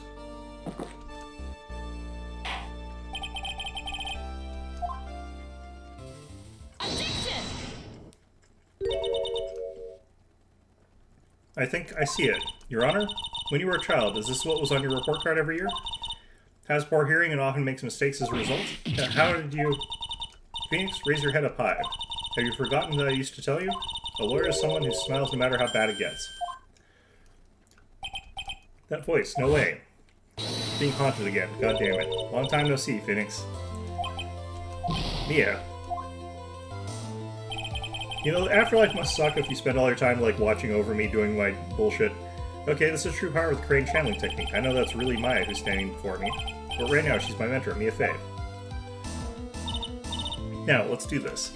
But, there's nothing more we can do, Mia. Without any more testimony, I can't cross-examine. Not yet. The testimony's not over yet. What do you mean? Your Honor, just now you said something very interesting. You have cross-examined every statement the witness has made here today. Yes, that's true, but unfortunately, Your Honor, you're forgetting something. Earlier, after the last cross-examination, the witness made a number of remarks. Well now, Sir Lawyer, it seems that love wins out in the end after all. I am the ace detective as well as the mask to mask. My verdict will verify that. Just as Rhonda Lights will verify that he is the true murderer. I declare it with full force of my ace detectiveness. Yes, but these comments appear to have no importance whatsoever. Very well, then shall we prove they're important via cross-examination? At any rate, as long as the witness has made these remarks. We, the defense, assert our right to question them. Is that alright with you, prosecutor? Is something the matter, Mr. Godot? Ah, nothing. Oh, Sir Lawyer, it looks like you're one step too late. Think such falsehoods will do anything to me. Luke at...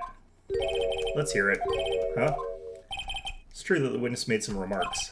So then, let's hear this last bit of cross-examination. His attorney just gave up. Okay.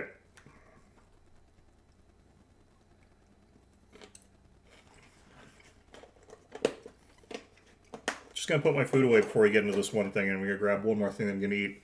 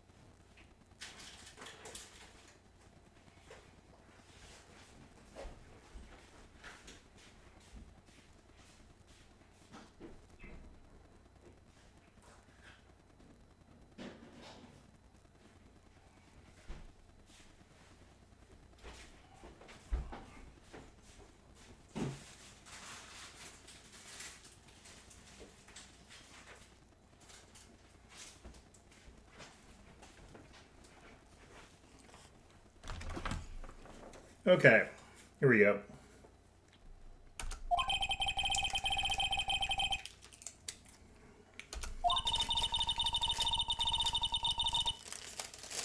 Defense would like to hear why you declared the defendant to be the true murderer. So please, give us one last bit of testimony.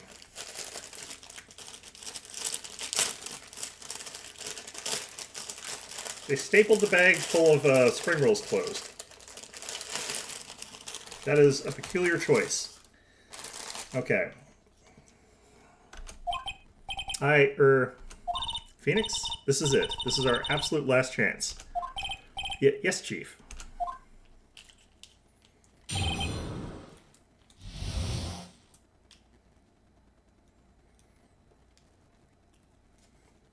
You know, what's interesting is when she died, she wasn't actually much more of a veteran lawyer than we are now.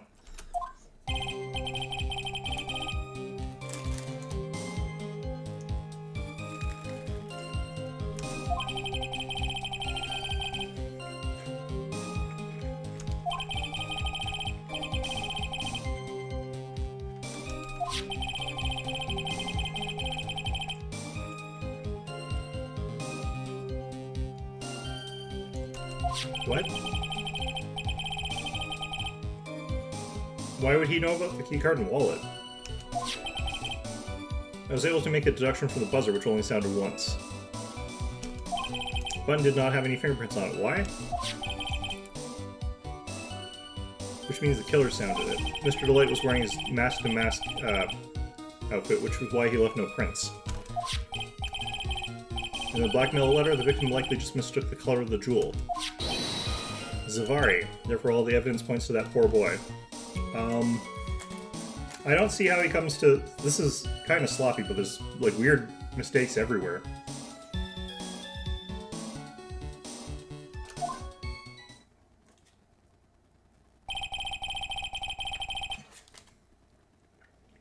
This testimony seems to actually... No, not really.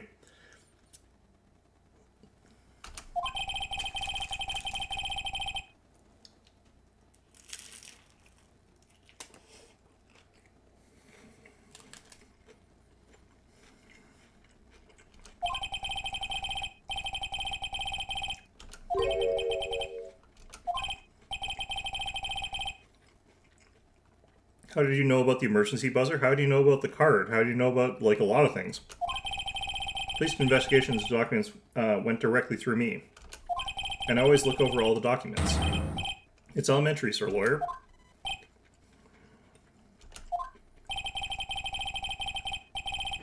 Yep.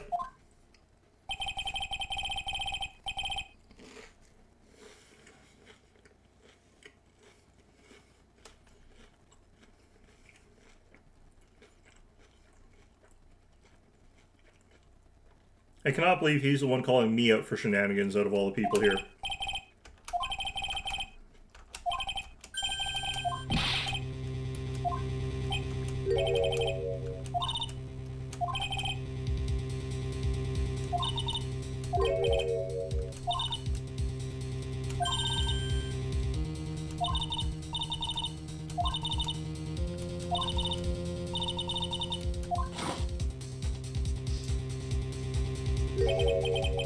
Cup number 17, the last cup. Seems like the time's come to put an end to this trial. Great.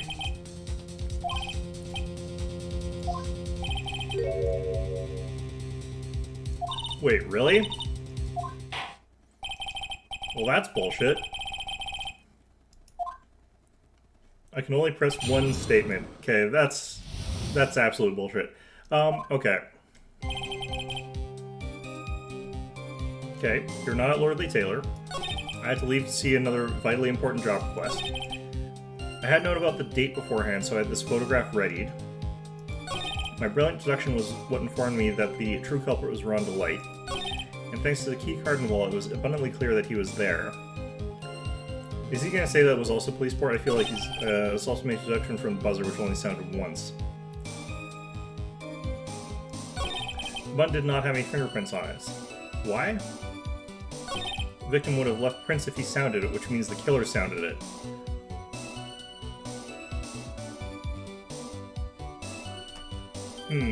Okay. I want to check something here.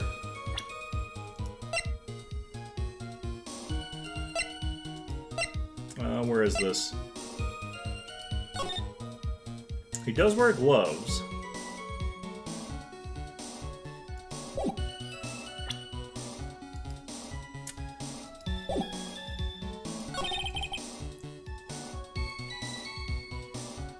Okay, but why would he have done that under this assumption? This one, he doesn't have an excuse for why it's being rung. In this particular case. Trying to get my spring roll without eating a staple, because I do not want to eat a staple particularly.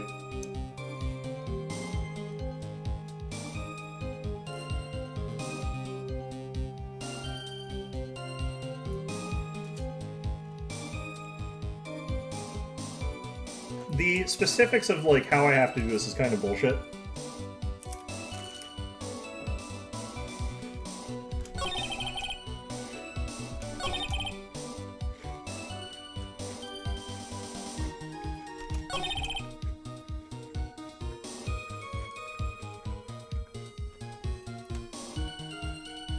I mean, I don't think that they would have, like, gotten the color of the jewel wrong either.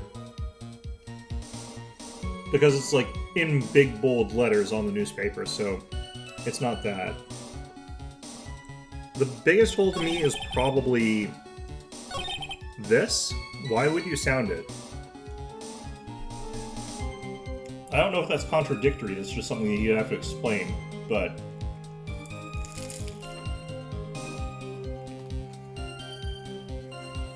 Alright, time to cheat.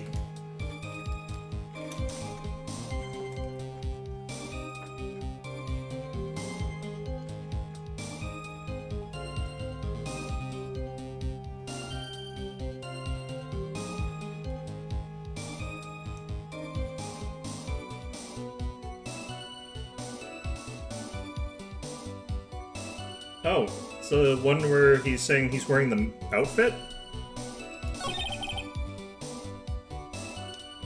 I don't feel like this is correct, but okay, let's trust this guide. Objection!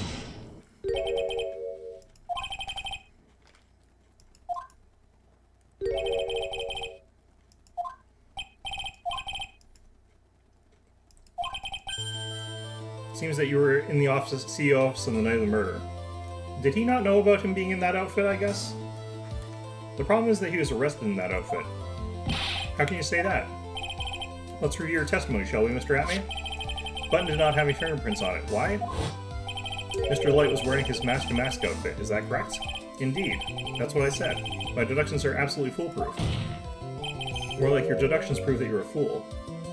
How far are you in the game? I'm at the end of this case, probably. I have no idea. No, I'm going pretty slowly, but, you know. I'm sorry. Whatever do you mean? Although this was 3 chapters, so I'm not feeling like my odds are good here. For some reason, I'm starting to get really thirsty. When exactly did you learn the fact that Ron Delight was dressed as masked as we went to the scene of the crime? That was, it was just a few hours ago, back when my 6th cup was looking at me with a cold stare. Oh, I think that was when I was going out for food. I'm sorry, I just never had a chance to mention it up until now.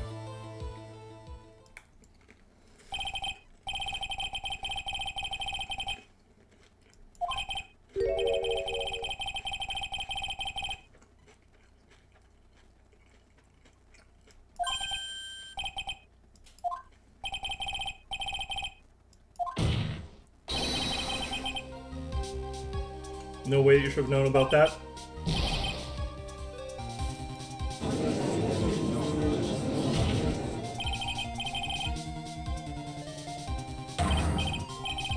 So how do you know about that piece of information? Objection! Come on, this detective must have known about it. He probably had plenty of chance to find out beforehand. And those chances that I want to discuss next. That night, Mr. Delight was wearing his mask and mask outfit. There's one and only one way for Detective Atme to have found that out. One way, you say? Please recall, if you will, Mr. Delight's testimony. When I entered the office, there was a suspicious shadow there. Yeah, I mean, it was obviously him. They made it really obvious.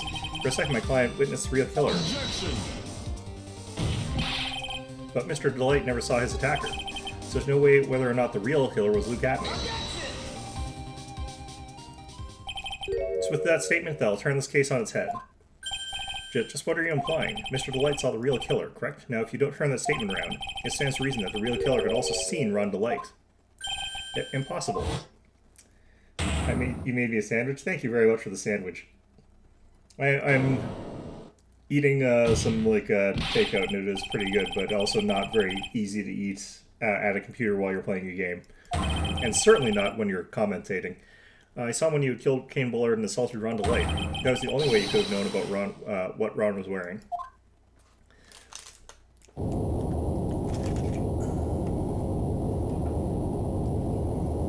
Who's erupting here? At me? Oh, he's ascending. Okay. Or something. Okay, whatever. Take a good look, everyone. Unable to find a rival worthy of my genius, I was forced to create one by myself. Here I am, the tragic clown. That's the same line you gave yesterday. But I think there's a little more meaning behind it this time. Another nervous breakdown, fantastic. Man, okay. One awfully complicated incident. They are jumping you into the, more bullshit sort of loopy stories with multiple parts, right off the bat for this one, so that's making me worried. Ken Bullard was blackmailing Luke Atme, who was in return blackmailing Ron Delight. And upon killing his blackmailer, Luke Atme tried to frame Ron Delight. He then claimed to be guilty as master in order to escape his true crime. And to that end, he came up with this plan, to use the double jeopardy rule when making his alibi. This is not the proper use of double jeopardy. At any rate, it would seem we finally found the truth. Excuse me, I came perilously close to besmirching the record of an innocent young man. Besmirching him with the title of murderer. Don't ignore me! Oh, I didn't realize you were there. Why would he be? About the verdict. I know. You never committed any murder. That's right, I'm so glad you understand that, but... I really am Master Mask. Huh? So thanks to that trial yesterday, I'm innocent now, right? What was it you said? Double jeopardy? This is the correct use of double jeopardy, now that you mentioned it. I've been careless. Careless? What do you think, Mia? As the defendant says, the rule of double jeopardy is absolute. A defendant can never be tried twice for a crime in which he was once found innocent. This is actually the correct use of it this time.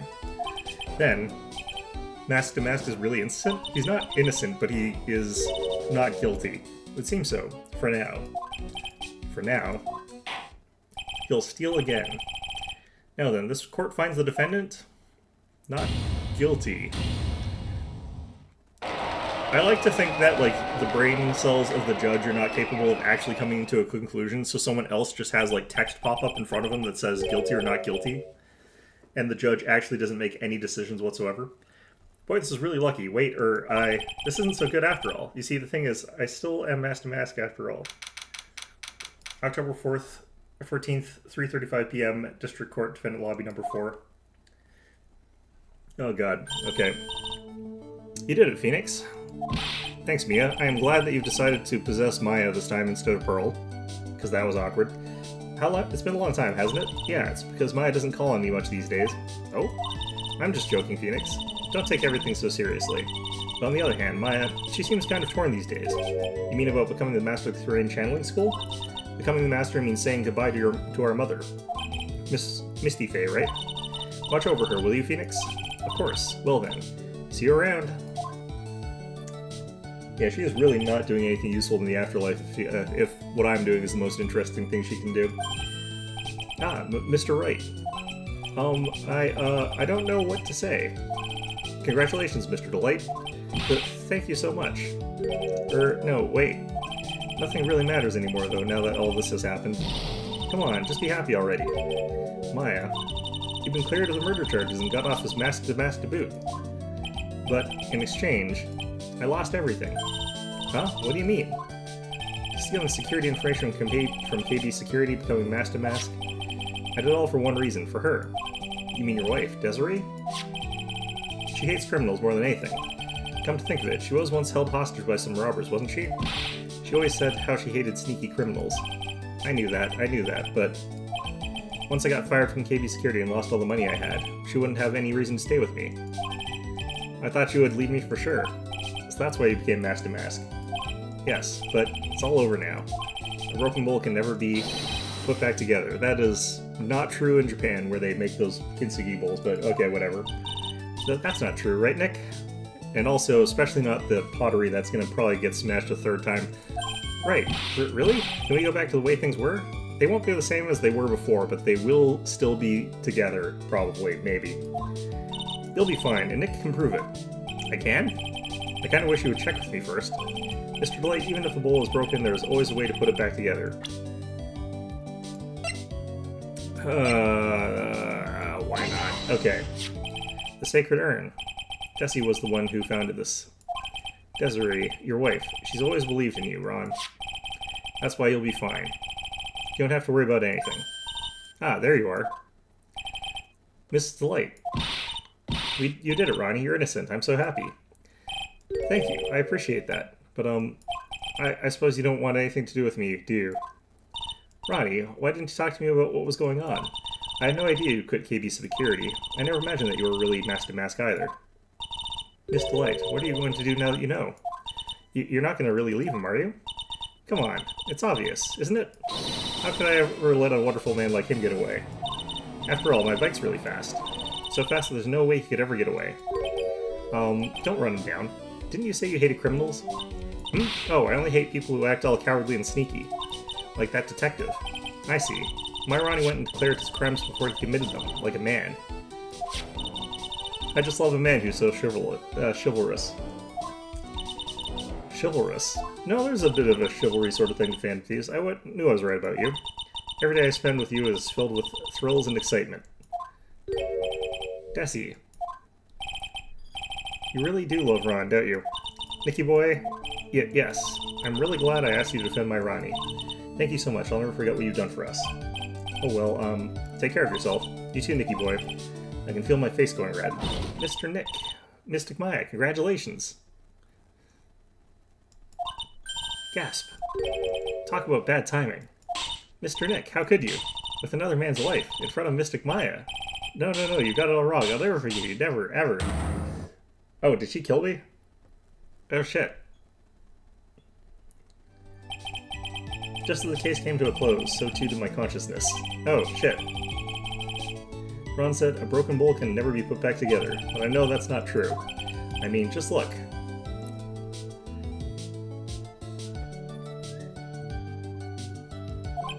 Here's a perfect example of one that was put back together even better than before, only because the first time it was put back together was flawed. The not put back together at all version is probably the best, but whatever. Okay, it's fine.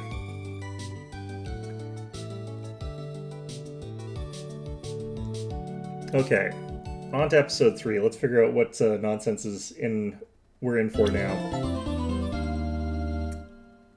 Okay, I just want to... I want to check something. Okay, I can't. Okay, never mind. I guess we're not. How doomed am I? To what have I condemned myself this time? This court sees no reason to further prolong the trial. This case is extremely clear. I see no room for misinterpretation of the facts. It wasn't me. I swear it wasn't me. The evidence and testimony we have seen and heard are conclusive.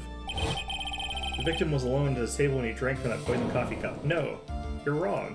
I know what I saw. I saw...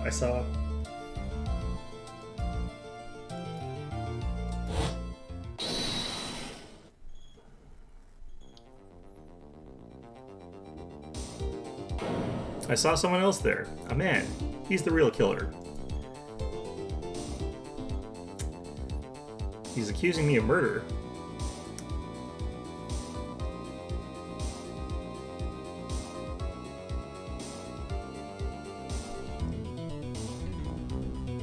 Why won't anyone believe me?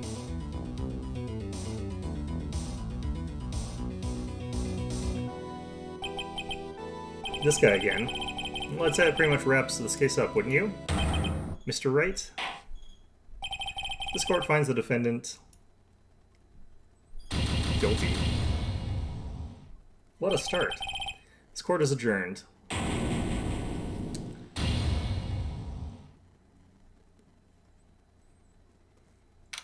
January 6th, 10:03 a.m., Wright & Company Law Offices. Ah. The start of the new year always makes me feel like I can take on the whole world. I bet it does, Maya. So, I've decided that our resolution should be Zvari, take on the world. What do you think? Sure, whatever, Maya, but I think maybe you've had more than enough mistletoe cake. Never, you got to eat a lot of cake during the New Year's. It's practically a tradition. Like watching the fireworks on TV or playing a board game. Hey, pal. Hey, Gumshoe. Detective Gumshoe. Happy New Year, Detective. Likewise. Now listen up, Wright. Here's another fruitful year of lawyer policing cooperation. Okay. Yeah, me too. Alright, pal, you've got some explaining to do. Hey, have you got a holiday present for me, Detective? A what? Well, here, have this. It's not really nothing much, but yay, thanks. Look, pal, we need to have a talk. Take a seat. Hey, what about Pearly? You haven't forgotten her present, have you? Ah, no, I mean, yes, I mean, no. Are you doing this on purpose? Haha, guess I'm busted. How do you like my first practical joke of the year? Very funny, pal. Now let's see how funny thing is when I show you this. What is it, a magazine? Hey, I want to see. Deadly poisoning brings guilty verdict. Defense attorney Wright trounced? Trounced? Let me see that. Defense attorney gave an almost childishly amateur performance yesterday. What the heck is this? It's a report, pal, about you. Listen to this. Mr. Wright must take full responsibility for the ruling in this case. Well, and don't tell me you don't remember anything about it. But I don't remember anything about it. When was that issue from, anyway? December of last year, which I guess makes it last month? Which makes it old news, you mean? But I wasn't involved in a poisoning case in December. So what do you think this is all about, Nick? If it wasn't you, pal, then that leaves only one possibility. It's Miles. Damn it, Edgeworth. No way, you don't mean... phony Nick. This must be Gumshoe's idea of a joke. Guess he's starting off the year with the one, too. Magazine clipping added to the court record. Says it was trounced my client was found guilty. So, what are you going to do about it, pal? What do you mean, what am I going to do about it? Well, it's your fault that the judge found the defendant guilty in this case. My fault. How do you figure that? Because the Phoenix Wright is super famous now. Well, maybe only sort of. Yeah, see what happens when you hotshots start getting out too full of yourselves? But I didn't do anything wrong, at least not that I can remember. Better make this right, pal, now. That means taking the case back to court, got it? Sounds like we got our first case of the new year. Let's tackle it with gusto. I don't know. The judge already issued a guilty verdict once in this case. Well, it's going on appeals on the case of a mistrial, so it's not going to be easy to get it overturned. I guess that New Year's resolution is going to have to wait until next year. So you're taking the case, right? Good, I'm going to head over to the courthouse then. After that, I'll go back to the precinct. Drop by if you need something, okay, pal? I guess people are starting to know the name Phoenix Wright. If a client entrusted a case to me based on my reputation, I guess I am kind of responsible. But why would someone want to impersonate me? What sort of guy would do that? Cosplayer? So, what's our first move? I guess we go down to the detention center and talk. Wait a sec, Nick. This person's behind bars because of you. Whoever it is isn't going to be jumping at a chance to meet you, right? Hey, let's get one thing straight. It wasn't me. It was a fake me that did this. I wonder if he looks exactly like you. You're phony. Zin Hyop. I mean... Well, wouldn't it be like Zinniop as one word, and then like it would be whatever right is backwards? Something, I don't know. I hope not. Shudder. And what kind of name for an evil double is Zinniop anyway? Ah, Nick, I've got it. If you're going to ask whether I've got twin brothers, the answer is no. Spoil sport. Do you notice Gumshoe was acting weirder than usual, or was it just me? What do you mean? I mean, he was really worked up, like a guy who's just found out he's going to be a dad or something. Yeah, I guess he was acting kind of strange. Maybe he realized. He's got strong feelings for you, Nick. Considering how we interact, I seriously doubt that, Maya. Well, if he wasn't nervous because of you, then maybe it's because of our new guilty client? I mean, yeah, it might be a friend of his or something like that. Okay, let's move on out here, I guess. Let's hit the detention center first.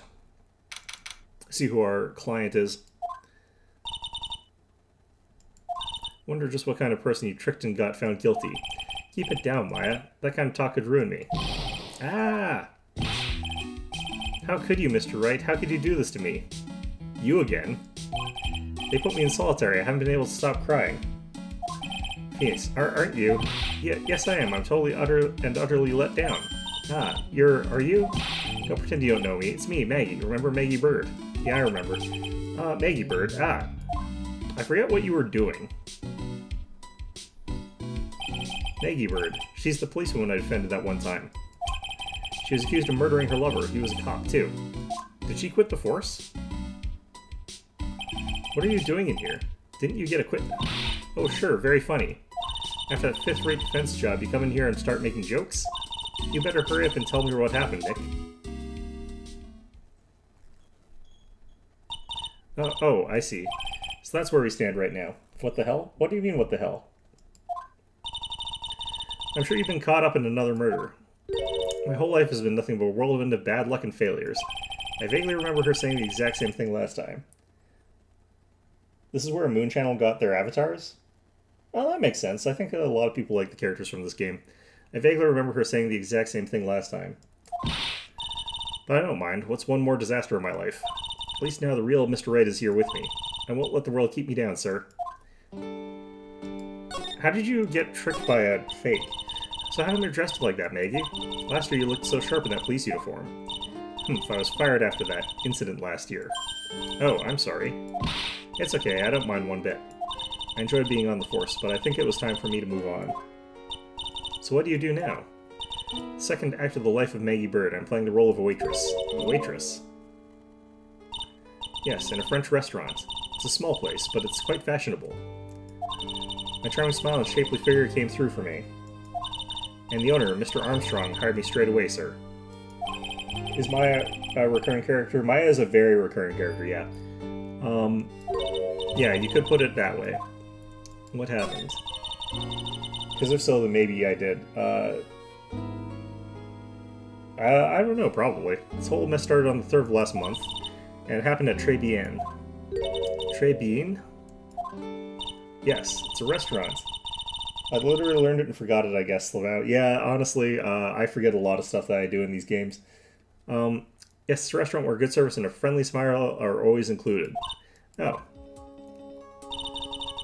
There were 2 men at the table, both drinking coffee. And then, one is the fake Phoenix Wright.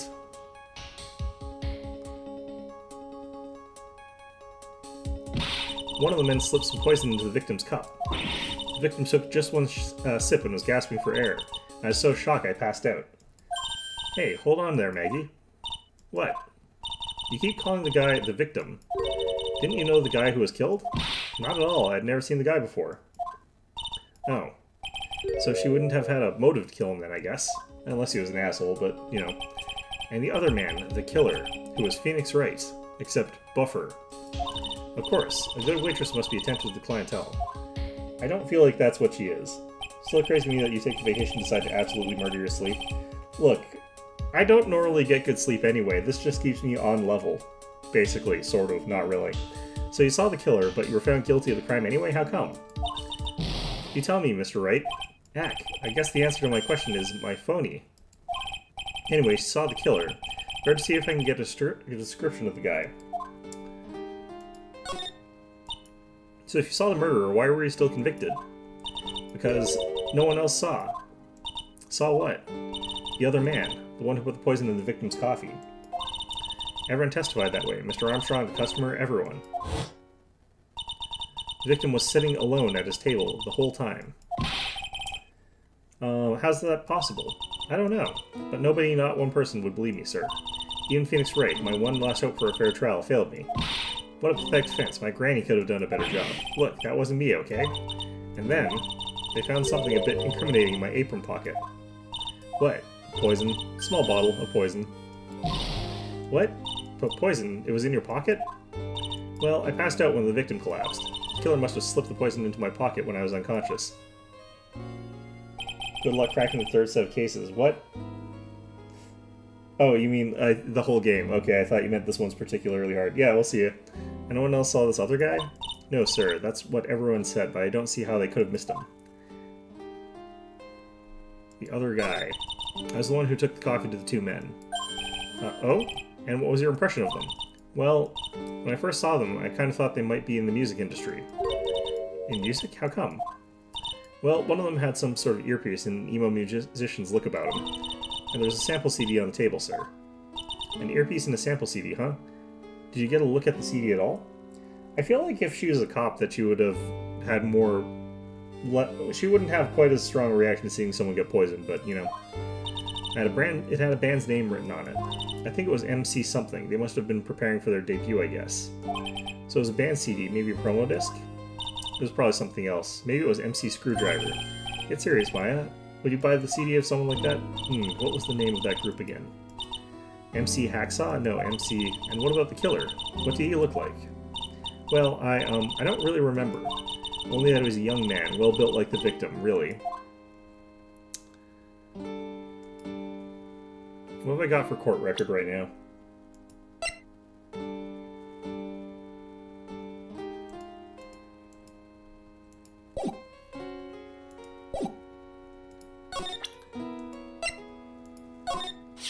Oh, yeah, I need to ask you about this. Hey, this article's about my case. Can you tell me anything about the guy who was pretending to be me? Yes, sir. It was in the morning after I'd been arrested. I met you in the visitor's room here. You were wearing one of your super sharp suits. Me? Yes, you, Mr. Wright. Arg. Hey, Maggie, was my evil double, AM there too? No, I don't remember a phony you, Maya. Oh, sigh, it would've been so cool. Then you got really worked up and passionate. I'm gonna get you cleared of this crime, you said. Okay, I get the picture, but you've met me in person before, so how come you didn't realize that guy wasn't the real me? I guess, looking back now, it was a little strange. Only a little? Well, okay, so you're a bit taller than normal, and you looked a bit shady. What the hell? And your voice was a bit weird. Oh, and you had... So the guy was nothing like me then. And he had your spiky hair and blue suit. Is that all it takes for someone to imitate me? Yeah. How about everyone else in the courtroom, like the judge and the observers? Didn't they realize he was an imposter? Everyone had these big question marks on their faces, but it seemed that no one wanted to say anything, sir. This case just keeps getting weirder and weirder. Mr. Wright, do you think it's possible to get a retrial? Probably. The court ruled in the absence of a genuine defense attorney, so we should be able to get a retrial. Mr. Wright, do you think you'll win next time, sir? My life has been a full-course meal of bad luck, complete with defeat for dessert. Since I was 6 months old when I fell from the 9th floor of my apartment building, oh Jesus Christ, I've been hit by all sorts of vehicles, gotten sick from all sorts of foods, failed at almost every test I've taken, experienced almost every kind of disaster. I even landed a phony lawyer when I had the misfortune of being accused of murder. But I will survive, because Maggie Bird always lives to fight another day. That's the spirit, and one day I'll find it. Just you wait and see, sir. Find what? I'll find that one single moment of good luck. Oh god. Arg, Zinniop is really going to pay for this. What are you staring at me like that for? But Maya's right. Whoever it is that thought it was a good idea to use my name and get an innocent girl convicted of murder had better watch out. Well, he's also the murderer, so he had a double motivation for that. We'll find him, don't you worry. We'll get Zinniop for you. Thank you. Oh, I'll tell you where Très Bien is then. Right. The restaurant where the murder took place. Yes, sir. When you go, please tell Mr. Armstrong I said hi.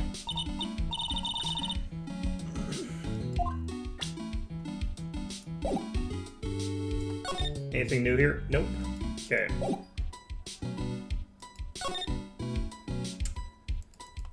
Guess we're heading here. January 6th, Très Bien. Do not cross. This place is obnoxiously pink. Wow, look at this place. Look, more like smell. What is with the suffocating scent of flowers in here? It's like the Louvre. Then again, girls like that kind of thing, right? Actually, I'm not all that into it. No one's coming to see us. Maybe there's no one here. Don't be silly, Maya. This is a restaurant and it's open for business. Hello, anyone here? I don't believe it. There really isn't anyone here. Perfect, let's get intrusive.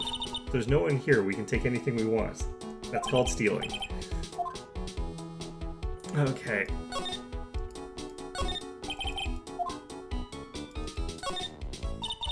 It's a rack full of fashion magazines. They're all in French.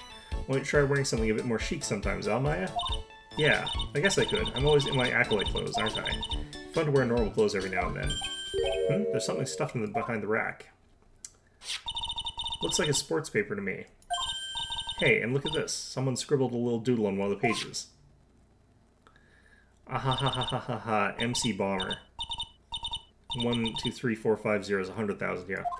$100,000 maybe? YouTube views? What are MC Bombers supposed to be? There's also 500,000 over there. And a bomb. This paper, it's from December 3rd. This paper's from the day of the poisoning. We are dealing with, like, really old evidence at this point in time. Sports paper added to the court record. Paper from the day of the murder. This has got to be a clue. I should see if we can find some more about this paper.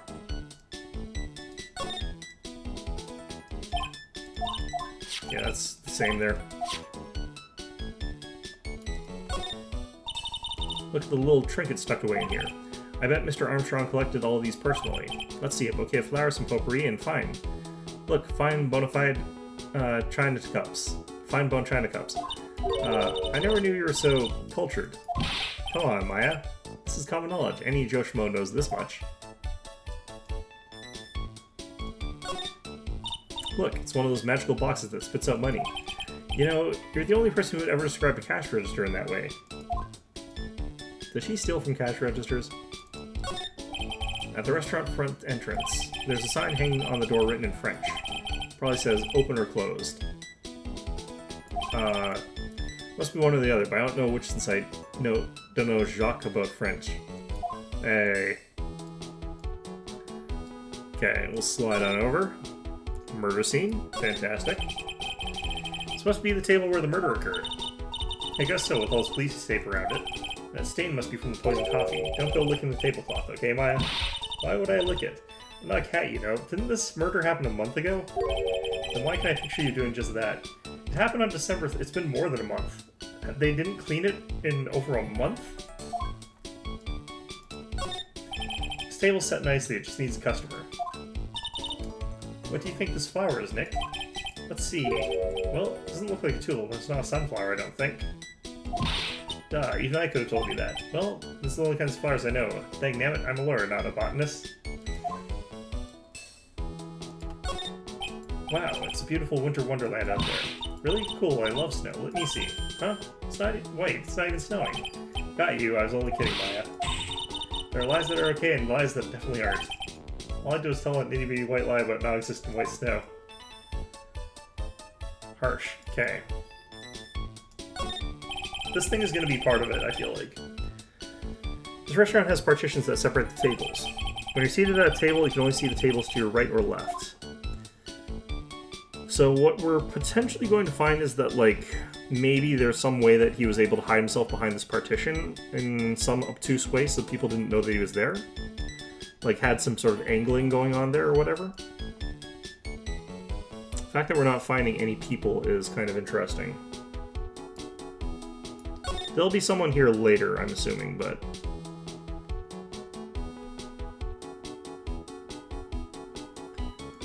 Okay, let's actually read this thing again. It's just got that. Okay, do I have to go back and talk about MC Bomber, I guess?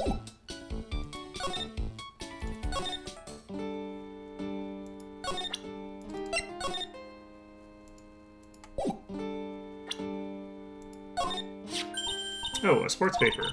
Let's see. Did Gutswin Braun manage to defend his heavyweight title? Sorry, Maggie, that paper's actually a month old. It's from the day of the murder. And Gutson got knocked out yesterday, I'm afraid. Oh, no. I found this paper in the magazine rack at Très Bien. Really? That's strange. Très Bien doesn't get newspapers. And Armstrong says he's not really fond of them. Then maybe one of the customers left it behind. And anyways, what I want you to take is a look at the scribble here. Aha, that's it, sir. MC Bomber. That's the name that was written on the CD. Just as I thought. I guess it wasn't MC Screwdriver after all, huh? So, the $100,000 must be a down payment for a record deal, right? If someone gave me $100,000, I'd sing for sure. Master of Crane or the Spirit Song or even Maya's theme. Okay, Maya. So if the sample CD was on the victim's table, that means this newspaper may have belonged to the victim. You're right. So the victim left this behind on the day of the murder, huh? I think we better step up the investigation, don't you, Nick?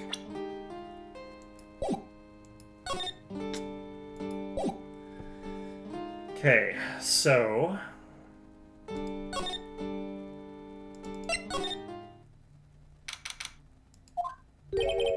Ooh la la, bonjour, welcome to La Tribienne. Oh, hello? What happened to Maya? She's frozen stiff. Ah, she's a francophobe, I understand. Okay. Bienvenue, welcome to my petit restaurant. Huh? B Avenue? Oh no, my petit julep. Huh? Me? Look at this face, like a kitten rejected by its own mother. You are fatigued, no? Alors, you need this. An aromatic bateau à melange de la neroli à la rose. My personal recommendation. Is this a restaurant? I don't feel like this is a restaurant at this point.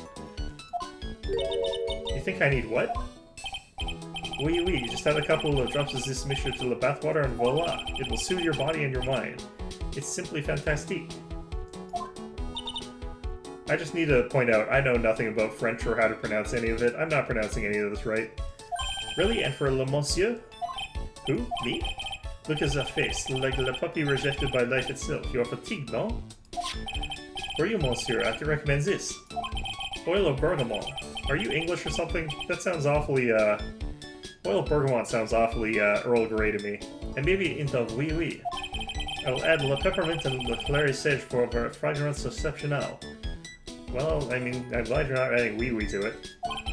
Such an invigorating recipe will bring out our delicious beauty, monsieur. My beauty? Alors, if you'll be seated, I will bring you a special menu of the day. Actually, we're not here to eat, we're lawyers. No, you're a lawyer, Phoenix. Maya's a psychic. Mais bien sûr. I know this already, monsieur. You're La Phoenix Wright, no? Yes, you know me? Mais oui, I never forget a man who flirts with me, especially in court. I guess he has cross-examined by mysterious Iziniop. Looks like everyone to do with this case already knows who I am already. Wonder what sort of impression Ziniop's been leaving on people, don't you? Allow me to introduce myself to you again. I am Jean Armstrong, enchanté. Okay. Well, he seems to be living his best life. Très bien. So what does très bien mean? Fair enough, I guess. I know très, that means 3, right? Not in this context, I don't believe, but... Non, non, non. Très bien is français. In English, you would say, very good. Ah, very good. Oui, exactement. L'atmosphère est très bien, la cuisine is très bien.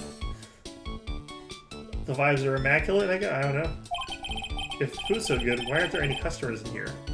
Because there is a desk where a person died at, and they haven't fixed it. My cuisine is not for all. Some people they do not appreciate the hot cuisine. I feel like this person would do better with pastries than hot cuisine, but whatever. I thought everyone liked hot cuisine. No, that's not what he meant. Since I have lost Maggie, I do not have enough fans. So you're running this place on your own now? Oui, for le moment. No one has answered my advertisement. Ah, pour moi. Please don't eyeball me while you say that. I am le chef, I am le manager. I'm also a trained aromatherapist. Okay. A roaming what? A practitioner of the aromatherapy, the art of soothing the soul with the delicate floral aromas. Delicate? The smell coming from that bottle earlier was anything but. What happened? So could you tell me about what you know about the incident? Bien. Makes me sad to remember it, yet I remember it so well. More than a month has passed since it happened? Yeah, I guess it's been about a month since Maggie's sentencing. So, it was the 3rd of last month, just after 1 in the afternoon? A man who was in here for a coffee suddenly became ill, because of the poison in his coffee. That is the truth as I know it. It was Maggie who took his drink to him. I was in the kitchen. I heard the sound of someone collapsing. When I came out to see what it was, he was already slumped in his chair. He was dead? Mon Dieu, oui, he was dead. Maggie had passed out also. This man who died, he was alone? Oui, monsieur. All alone. I know that Maggie said there was someone else, but... I see. La police asked me many times, are you sure there was no one else at the table? They asked. But I'm not the only one. The old man said the same thing. Old man? What old man? So who was this old man that you mentioned? At the time of the murder, there was another customer in here? What, someone else saw it? I can't do this accent. Oh god. No, oui, as usual, he came alone that day. At the time of the murder, he was here, he saw it too. But he said the same thing, since there was no one else at the victim's table. So, if he's the chef manager and all that other stuff, that means he's in the back and he's like doing the sort of like chefy managery stuff and not necessarily looking at customers. So what that other person would have to do is just be flipping tables so that he's either at one or the other, so that it doesn't look like this guy's, you know, so it's probably the old man. But Maggie swears there were 2 people. Mais, mademoiselle, le lawyer, he could not prove this, non? About the lawyer. That was me, I suppose. Mais bien sûr? Wow, he's the first person who said it wasn't me. Don't kid yourself, Nick. Now who's the one making stuff up? Is that what he said? I can't tell. God. Know anything about this? I found the sports paper in the magazine rack there. One of my customers must have left it behind. Do you have any idea which customer it was? The only ideas I have, mademoiselle, I saved from my kitchen. Know anything about this thing? How come I lost my magatama? I'm not a lawyer myself, I didn't wish to speak out of turn. But your defense in court that day was a little, how you say, lacking perhaps? So even a Frenchman who cannot speak any English could have done a better job. Well, you can speak plenty of English. You were very cool though, oui, and so handsome. Wow, I wonder just how bad the defense could have been. Every time you open your mouth, the old courthouse stirred? Oh man, that is something I don't want to imagine. Okay. What's your thoughts on Maggie? Maggie was a policewoman once, n'est-ce pas? Yes, but she had to quit for reasons beyond her control. Oui, she was less suspect in the murder investigation, non? You know about that? That's why I gave her the perfume of la happiness. Happiness perfume? We blended from bergamot like I have given to you before, but she's been arrested again, and found guilty this time. This is true. Your natural aroma of unhappiness must have been very strong. Just admit it, your perfume doesn't work. I'm not surprised she was the prime suspect, after something like that took place before my very eyes. Something like what? What's this guy talking about? Does this mean Maggie did have a motive? Got to ask this guy for more info. Stat. When Maggie took the coffee over to the victim, did anything happen? Oui, I suppose you could say so. So what happened? No, it was nothing. Look, Maggie says she didn't even know the guy, but she's still being indicted for murder. Prosecution must have come up with some kind of motive. Oui, it is true. If there was anything at all between Maggie and the victim, it could be relevant. So please, tell us anything you know.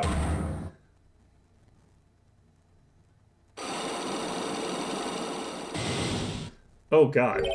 Cyclops? That many? No way, what are we gonna do, Nick? We'll just have to remove... What the? What's wrong? The Magatama. It's gone. I did notice that, yeah. I had it in my pocket, but it's vanished into thin air. What? Everyone knows inventory items are sacrosanct, but I could see the Cyclops. Maybe that means the Magatama's nearby. Mr. Armstrong, did I just confirm something with you again? The table where the victim was sitting. Is anyone else sitting there? That is a question you will have to ask him yourselves. Him? The old man spends all of his time dans le parc? Park? Oh, a park. What park's that? Behind la restaurant. It is called Vitamin Square. Thank you. Vitamin Square sounds like a type of vitamin gummy. Je vous en prie, my dear. Let's go check out this Vitamin Square right now, Nick. Okay, clearly we can't do that right now on multiple reasons. Alright, on to Vitamin Square. That is some birds. This is definitely a Vitamin Square. I can see the theming here. Okay, fair enough. So this is Vitamin Square. Yeah, I see where they get the name from. The fruits that scream vitamins at you. Hey, Nick. That's the guy, right? Isn't that the old man Mr. Armstrong was talking about? That grouchy-looking grandpa? He's throwing seeds out for the pigeons. Why, he's not throwing seeds for them. He's throwing seeds at them. Oh, my grumpiness threat level has just been raised to red. Oh god, okay, well... excuse me. Would you mind if I had a word with you? Yes. I just wanted to ask you a couple of questions. What's the matter with you? Can't you see I'm busy? You don't like my seeds, eh, pigeons? He's really chucking those seeds at them. That's got to hurt. It's like birdshot. Go on, eat this. Sigh. Maggie Bird. Excuse me, sir. Can I ask you about Maggie Bird? I don't know any Maggie Bird. Yes, you do. Maggie, the waitress at Très Bien. Ka, that's a disgrace. I tell you, an utter disgrace. A disgrace? An innocent young girl revealing herself like that. Revealing? You mean her uniform? Youth of today. They don't have any shame. No shame, I tell you. Not one ounce. Whatever happened to the old Bushido values of Japan, like honor and modesty? Trying to think of when, like, you had to dress conservatively in Japan in their history, and I guess there were periods where that was kind of the case, but I don't think that was actually really the case for much of Japanese history. What about me? I'm not wearing anything revealing. You? Your problem is you lack any sense of grace. He's got you there. Talk about hitting a girl where it hurts. Do you go to Très Bien a lot? That miserable excuse for a restaurant? That garbage they serve in there is not food. Where's sushi? The tempura? The rice? Très Bien is a French restaurant, sir. Where do you think we are, boy? In Paris? I want real food, not those snooty snacks. What about those shameless girls? You mean the waitresses? You can see all the way up to their... Yes, the waitresses. They're practically naked. It's a disgrace, isn't it? Well, isn't it? I get the feeling that's why he goes there. Listen, it's not my restaurant. God, it's a miserable excuse for a restaurant. That place is miserable. He certainly knows the place. He must be a regular. But if he hates it so much, why does he keep going? Because he's a pervert, I guess? I don't know. Are you a regular at that restaurant, sir? just, if you dislike it so much, why do you keep going there? Sir? There you are, you filthy pigeons. You want food? Haha, take that. You must be hiding something, right? If he is, I should be able to see a psych block or two. Oh wait, I don't exactly have the Megatammer right now. Huh. Remember, Nick, that Megatammer is only on loan. Better find it or else. If Pearls ever gets wind of this, I'm going to be on a world of pain.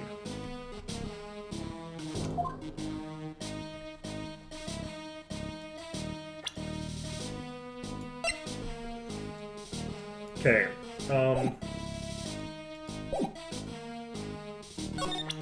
let's see if he has anything to say about this.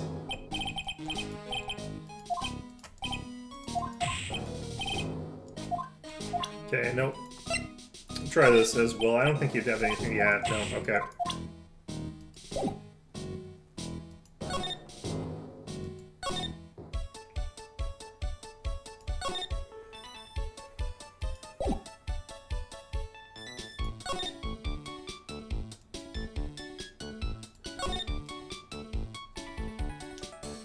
Alright, well...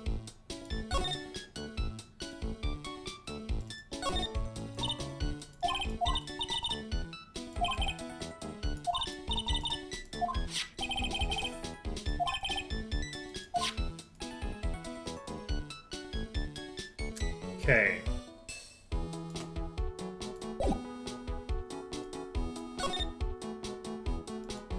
Guess I have to go here.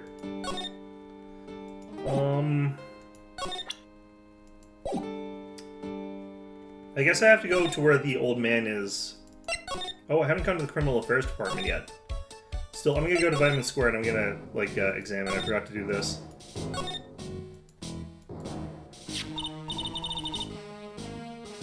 Magazine here. It's a magazine full of job listings. You disgusting rogue, picking up something someone else threw away? Threw away? Did you throw this away? Are you looking for a job? Cat. That's none of your business. Sorry, I guess I'll just take the magazine with me then. I don't want anyone else having it. Give it back. Too bad. Now you don't want it so bad, I don't want to give it up. Hey, that's mine. Looking at the sword reminds me of what? That you're supposed to eat a lot of them to ward off colds in the winter.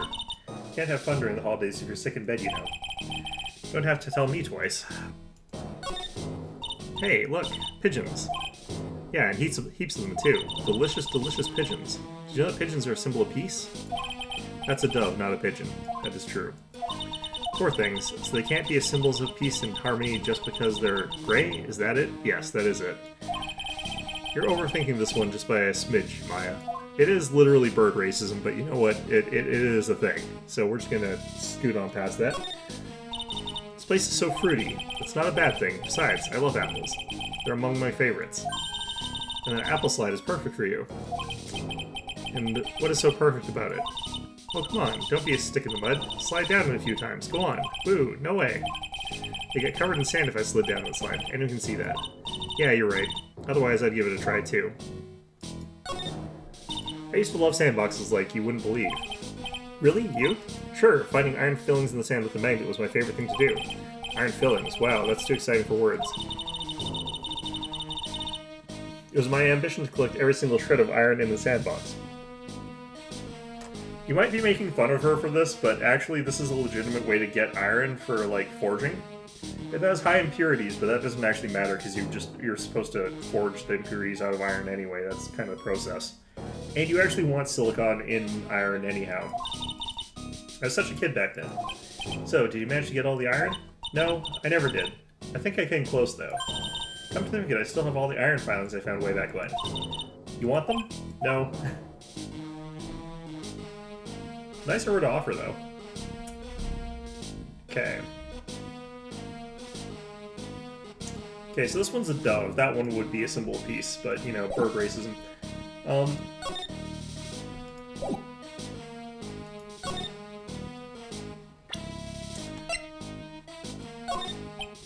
Excuse me, sir, he doesn't even want to talk about this one. Okay, let's check this.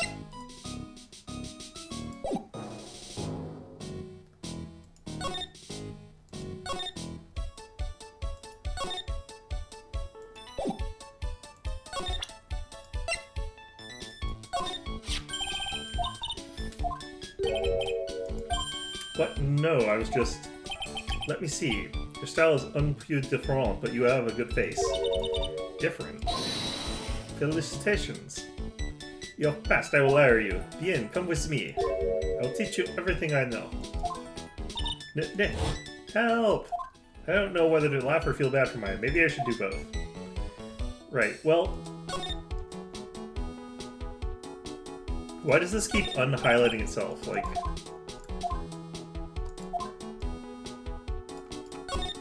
I guess because there's different things that are said when Maya's not around, so... Could he get out again? That's a good question.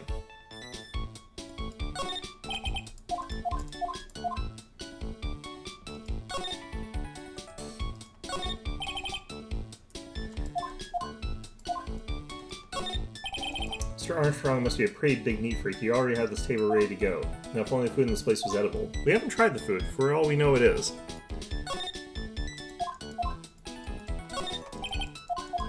Okay.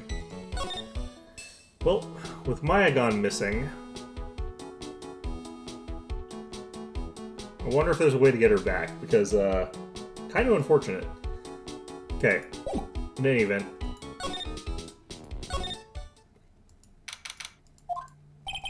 Looks like they have Maggie in questioning. I guess I have to ask. I guess I've asked her pretty much everything. Come back if there's anything else I need to ask later. Okay, so let's move and go talk to Criminal Affairs Department. January 6th, Police Station, Criminal Affairs Department. So I am reaching close to the point where I'm going to have to just shut this down and then turn it back on, because I think there's a limit to the stream, like, stored for the VODs. But... yeah, that's not really a huge deal or anything like that. Well, pal, have you found the evidence yet? The one that's gonna find her innocent? No, not yet. We've only just started our investigation. Oh yeah, this is why he's, like, motivated this time. Why have they got their mascots, like, handcuffed? Well, whatever you need to know, I'll give you the dirt on it. Putting off all my other cases for now, pal. Gumshoe's really fired up about this. Oh yeah, one more thing. The trial's been approved. Court's sitting at 10 a.m. tomorrow. He is doing some thin blue line shit here, which I don't really respect, but, you know, whatever. Megiddo's gonna be the prosecutor. Oh, him. Now listen up, pal. If Maggie's found guilty again, yes. I'll make sure you get locked up for good. Got it? Why me? So the guilty part is Maggie Bird, huh? Yeah. Back when she was on the police force, you were her mentor when she was a rookie, right? Yeah, I kept a close eye on her. I mean, not too close, you know. Hey, what's with the funny looks, pal? I wasn't anything like... Look, sure, I was her boss when she was doing her training. But that was it. Nothing happened. Gumshoe sure is splitting up a storm over nothing. Ah, so that's it. Our big old Gumshoe has a little crush on Maggie. I don't like her or anything, Baka. I was arg. Note to self, gossip with Maya about this later. Look, pal, don't tell anyone, okay? You gotta keep it a secret. Got it? Sure, just, you know, not including Maya, or my other closest confidants, or the neighborhood, or your boss, or your associates, or the people in the detention center. Sure, and would you mind not guessing what I'm thinking all the time?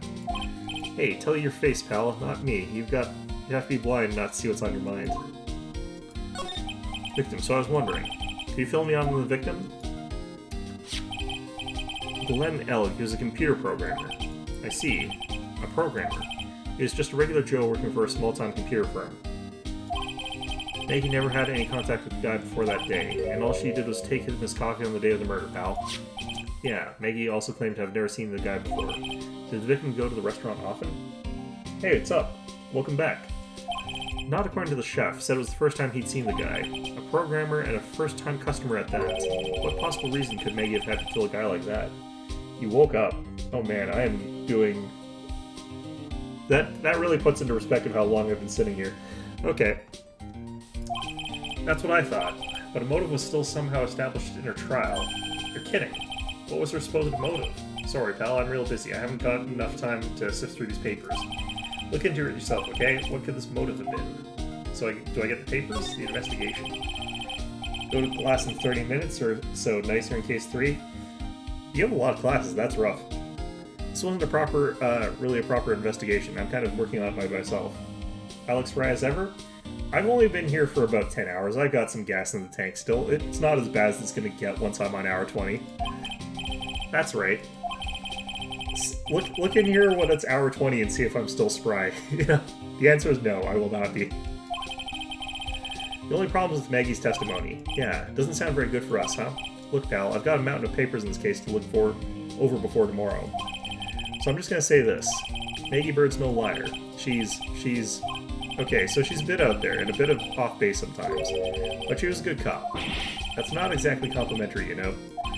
So what do you think really happened? And just how contradictory is her testimony? The biggest problem with Maggie's testimony is the number of people at the table. Yeah, my thoughts exactly. Maggie still insists there was another guy sitting with the victim. Right, but get this. Everyone else in the place says the guy was alone, even the chef. And then there's the CD. CD. Oh yeah, she did mention something about a CD. There was a sample CD on the table, sir. But our guy turned out that place upside down. There was no CD. That just means it was taken by that other guy. What? Not on the table, not anywhere in the whole restaurant, pal. But didn't Maggie say the victim was wearing an earpiece, too? Yeah, but that was for the portable radio in the front pocket of his hoodie. A radio? He didn't have a CD player? You got it. Your phony never explained that contradiction at all. So, he was a programmer, he wasn't a musician, so that CD wasn't music, and given that it's called MC Bomber, it's probably actually a virus.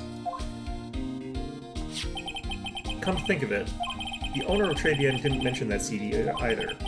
I don't know why, but I get the feeling that Mr. Armstrong's got something to hide. In case you didn't notice, Glenn Elg backwards is Glenn Elg. Does that help me? I don't know if that actually helps me at all. Thank you for pointing that out, though. No, I did not fully notice that.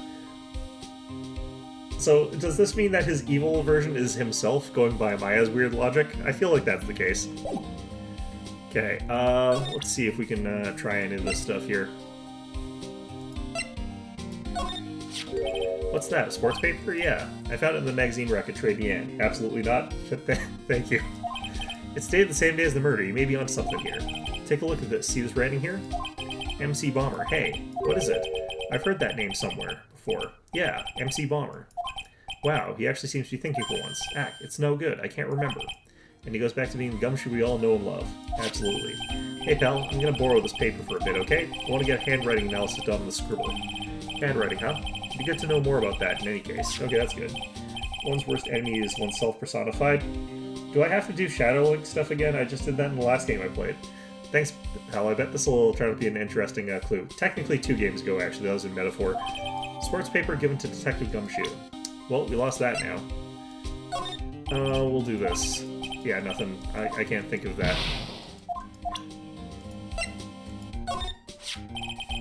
I wasn't at the trial myself, but I asked this one detective...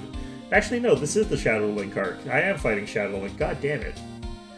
But I asked this one detective, I know how your defense was. And what did he say? He started off by saying, I'm at a complete loss for words. But he must have found some quick, because he went on about how bad you were for an hour.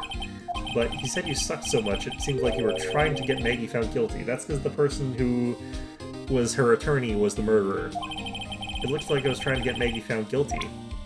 Yeah, okay, so that's all good information. Nothing here. As usual, Gumshoe is an open slate. Why are these handcuffed this time? No matter what, whenever I come here, that mascot's there to greet me. They got that right. That's the blue badger. It was my idea. I made it, and that's the national symbol of the police force. Why have you got them handcuffed? So what's with the pink one? It's new, right? Yep, meet the pink badger. What does that mean? So one's called Blue, and the other's called Pink. But why aren't they both called Badger? You got it. They're married. So should I expect to see Baby Badger next time I'm here? That would be cute.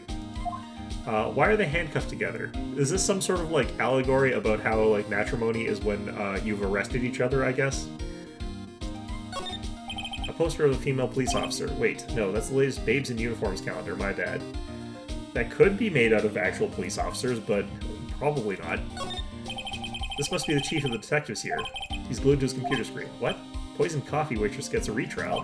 I knew it. I knew there was something funny about the taste of this coffee. Okay, who brought me this coffee today? Hands up. Yeesh, have a little faith in your subordinates. Quit surfing the net, Chief. So, sorry, I was just, things feel pretty tense in here. I think that's just mostly the Chief. Alright. That must be one of the detectives. He's mumbling something to himself. Hitting the gas is like hitting the fast forward button on your life. No, that's too obscure. You don't really get the you'll die before your time idea. Need something more direct, something a bit more lighthearted. Something like hitting the gas is your passport to paradise. Oh god. You must be coming up with slogans for a safety campaign, I guess. These are the detectives' desks. There are computers and files for each one. Funny, they're a lot tidier than I expected. I guess the detectives don't spend a lot of time at their desks. I mean, Gumshoe certainly doesn't. Okay. I guess that nothing here is probably important, I'd imagine. Okay, is Maya back yet?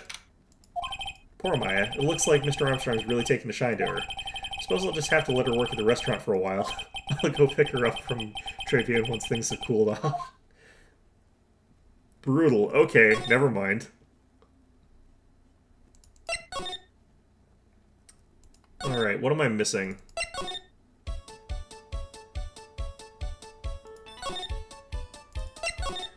Can talk to him without her being there.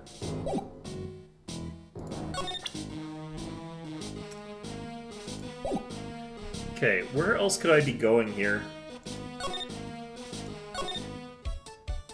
I'm surprised that, like, there's nowhere for me to find the Megatama. Maybe I should look for that. Would that be in my office?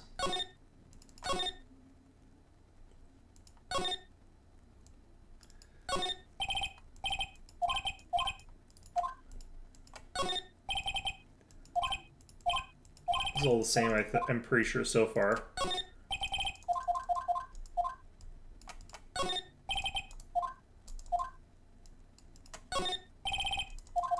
Okay, that's all the same as normal. Just casually got kidnapped by Armstrong, and Wright couldn't care less.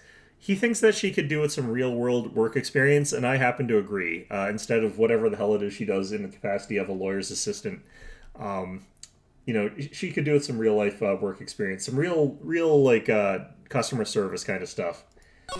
I feel like that could actually really help. Okay.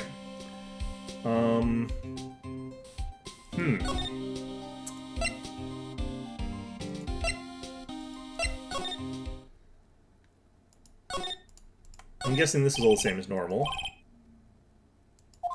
He's sleeping. That's exactly the same as always. One of these games, that is going to be something I have to click on, and it's going to drive me nuts because I'll forget to do it for that one. Okay. There's some pixel hunting I have to do here, and I might just look up what I'm missing because I hate pixel hunting. And refuse to be good at it. Also not 100% sure where it is that I need to be doing it. There could be something I need to observe at the park, I guess.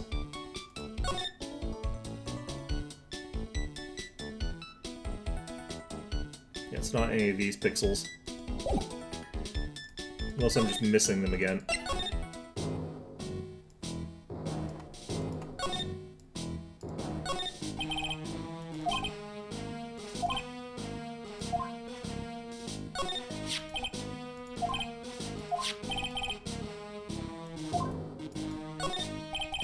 Okay.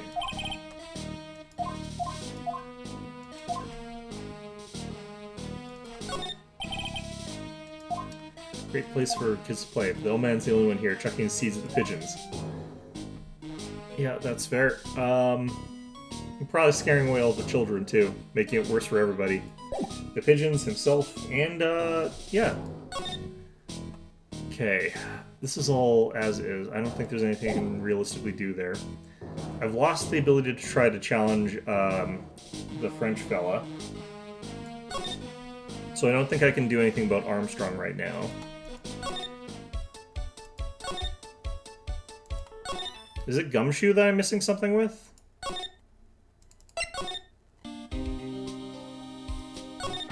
I've kind of done all these, right?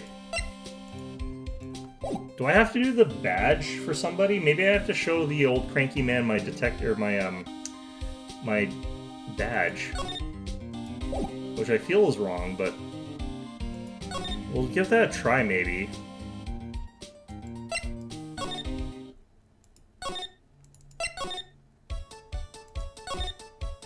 Okay, Vitamin Square. We'll present this. It's gonna throw birdseed at me, okay. So I've tried all of these with him. I've taken everything from in here.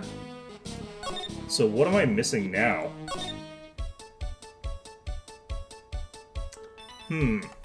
Yeah, this is where I check. Pixel hunting is not something I'm good at or that I want to do, so...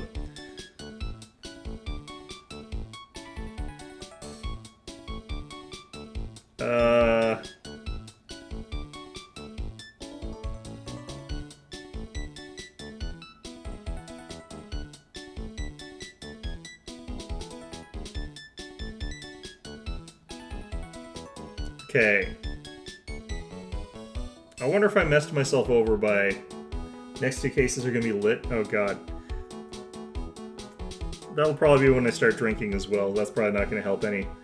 Present job listings to Armstrong. I'm pretty sure I did.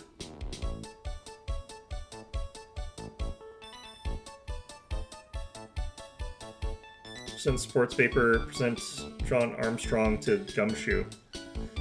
Wait, I have to present the guy to Gumshoe? That is weird. Okay.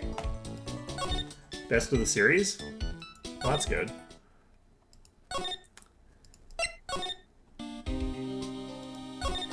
Presenting people is something I often forget about in this game.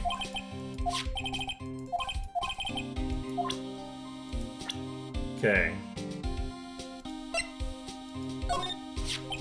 Chef of Trebian, huh?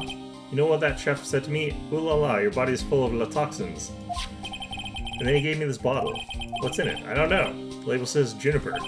I'm under orders to put a few drops of it in my bath every day. Under orders, yeah, you know. There's something about that lady. I mean, guy. Huh? You can't stop thinking about him. Not that, like that, pal. Give me a break. He's not my type. I mean, I can't stop thinking that he's involved with the case somehow. Sounds like he knows a little something more about our charming chef. Okay, I guess I'll also ask this. What do you make of this? Sorry, yeah, nothing.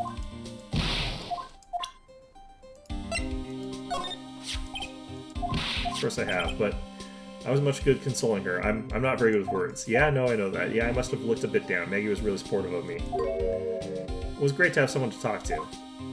Did he go for her or for himself? Probably both. So what exactly is that caught your attention about the chef at Trevian? What didn't catch your attention? It's, kind of hard to say. The guy's probably not even connected with the case anyway. Hey, come on, detective. Didn't you say you'd give me the dirt on anything? Well, the sort of stuff is kind of unimportant gossipy stuff, you know, pal? Look, how about this? You go to Trevian and investigate the place yourself, and if you find out anything suspicious about the guy, you report back to me, okay? Don't suppose I get a choice in this, huh? I guess I better find out more about the chef in Trevian and then report back to Gumshoe. Okay, I guess I'm heading there now.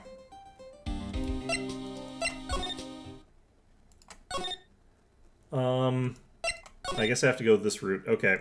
I always wonder about how they do this, because, like, it sometimes doesn't make a ton of sense. January 6th, Trevian. The scent of flowers sure is strong. It's almost making me dizzy. Yeah, I hate when it's like that. Oh, God. It's a ghost. Oh, hello.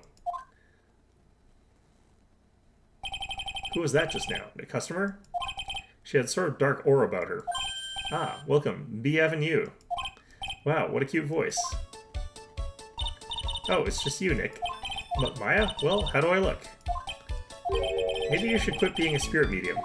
Maybe, but it's kind of boring being a waitress. I mean, you're my first ever customer. Wow, that's depressing. And who was that woman I just saw? Oh.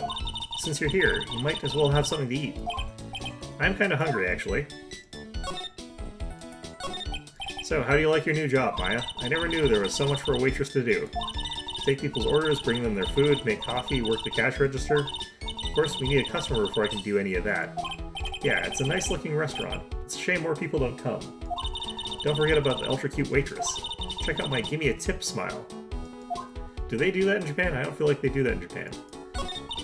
Hey Nick, why don't you order something? The chef's preparing a tasty lunch set at the moment, or so he says. How much is it? It's the twin tea set, so it's $20, of course. So that doesn't actually sound like a lot to my Canadian head, but that's a lot for a Japanese thing. The twin tea set. I believe I'll be taking a pass on that. It's kind of expensive. What? But you can't. Come on, Nick. It's not every day I get to be a waitress.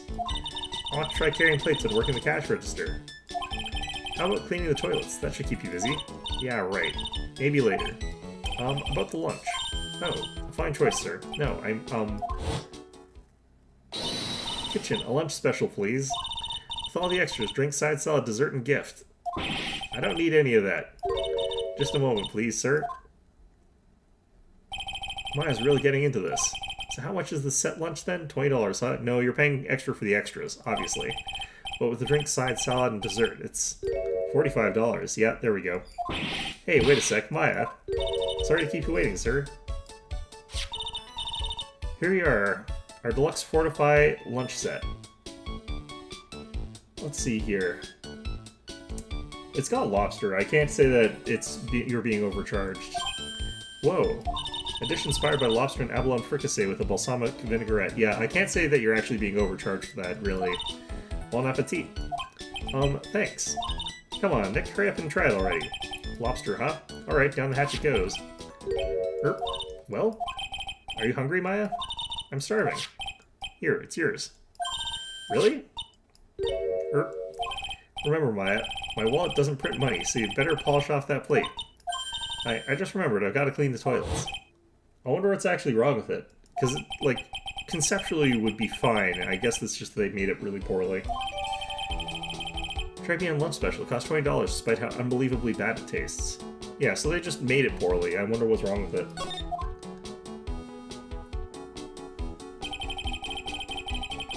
How does that guy manage to make good food taste so bad? It's pretty easy with lobster, honestly. You just have to overcook it and it'll turn like stringy and tough and gross. Hey Nick, you want to take a peek at the kitchen? The kitchen, huh? Not a bad idea. Maybe he's covered in floral essence. Now what was it that Maggie said again? In the kitchen you'll get to see all the chef's greatest secrets. In the kitchen, That sounds tasty. Didn't we just establish that that's not the case here? Hey, wait up, Maya. What is it? I'm pretty busy right now. Are you going to show me around? Tisk, there goes my plan to find a cool clue and show it off in your face. I better conduct the search of the kitchen myself.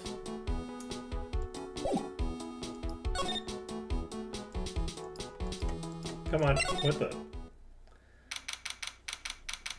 No, this looks fine. Yeah, I mean, oh, there's my Magatama. Why is it here? And here it is, the famous Trebian kitchen. It's my first time in here too, actually. There's a weird atmosphere in here, that's for sure. The walls by the stove are a little bit gungy, but honestly speaking, that's not that unusual. Mr. Armstrong will be back soon, so we better hurry quickly. Chop chop.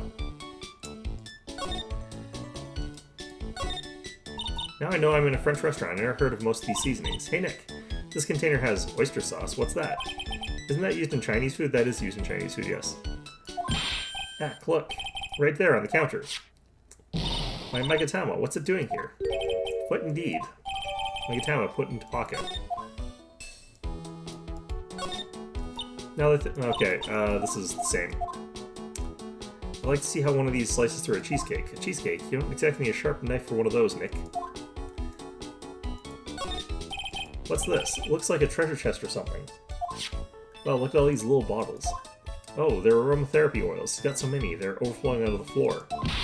Let's see, 1, 2, 3, 98, 99, 100. They're all the same too. Hey, wait a minute. What is it? There's one bottle that's different from all the others. Well, what do you know? It doesn't have a label either. And sniff, it doesn't smell. So what's that liquid inside then, I wonder? Hey Nick, we should borrow this. I mean, look how many bottles he's got. He won't miss one, will he? This is probably poison, I guess. A small bottle add to the court record. Now this is one large mirror. I bet this is where he makes himself look pretty.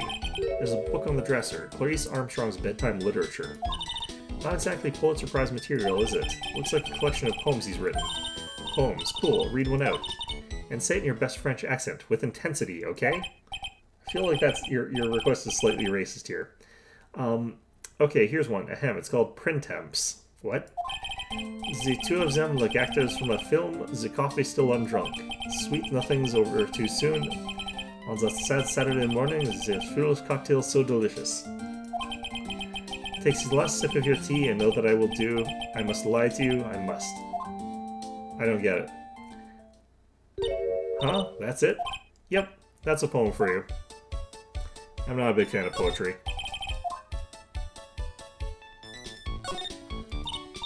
That smells good. Something's bubbling away nicely in that pot. Must be the lobster and abalone fricassee with the balsamic vinaigrette. Isn't that what I just ate for lunch? Maybe. What you ate is the only French dish I know the name of. Not even sure that's really that French. What are these lace curtains for? Decoration, obviously. I don't know, but they give the place a real homey feel, don't they? Lace curtains. You know, if I was cooking pot, I'd be perfectly happy to sit on a shelf under those. How do you respond to something like that? It's that traditional, like, animism that they've got going on in Japan. It's fine. Okay. Blah,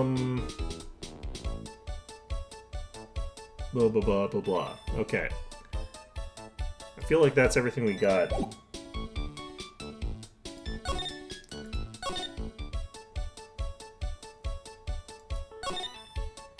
Nobody different over here.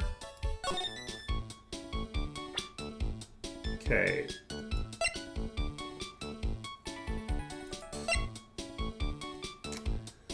I'm just gonna go back. I think that we are just gonna move here, probably. Let's ask her what her experience was like with this fella. What about this? Sorry, Nick. Okay. You're just a waitress now. Okay. Vitamin Square. There's a moped here. Drat, and I still have some unanswered questions for him. Scooter, huh? Who'd leave it right in the middle of a park like this? There was clearly a crash there.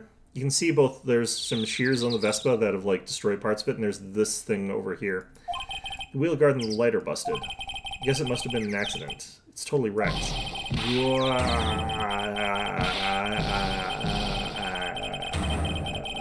My poor throat. Please stop. Make it stop. Hey, who do you think you was doing with my bike? No, I can see it. Okay. No, I was just...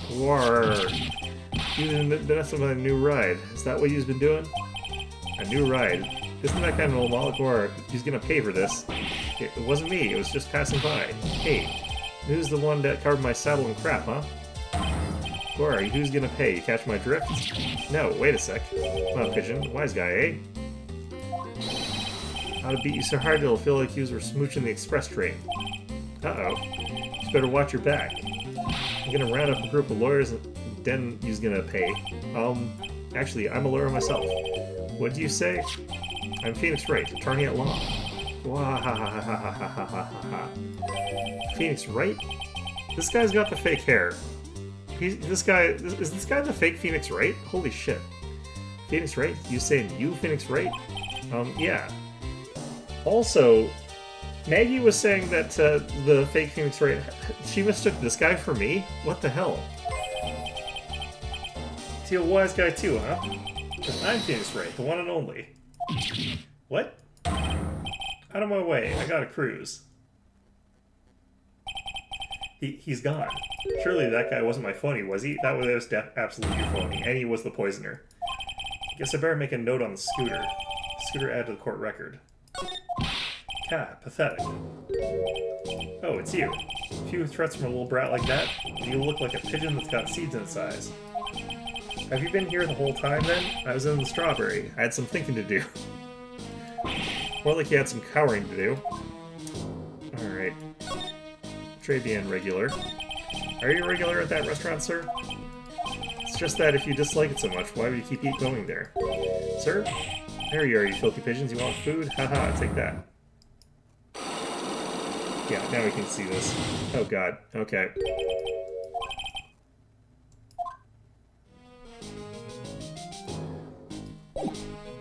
Okay, let's just try some of these first here. Excuse me, sir. Okay, nothing. Alright, let's see what we can get out of them.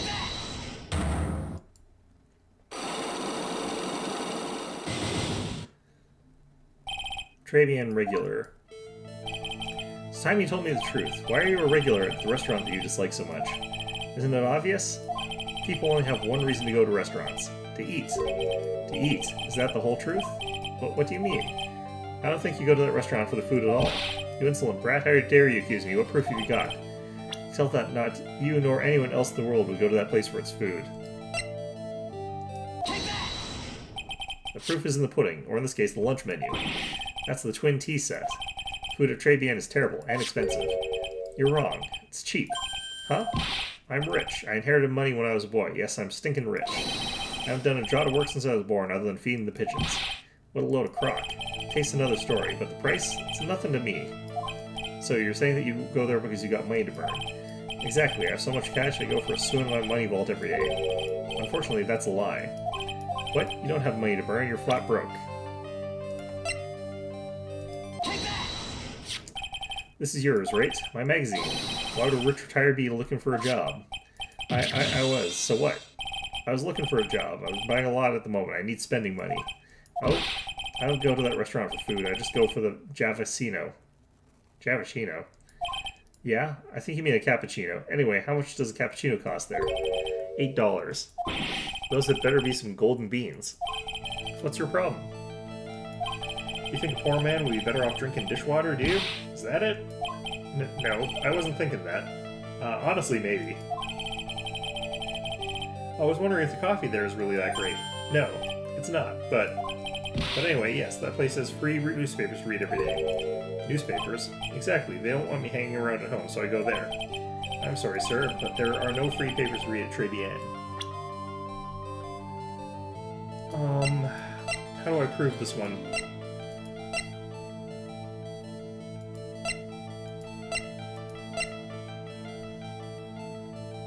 I don't think I can actually prove that right now.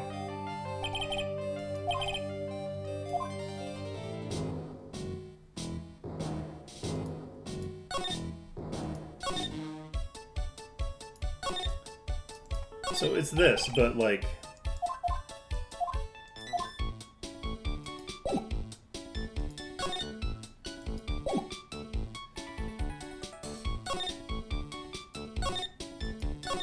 Okay.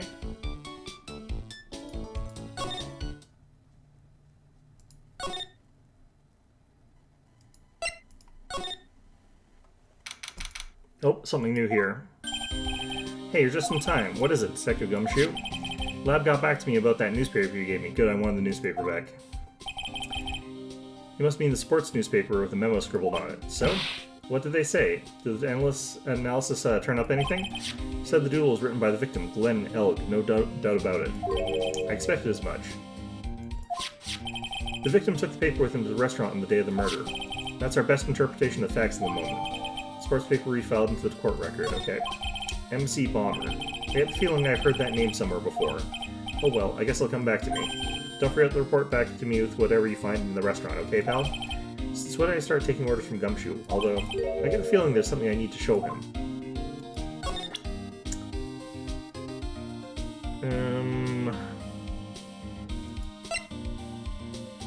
Can you send this to the lab to figure out what's in it?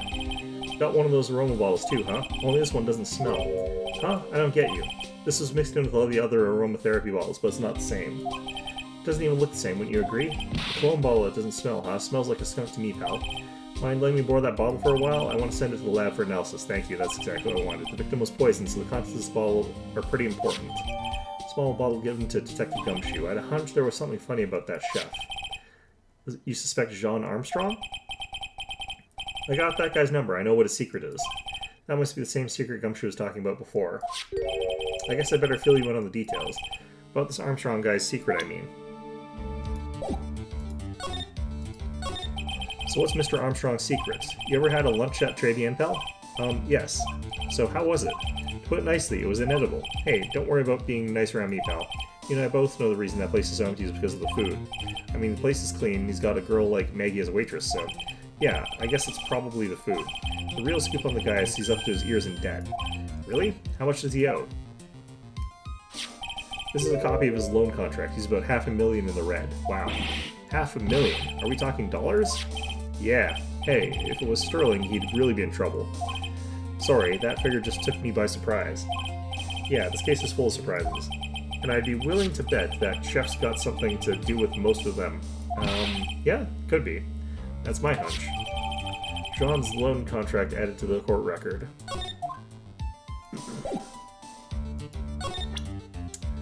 Do you know anything about this thing? Were there any accidents with this vehicle? Nope. Okay.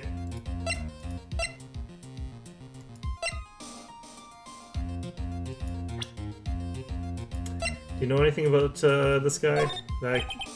Nothing new? Okay. Nothing here, I don't think.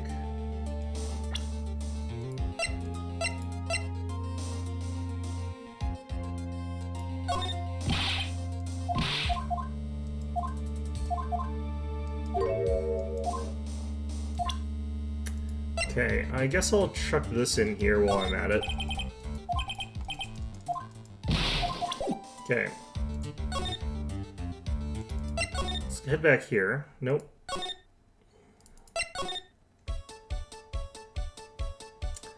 Okay, so I can go back to the old man, I believe. Because now I can use this. Think you have anything of this? Sorry, Nick, I'm a waitress now. Yeah, blah, blah, blah. Okay. Vitamin Square.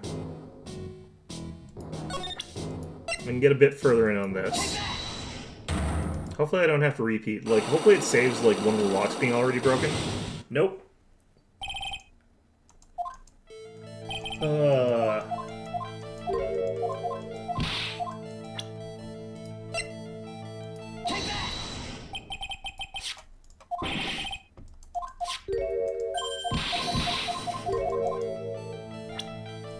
Okay.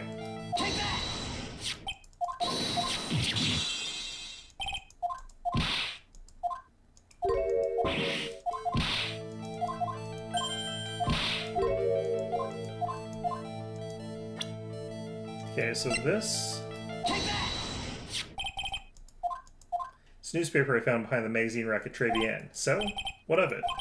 This is the only paper there, and it's dated more than 1 month ago. What? Do you see what I'm getting at here? That restaurant doesn't get newspapers. Just one that a customer happened to leave behind. Ah, arg. Tell me, why are you so determined to hide the truth? I'm not hiding anything. I'm going to have to put this guy out of his misery. Listen, the real reason why you go so much to Trevian is...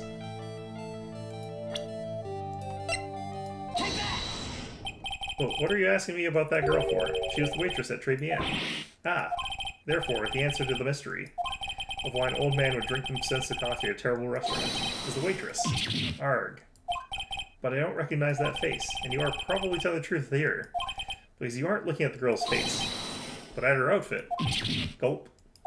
That's the truth, isn't it? Became a regular at the restaurant because of the waitress uniform. That uniform is all you can think about, isn't it? You nasty old perv. I can't take it. It's you. That waitress was your... Enough, please. Stop saying that word. Stop saying waitress. Stop it, stop it, stop it. Can't control his boner.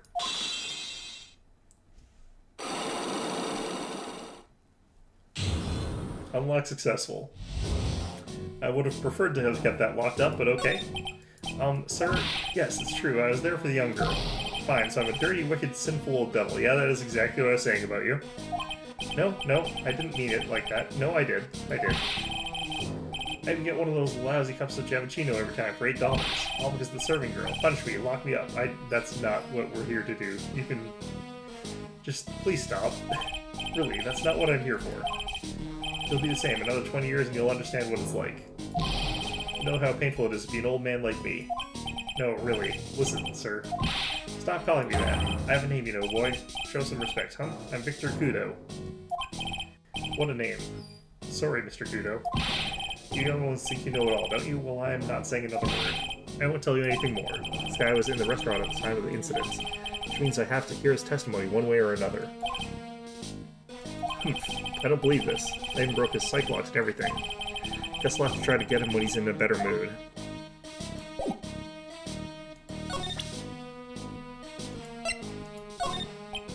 Excuse me, sir. Yeah, no, nothing.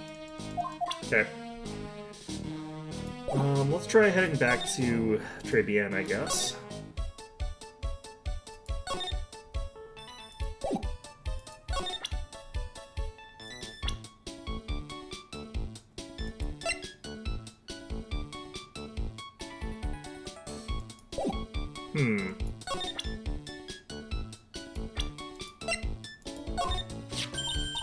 So, old man, is he still feeding the pigeons? Yeah, he fed me as well. Got a bunch of those seeds in my eyes. Oh, ouch. Hey, Maya, would you mind coming with me for a while? Huh? Me? Why? Something I really want to ask that old man. Oh man, this is not good. Sure, okay, I'll just get changed. No, hang on. Can you go like that? I guess? Sir? You again. Well, I see.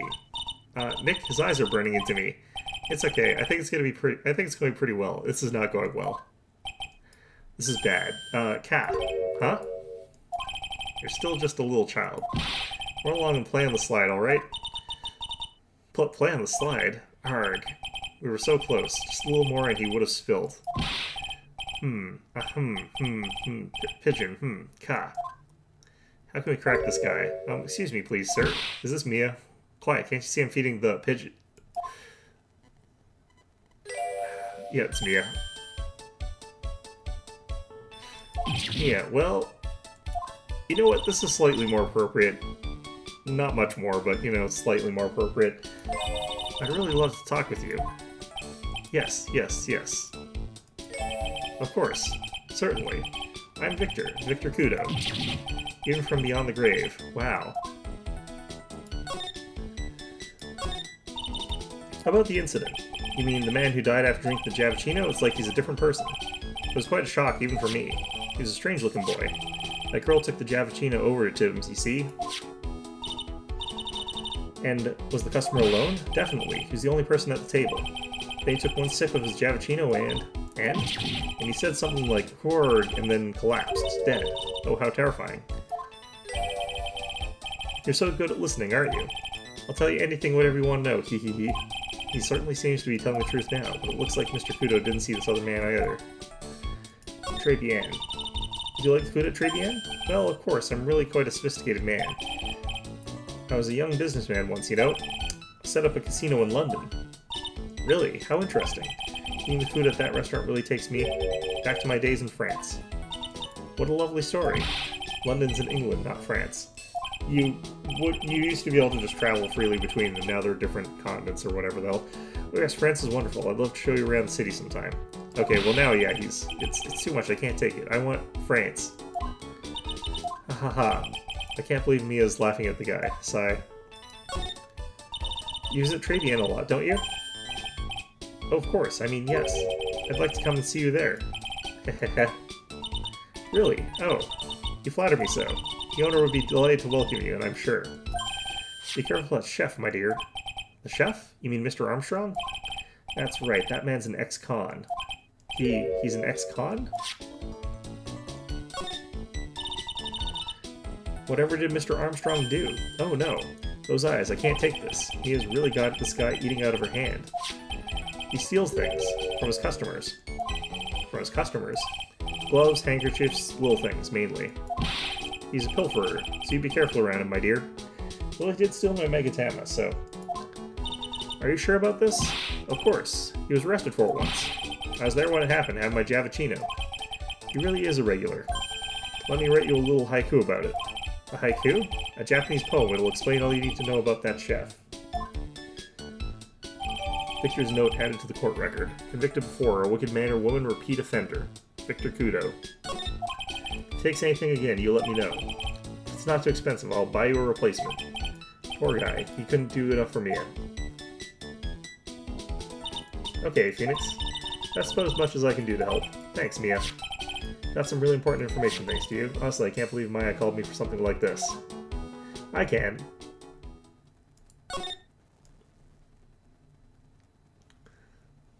Glad you caught on to what was happening so quickly. Okay.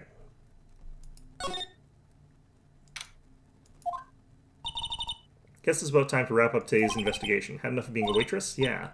Plus no one came to the restaurant. Oh la la, Mademoiselle Maya, non, how can you leave me like this? I'm sorry. That reminds me. Mr. Armstrong had a Psych Locker 3, didn't he? He had 3. I'm going to have to break those. Mr. Armstrong, I hope you won't mind, but I'd like you to have another word with you. Volunteers, of course.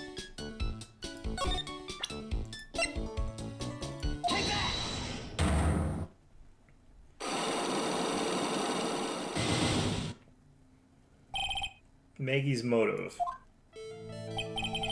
What is happening? I do not like this horrible feeling. I have to know the truth. What happened that day? Allures, allures. I will confess everything. I just don't dare to be.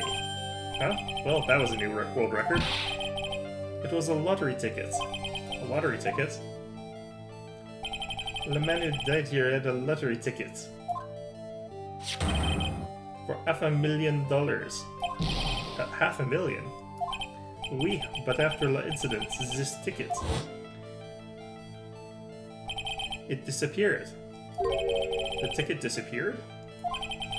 This was the motive that the prosecution gave for Maggie? They said that she poisoned the man to get the $500,000 lottery tickets? Why didn't you tell me about this sooner? Mais alors? You've been trying to hide this information about the lottery ticket from me? I want to know the reason why. No, monsieur, you doubt me, but I have confessed to you everything I know. Mr. Armstrong, the $500,000 lottery ticket. I think I know who took it. I think the winning ticket was stolen by this person.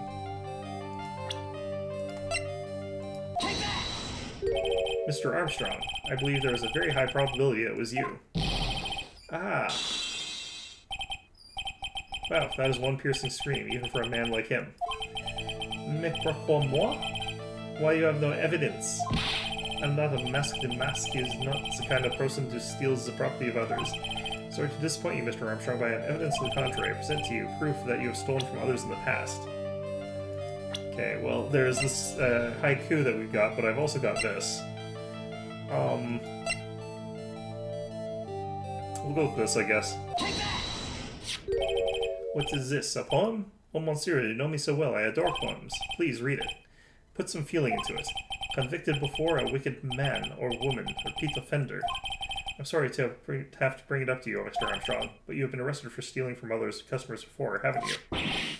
Mon Dieu, le mensonge. You are the liar. You deny it? Do not make a false accusation, s'il vous plaît. Do you have any proof? I want to see the incontestable proof that I have ever stolen from one of my customers. I guess I am technically a customer. Seems old habits die hard, Mr. Armstrong. But what is that? This is my magazine. And I found it in your kitchen. No. Wow, that scream just about broke some windows. Oui, oui. I have a weakness for the trinkets and the figurines.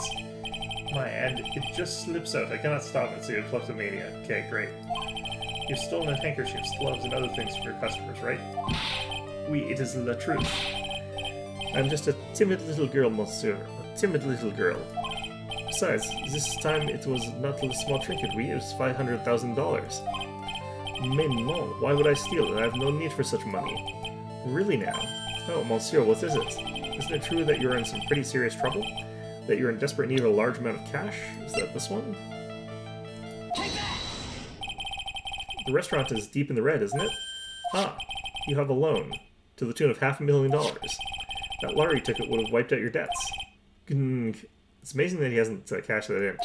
Well, Mr. Armstrong, what do you have to say for yourself now? I guess he needs to figure out a safe way to cash it because, like, it's evidence in a crime.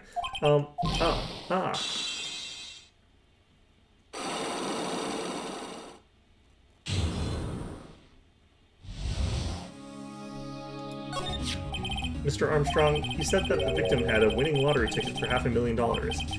How do you know he had something like that in the first place? The man, he was listening to the radio with his earpiece? Maggie said something about that too. The winning number was announced on the news, I think. All of a sudden, he exploded. Yes, $500,000, he shouted. So that's the $500,000 that was written onto the paper. And the tickets? Oui, he had all of his tickets spread out on the table. I was so desperately in need of money, so I put poison in his coffee? No. Oh no, you naughty man. I simply upped myself to one of his tickets. What? The victim collapsed and Maggie passed out. I thought to myself, pourquoi pas? Elle had so many of them. Yeah, but only one of them was the winning ticket, right? How could you do that, Mr. Armstrong? Maggie was arrested because of you. Mons, this is not true. I did not take it. The ticket for 500,000, I mean. But you just told us you did. You said you took a ticket. You took the wrong one. Mais non, ma fille. I was not... That's enough. Huh? Ah! Mr. Godot. What the heck are you doing in here? Urgh. This is without a doubt the worst coffee I've ever tasted, Mr. Armstrong. Came in here for coffee? Does his craving for coffee know no bounds? Perhaps Mr. Armstrong stole one of the victim's tickets on the day in question. I am Airhead, no? Just a pretty little girl who everyone is laughing at? But in that case, Maggie shouldn't be the only one under suspicion. He had the wrong ticket. What? Mr. Armstrong made off with winning ticket's pretty neighbor. So, the ticket he took was worthless? Not quite. He did win something. $1. You see, I'm just a pretty face, so by the looks I have nothing. So, what happened to the winning ticket, then? The one he meant to steal? Indeed. What did happen to it? I don't like spoiling myself by watching trailers, so... We'll just wait and see how the movie turns out tomorrow, won't we? Maggie had it. Because it was planted on her. Voila, you two. Time to laugh at the pretty little airhead. Looks like I won't be needing this note anymore. No, keep it. Wait, what? Looks like we've got a new mystery now, namely, where does the winning ticket go? I've got a bad feeling about this. Well, anyway. Can't let Maggie suffer any longer for this, and certainly not again. To be continued. That one wasn't too bad. The pixel hunting wasn't as annoying as it could have been.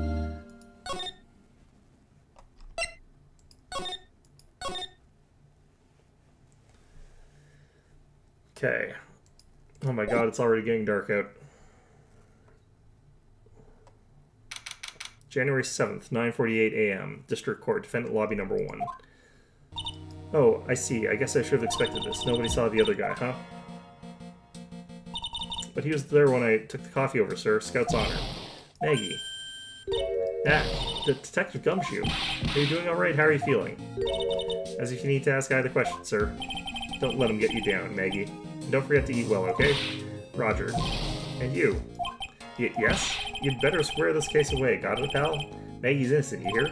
If you screw up, then I'll be doing some squaring away myself. Squaring away some paperwork for your arrest. You can't arrest me for being bad at my job. You can get my attorney's badge revoked, but you can't get me arrested. I think he's serious. Hey, detective, you're on our side for once, right? Yep. So you'll be able to help Maggie out, right? Really? Can you, sir? Oh, of course. I've got the situation under control. Can be the first witness on the stand today. If something I say doesn't mesh with facts, make sure you point it out, alright? This is gonna be bad. Your facts are usually not helpful. You get me?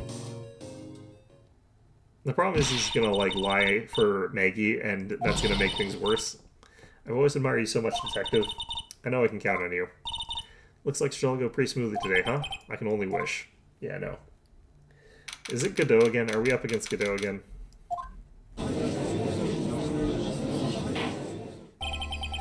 Court is now in session with the trial of Makey Bird. Defense is ready, Your Honor. I really want to know who shuffles him his coffee. Ah, bitter. Mr. Wright. Yeah, yes, Your Honor. Ah, what's wrong? Nothing. It's just whenever I addressed you in the previous trial, your response was, "You talking to me?" It was a little, well, intimidating. No, that wasn't me. That was the phony Phoenix. I see. So our trusty Phoenix Wright is back with us now, is he? Our trusty? So, Mr. Godot, your opening statement, please. Mr. Trite, whether you're a fake or the real deal, we'll find out soon enough through this trial today. But I can already tell you, I'm the real Phoenix Wright. I wasn't questioning whether you were Phoenix Wright or not. I was questioning whether you had studied law or not. That's what I intend to find out. There's no denying it. Behind that mask is a man who really hates me for some reason or another. And on the outside of the mask, too. I think that doesn't change anything. As everyone is aware, the court has already given this verdict on this case once. Therefore, I won't stand for irrelevant testimony during this retrial. Nor will I stand for a simple repetition of the evidence presented in the last trial. I'm not planning on repeating anything that phony me said, trust me. Now then, Mr. Godot, please summon your first witness. There would have to be a significant overlap in evidence, though. Like, that's how that would have to work. Start with formality, shall we? Name and occupation. Witness, state your name for the courts. Huh? Oh, sorry, sir. Name's Police Department Detective, occupation Dick Gumshoe. Other way around, Detective. Huh? Oh, sorry. Anyway, I'm the officer in charge of this case since yesterday, sir. Since yesterday? Yeah, the guy who was on the initial investigation tried with another case now. Hope Gumshoe's really got everything under control. He never does, for everyone's sake. He doesn't. I see. So, Detective Gumshoe, would you outline for the court the basic facts of the case? Yes, sir. The victim's name was Glenn Elg. He was a professional programmer. He was on the payroll of Blue Screens Incorporated, a local company. This is the victim's autopsy report. The court accepts this into evidence. Glenn's autopsy report: died of potassium cyanide poisoning. Time of death was between 1:30 and 2:30. Potassium cyanide is not completely scentless, I don't believe. It should taste like almonds, and I believe it has the aroma of almonds. And here are the floor plans for the restaurant. Now, the potassium might mitigate that. I don't know, so we'll find out. Where the incident took place, this victim was sitting right there. So from the kitchen, there's the victim there. So this is the seat where he was. So if the old man was sitting somewhere like here, or something like that, or potentially even here, if there's the fellow there, that would make it so that it would obscure the line of sight, making it so that both he and the people in the kitchen would only see the victim. So both of them would assume, thanks to the partition, that there was no one else there, potentially. Poisoned coffee was brought over to him by the waitress being the accused. Yeah. The victim died from poisoning almost immediately after he took a sip of the coffee. At the time of the incident, there were two other people in the restaurant. Mr. Jean Armstrong, the owner and chef, and a regular by the name of Mr. Victor Kudo. Where was Victor Kudo seated? That's what I want to know.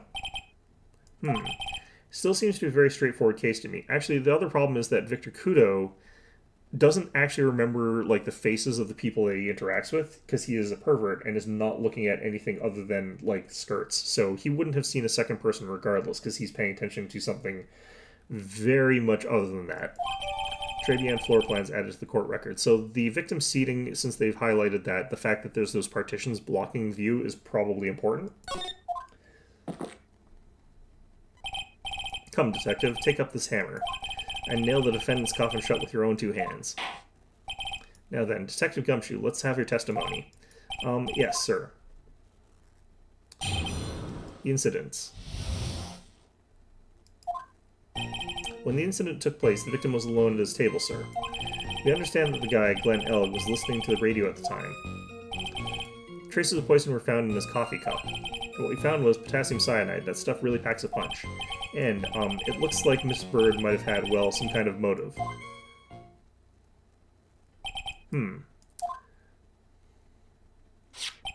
Using the dark, aromatic depths of coffee to conceal a poison. Classy lady. Facts of this case seem to be ironclad. Mr. Wright, I would ask you to be in your cross-examination, but... Yes? Please, no intimidation tricks this time around. Is that understood? I already told you, that wasn't me. The incidents. When the incident took place, the victim was alone at his table, sir. We understand that the guy, Glenn Elg, was listening to the radio at the time. Traces of poison were found in his coffee cup, and what we found was potassium cyanide. That stuff packs a serious punch. And it looks like Miss Bird might have had, well, some kind of motive. Okay. Let's press him on all of these, I think. Can I stop here for just a minute? Huh? What is it? Did I say something that contradicts the evidence? He's so desperate for that to be true, he's practically crying. Your testimony just now doesn't match the testimony given by Miss Bird. She claims that there was another man at the victim's table. Yeah, but that's what she said. And Objection! That killer wouldn't say when faced with the What killer wouldn't say that when faced with the homicide conviction? Hey, sadly, her testimony isn't supported by the owner or the other customer. Isn't that right, Detective Gumshoe? Yeah, it's true. There are two testimonies tie up on that. They both said there was no other guy at the table. What should I do? Should I press on this point a little harder? Let's press a little bit harder. Well, maybe the other witnesses just missed him. Perhaps their view of the victim's table is obscured in some way. Ha! That argument is as weak as the coffee at Trabian Trite. I have here in my possession a ticket. A ticket. Looks more like a photo to me. Yes, a one-way ticket to Guiltyville. Population of the defendant.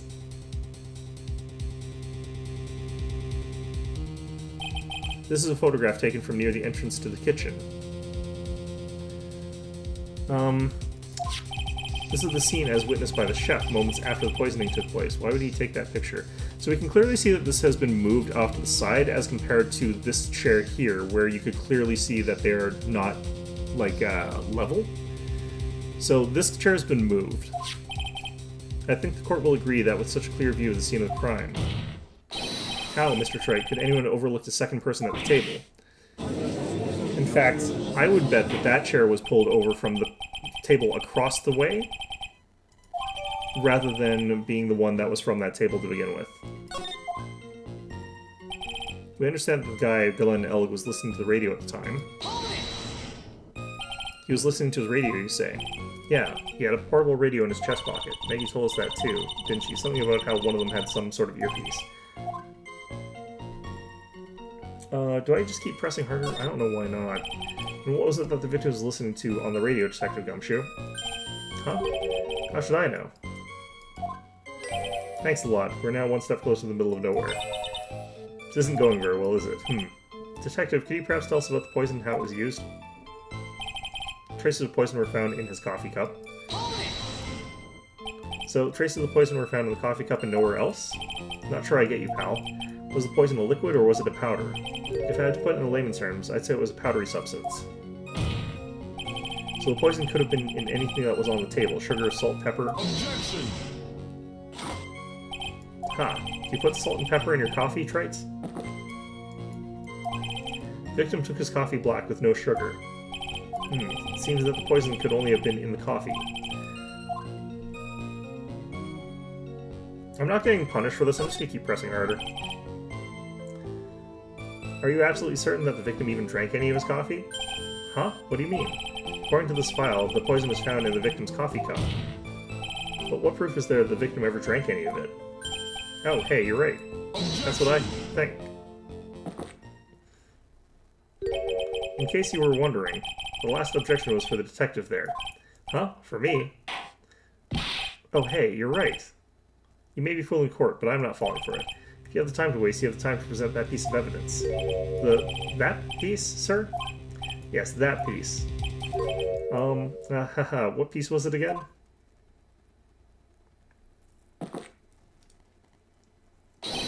This. Should I be grateful this coffee's only hot enough to give me first-degree burns? No, you should not. You should sue him. Oh, now I remember. This is the victim's coffee cup. Yes, the victim's cup. Take a good look at the rim. Oh yes, it's unmistakable. There is clearly a coffee stain on it. Conclusive proof that the victim did drink the poisoned coffee that was in his cup. The victim gulped down the bird.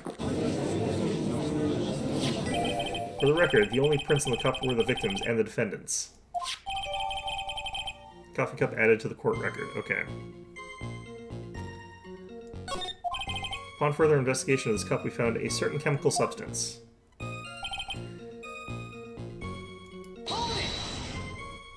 Potassium cyanide. I've heard that chemical somewhere before. Exactly how strong is this poison, Detective Gumshoe? It's, well, that stuff's lethal. It is lethal. It won't actually kill you immediately. Eat too much in your history. How much is too much? Not much. A lethal dose is 0.2 grams. That's about enough to finish anyone off. 0.2 grams. How much is that? You know when you swab your ears for earwax? Yeah, about that much. Gross. Earwax, huh? Sounds like something Gumshoe's got an abundance of. Such a small quantity of poison could have been concealed anywhere. And, it looks like Mrs. Bird might have had, well, some kind of motive. Some kind of motive. Yeah. But if you ask me, it's been blown way out of proportion. You know what my golden rule is, Detective? Chuck out a bad cup of coffee. You can always get another. Huh? I don't get it. I'm saying we can always get another witness on the stand if we have to chuck you out. Gulp. So stick to the facts, Detective. Now then, what was Miss Bird's motive? Come on, Gumshoe. She was... They said she wanted to steal a lottery ticket. I knew it. That's what we heard yesterday, too. Disappeared from the scene of the crime. And it wasn't just any lottery ticket. It was a winning ticket for $500,000. Mr. Armstrong knew about the ticket, too, didn't he? But he stole the wrong one. They can't like, his word that he stole the wrong one just indicates that he did have the wrong one. It doesn't indicate that he didn't also have the correct one. Because we don't have to take out his word that he did only steal one. Then, is it possible that Maggie stole the winning one? What should I do? Should I press on this point a little harder or not? We'll leave it for now. No, I should leave it alone. I've got a bad feeling about where this is going. You've got a bad feeling about this. Maybe you should leave it alone. I once had a bad feeling that I was about to have a bad feeling. It was really bad. Maybe I should move on to another part of this testimony. You really think there are any contradictions in this testimony? I don't know, but Gumshoe told us out in the lobby. He said we're before a united front, right? How will we win the case if he doesn't throw us a line? I don't have a whole lot of options right now.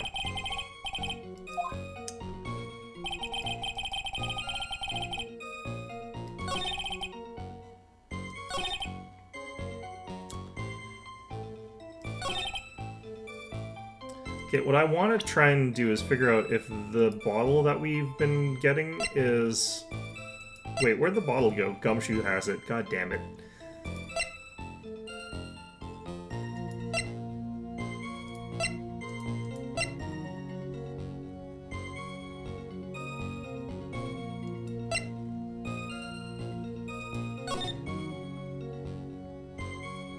Yeah, so I do feel like this has probably been staged that this is not set up like the way that it is.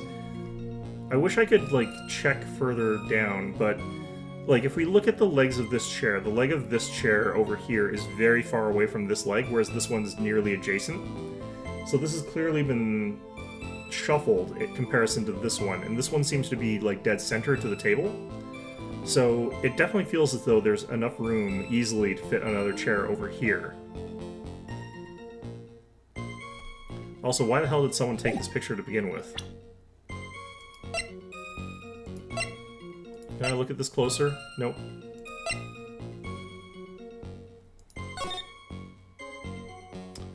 This is the entrance, so...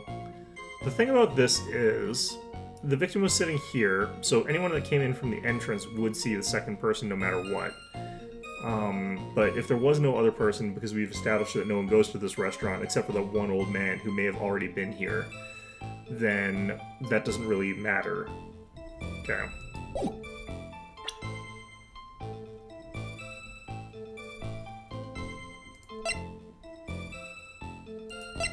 God, I wish I had that bottle.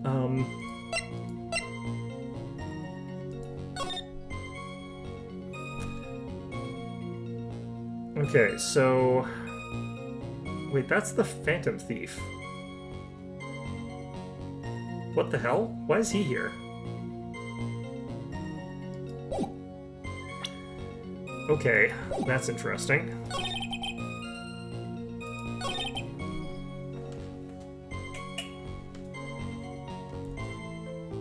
I want to try and figure out where I'm supposed to be, like, the line of things here.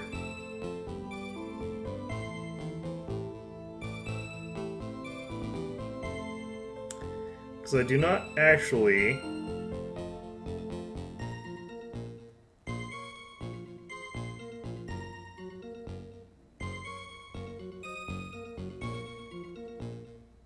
Oh, I'm supposed to just press harder every time. Okay. I feel like this actually is a mistake, though. This feels like this is going to give evidence towards the other side. Objection!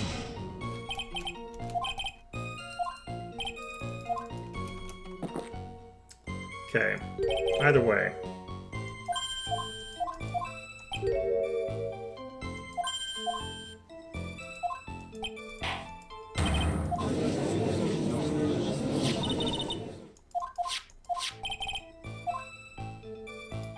Alright, press harder.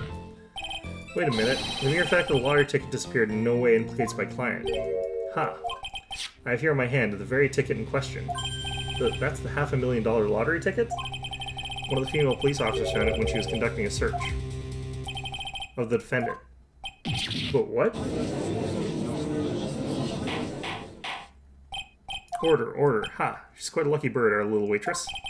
You will submit that ticket as evidence to the court immediately. I better keep an eye on that ticket. The way the judge's voice is quivering.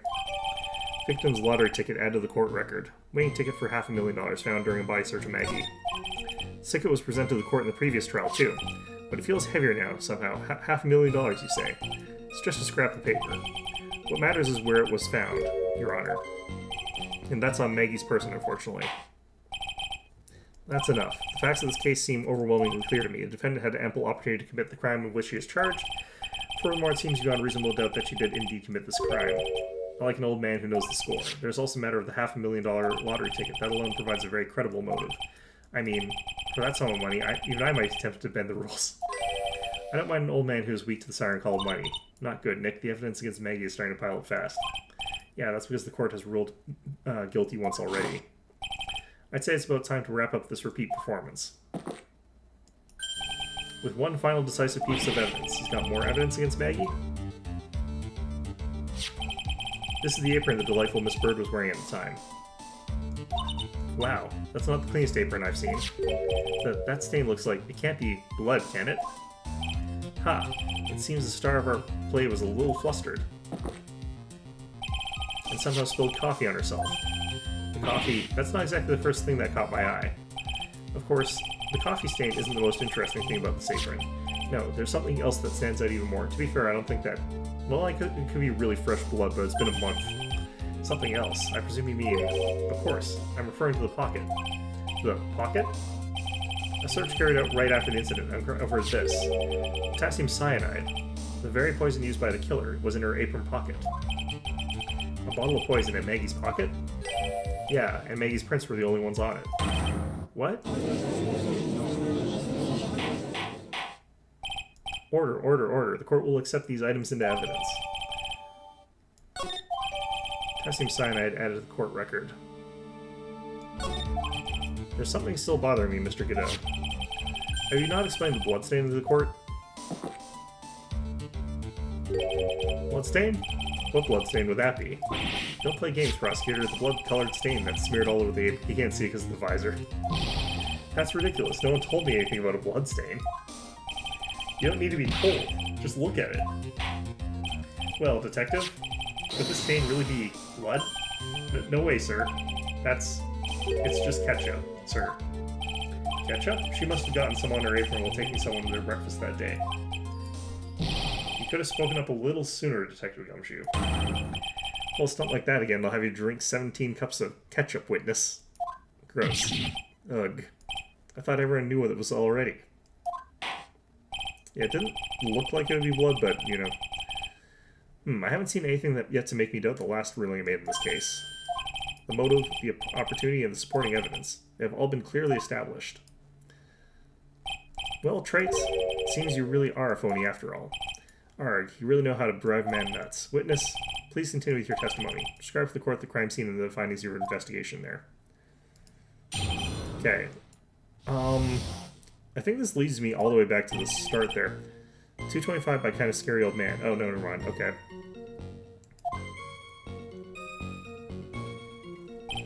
Poor Maggie had passed out from the shock. It must have been real tough for her. The victim didn't have any identification on him. But we figured out who he was pretty quick, and then the investigation went smoothly. When Maggie was searched, we found the lottery ticket and the bottle of poison. And that was it. There was nothing else missing from the crime scene. You identified the victim and secured your prime suspect. Very good. Last chance to convince the court you're a real lawyer, Wright. Don't count on any more cross-examinations after this one, so let the fun begin.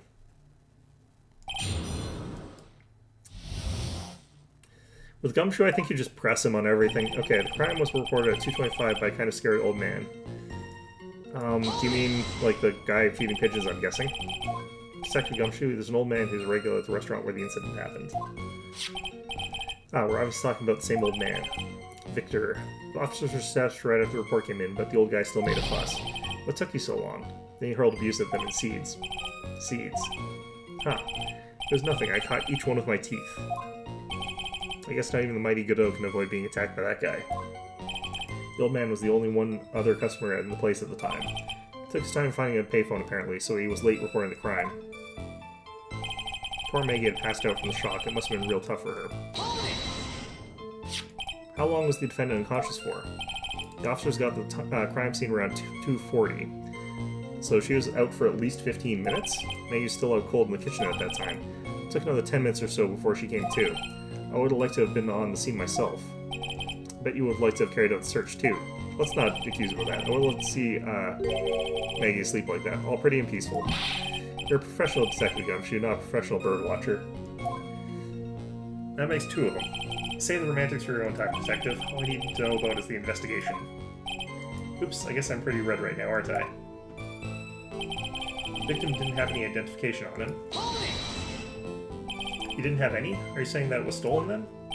No, I don't think so. The victim didn't have a driver's license or even a credit card on him, pal. All he had was 58 cents in his wallet. Okay, that's something that's interesting, because that implies that he couldn't have afforded to pay into this stuff, so he was with someone who was intending to pay, or his stuff was stolen. Yeah, I can't believe I found someone with less in their wallet than me, pal. The victim sounds like he was a thoroughly miserable young man. Or some kind of outlaw. Why not give him a bit of an edge? I think I'm on something here. Yeah, I think I'm on something. We figured out he was pretty quick, and then the investigation went smooth. Wait a sec. How did you figure out who he was? Let me paraphrase what you just testified to this court. The victim didn't have any form of ID on him. That's basically what you said, yes? Yeah, basically. In that case, how were you able to identify the victim so quickly? Oh, that. He's so let down. He's got his whole sagging shoulders and puppy eyes thing going. There was a prescription bag on the victim's table along with the lottery ticket. This guy's not Glenn. It seems Mr. Glenn Elliott visited his doctor before he went to Très Bien. We got the victim's name from the medical records of the doctor who prescribed the meds. That's a reliable enough source for the court. What should I do? Should I leave this alone or ask to hear more? Ask about the prescription bag. So what sort of medicine was in the bag? Well, actually, the bag we found is empty. Huh? Yeah, completely empty. It was completely empty. Victim's prescription bag added to the court record. Huh. You're entering an empty paper bag as evidence? Desperate, are you, Wright? No, that's important, because that means that he's not Glenn. Glenn was the murderer. Okay, now what happened to the investigation after that, detective? When Maggie was searched, we found the lottery ticket and the bottle of poison. Okay, I'm gonna go back.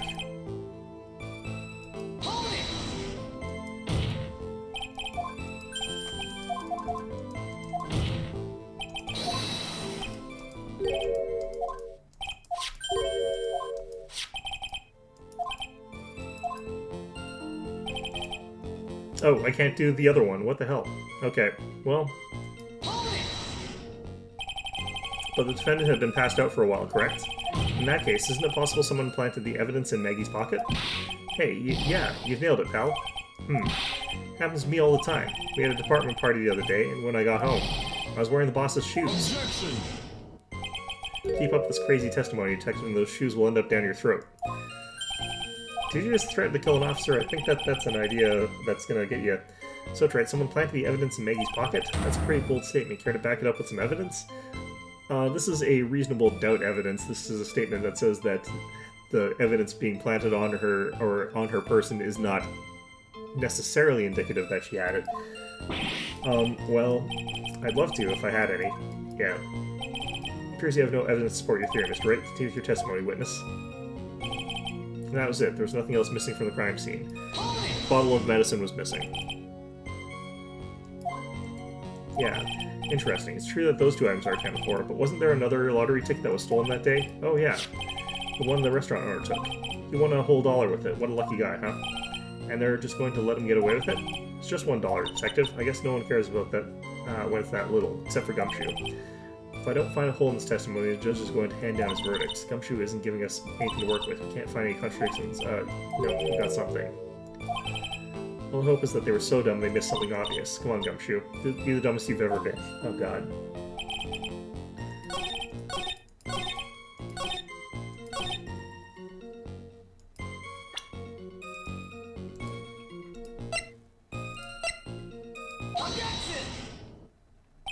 Detective Gumshoe, I think I should point something out to you. There's just one small contradiction in your testimony.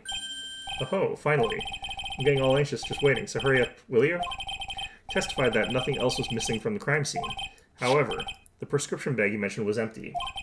Did the officers recover the medicine from the scene of the crime later? No, they didn't. The victim was given a prescription right before going to trade the end. Where, then, did the medicine disappear to? You are too cool, pal. Indeed, due consideration wasn't given to the victim's prescription in the previous trial. Witness, why do you always overlook such vital pieces of evidence? I guess that's the most careless thing I've done so far, huh? The victim was killed by poison, and the victim's medicine mysteriously disappeared. The victim's own prescription could have been the lethal poison itself. Order. Well, Mr. Godot, what do you have to say to that? That's all. What? Read for the court the name of the clinic on the prescription bag, if you will. What's the clinic's name got to do with anything? New Ear Otolaryngological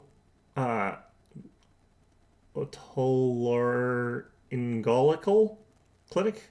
What the hell's that? What kind of illness was the victim suffering from? Mr. Godot? Ear infection? Hardly an illness, Your Honor. More like a bitter war wound, you could say.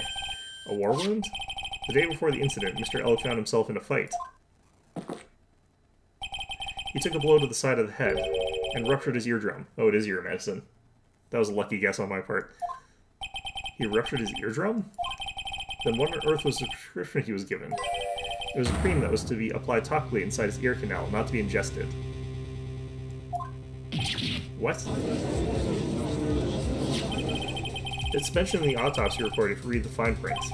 They found traces of the medication in the victim's left ear. Okay, so that was his medicine then. So why was his medicine taken? Ah, that's what that small green thing was. Seems Mr. L correctly applied some of this medication while he was at Trade Bien. Therefore, it would be absurd to believe that he would have eaten his medication. Okay, then who took his medication? Because it wasn't on the victim and it wasn't on the suspect. So it had to have been taken away by a third party, and did you search the old man or the restaurant owner? Because if not, that proves that there was a fifth person? Nope, that's not true. No, Nick. If you don't think of something quick, it'll all be over. She's right. But I can't get away with any old weak objection. What should I do? Oh god, do I do this? Because honestly, like, I feel this has got to be correct, but I want to check. I don't like these sort of like binaries where it's like, it's important, but it'll be important later, not now. It's like, I hate you so much, game.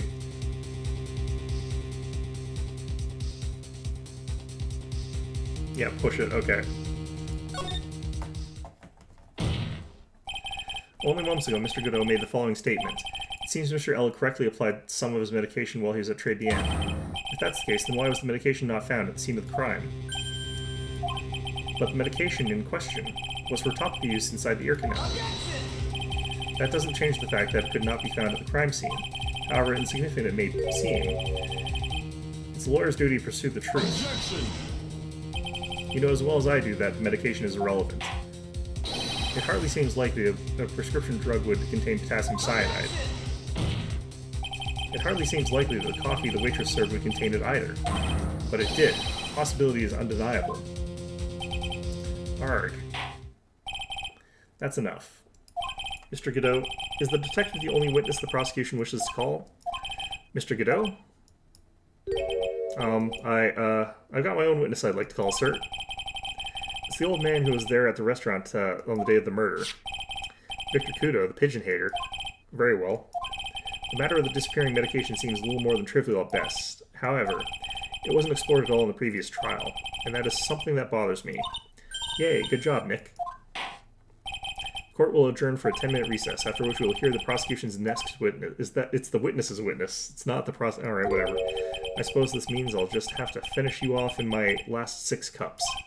Court is adjourned for recess. You know, it is pretty easy for him to just not drink as much coffee, so he can always get there at the time he wants. It's really easy for him to just sort of paint the target there. Phew, that was close. Tell me about it. I nearly died in there. That's my line, sir. No, it's my line. I think I really did die a little bit. A little bit more? Okay, looks like we all nearly died in there. can't believe Detective Gumshoe. How could he betray us like that? Huh? He said he'd help me, but he totally set me up. I don't think he meant to do that. Maggie, he was backed into a corner. I mean, the guy's got to do his job, right? It's okay, I know all about lies and betrayal. I've had them my whole life. What really hurt this time, I felt like someone punched me hard in the stomach. I hate that guy, I don't ever want to see him again. Poor Gumshoe. So the next witness is going to be the old guy from the park, right? Yeah, Mr. Kudo, lover of waitress outfits and projectile seeds. I don't like that combination phrased that way. I bet he's going to be really stubborn. I mean, he's pretty set in his ways, you know? Yeah, he's a big old grouch. You're going to be able to handle him, Nick? Yeah, I can take whatever he throws at me, even those never-ending bird seeds.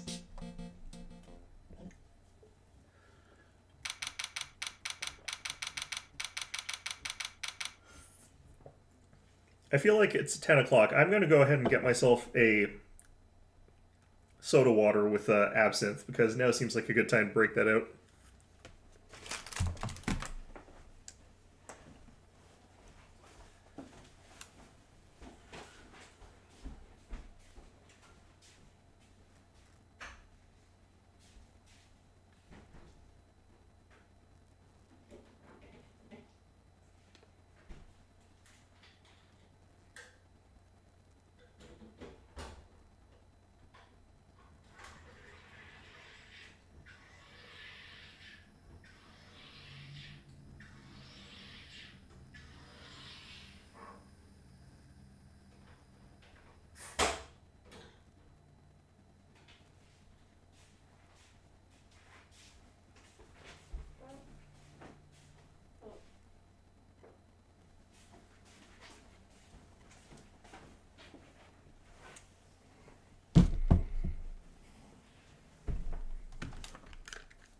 I understand that absinthe soda is not really how you're supposed to do that. You're supposed to make an absinthe cocktail, which is just a cube of sugar and then cold water, but I don't really feel like I need the sugar with it, and I like sparkling water more than I like regular water, so I'm going to go with this.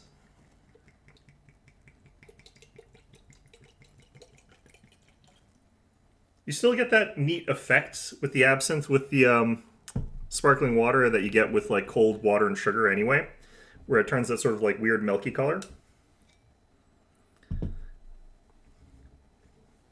Which sort of is what you use as an indicator that your absinthe is like sort of opened up with its botanicals and its oils and stuff like that.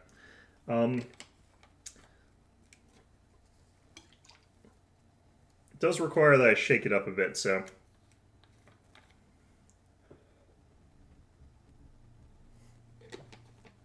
Alright. Here we go. Court will now reconvene for the trial of Maggie Bird. Mr. Godot, your next witness, please. Prosecution calls the lucky old-timer who caught the show over a cup of coffee. Will the witness please take the stand? Are we not gonna, like, just converse over the fact that that guy clearly is missing something or was with someone else because he had his wallet, but he didn't have his wallet? But, like, he only had 58 cents on him, and that place costs, like, $8 for coffee? My name is Victor Kudo, born and bred in the land of the rising sun.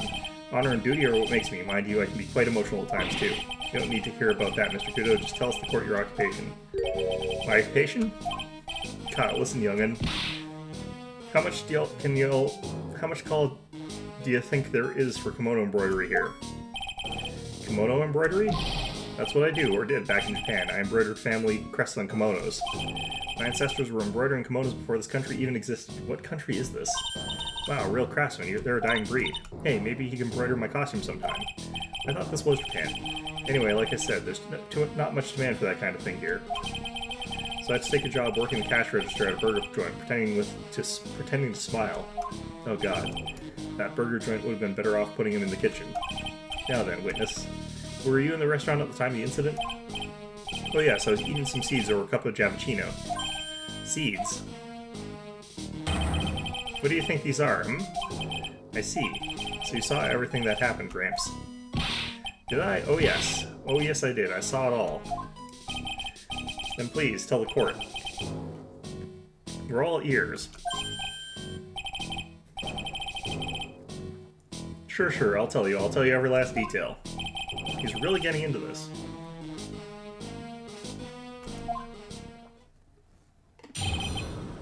What I witnessed. Could you please tell me which seat you were at? The young man was reading the sports paper. The serving girl brought him a Javachino, but she put something in it. The man took one sip of it, looked like he was in terrible pain, and then collapsed. That servant girl, right there in the defendant's chair. I remember her well.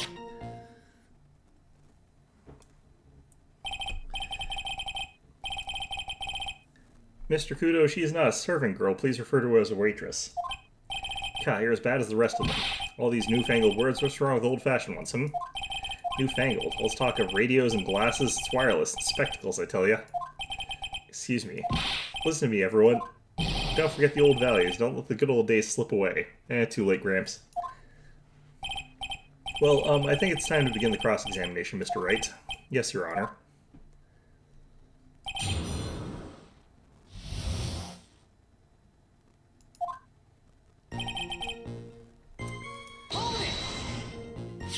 So you saw the victim then? You saw Mr. Glenn Elg?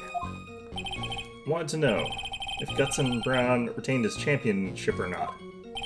So he was looking at the sports paper the victim was reading, huh? At the location in question. There are partitions between the tables on the same side of the restaurant, right? So what if there are? If you say that you could see the victim, that means you were sitting at the table on the other side of the restaurant, correct? Ka. Got that place to drink Javachino. I don't go to sit. I don't remember which table I was sitting at. You mean you go there to eye the waitresses? The servant girl brought him a Javachino, but she put something in it.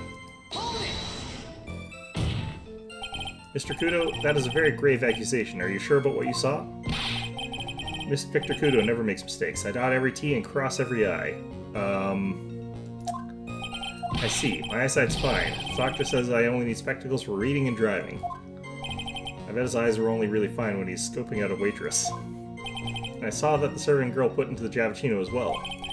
But I know what's coming up and something tells me I'm not going to like it. Let's just press them harder. Okay, what was it? I need more clarification on what was put into the coffee. I'd like to ask the waitress ask what the witness add what he knows about this to his testimony. I agree. Witness, will you enlighten us, please? Sure. There's no question about it. She very conspicuously put some white powder in there. Did she really put that into the coffee? It's not really what I'm asking about. You doubt me, boy? She took some of this brown, a small brown bottle and sprinkled it in. Couldn't she have been adding sugar? Sugar in a small brown bottle like that? Like that? Witness, could you please describe the bottle in more concrete terms? A bottle like this, perhaps? Oh, there it is. That's the one. That's the bottle of potassium cyanide, I presume. So what did the accused put into the coffee? I think it's clear, don't you? Arg. Man took one sip of it, looked like he's in terrible pain, and then collapsed. He took just one sip? You youngins, you waste everything. Those Javacinos cost $8. In the good old days, we would have drank every last drop, eaten the cup, and then died. Congratulations, you have earned the title of battiest man to grace a courtroom. So it was an immediate death. Well, with potassium cyanide, I suppose that is possible. You'd have to have a lot. Oh yes, he slumped over without so much as a twitch. Felt the Javachino I just drank turn sour in my stomach. Oh yes, I know that feeling. And the waitress, I presume she is. That's the serving girl, right there in the defendant's chair. I remember her well. Do you think old CD really saw Maggie do it? Well, he probably had his eye on the waitress the whole time. That's why he was there. But he's there for the cute outfits, right? Not the waitress. I guess. She makes a good point, though. Hey, did I just say something clever? I wonder if the waitress Mr. Kudo saw really was Maggie. What's that? That's what we have to figure out, Nick. The young man was reading the sports paper. Okay,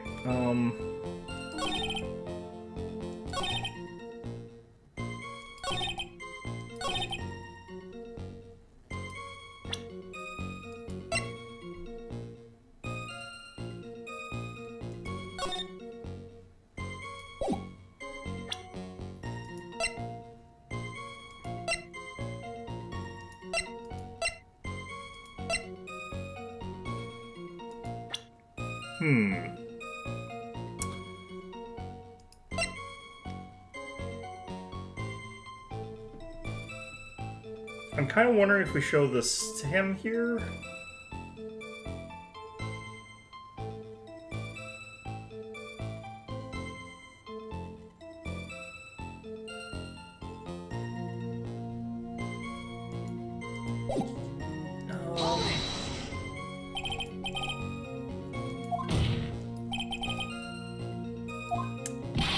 particular features. Disgrace, that's what it is. Sorry, you can see all the way up to her, you know, she's practically naked in that uniform. So the particular features you recognize about the waitress is her outfit? Well, anyone could wear such an outfit, even me, Mr. Wright. Please spare the court of any further mental anguish from that image. Don't get all excited, Nick. You've got to keep yourself together. I guess I got a bit carried away. God, there are other things I recognize about her, too. He seems pretty sure of himself. What should I do? Definitely press harder. Sure, you saw a waitress take the coffee order to the victim. But what matters is whether that waitress was Maggie Bird or not. Quite right.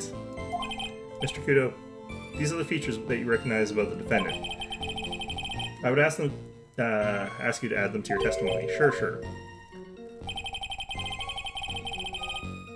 There was a ribbon in her hair and her apron straps were loose.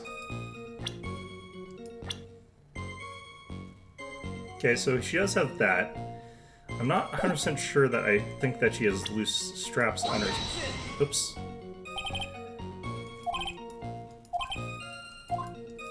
Oh, shoot. God damn it. I don't know why that God, I hit the wrong button there.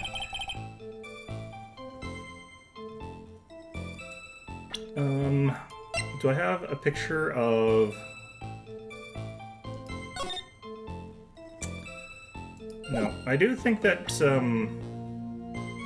she does have a ribbon.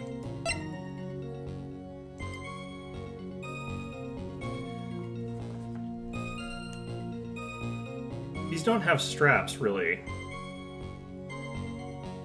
Do I use this, though? I can't really tell if those have straps or not. Like, is that...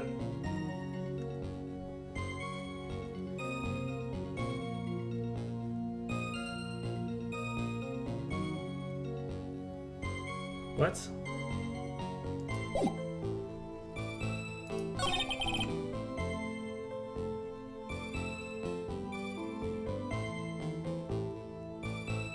Okay, well, let's just...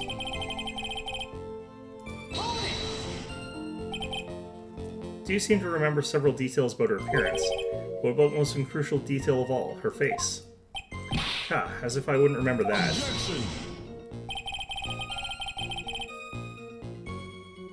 The witness knows the straps on the accused apron. He's unlikely to make a mistake about her face. Well, it depends on what he's looking at. That's right, I can even tell you the color of the ribbon in her hair. It was red. So you see, there's nothing wrong with the witness's eyesight.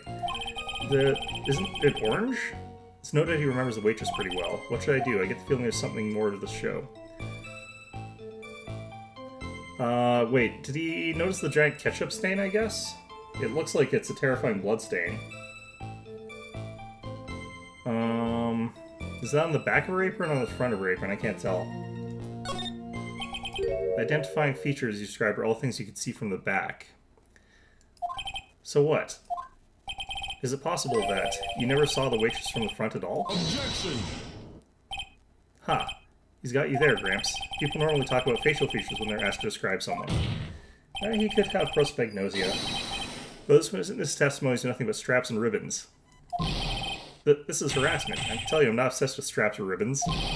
Just telling you what I saw. Mr. Kudo, the court requests that you add details about any identifying features you observed from the front, that is, to your testimony. Sure. This old man's testimony is getting longer and longer. If I can't find a hole in it soon, I'll get even longer, I bet. Did you see the ketchup stains? Apparently those things don't have a back on the apron, so it's clearly ketchup stains on the front. Okay, so... Let's press him first on this. Didn't find anything to be distinct, but you did clearly see the witness' face? Yes. No question about it. Didn't come this far to back down now. Victor Kudo never backs down. That's not the answer I was looking for, but okay. It's turned into a matter of pride for old CD now, I guess. I wonder if you really did see Maggie's face or not. Like I thought, I need some concrete proof. Yeah.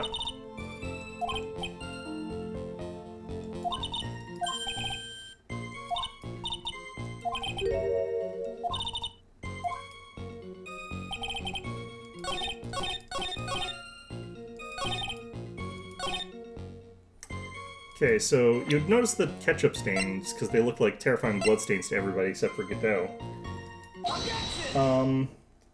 But, Mr. Kudo, I would like you to please take a look at this. God, that filthy thing would assert filth just like you just perfectly. Actually, it reminds me of what my grandson looks like, just after he's done eating. Have you ever seen this before? Of course I haven't. You think I'd forget something as dirty as that? Well, you half-witted clot. What? What is it? Ever since I said you half-witted clot, there's been eerie silence in here. Mr. Kudo, this apron is the apron worn by the defendant on the day of the poisoning. Huh?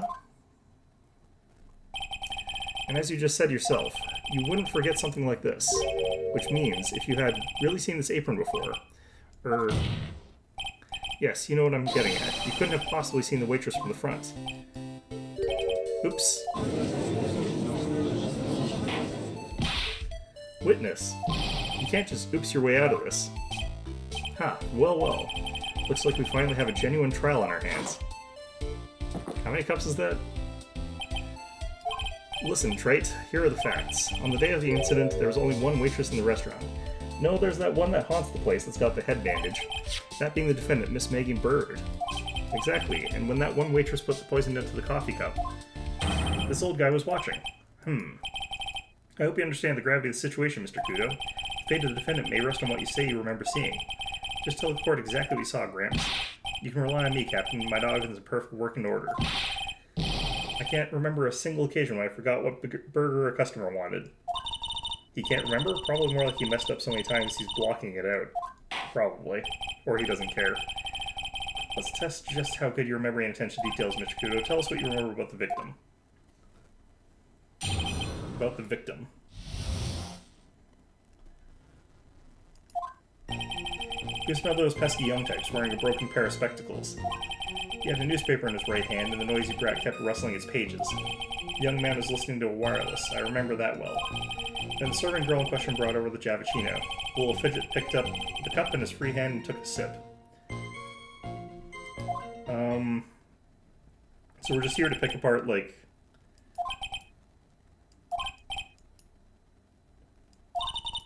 How are we going to handle this, Nick? We only need to do one thing. Just need to prove that the old man's memory is shot. Just trip him up, you mean? Isn't that kind of cruel? I suppose, but it's what I do best. Okay, so I think he's got the wrong hand, for one. I think that it's kind of fair for him to say broken pair of spectacles because he doesn't have the technical know-how to know what the hell that eye thing is. But I just want to look at this here. I don't even see the newspaper in this particular one. It looks to me more like he had that coffee with his right hand, but...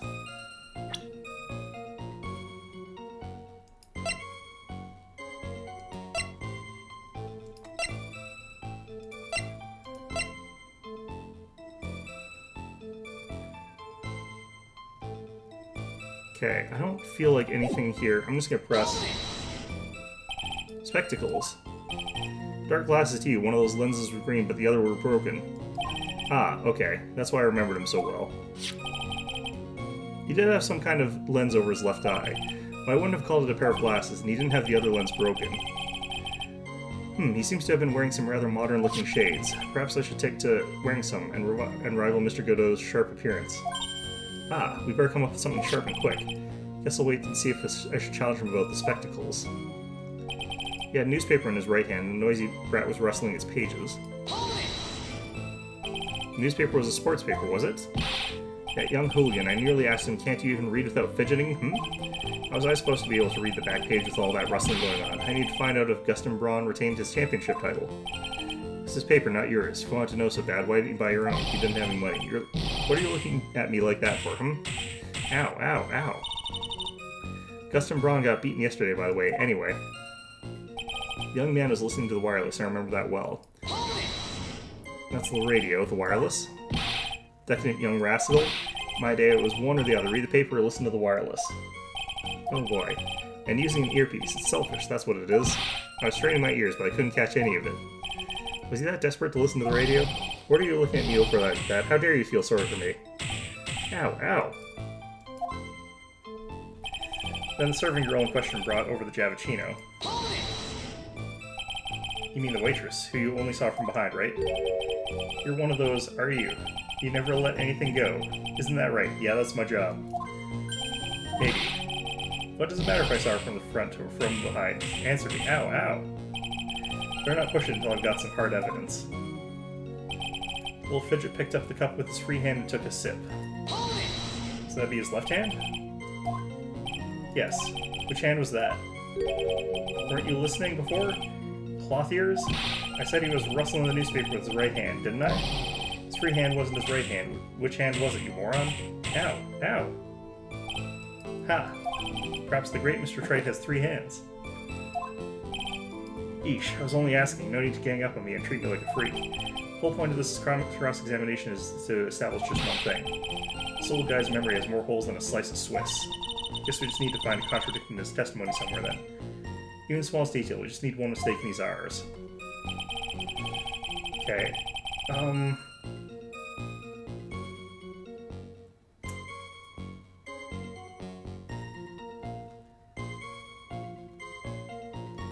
Let's take a look at... What?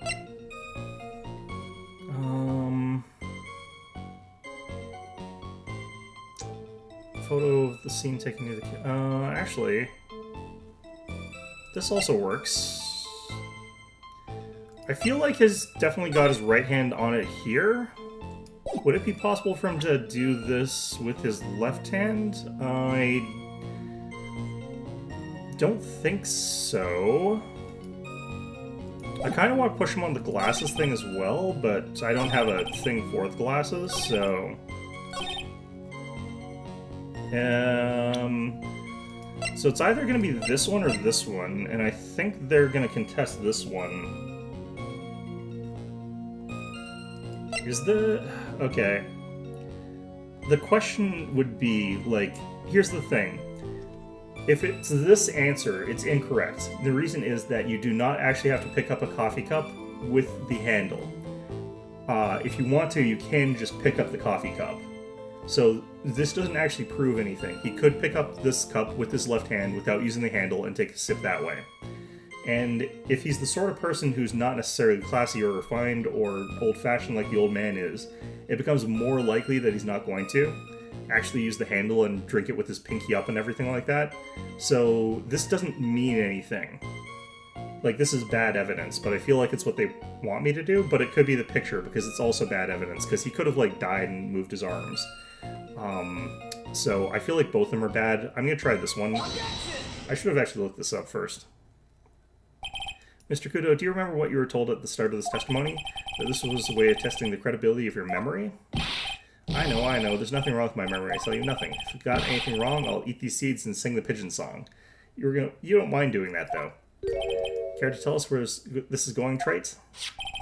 According to Mr. Kudo, the victim was holding the paper in his right hand, while drinking coffee with his free hand, which would make that his left.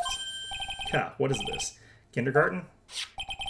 But I would like the court to please take a look at this. That's the cup the victim used, correct? Yes, and on the rim, you'll notice the mark left by the victim's lips. Yes, there is a stain left by the coffee. If you consider where that stain is, you'll clearly see that the victim was holding the cup in his right hand. But how? Well, Mr. Kudo, the court is waiting for your epic performance.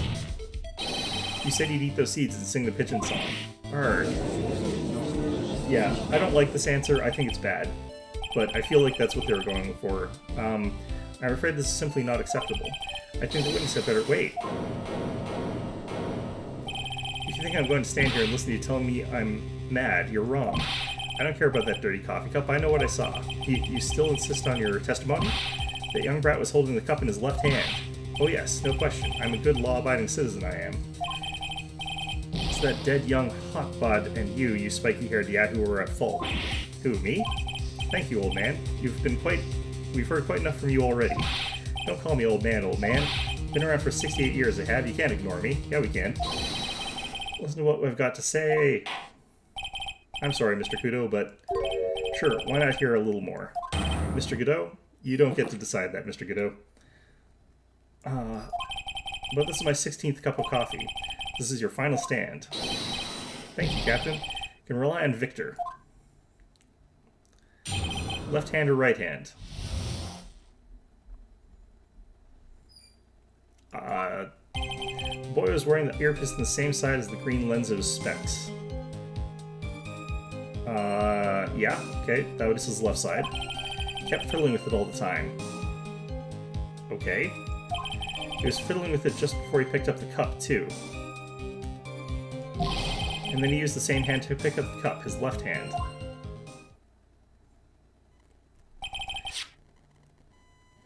We know that the victim was wearing an unusual monocle over his left eye. I don't see the earpiece. Which ear was the monocle, Your Honor? It was a small computer monitor often used by programmers. A monitor? You mean like a television screen? The inside of the lens is a screen that displays computer data. I want to figure out which of his ears was injured. It's called an HMD, a common tool in the victim's line of work. HD, TV, DVD, CD, all those newfangled letters drive me mad, but they don't matter. I know what I saw, and I'm telling the truth. It's true, he doesn't seem to be lying. Well, he's just wrong. Those are different things. And those are the facts. It's good old black and white. Okay. I want to check something here.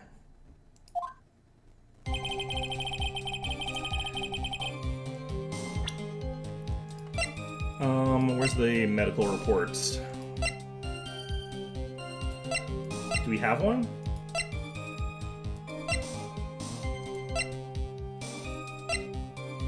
Oh, we don't actually know which ear. Damn, okay. I was hoping we could know which of his ears was the one that was shot. So the victim was wearing HMD. HD, okay, yeah. You can only see that side of his head from where I was sitting. Yeah, that's pretty obvious if you look at the floor plans. So he was directly there, so how would he miss someone who was there then? He'd have to have just been completely zoned out or something like that. Which, if we establish his memory's bad enough, then he could be. He kept fiddling with it all the time. Seems you kept an eye on Mr. Glenn Elg. He was getting on my nerves, busting that newspaper and fiddling with his earpiece all the time. And then he went and made all that fuss dying from one sip of Giavicino. I want to say to him, calm down, you young brat. Just looking at him made me suddenly speed up my seed eating. I would have choked. So I take the victim as a walking ball of nervous energy. He was fiddling with it just before he picked up the cup, too. The earpiece you mentioned, which hand did the victim touch it with? You're one of those people, aren't you? The type that uses your left hand to get things out of your right pocket. Fastens your left cup with your right hand. When the tour guide says on your right side you'll get the famous blah blah, you're the only one who deliberately looks left. Well, aren't you? No, I didn't mean... Obviously use the hand on the same side of his body that the earpiece was in. Ow, ow, ow! So if he had the HMD on his left side, and that was his left hand, I guess, you do have to establish that, though. And then he used the same hand to pick up the cup, his left hand.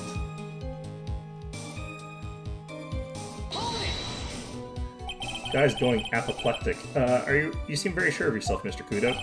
Just because I know what I saw, no matter what tricks you try to play on me. Looks like he really did see the guy picking the cup up with his left hand. This is a dead end. Well, Nick, what do you think? I think the guy's telling the truth. But even so, something's not quite right. Then chuck evidence at him until he breaks. But if he's not lying, there wouldn't be any contradictions in his testimony. No, if he's not lying, that could mean he's wrong. You can be wrong and not lying. Okay. So...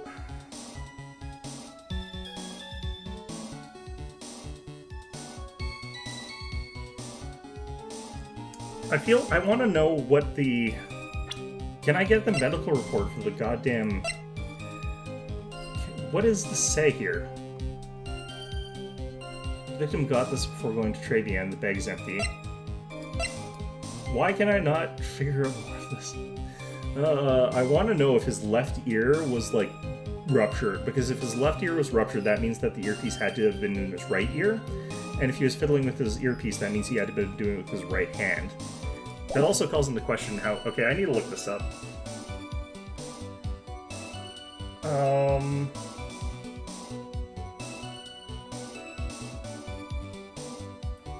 What? Okay, I'm gonna do this, and it's not gonna make any sense to me.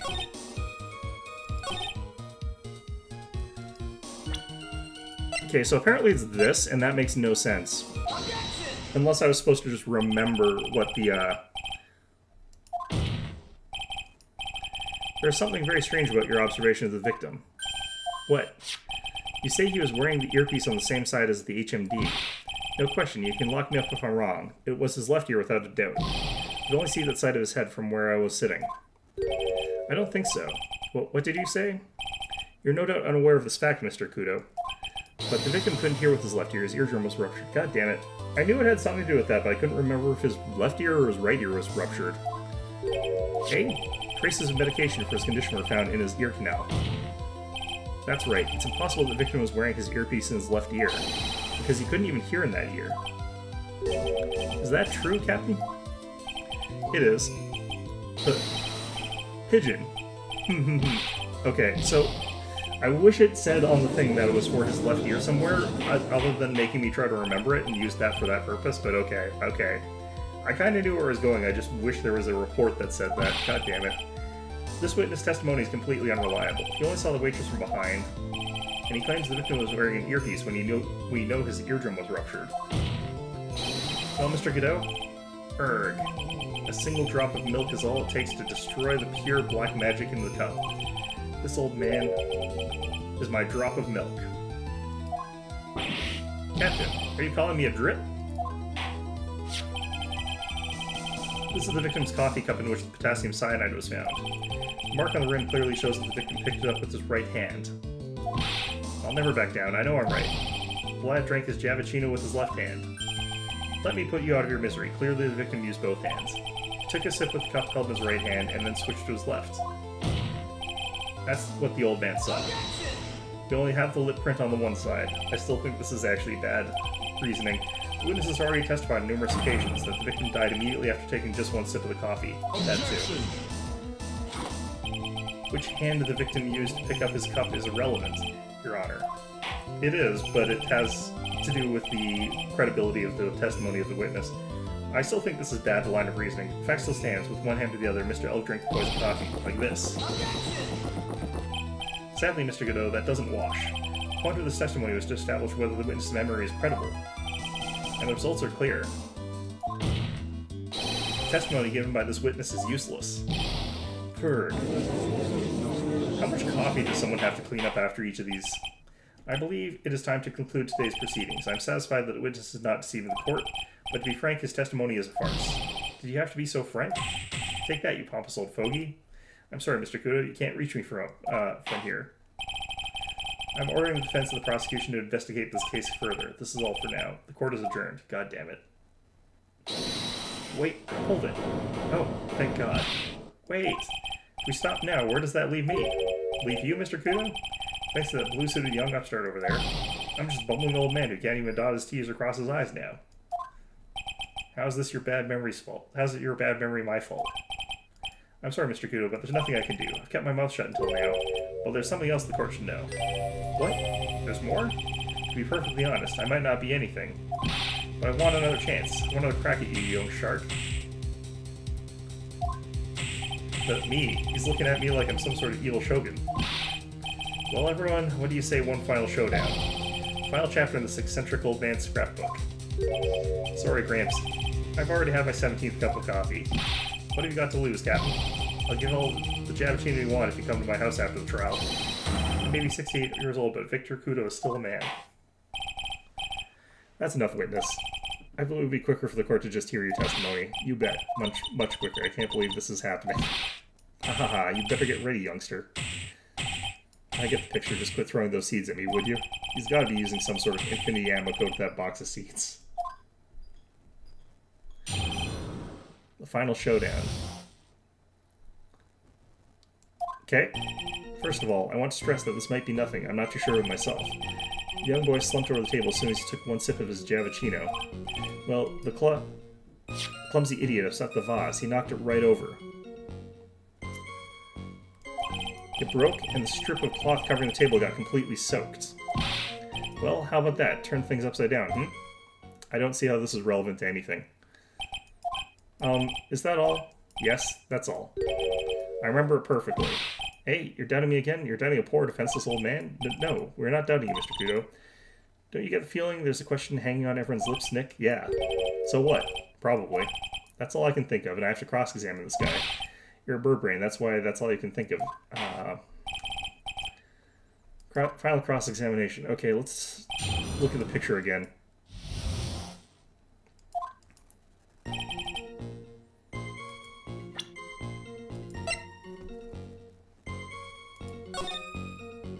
Okay. Cool. Yep.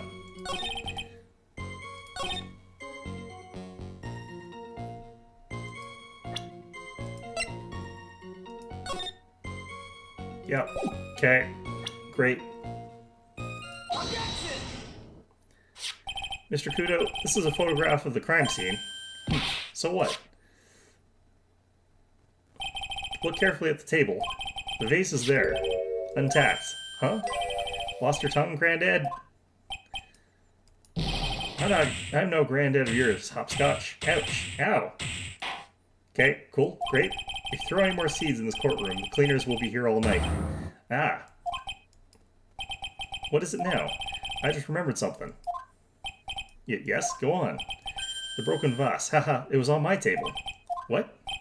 Haha, well, you see, it startled me when that young lad collapsed, so I stood up. That must have been when it fell over. The vase on my table, I mean. The vase on your table? Ahaha, yes, it was on my table. And that's how my groin came to be completely soaked. So what?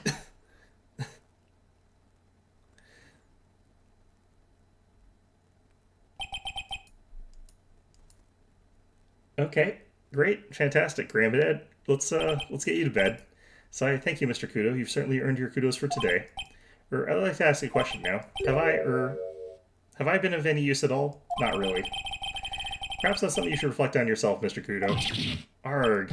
Wait a minute. If that's the case, there's more. I've got more to say. Oh yes, I remember something else. Bailiff, escort the witness out of the courtroom. Wait, listen to me. Great, fantastic. This was a tremendous waste of all of our time. Well, we seem to have been considerably sidetracked, and I am still not in a position to deliver a verdict. The defendant has not been positively identified as the waitress in question. Additionally, there are two disparities in the testimonies we have heard thus far. The mark on the coffee cup that the victim supposedly drank from with his left hand, and the earpiece, which was inserted into his left ear, out of which he couldn't hear. Wow, Nick, you did it. Therefore, I require both the defense and prosecution to further investigate the facts. Yes, Your Honor. There's one more thing before I call today's session to an end. Well, one more thing, Your Honor. The witness we just heard from. He's most insistent that his testimony should be of use. So he summarized it according to the statement. Okay. You may each have a copy of it if you wish, whatever. Prosecution doesn't need props like that. Kudo's really mad, huh? Yeah, I would be too. Very well. Here you are then, Mr. Wright. There are 3 copies. My own, yours, and Mr. Kudo's. Yes, Your Honor. When the incident occurred, I broke the vase at my seat. I'm sorry. I'm sorry? This isn't a piece of testimony, more like a 5-year-old's apology. What the heck are we supposed to do with 3 copies? That is all. This court is adjourned. Okay. To be continued, goddammit. Okay. Let's... Okay, think about what the investigation needs to entail for this. Let's see where the...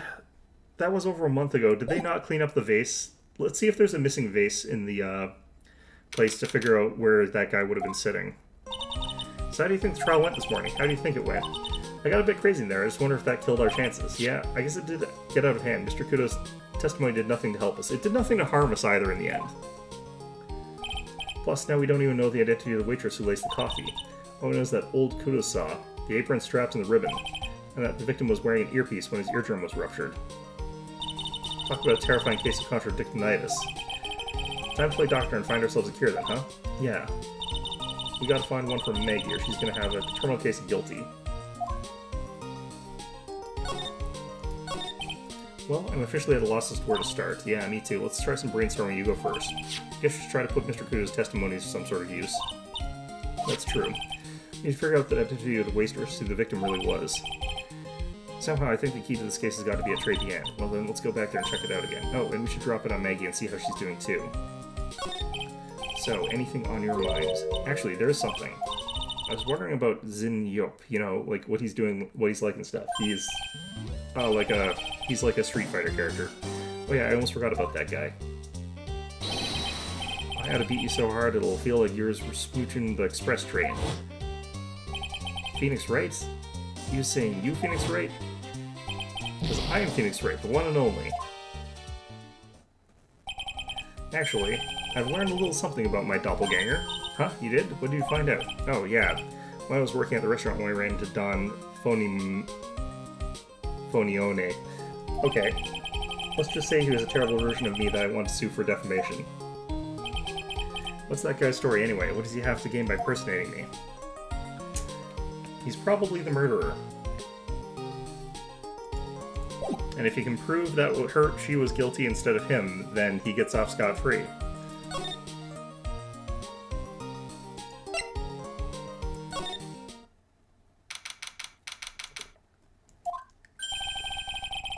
I guess Maggie's still in questioning.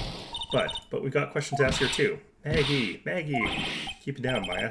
This isn't a playground, you know? Okay.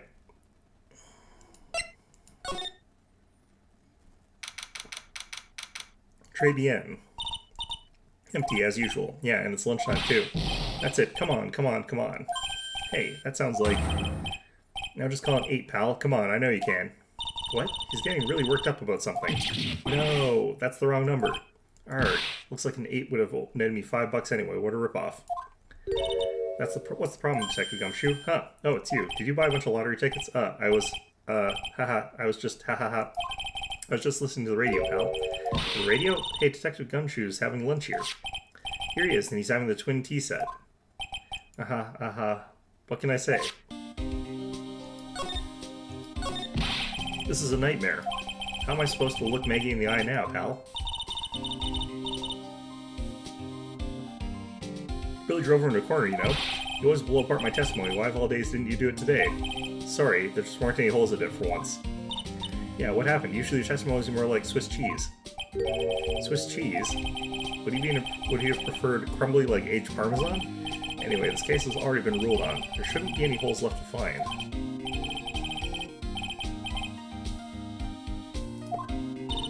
You haven't talked to her really yet. Oh yeah, no, she did say some choice words for you. I can't believe Detective Gumshoe. I hate him, sir. I mean it. I don't ever want to see him again. Devastating. Something like that. What? What? Dead. Well, please, Detective Gumshoe, I didn't mean...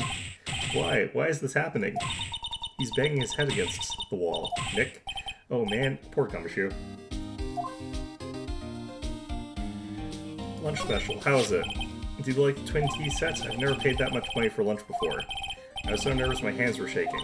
So, how did it taste? Well, for $20, I guess, I don't know how to describe it. Really. It was delicate? Delicate? You mean you liked it? It didn't taste bad to you? What's the matter with him? Looks like he's thinking.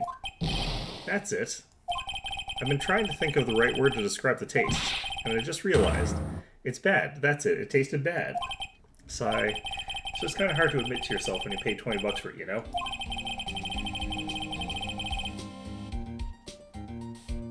Maybe we should have found out the price after he had finished eating. Hey Nick, maybe that's why Glenn Elka came here. Maybe you heard about the super fierce twin tea set. If by fierce you mean fearsome. Speaking of Glenn Elk, that reminds me, we still hardly know anything about the guy. Why don't we ask Detective Gumshoe what he knows, seeing as he's here? So what were you all excited about earlier? Huh? That's right. You said you were listening to the radio or something. Oh, that? That was nothing. I wasn't excited. Come on, Detective Gumshoe. You can tell a little old me. What were you listening to? Nothing, really. I was just, daily exercise show.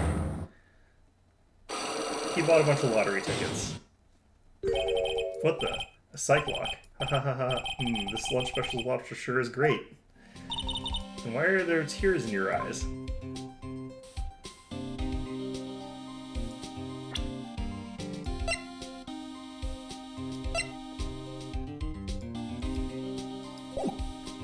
Okay,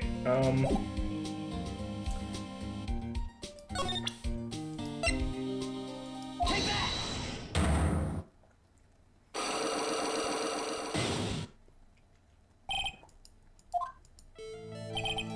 Alright, Detective Gumshoe, tell me the truth. What were you listening to? No way, pal. Now that you've made a big thing of it, I'm not gonna tell you. We'll see about that, pal. Considering all the noise you were making while you were listening. It's pretty clear what kind of radio program it was. I'd say it was related to... Take that! I'm right, aren't I? You were listening to the lottery results, weren't you? You thought you'd try to win big, just like Glenn L did. It's like you can see right through me. Huh? I've cracked him already? See, pal? That's why I said it was nothing.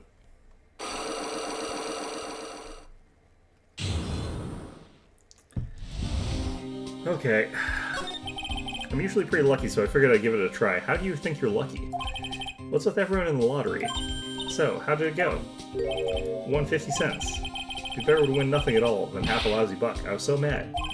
Yeah, I know the feeling. I bought the same kind of ticket as Mr. Ellidsy, and they've got this special radio show where they announce the winning numbers. They even do the drawings live on the air. It's so intense, pal. I bet that's what Mr. Eld was listening to on the day he was killed. Yeah. What time is it now? It's just after 1:30. No, the lottery results always broadcast at the same time? Yeah. Look, I got this flyer when I bought the ticket. Okay,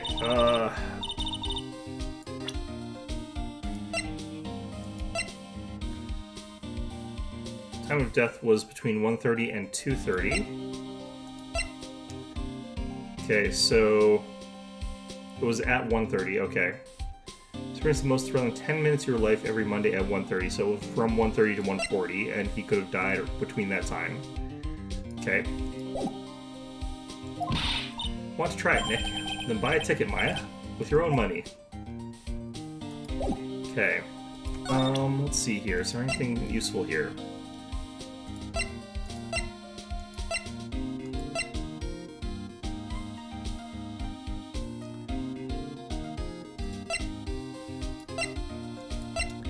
I don't think there's anything super important to look for with the gumshoe here.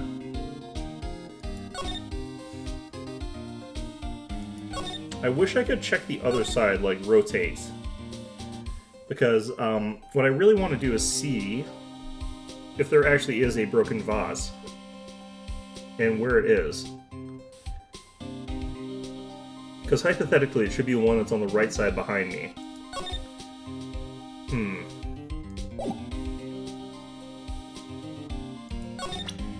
Okay, let's check profiles here. Let's present this and see what he has to say. He's probably crying all alone right now, huh? Yeah, thanks to you. Arg, I'm sorry, I'm so sorry. Maya, don't torture poor Gumshoe's feelings like they're cups of cheap creme brulee. You're really crazy about Maggie, aren't you? No, I'm not. It's just not that You don't have to hide it, Gumshoe, it's pretty obvious. Yeah, you're way too plain-looking for Maggie, right? He's definitely not plain-looking. I'd arrest you right now if you weren't so right. Okay, is there anything in this that would be useful?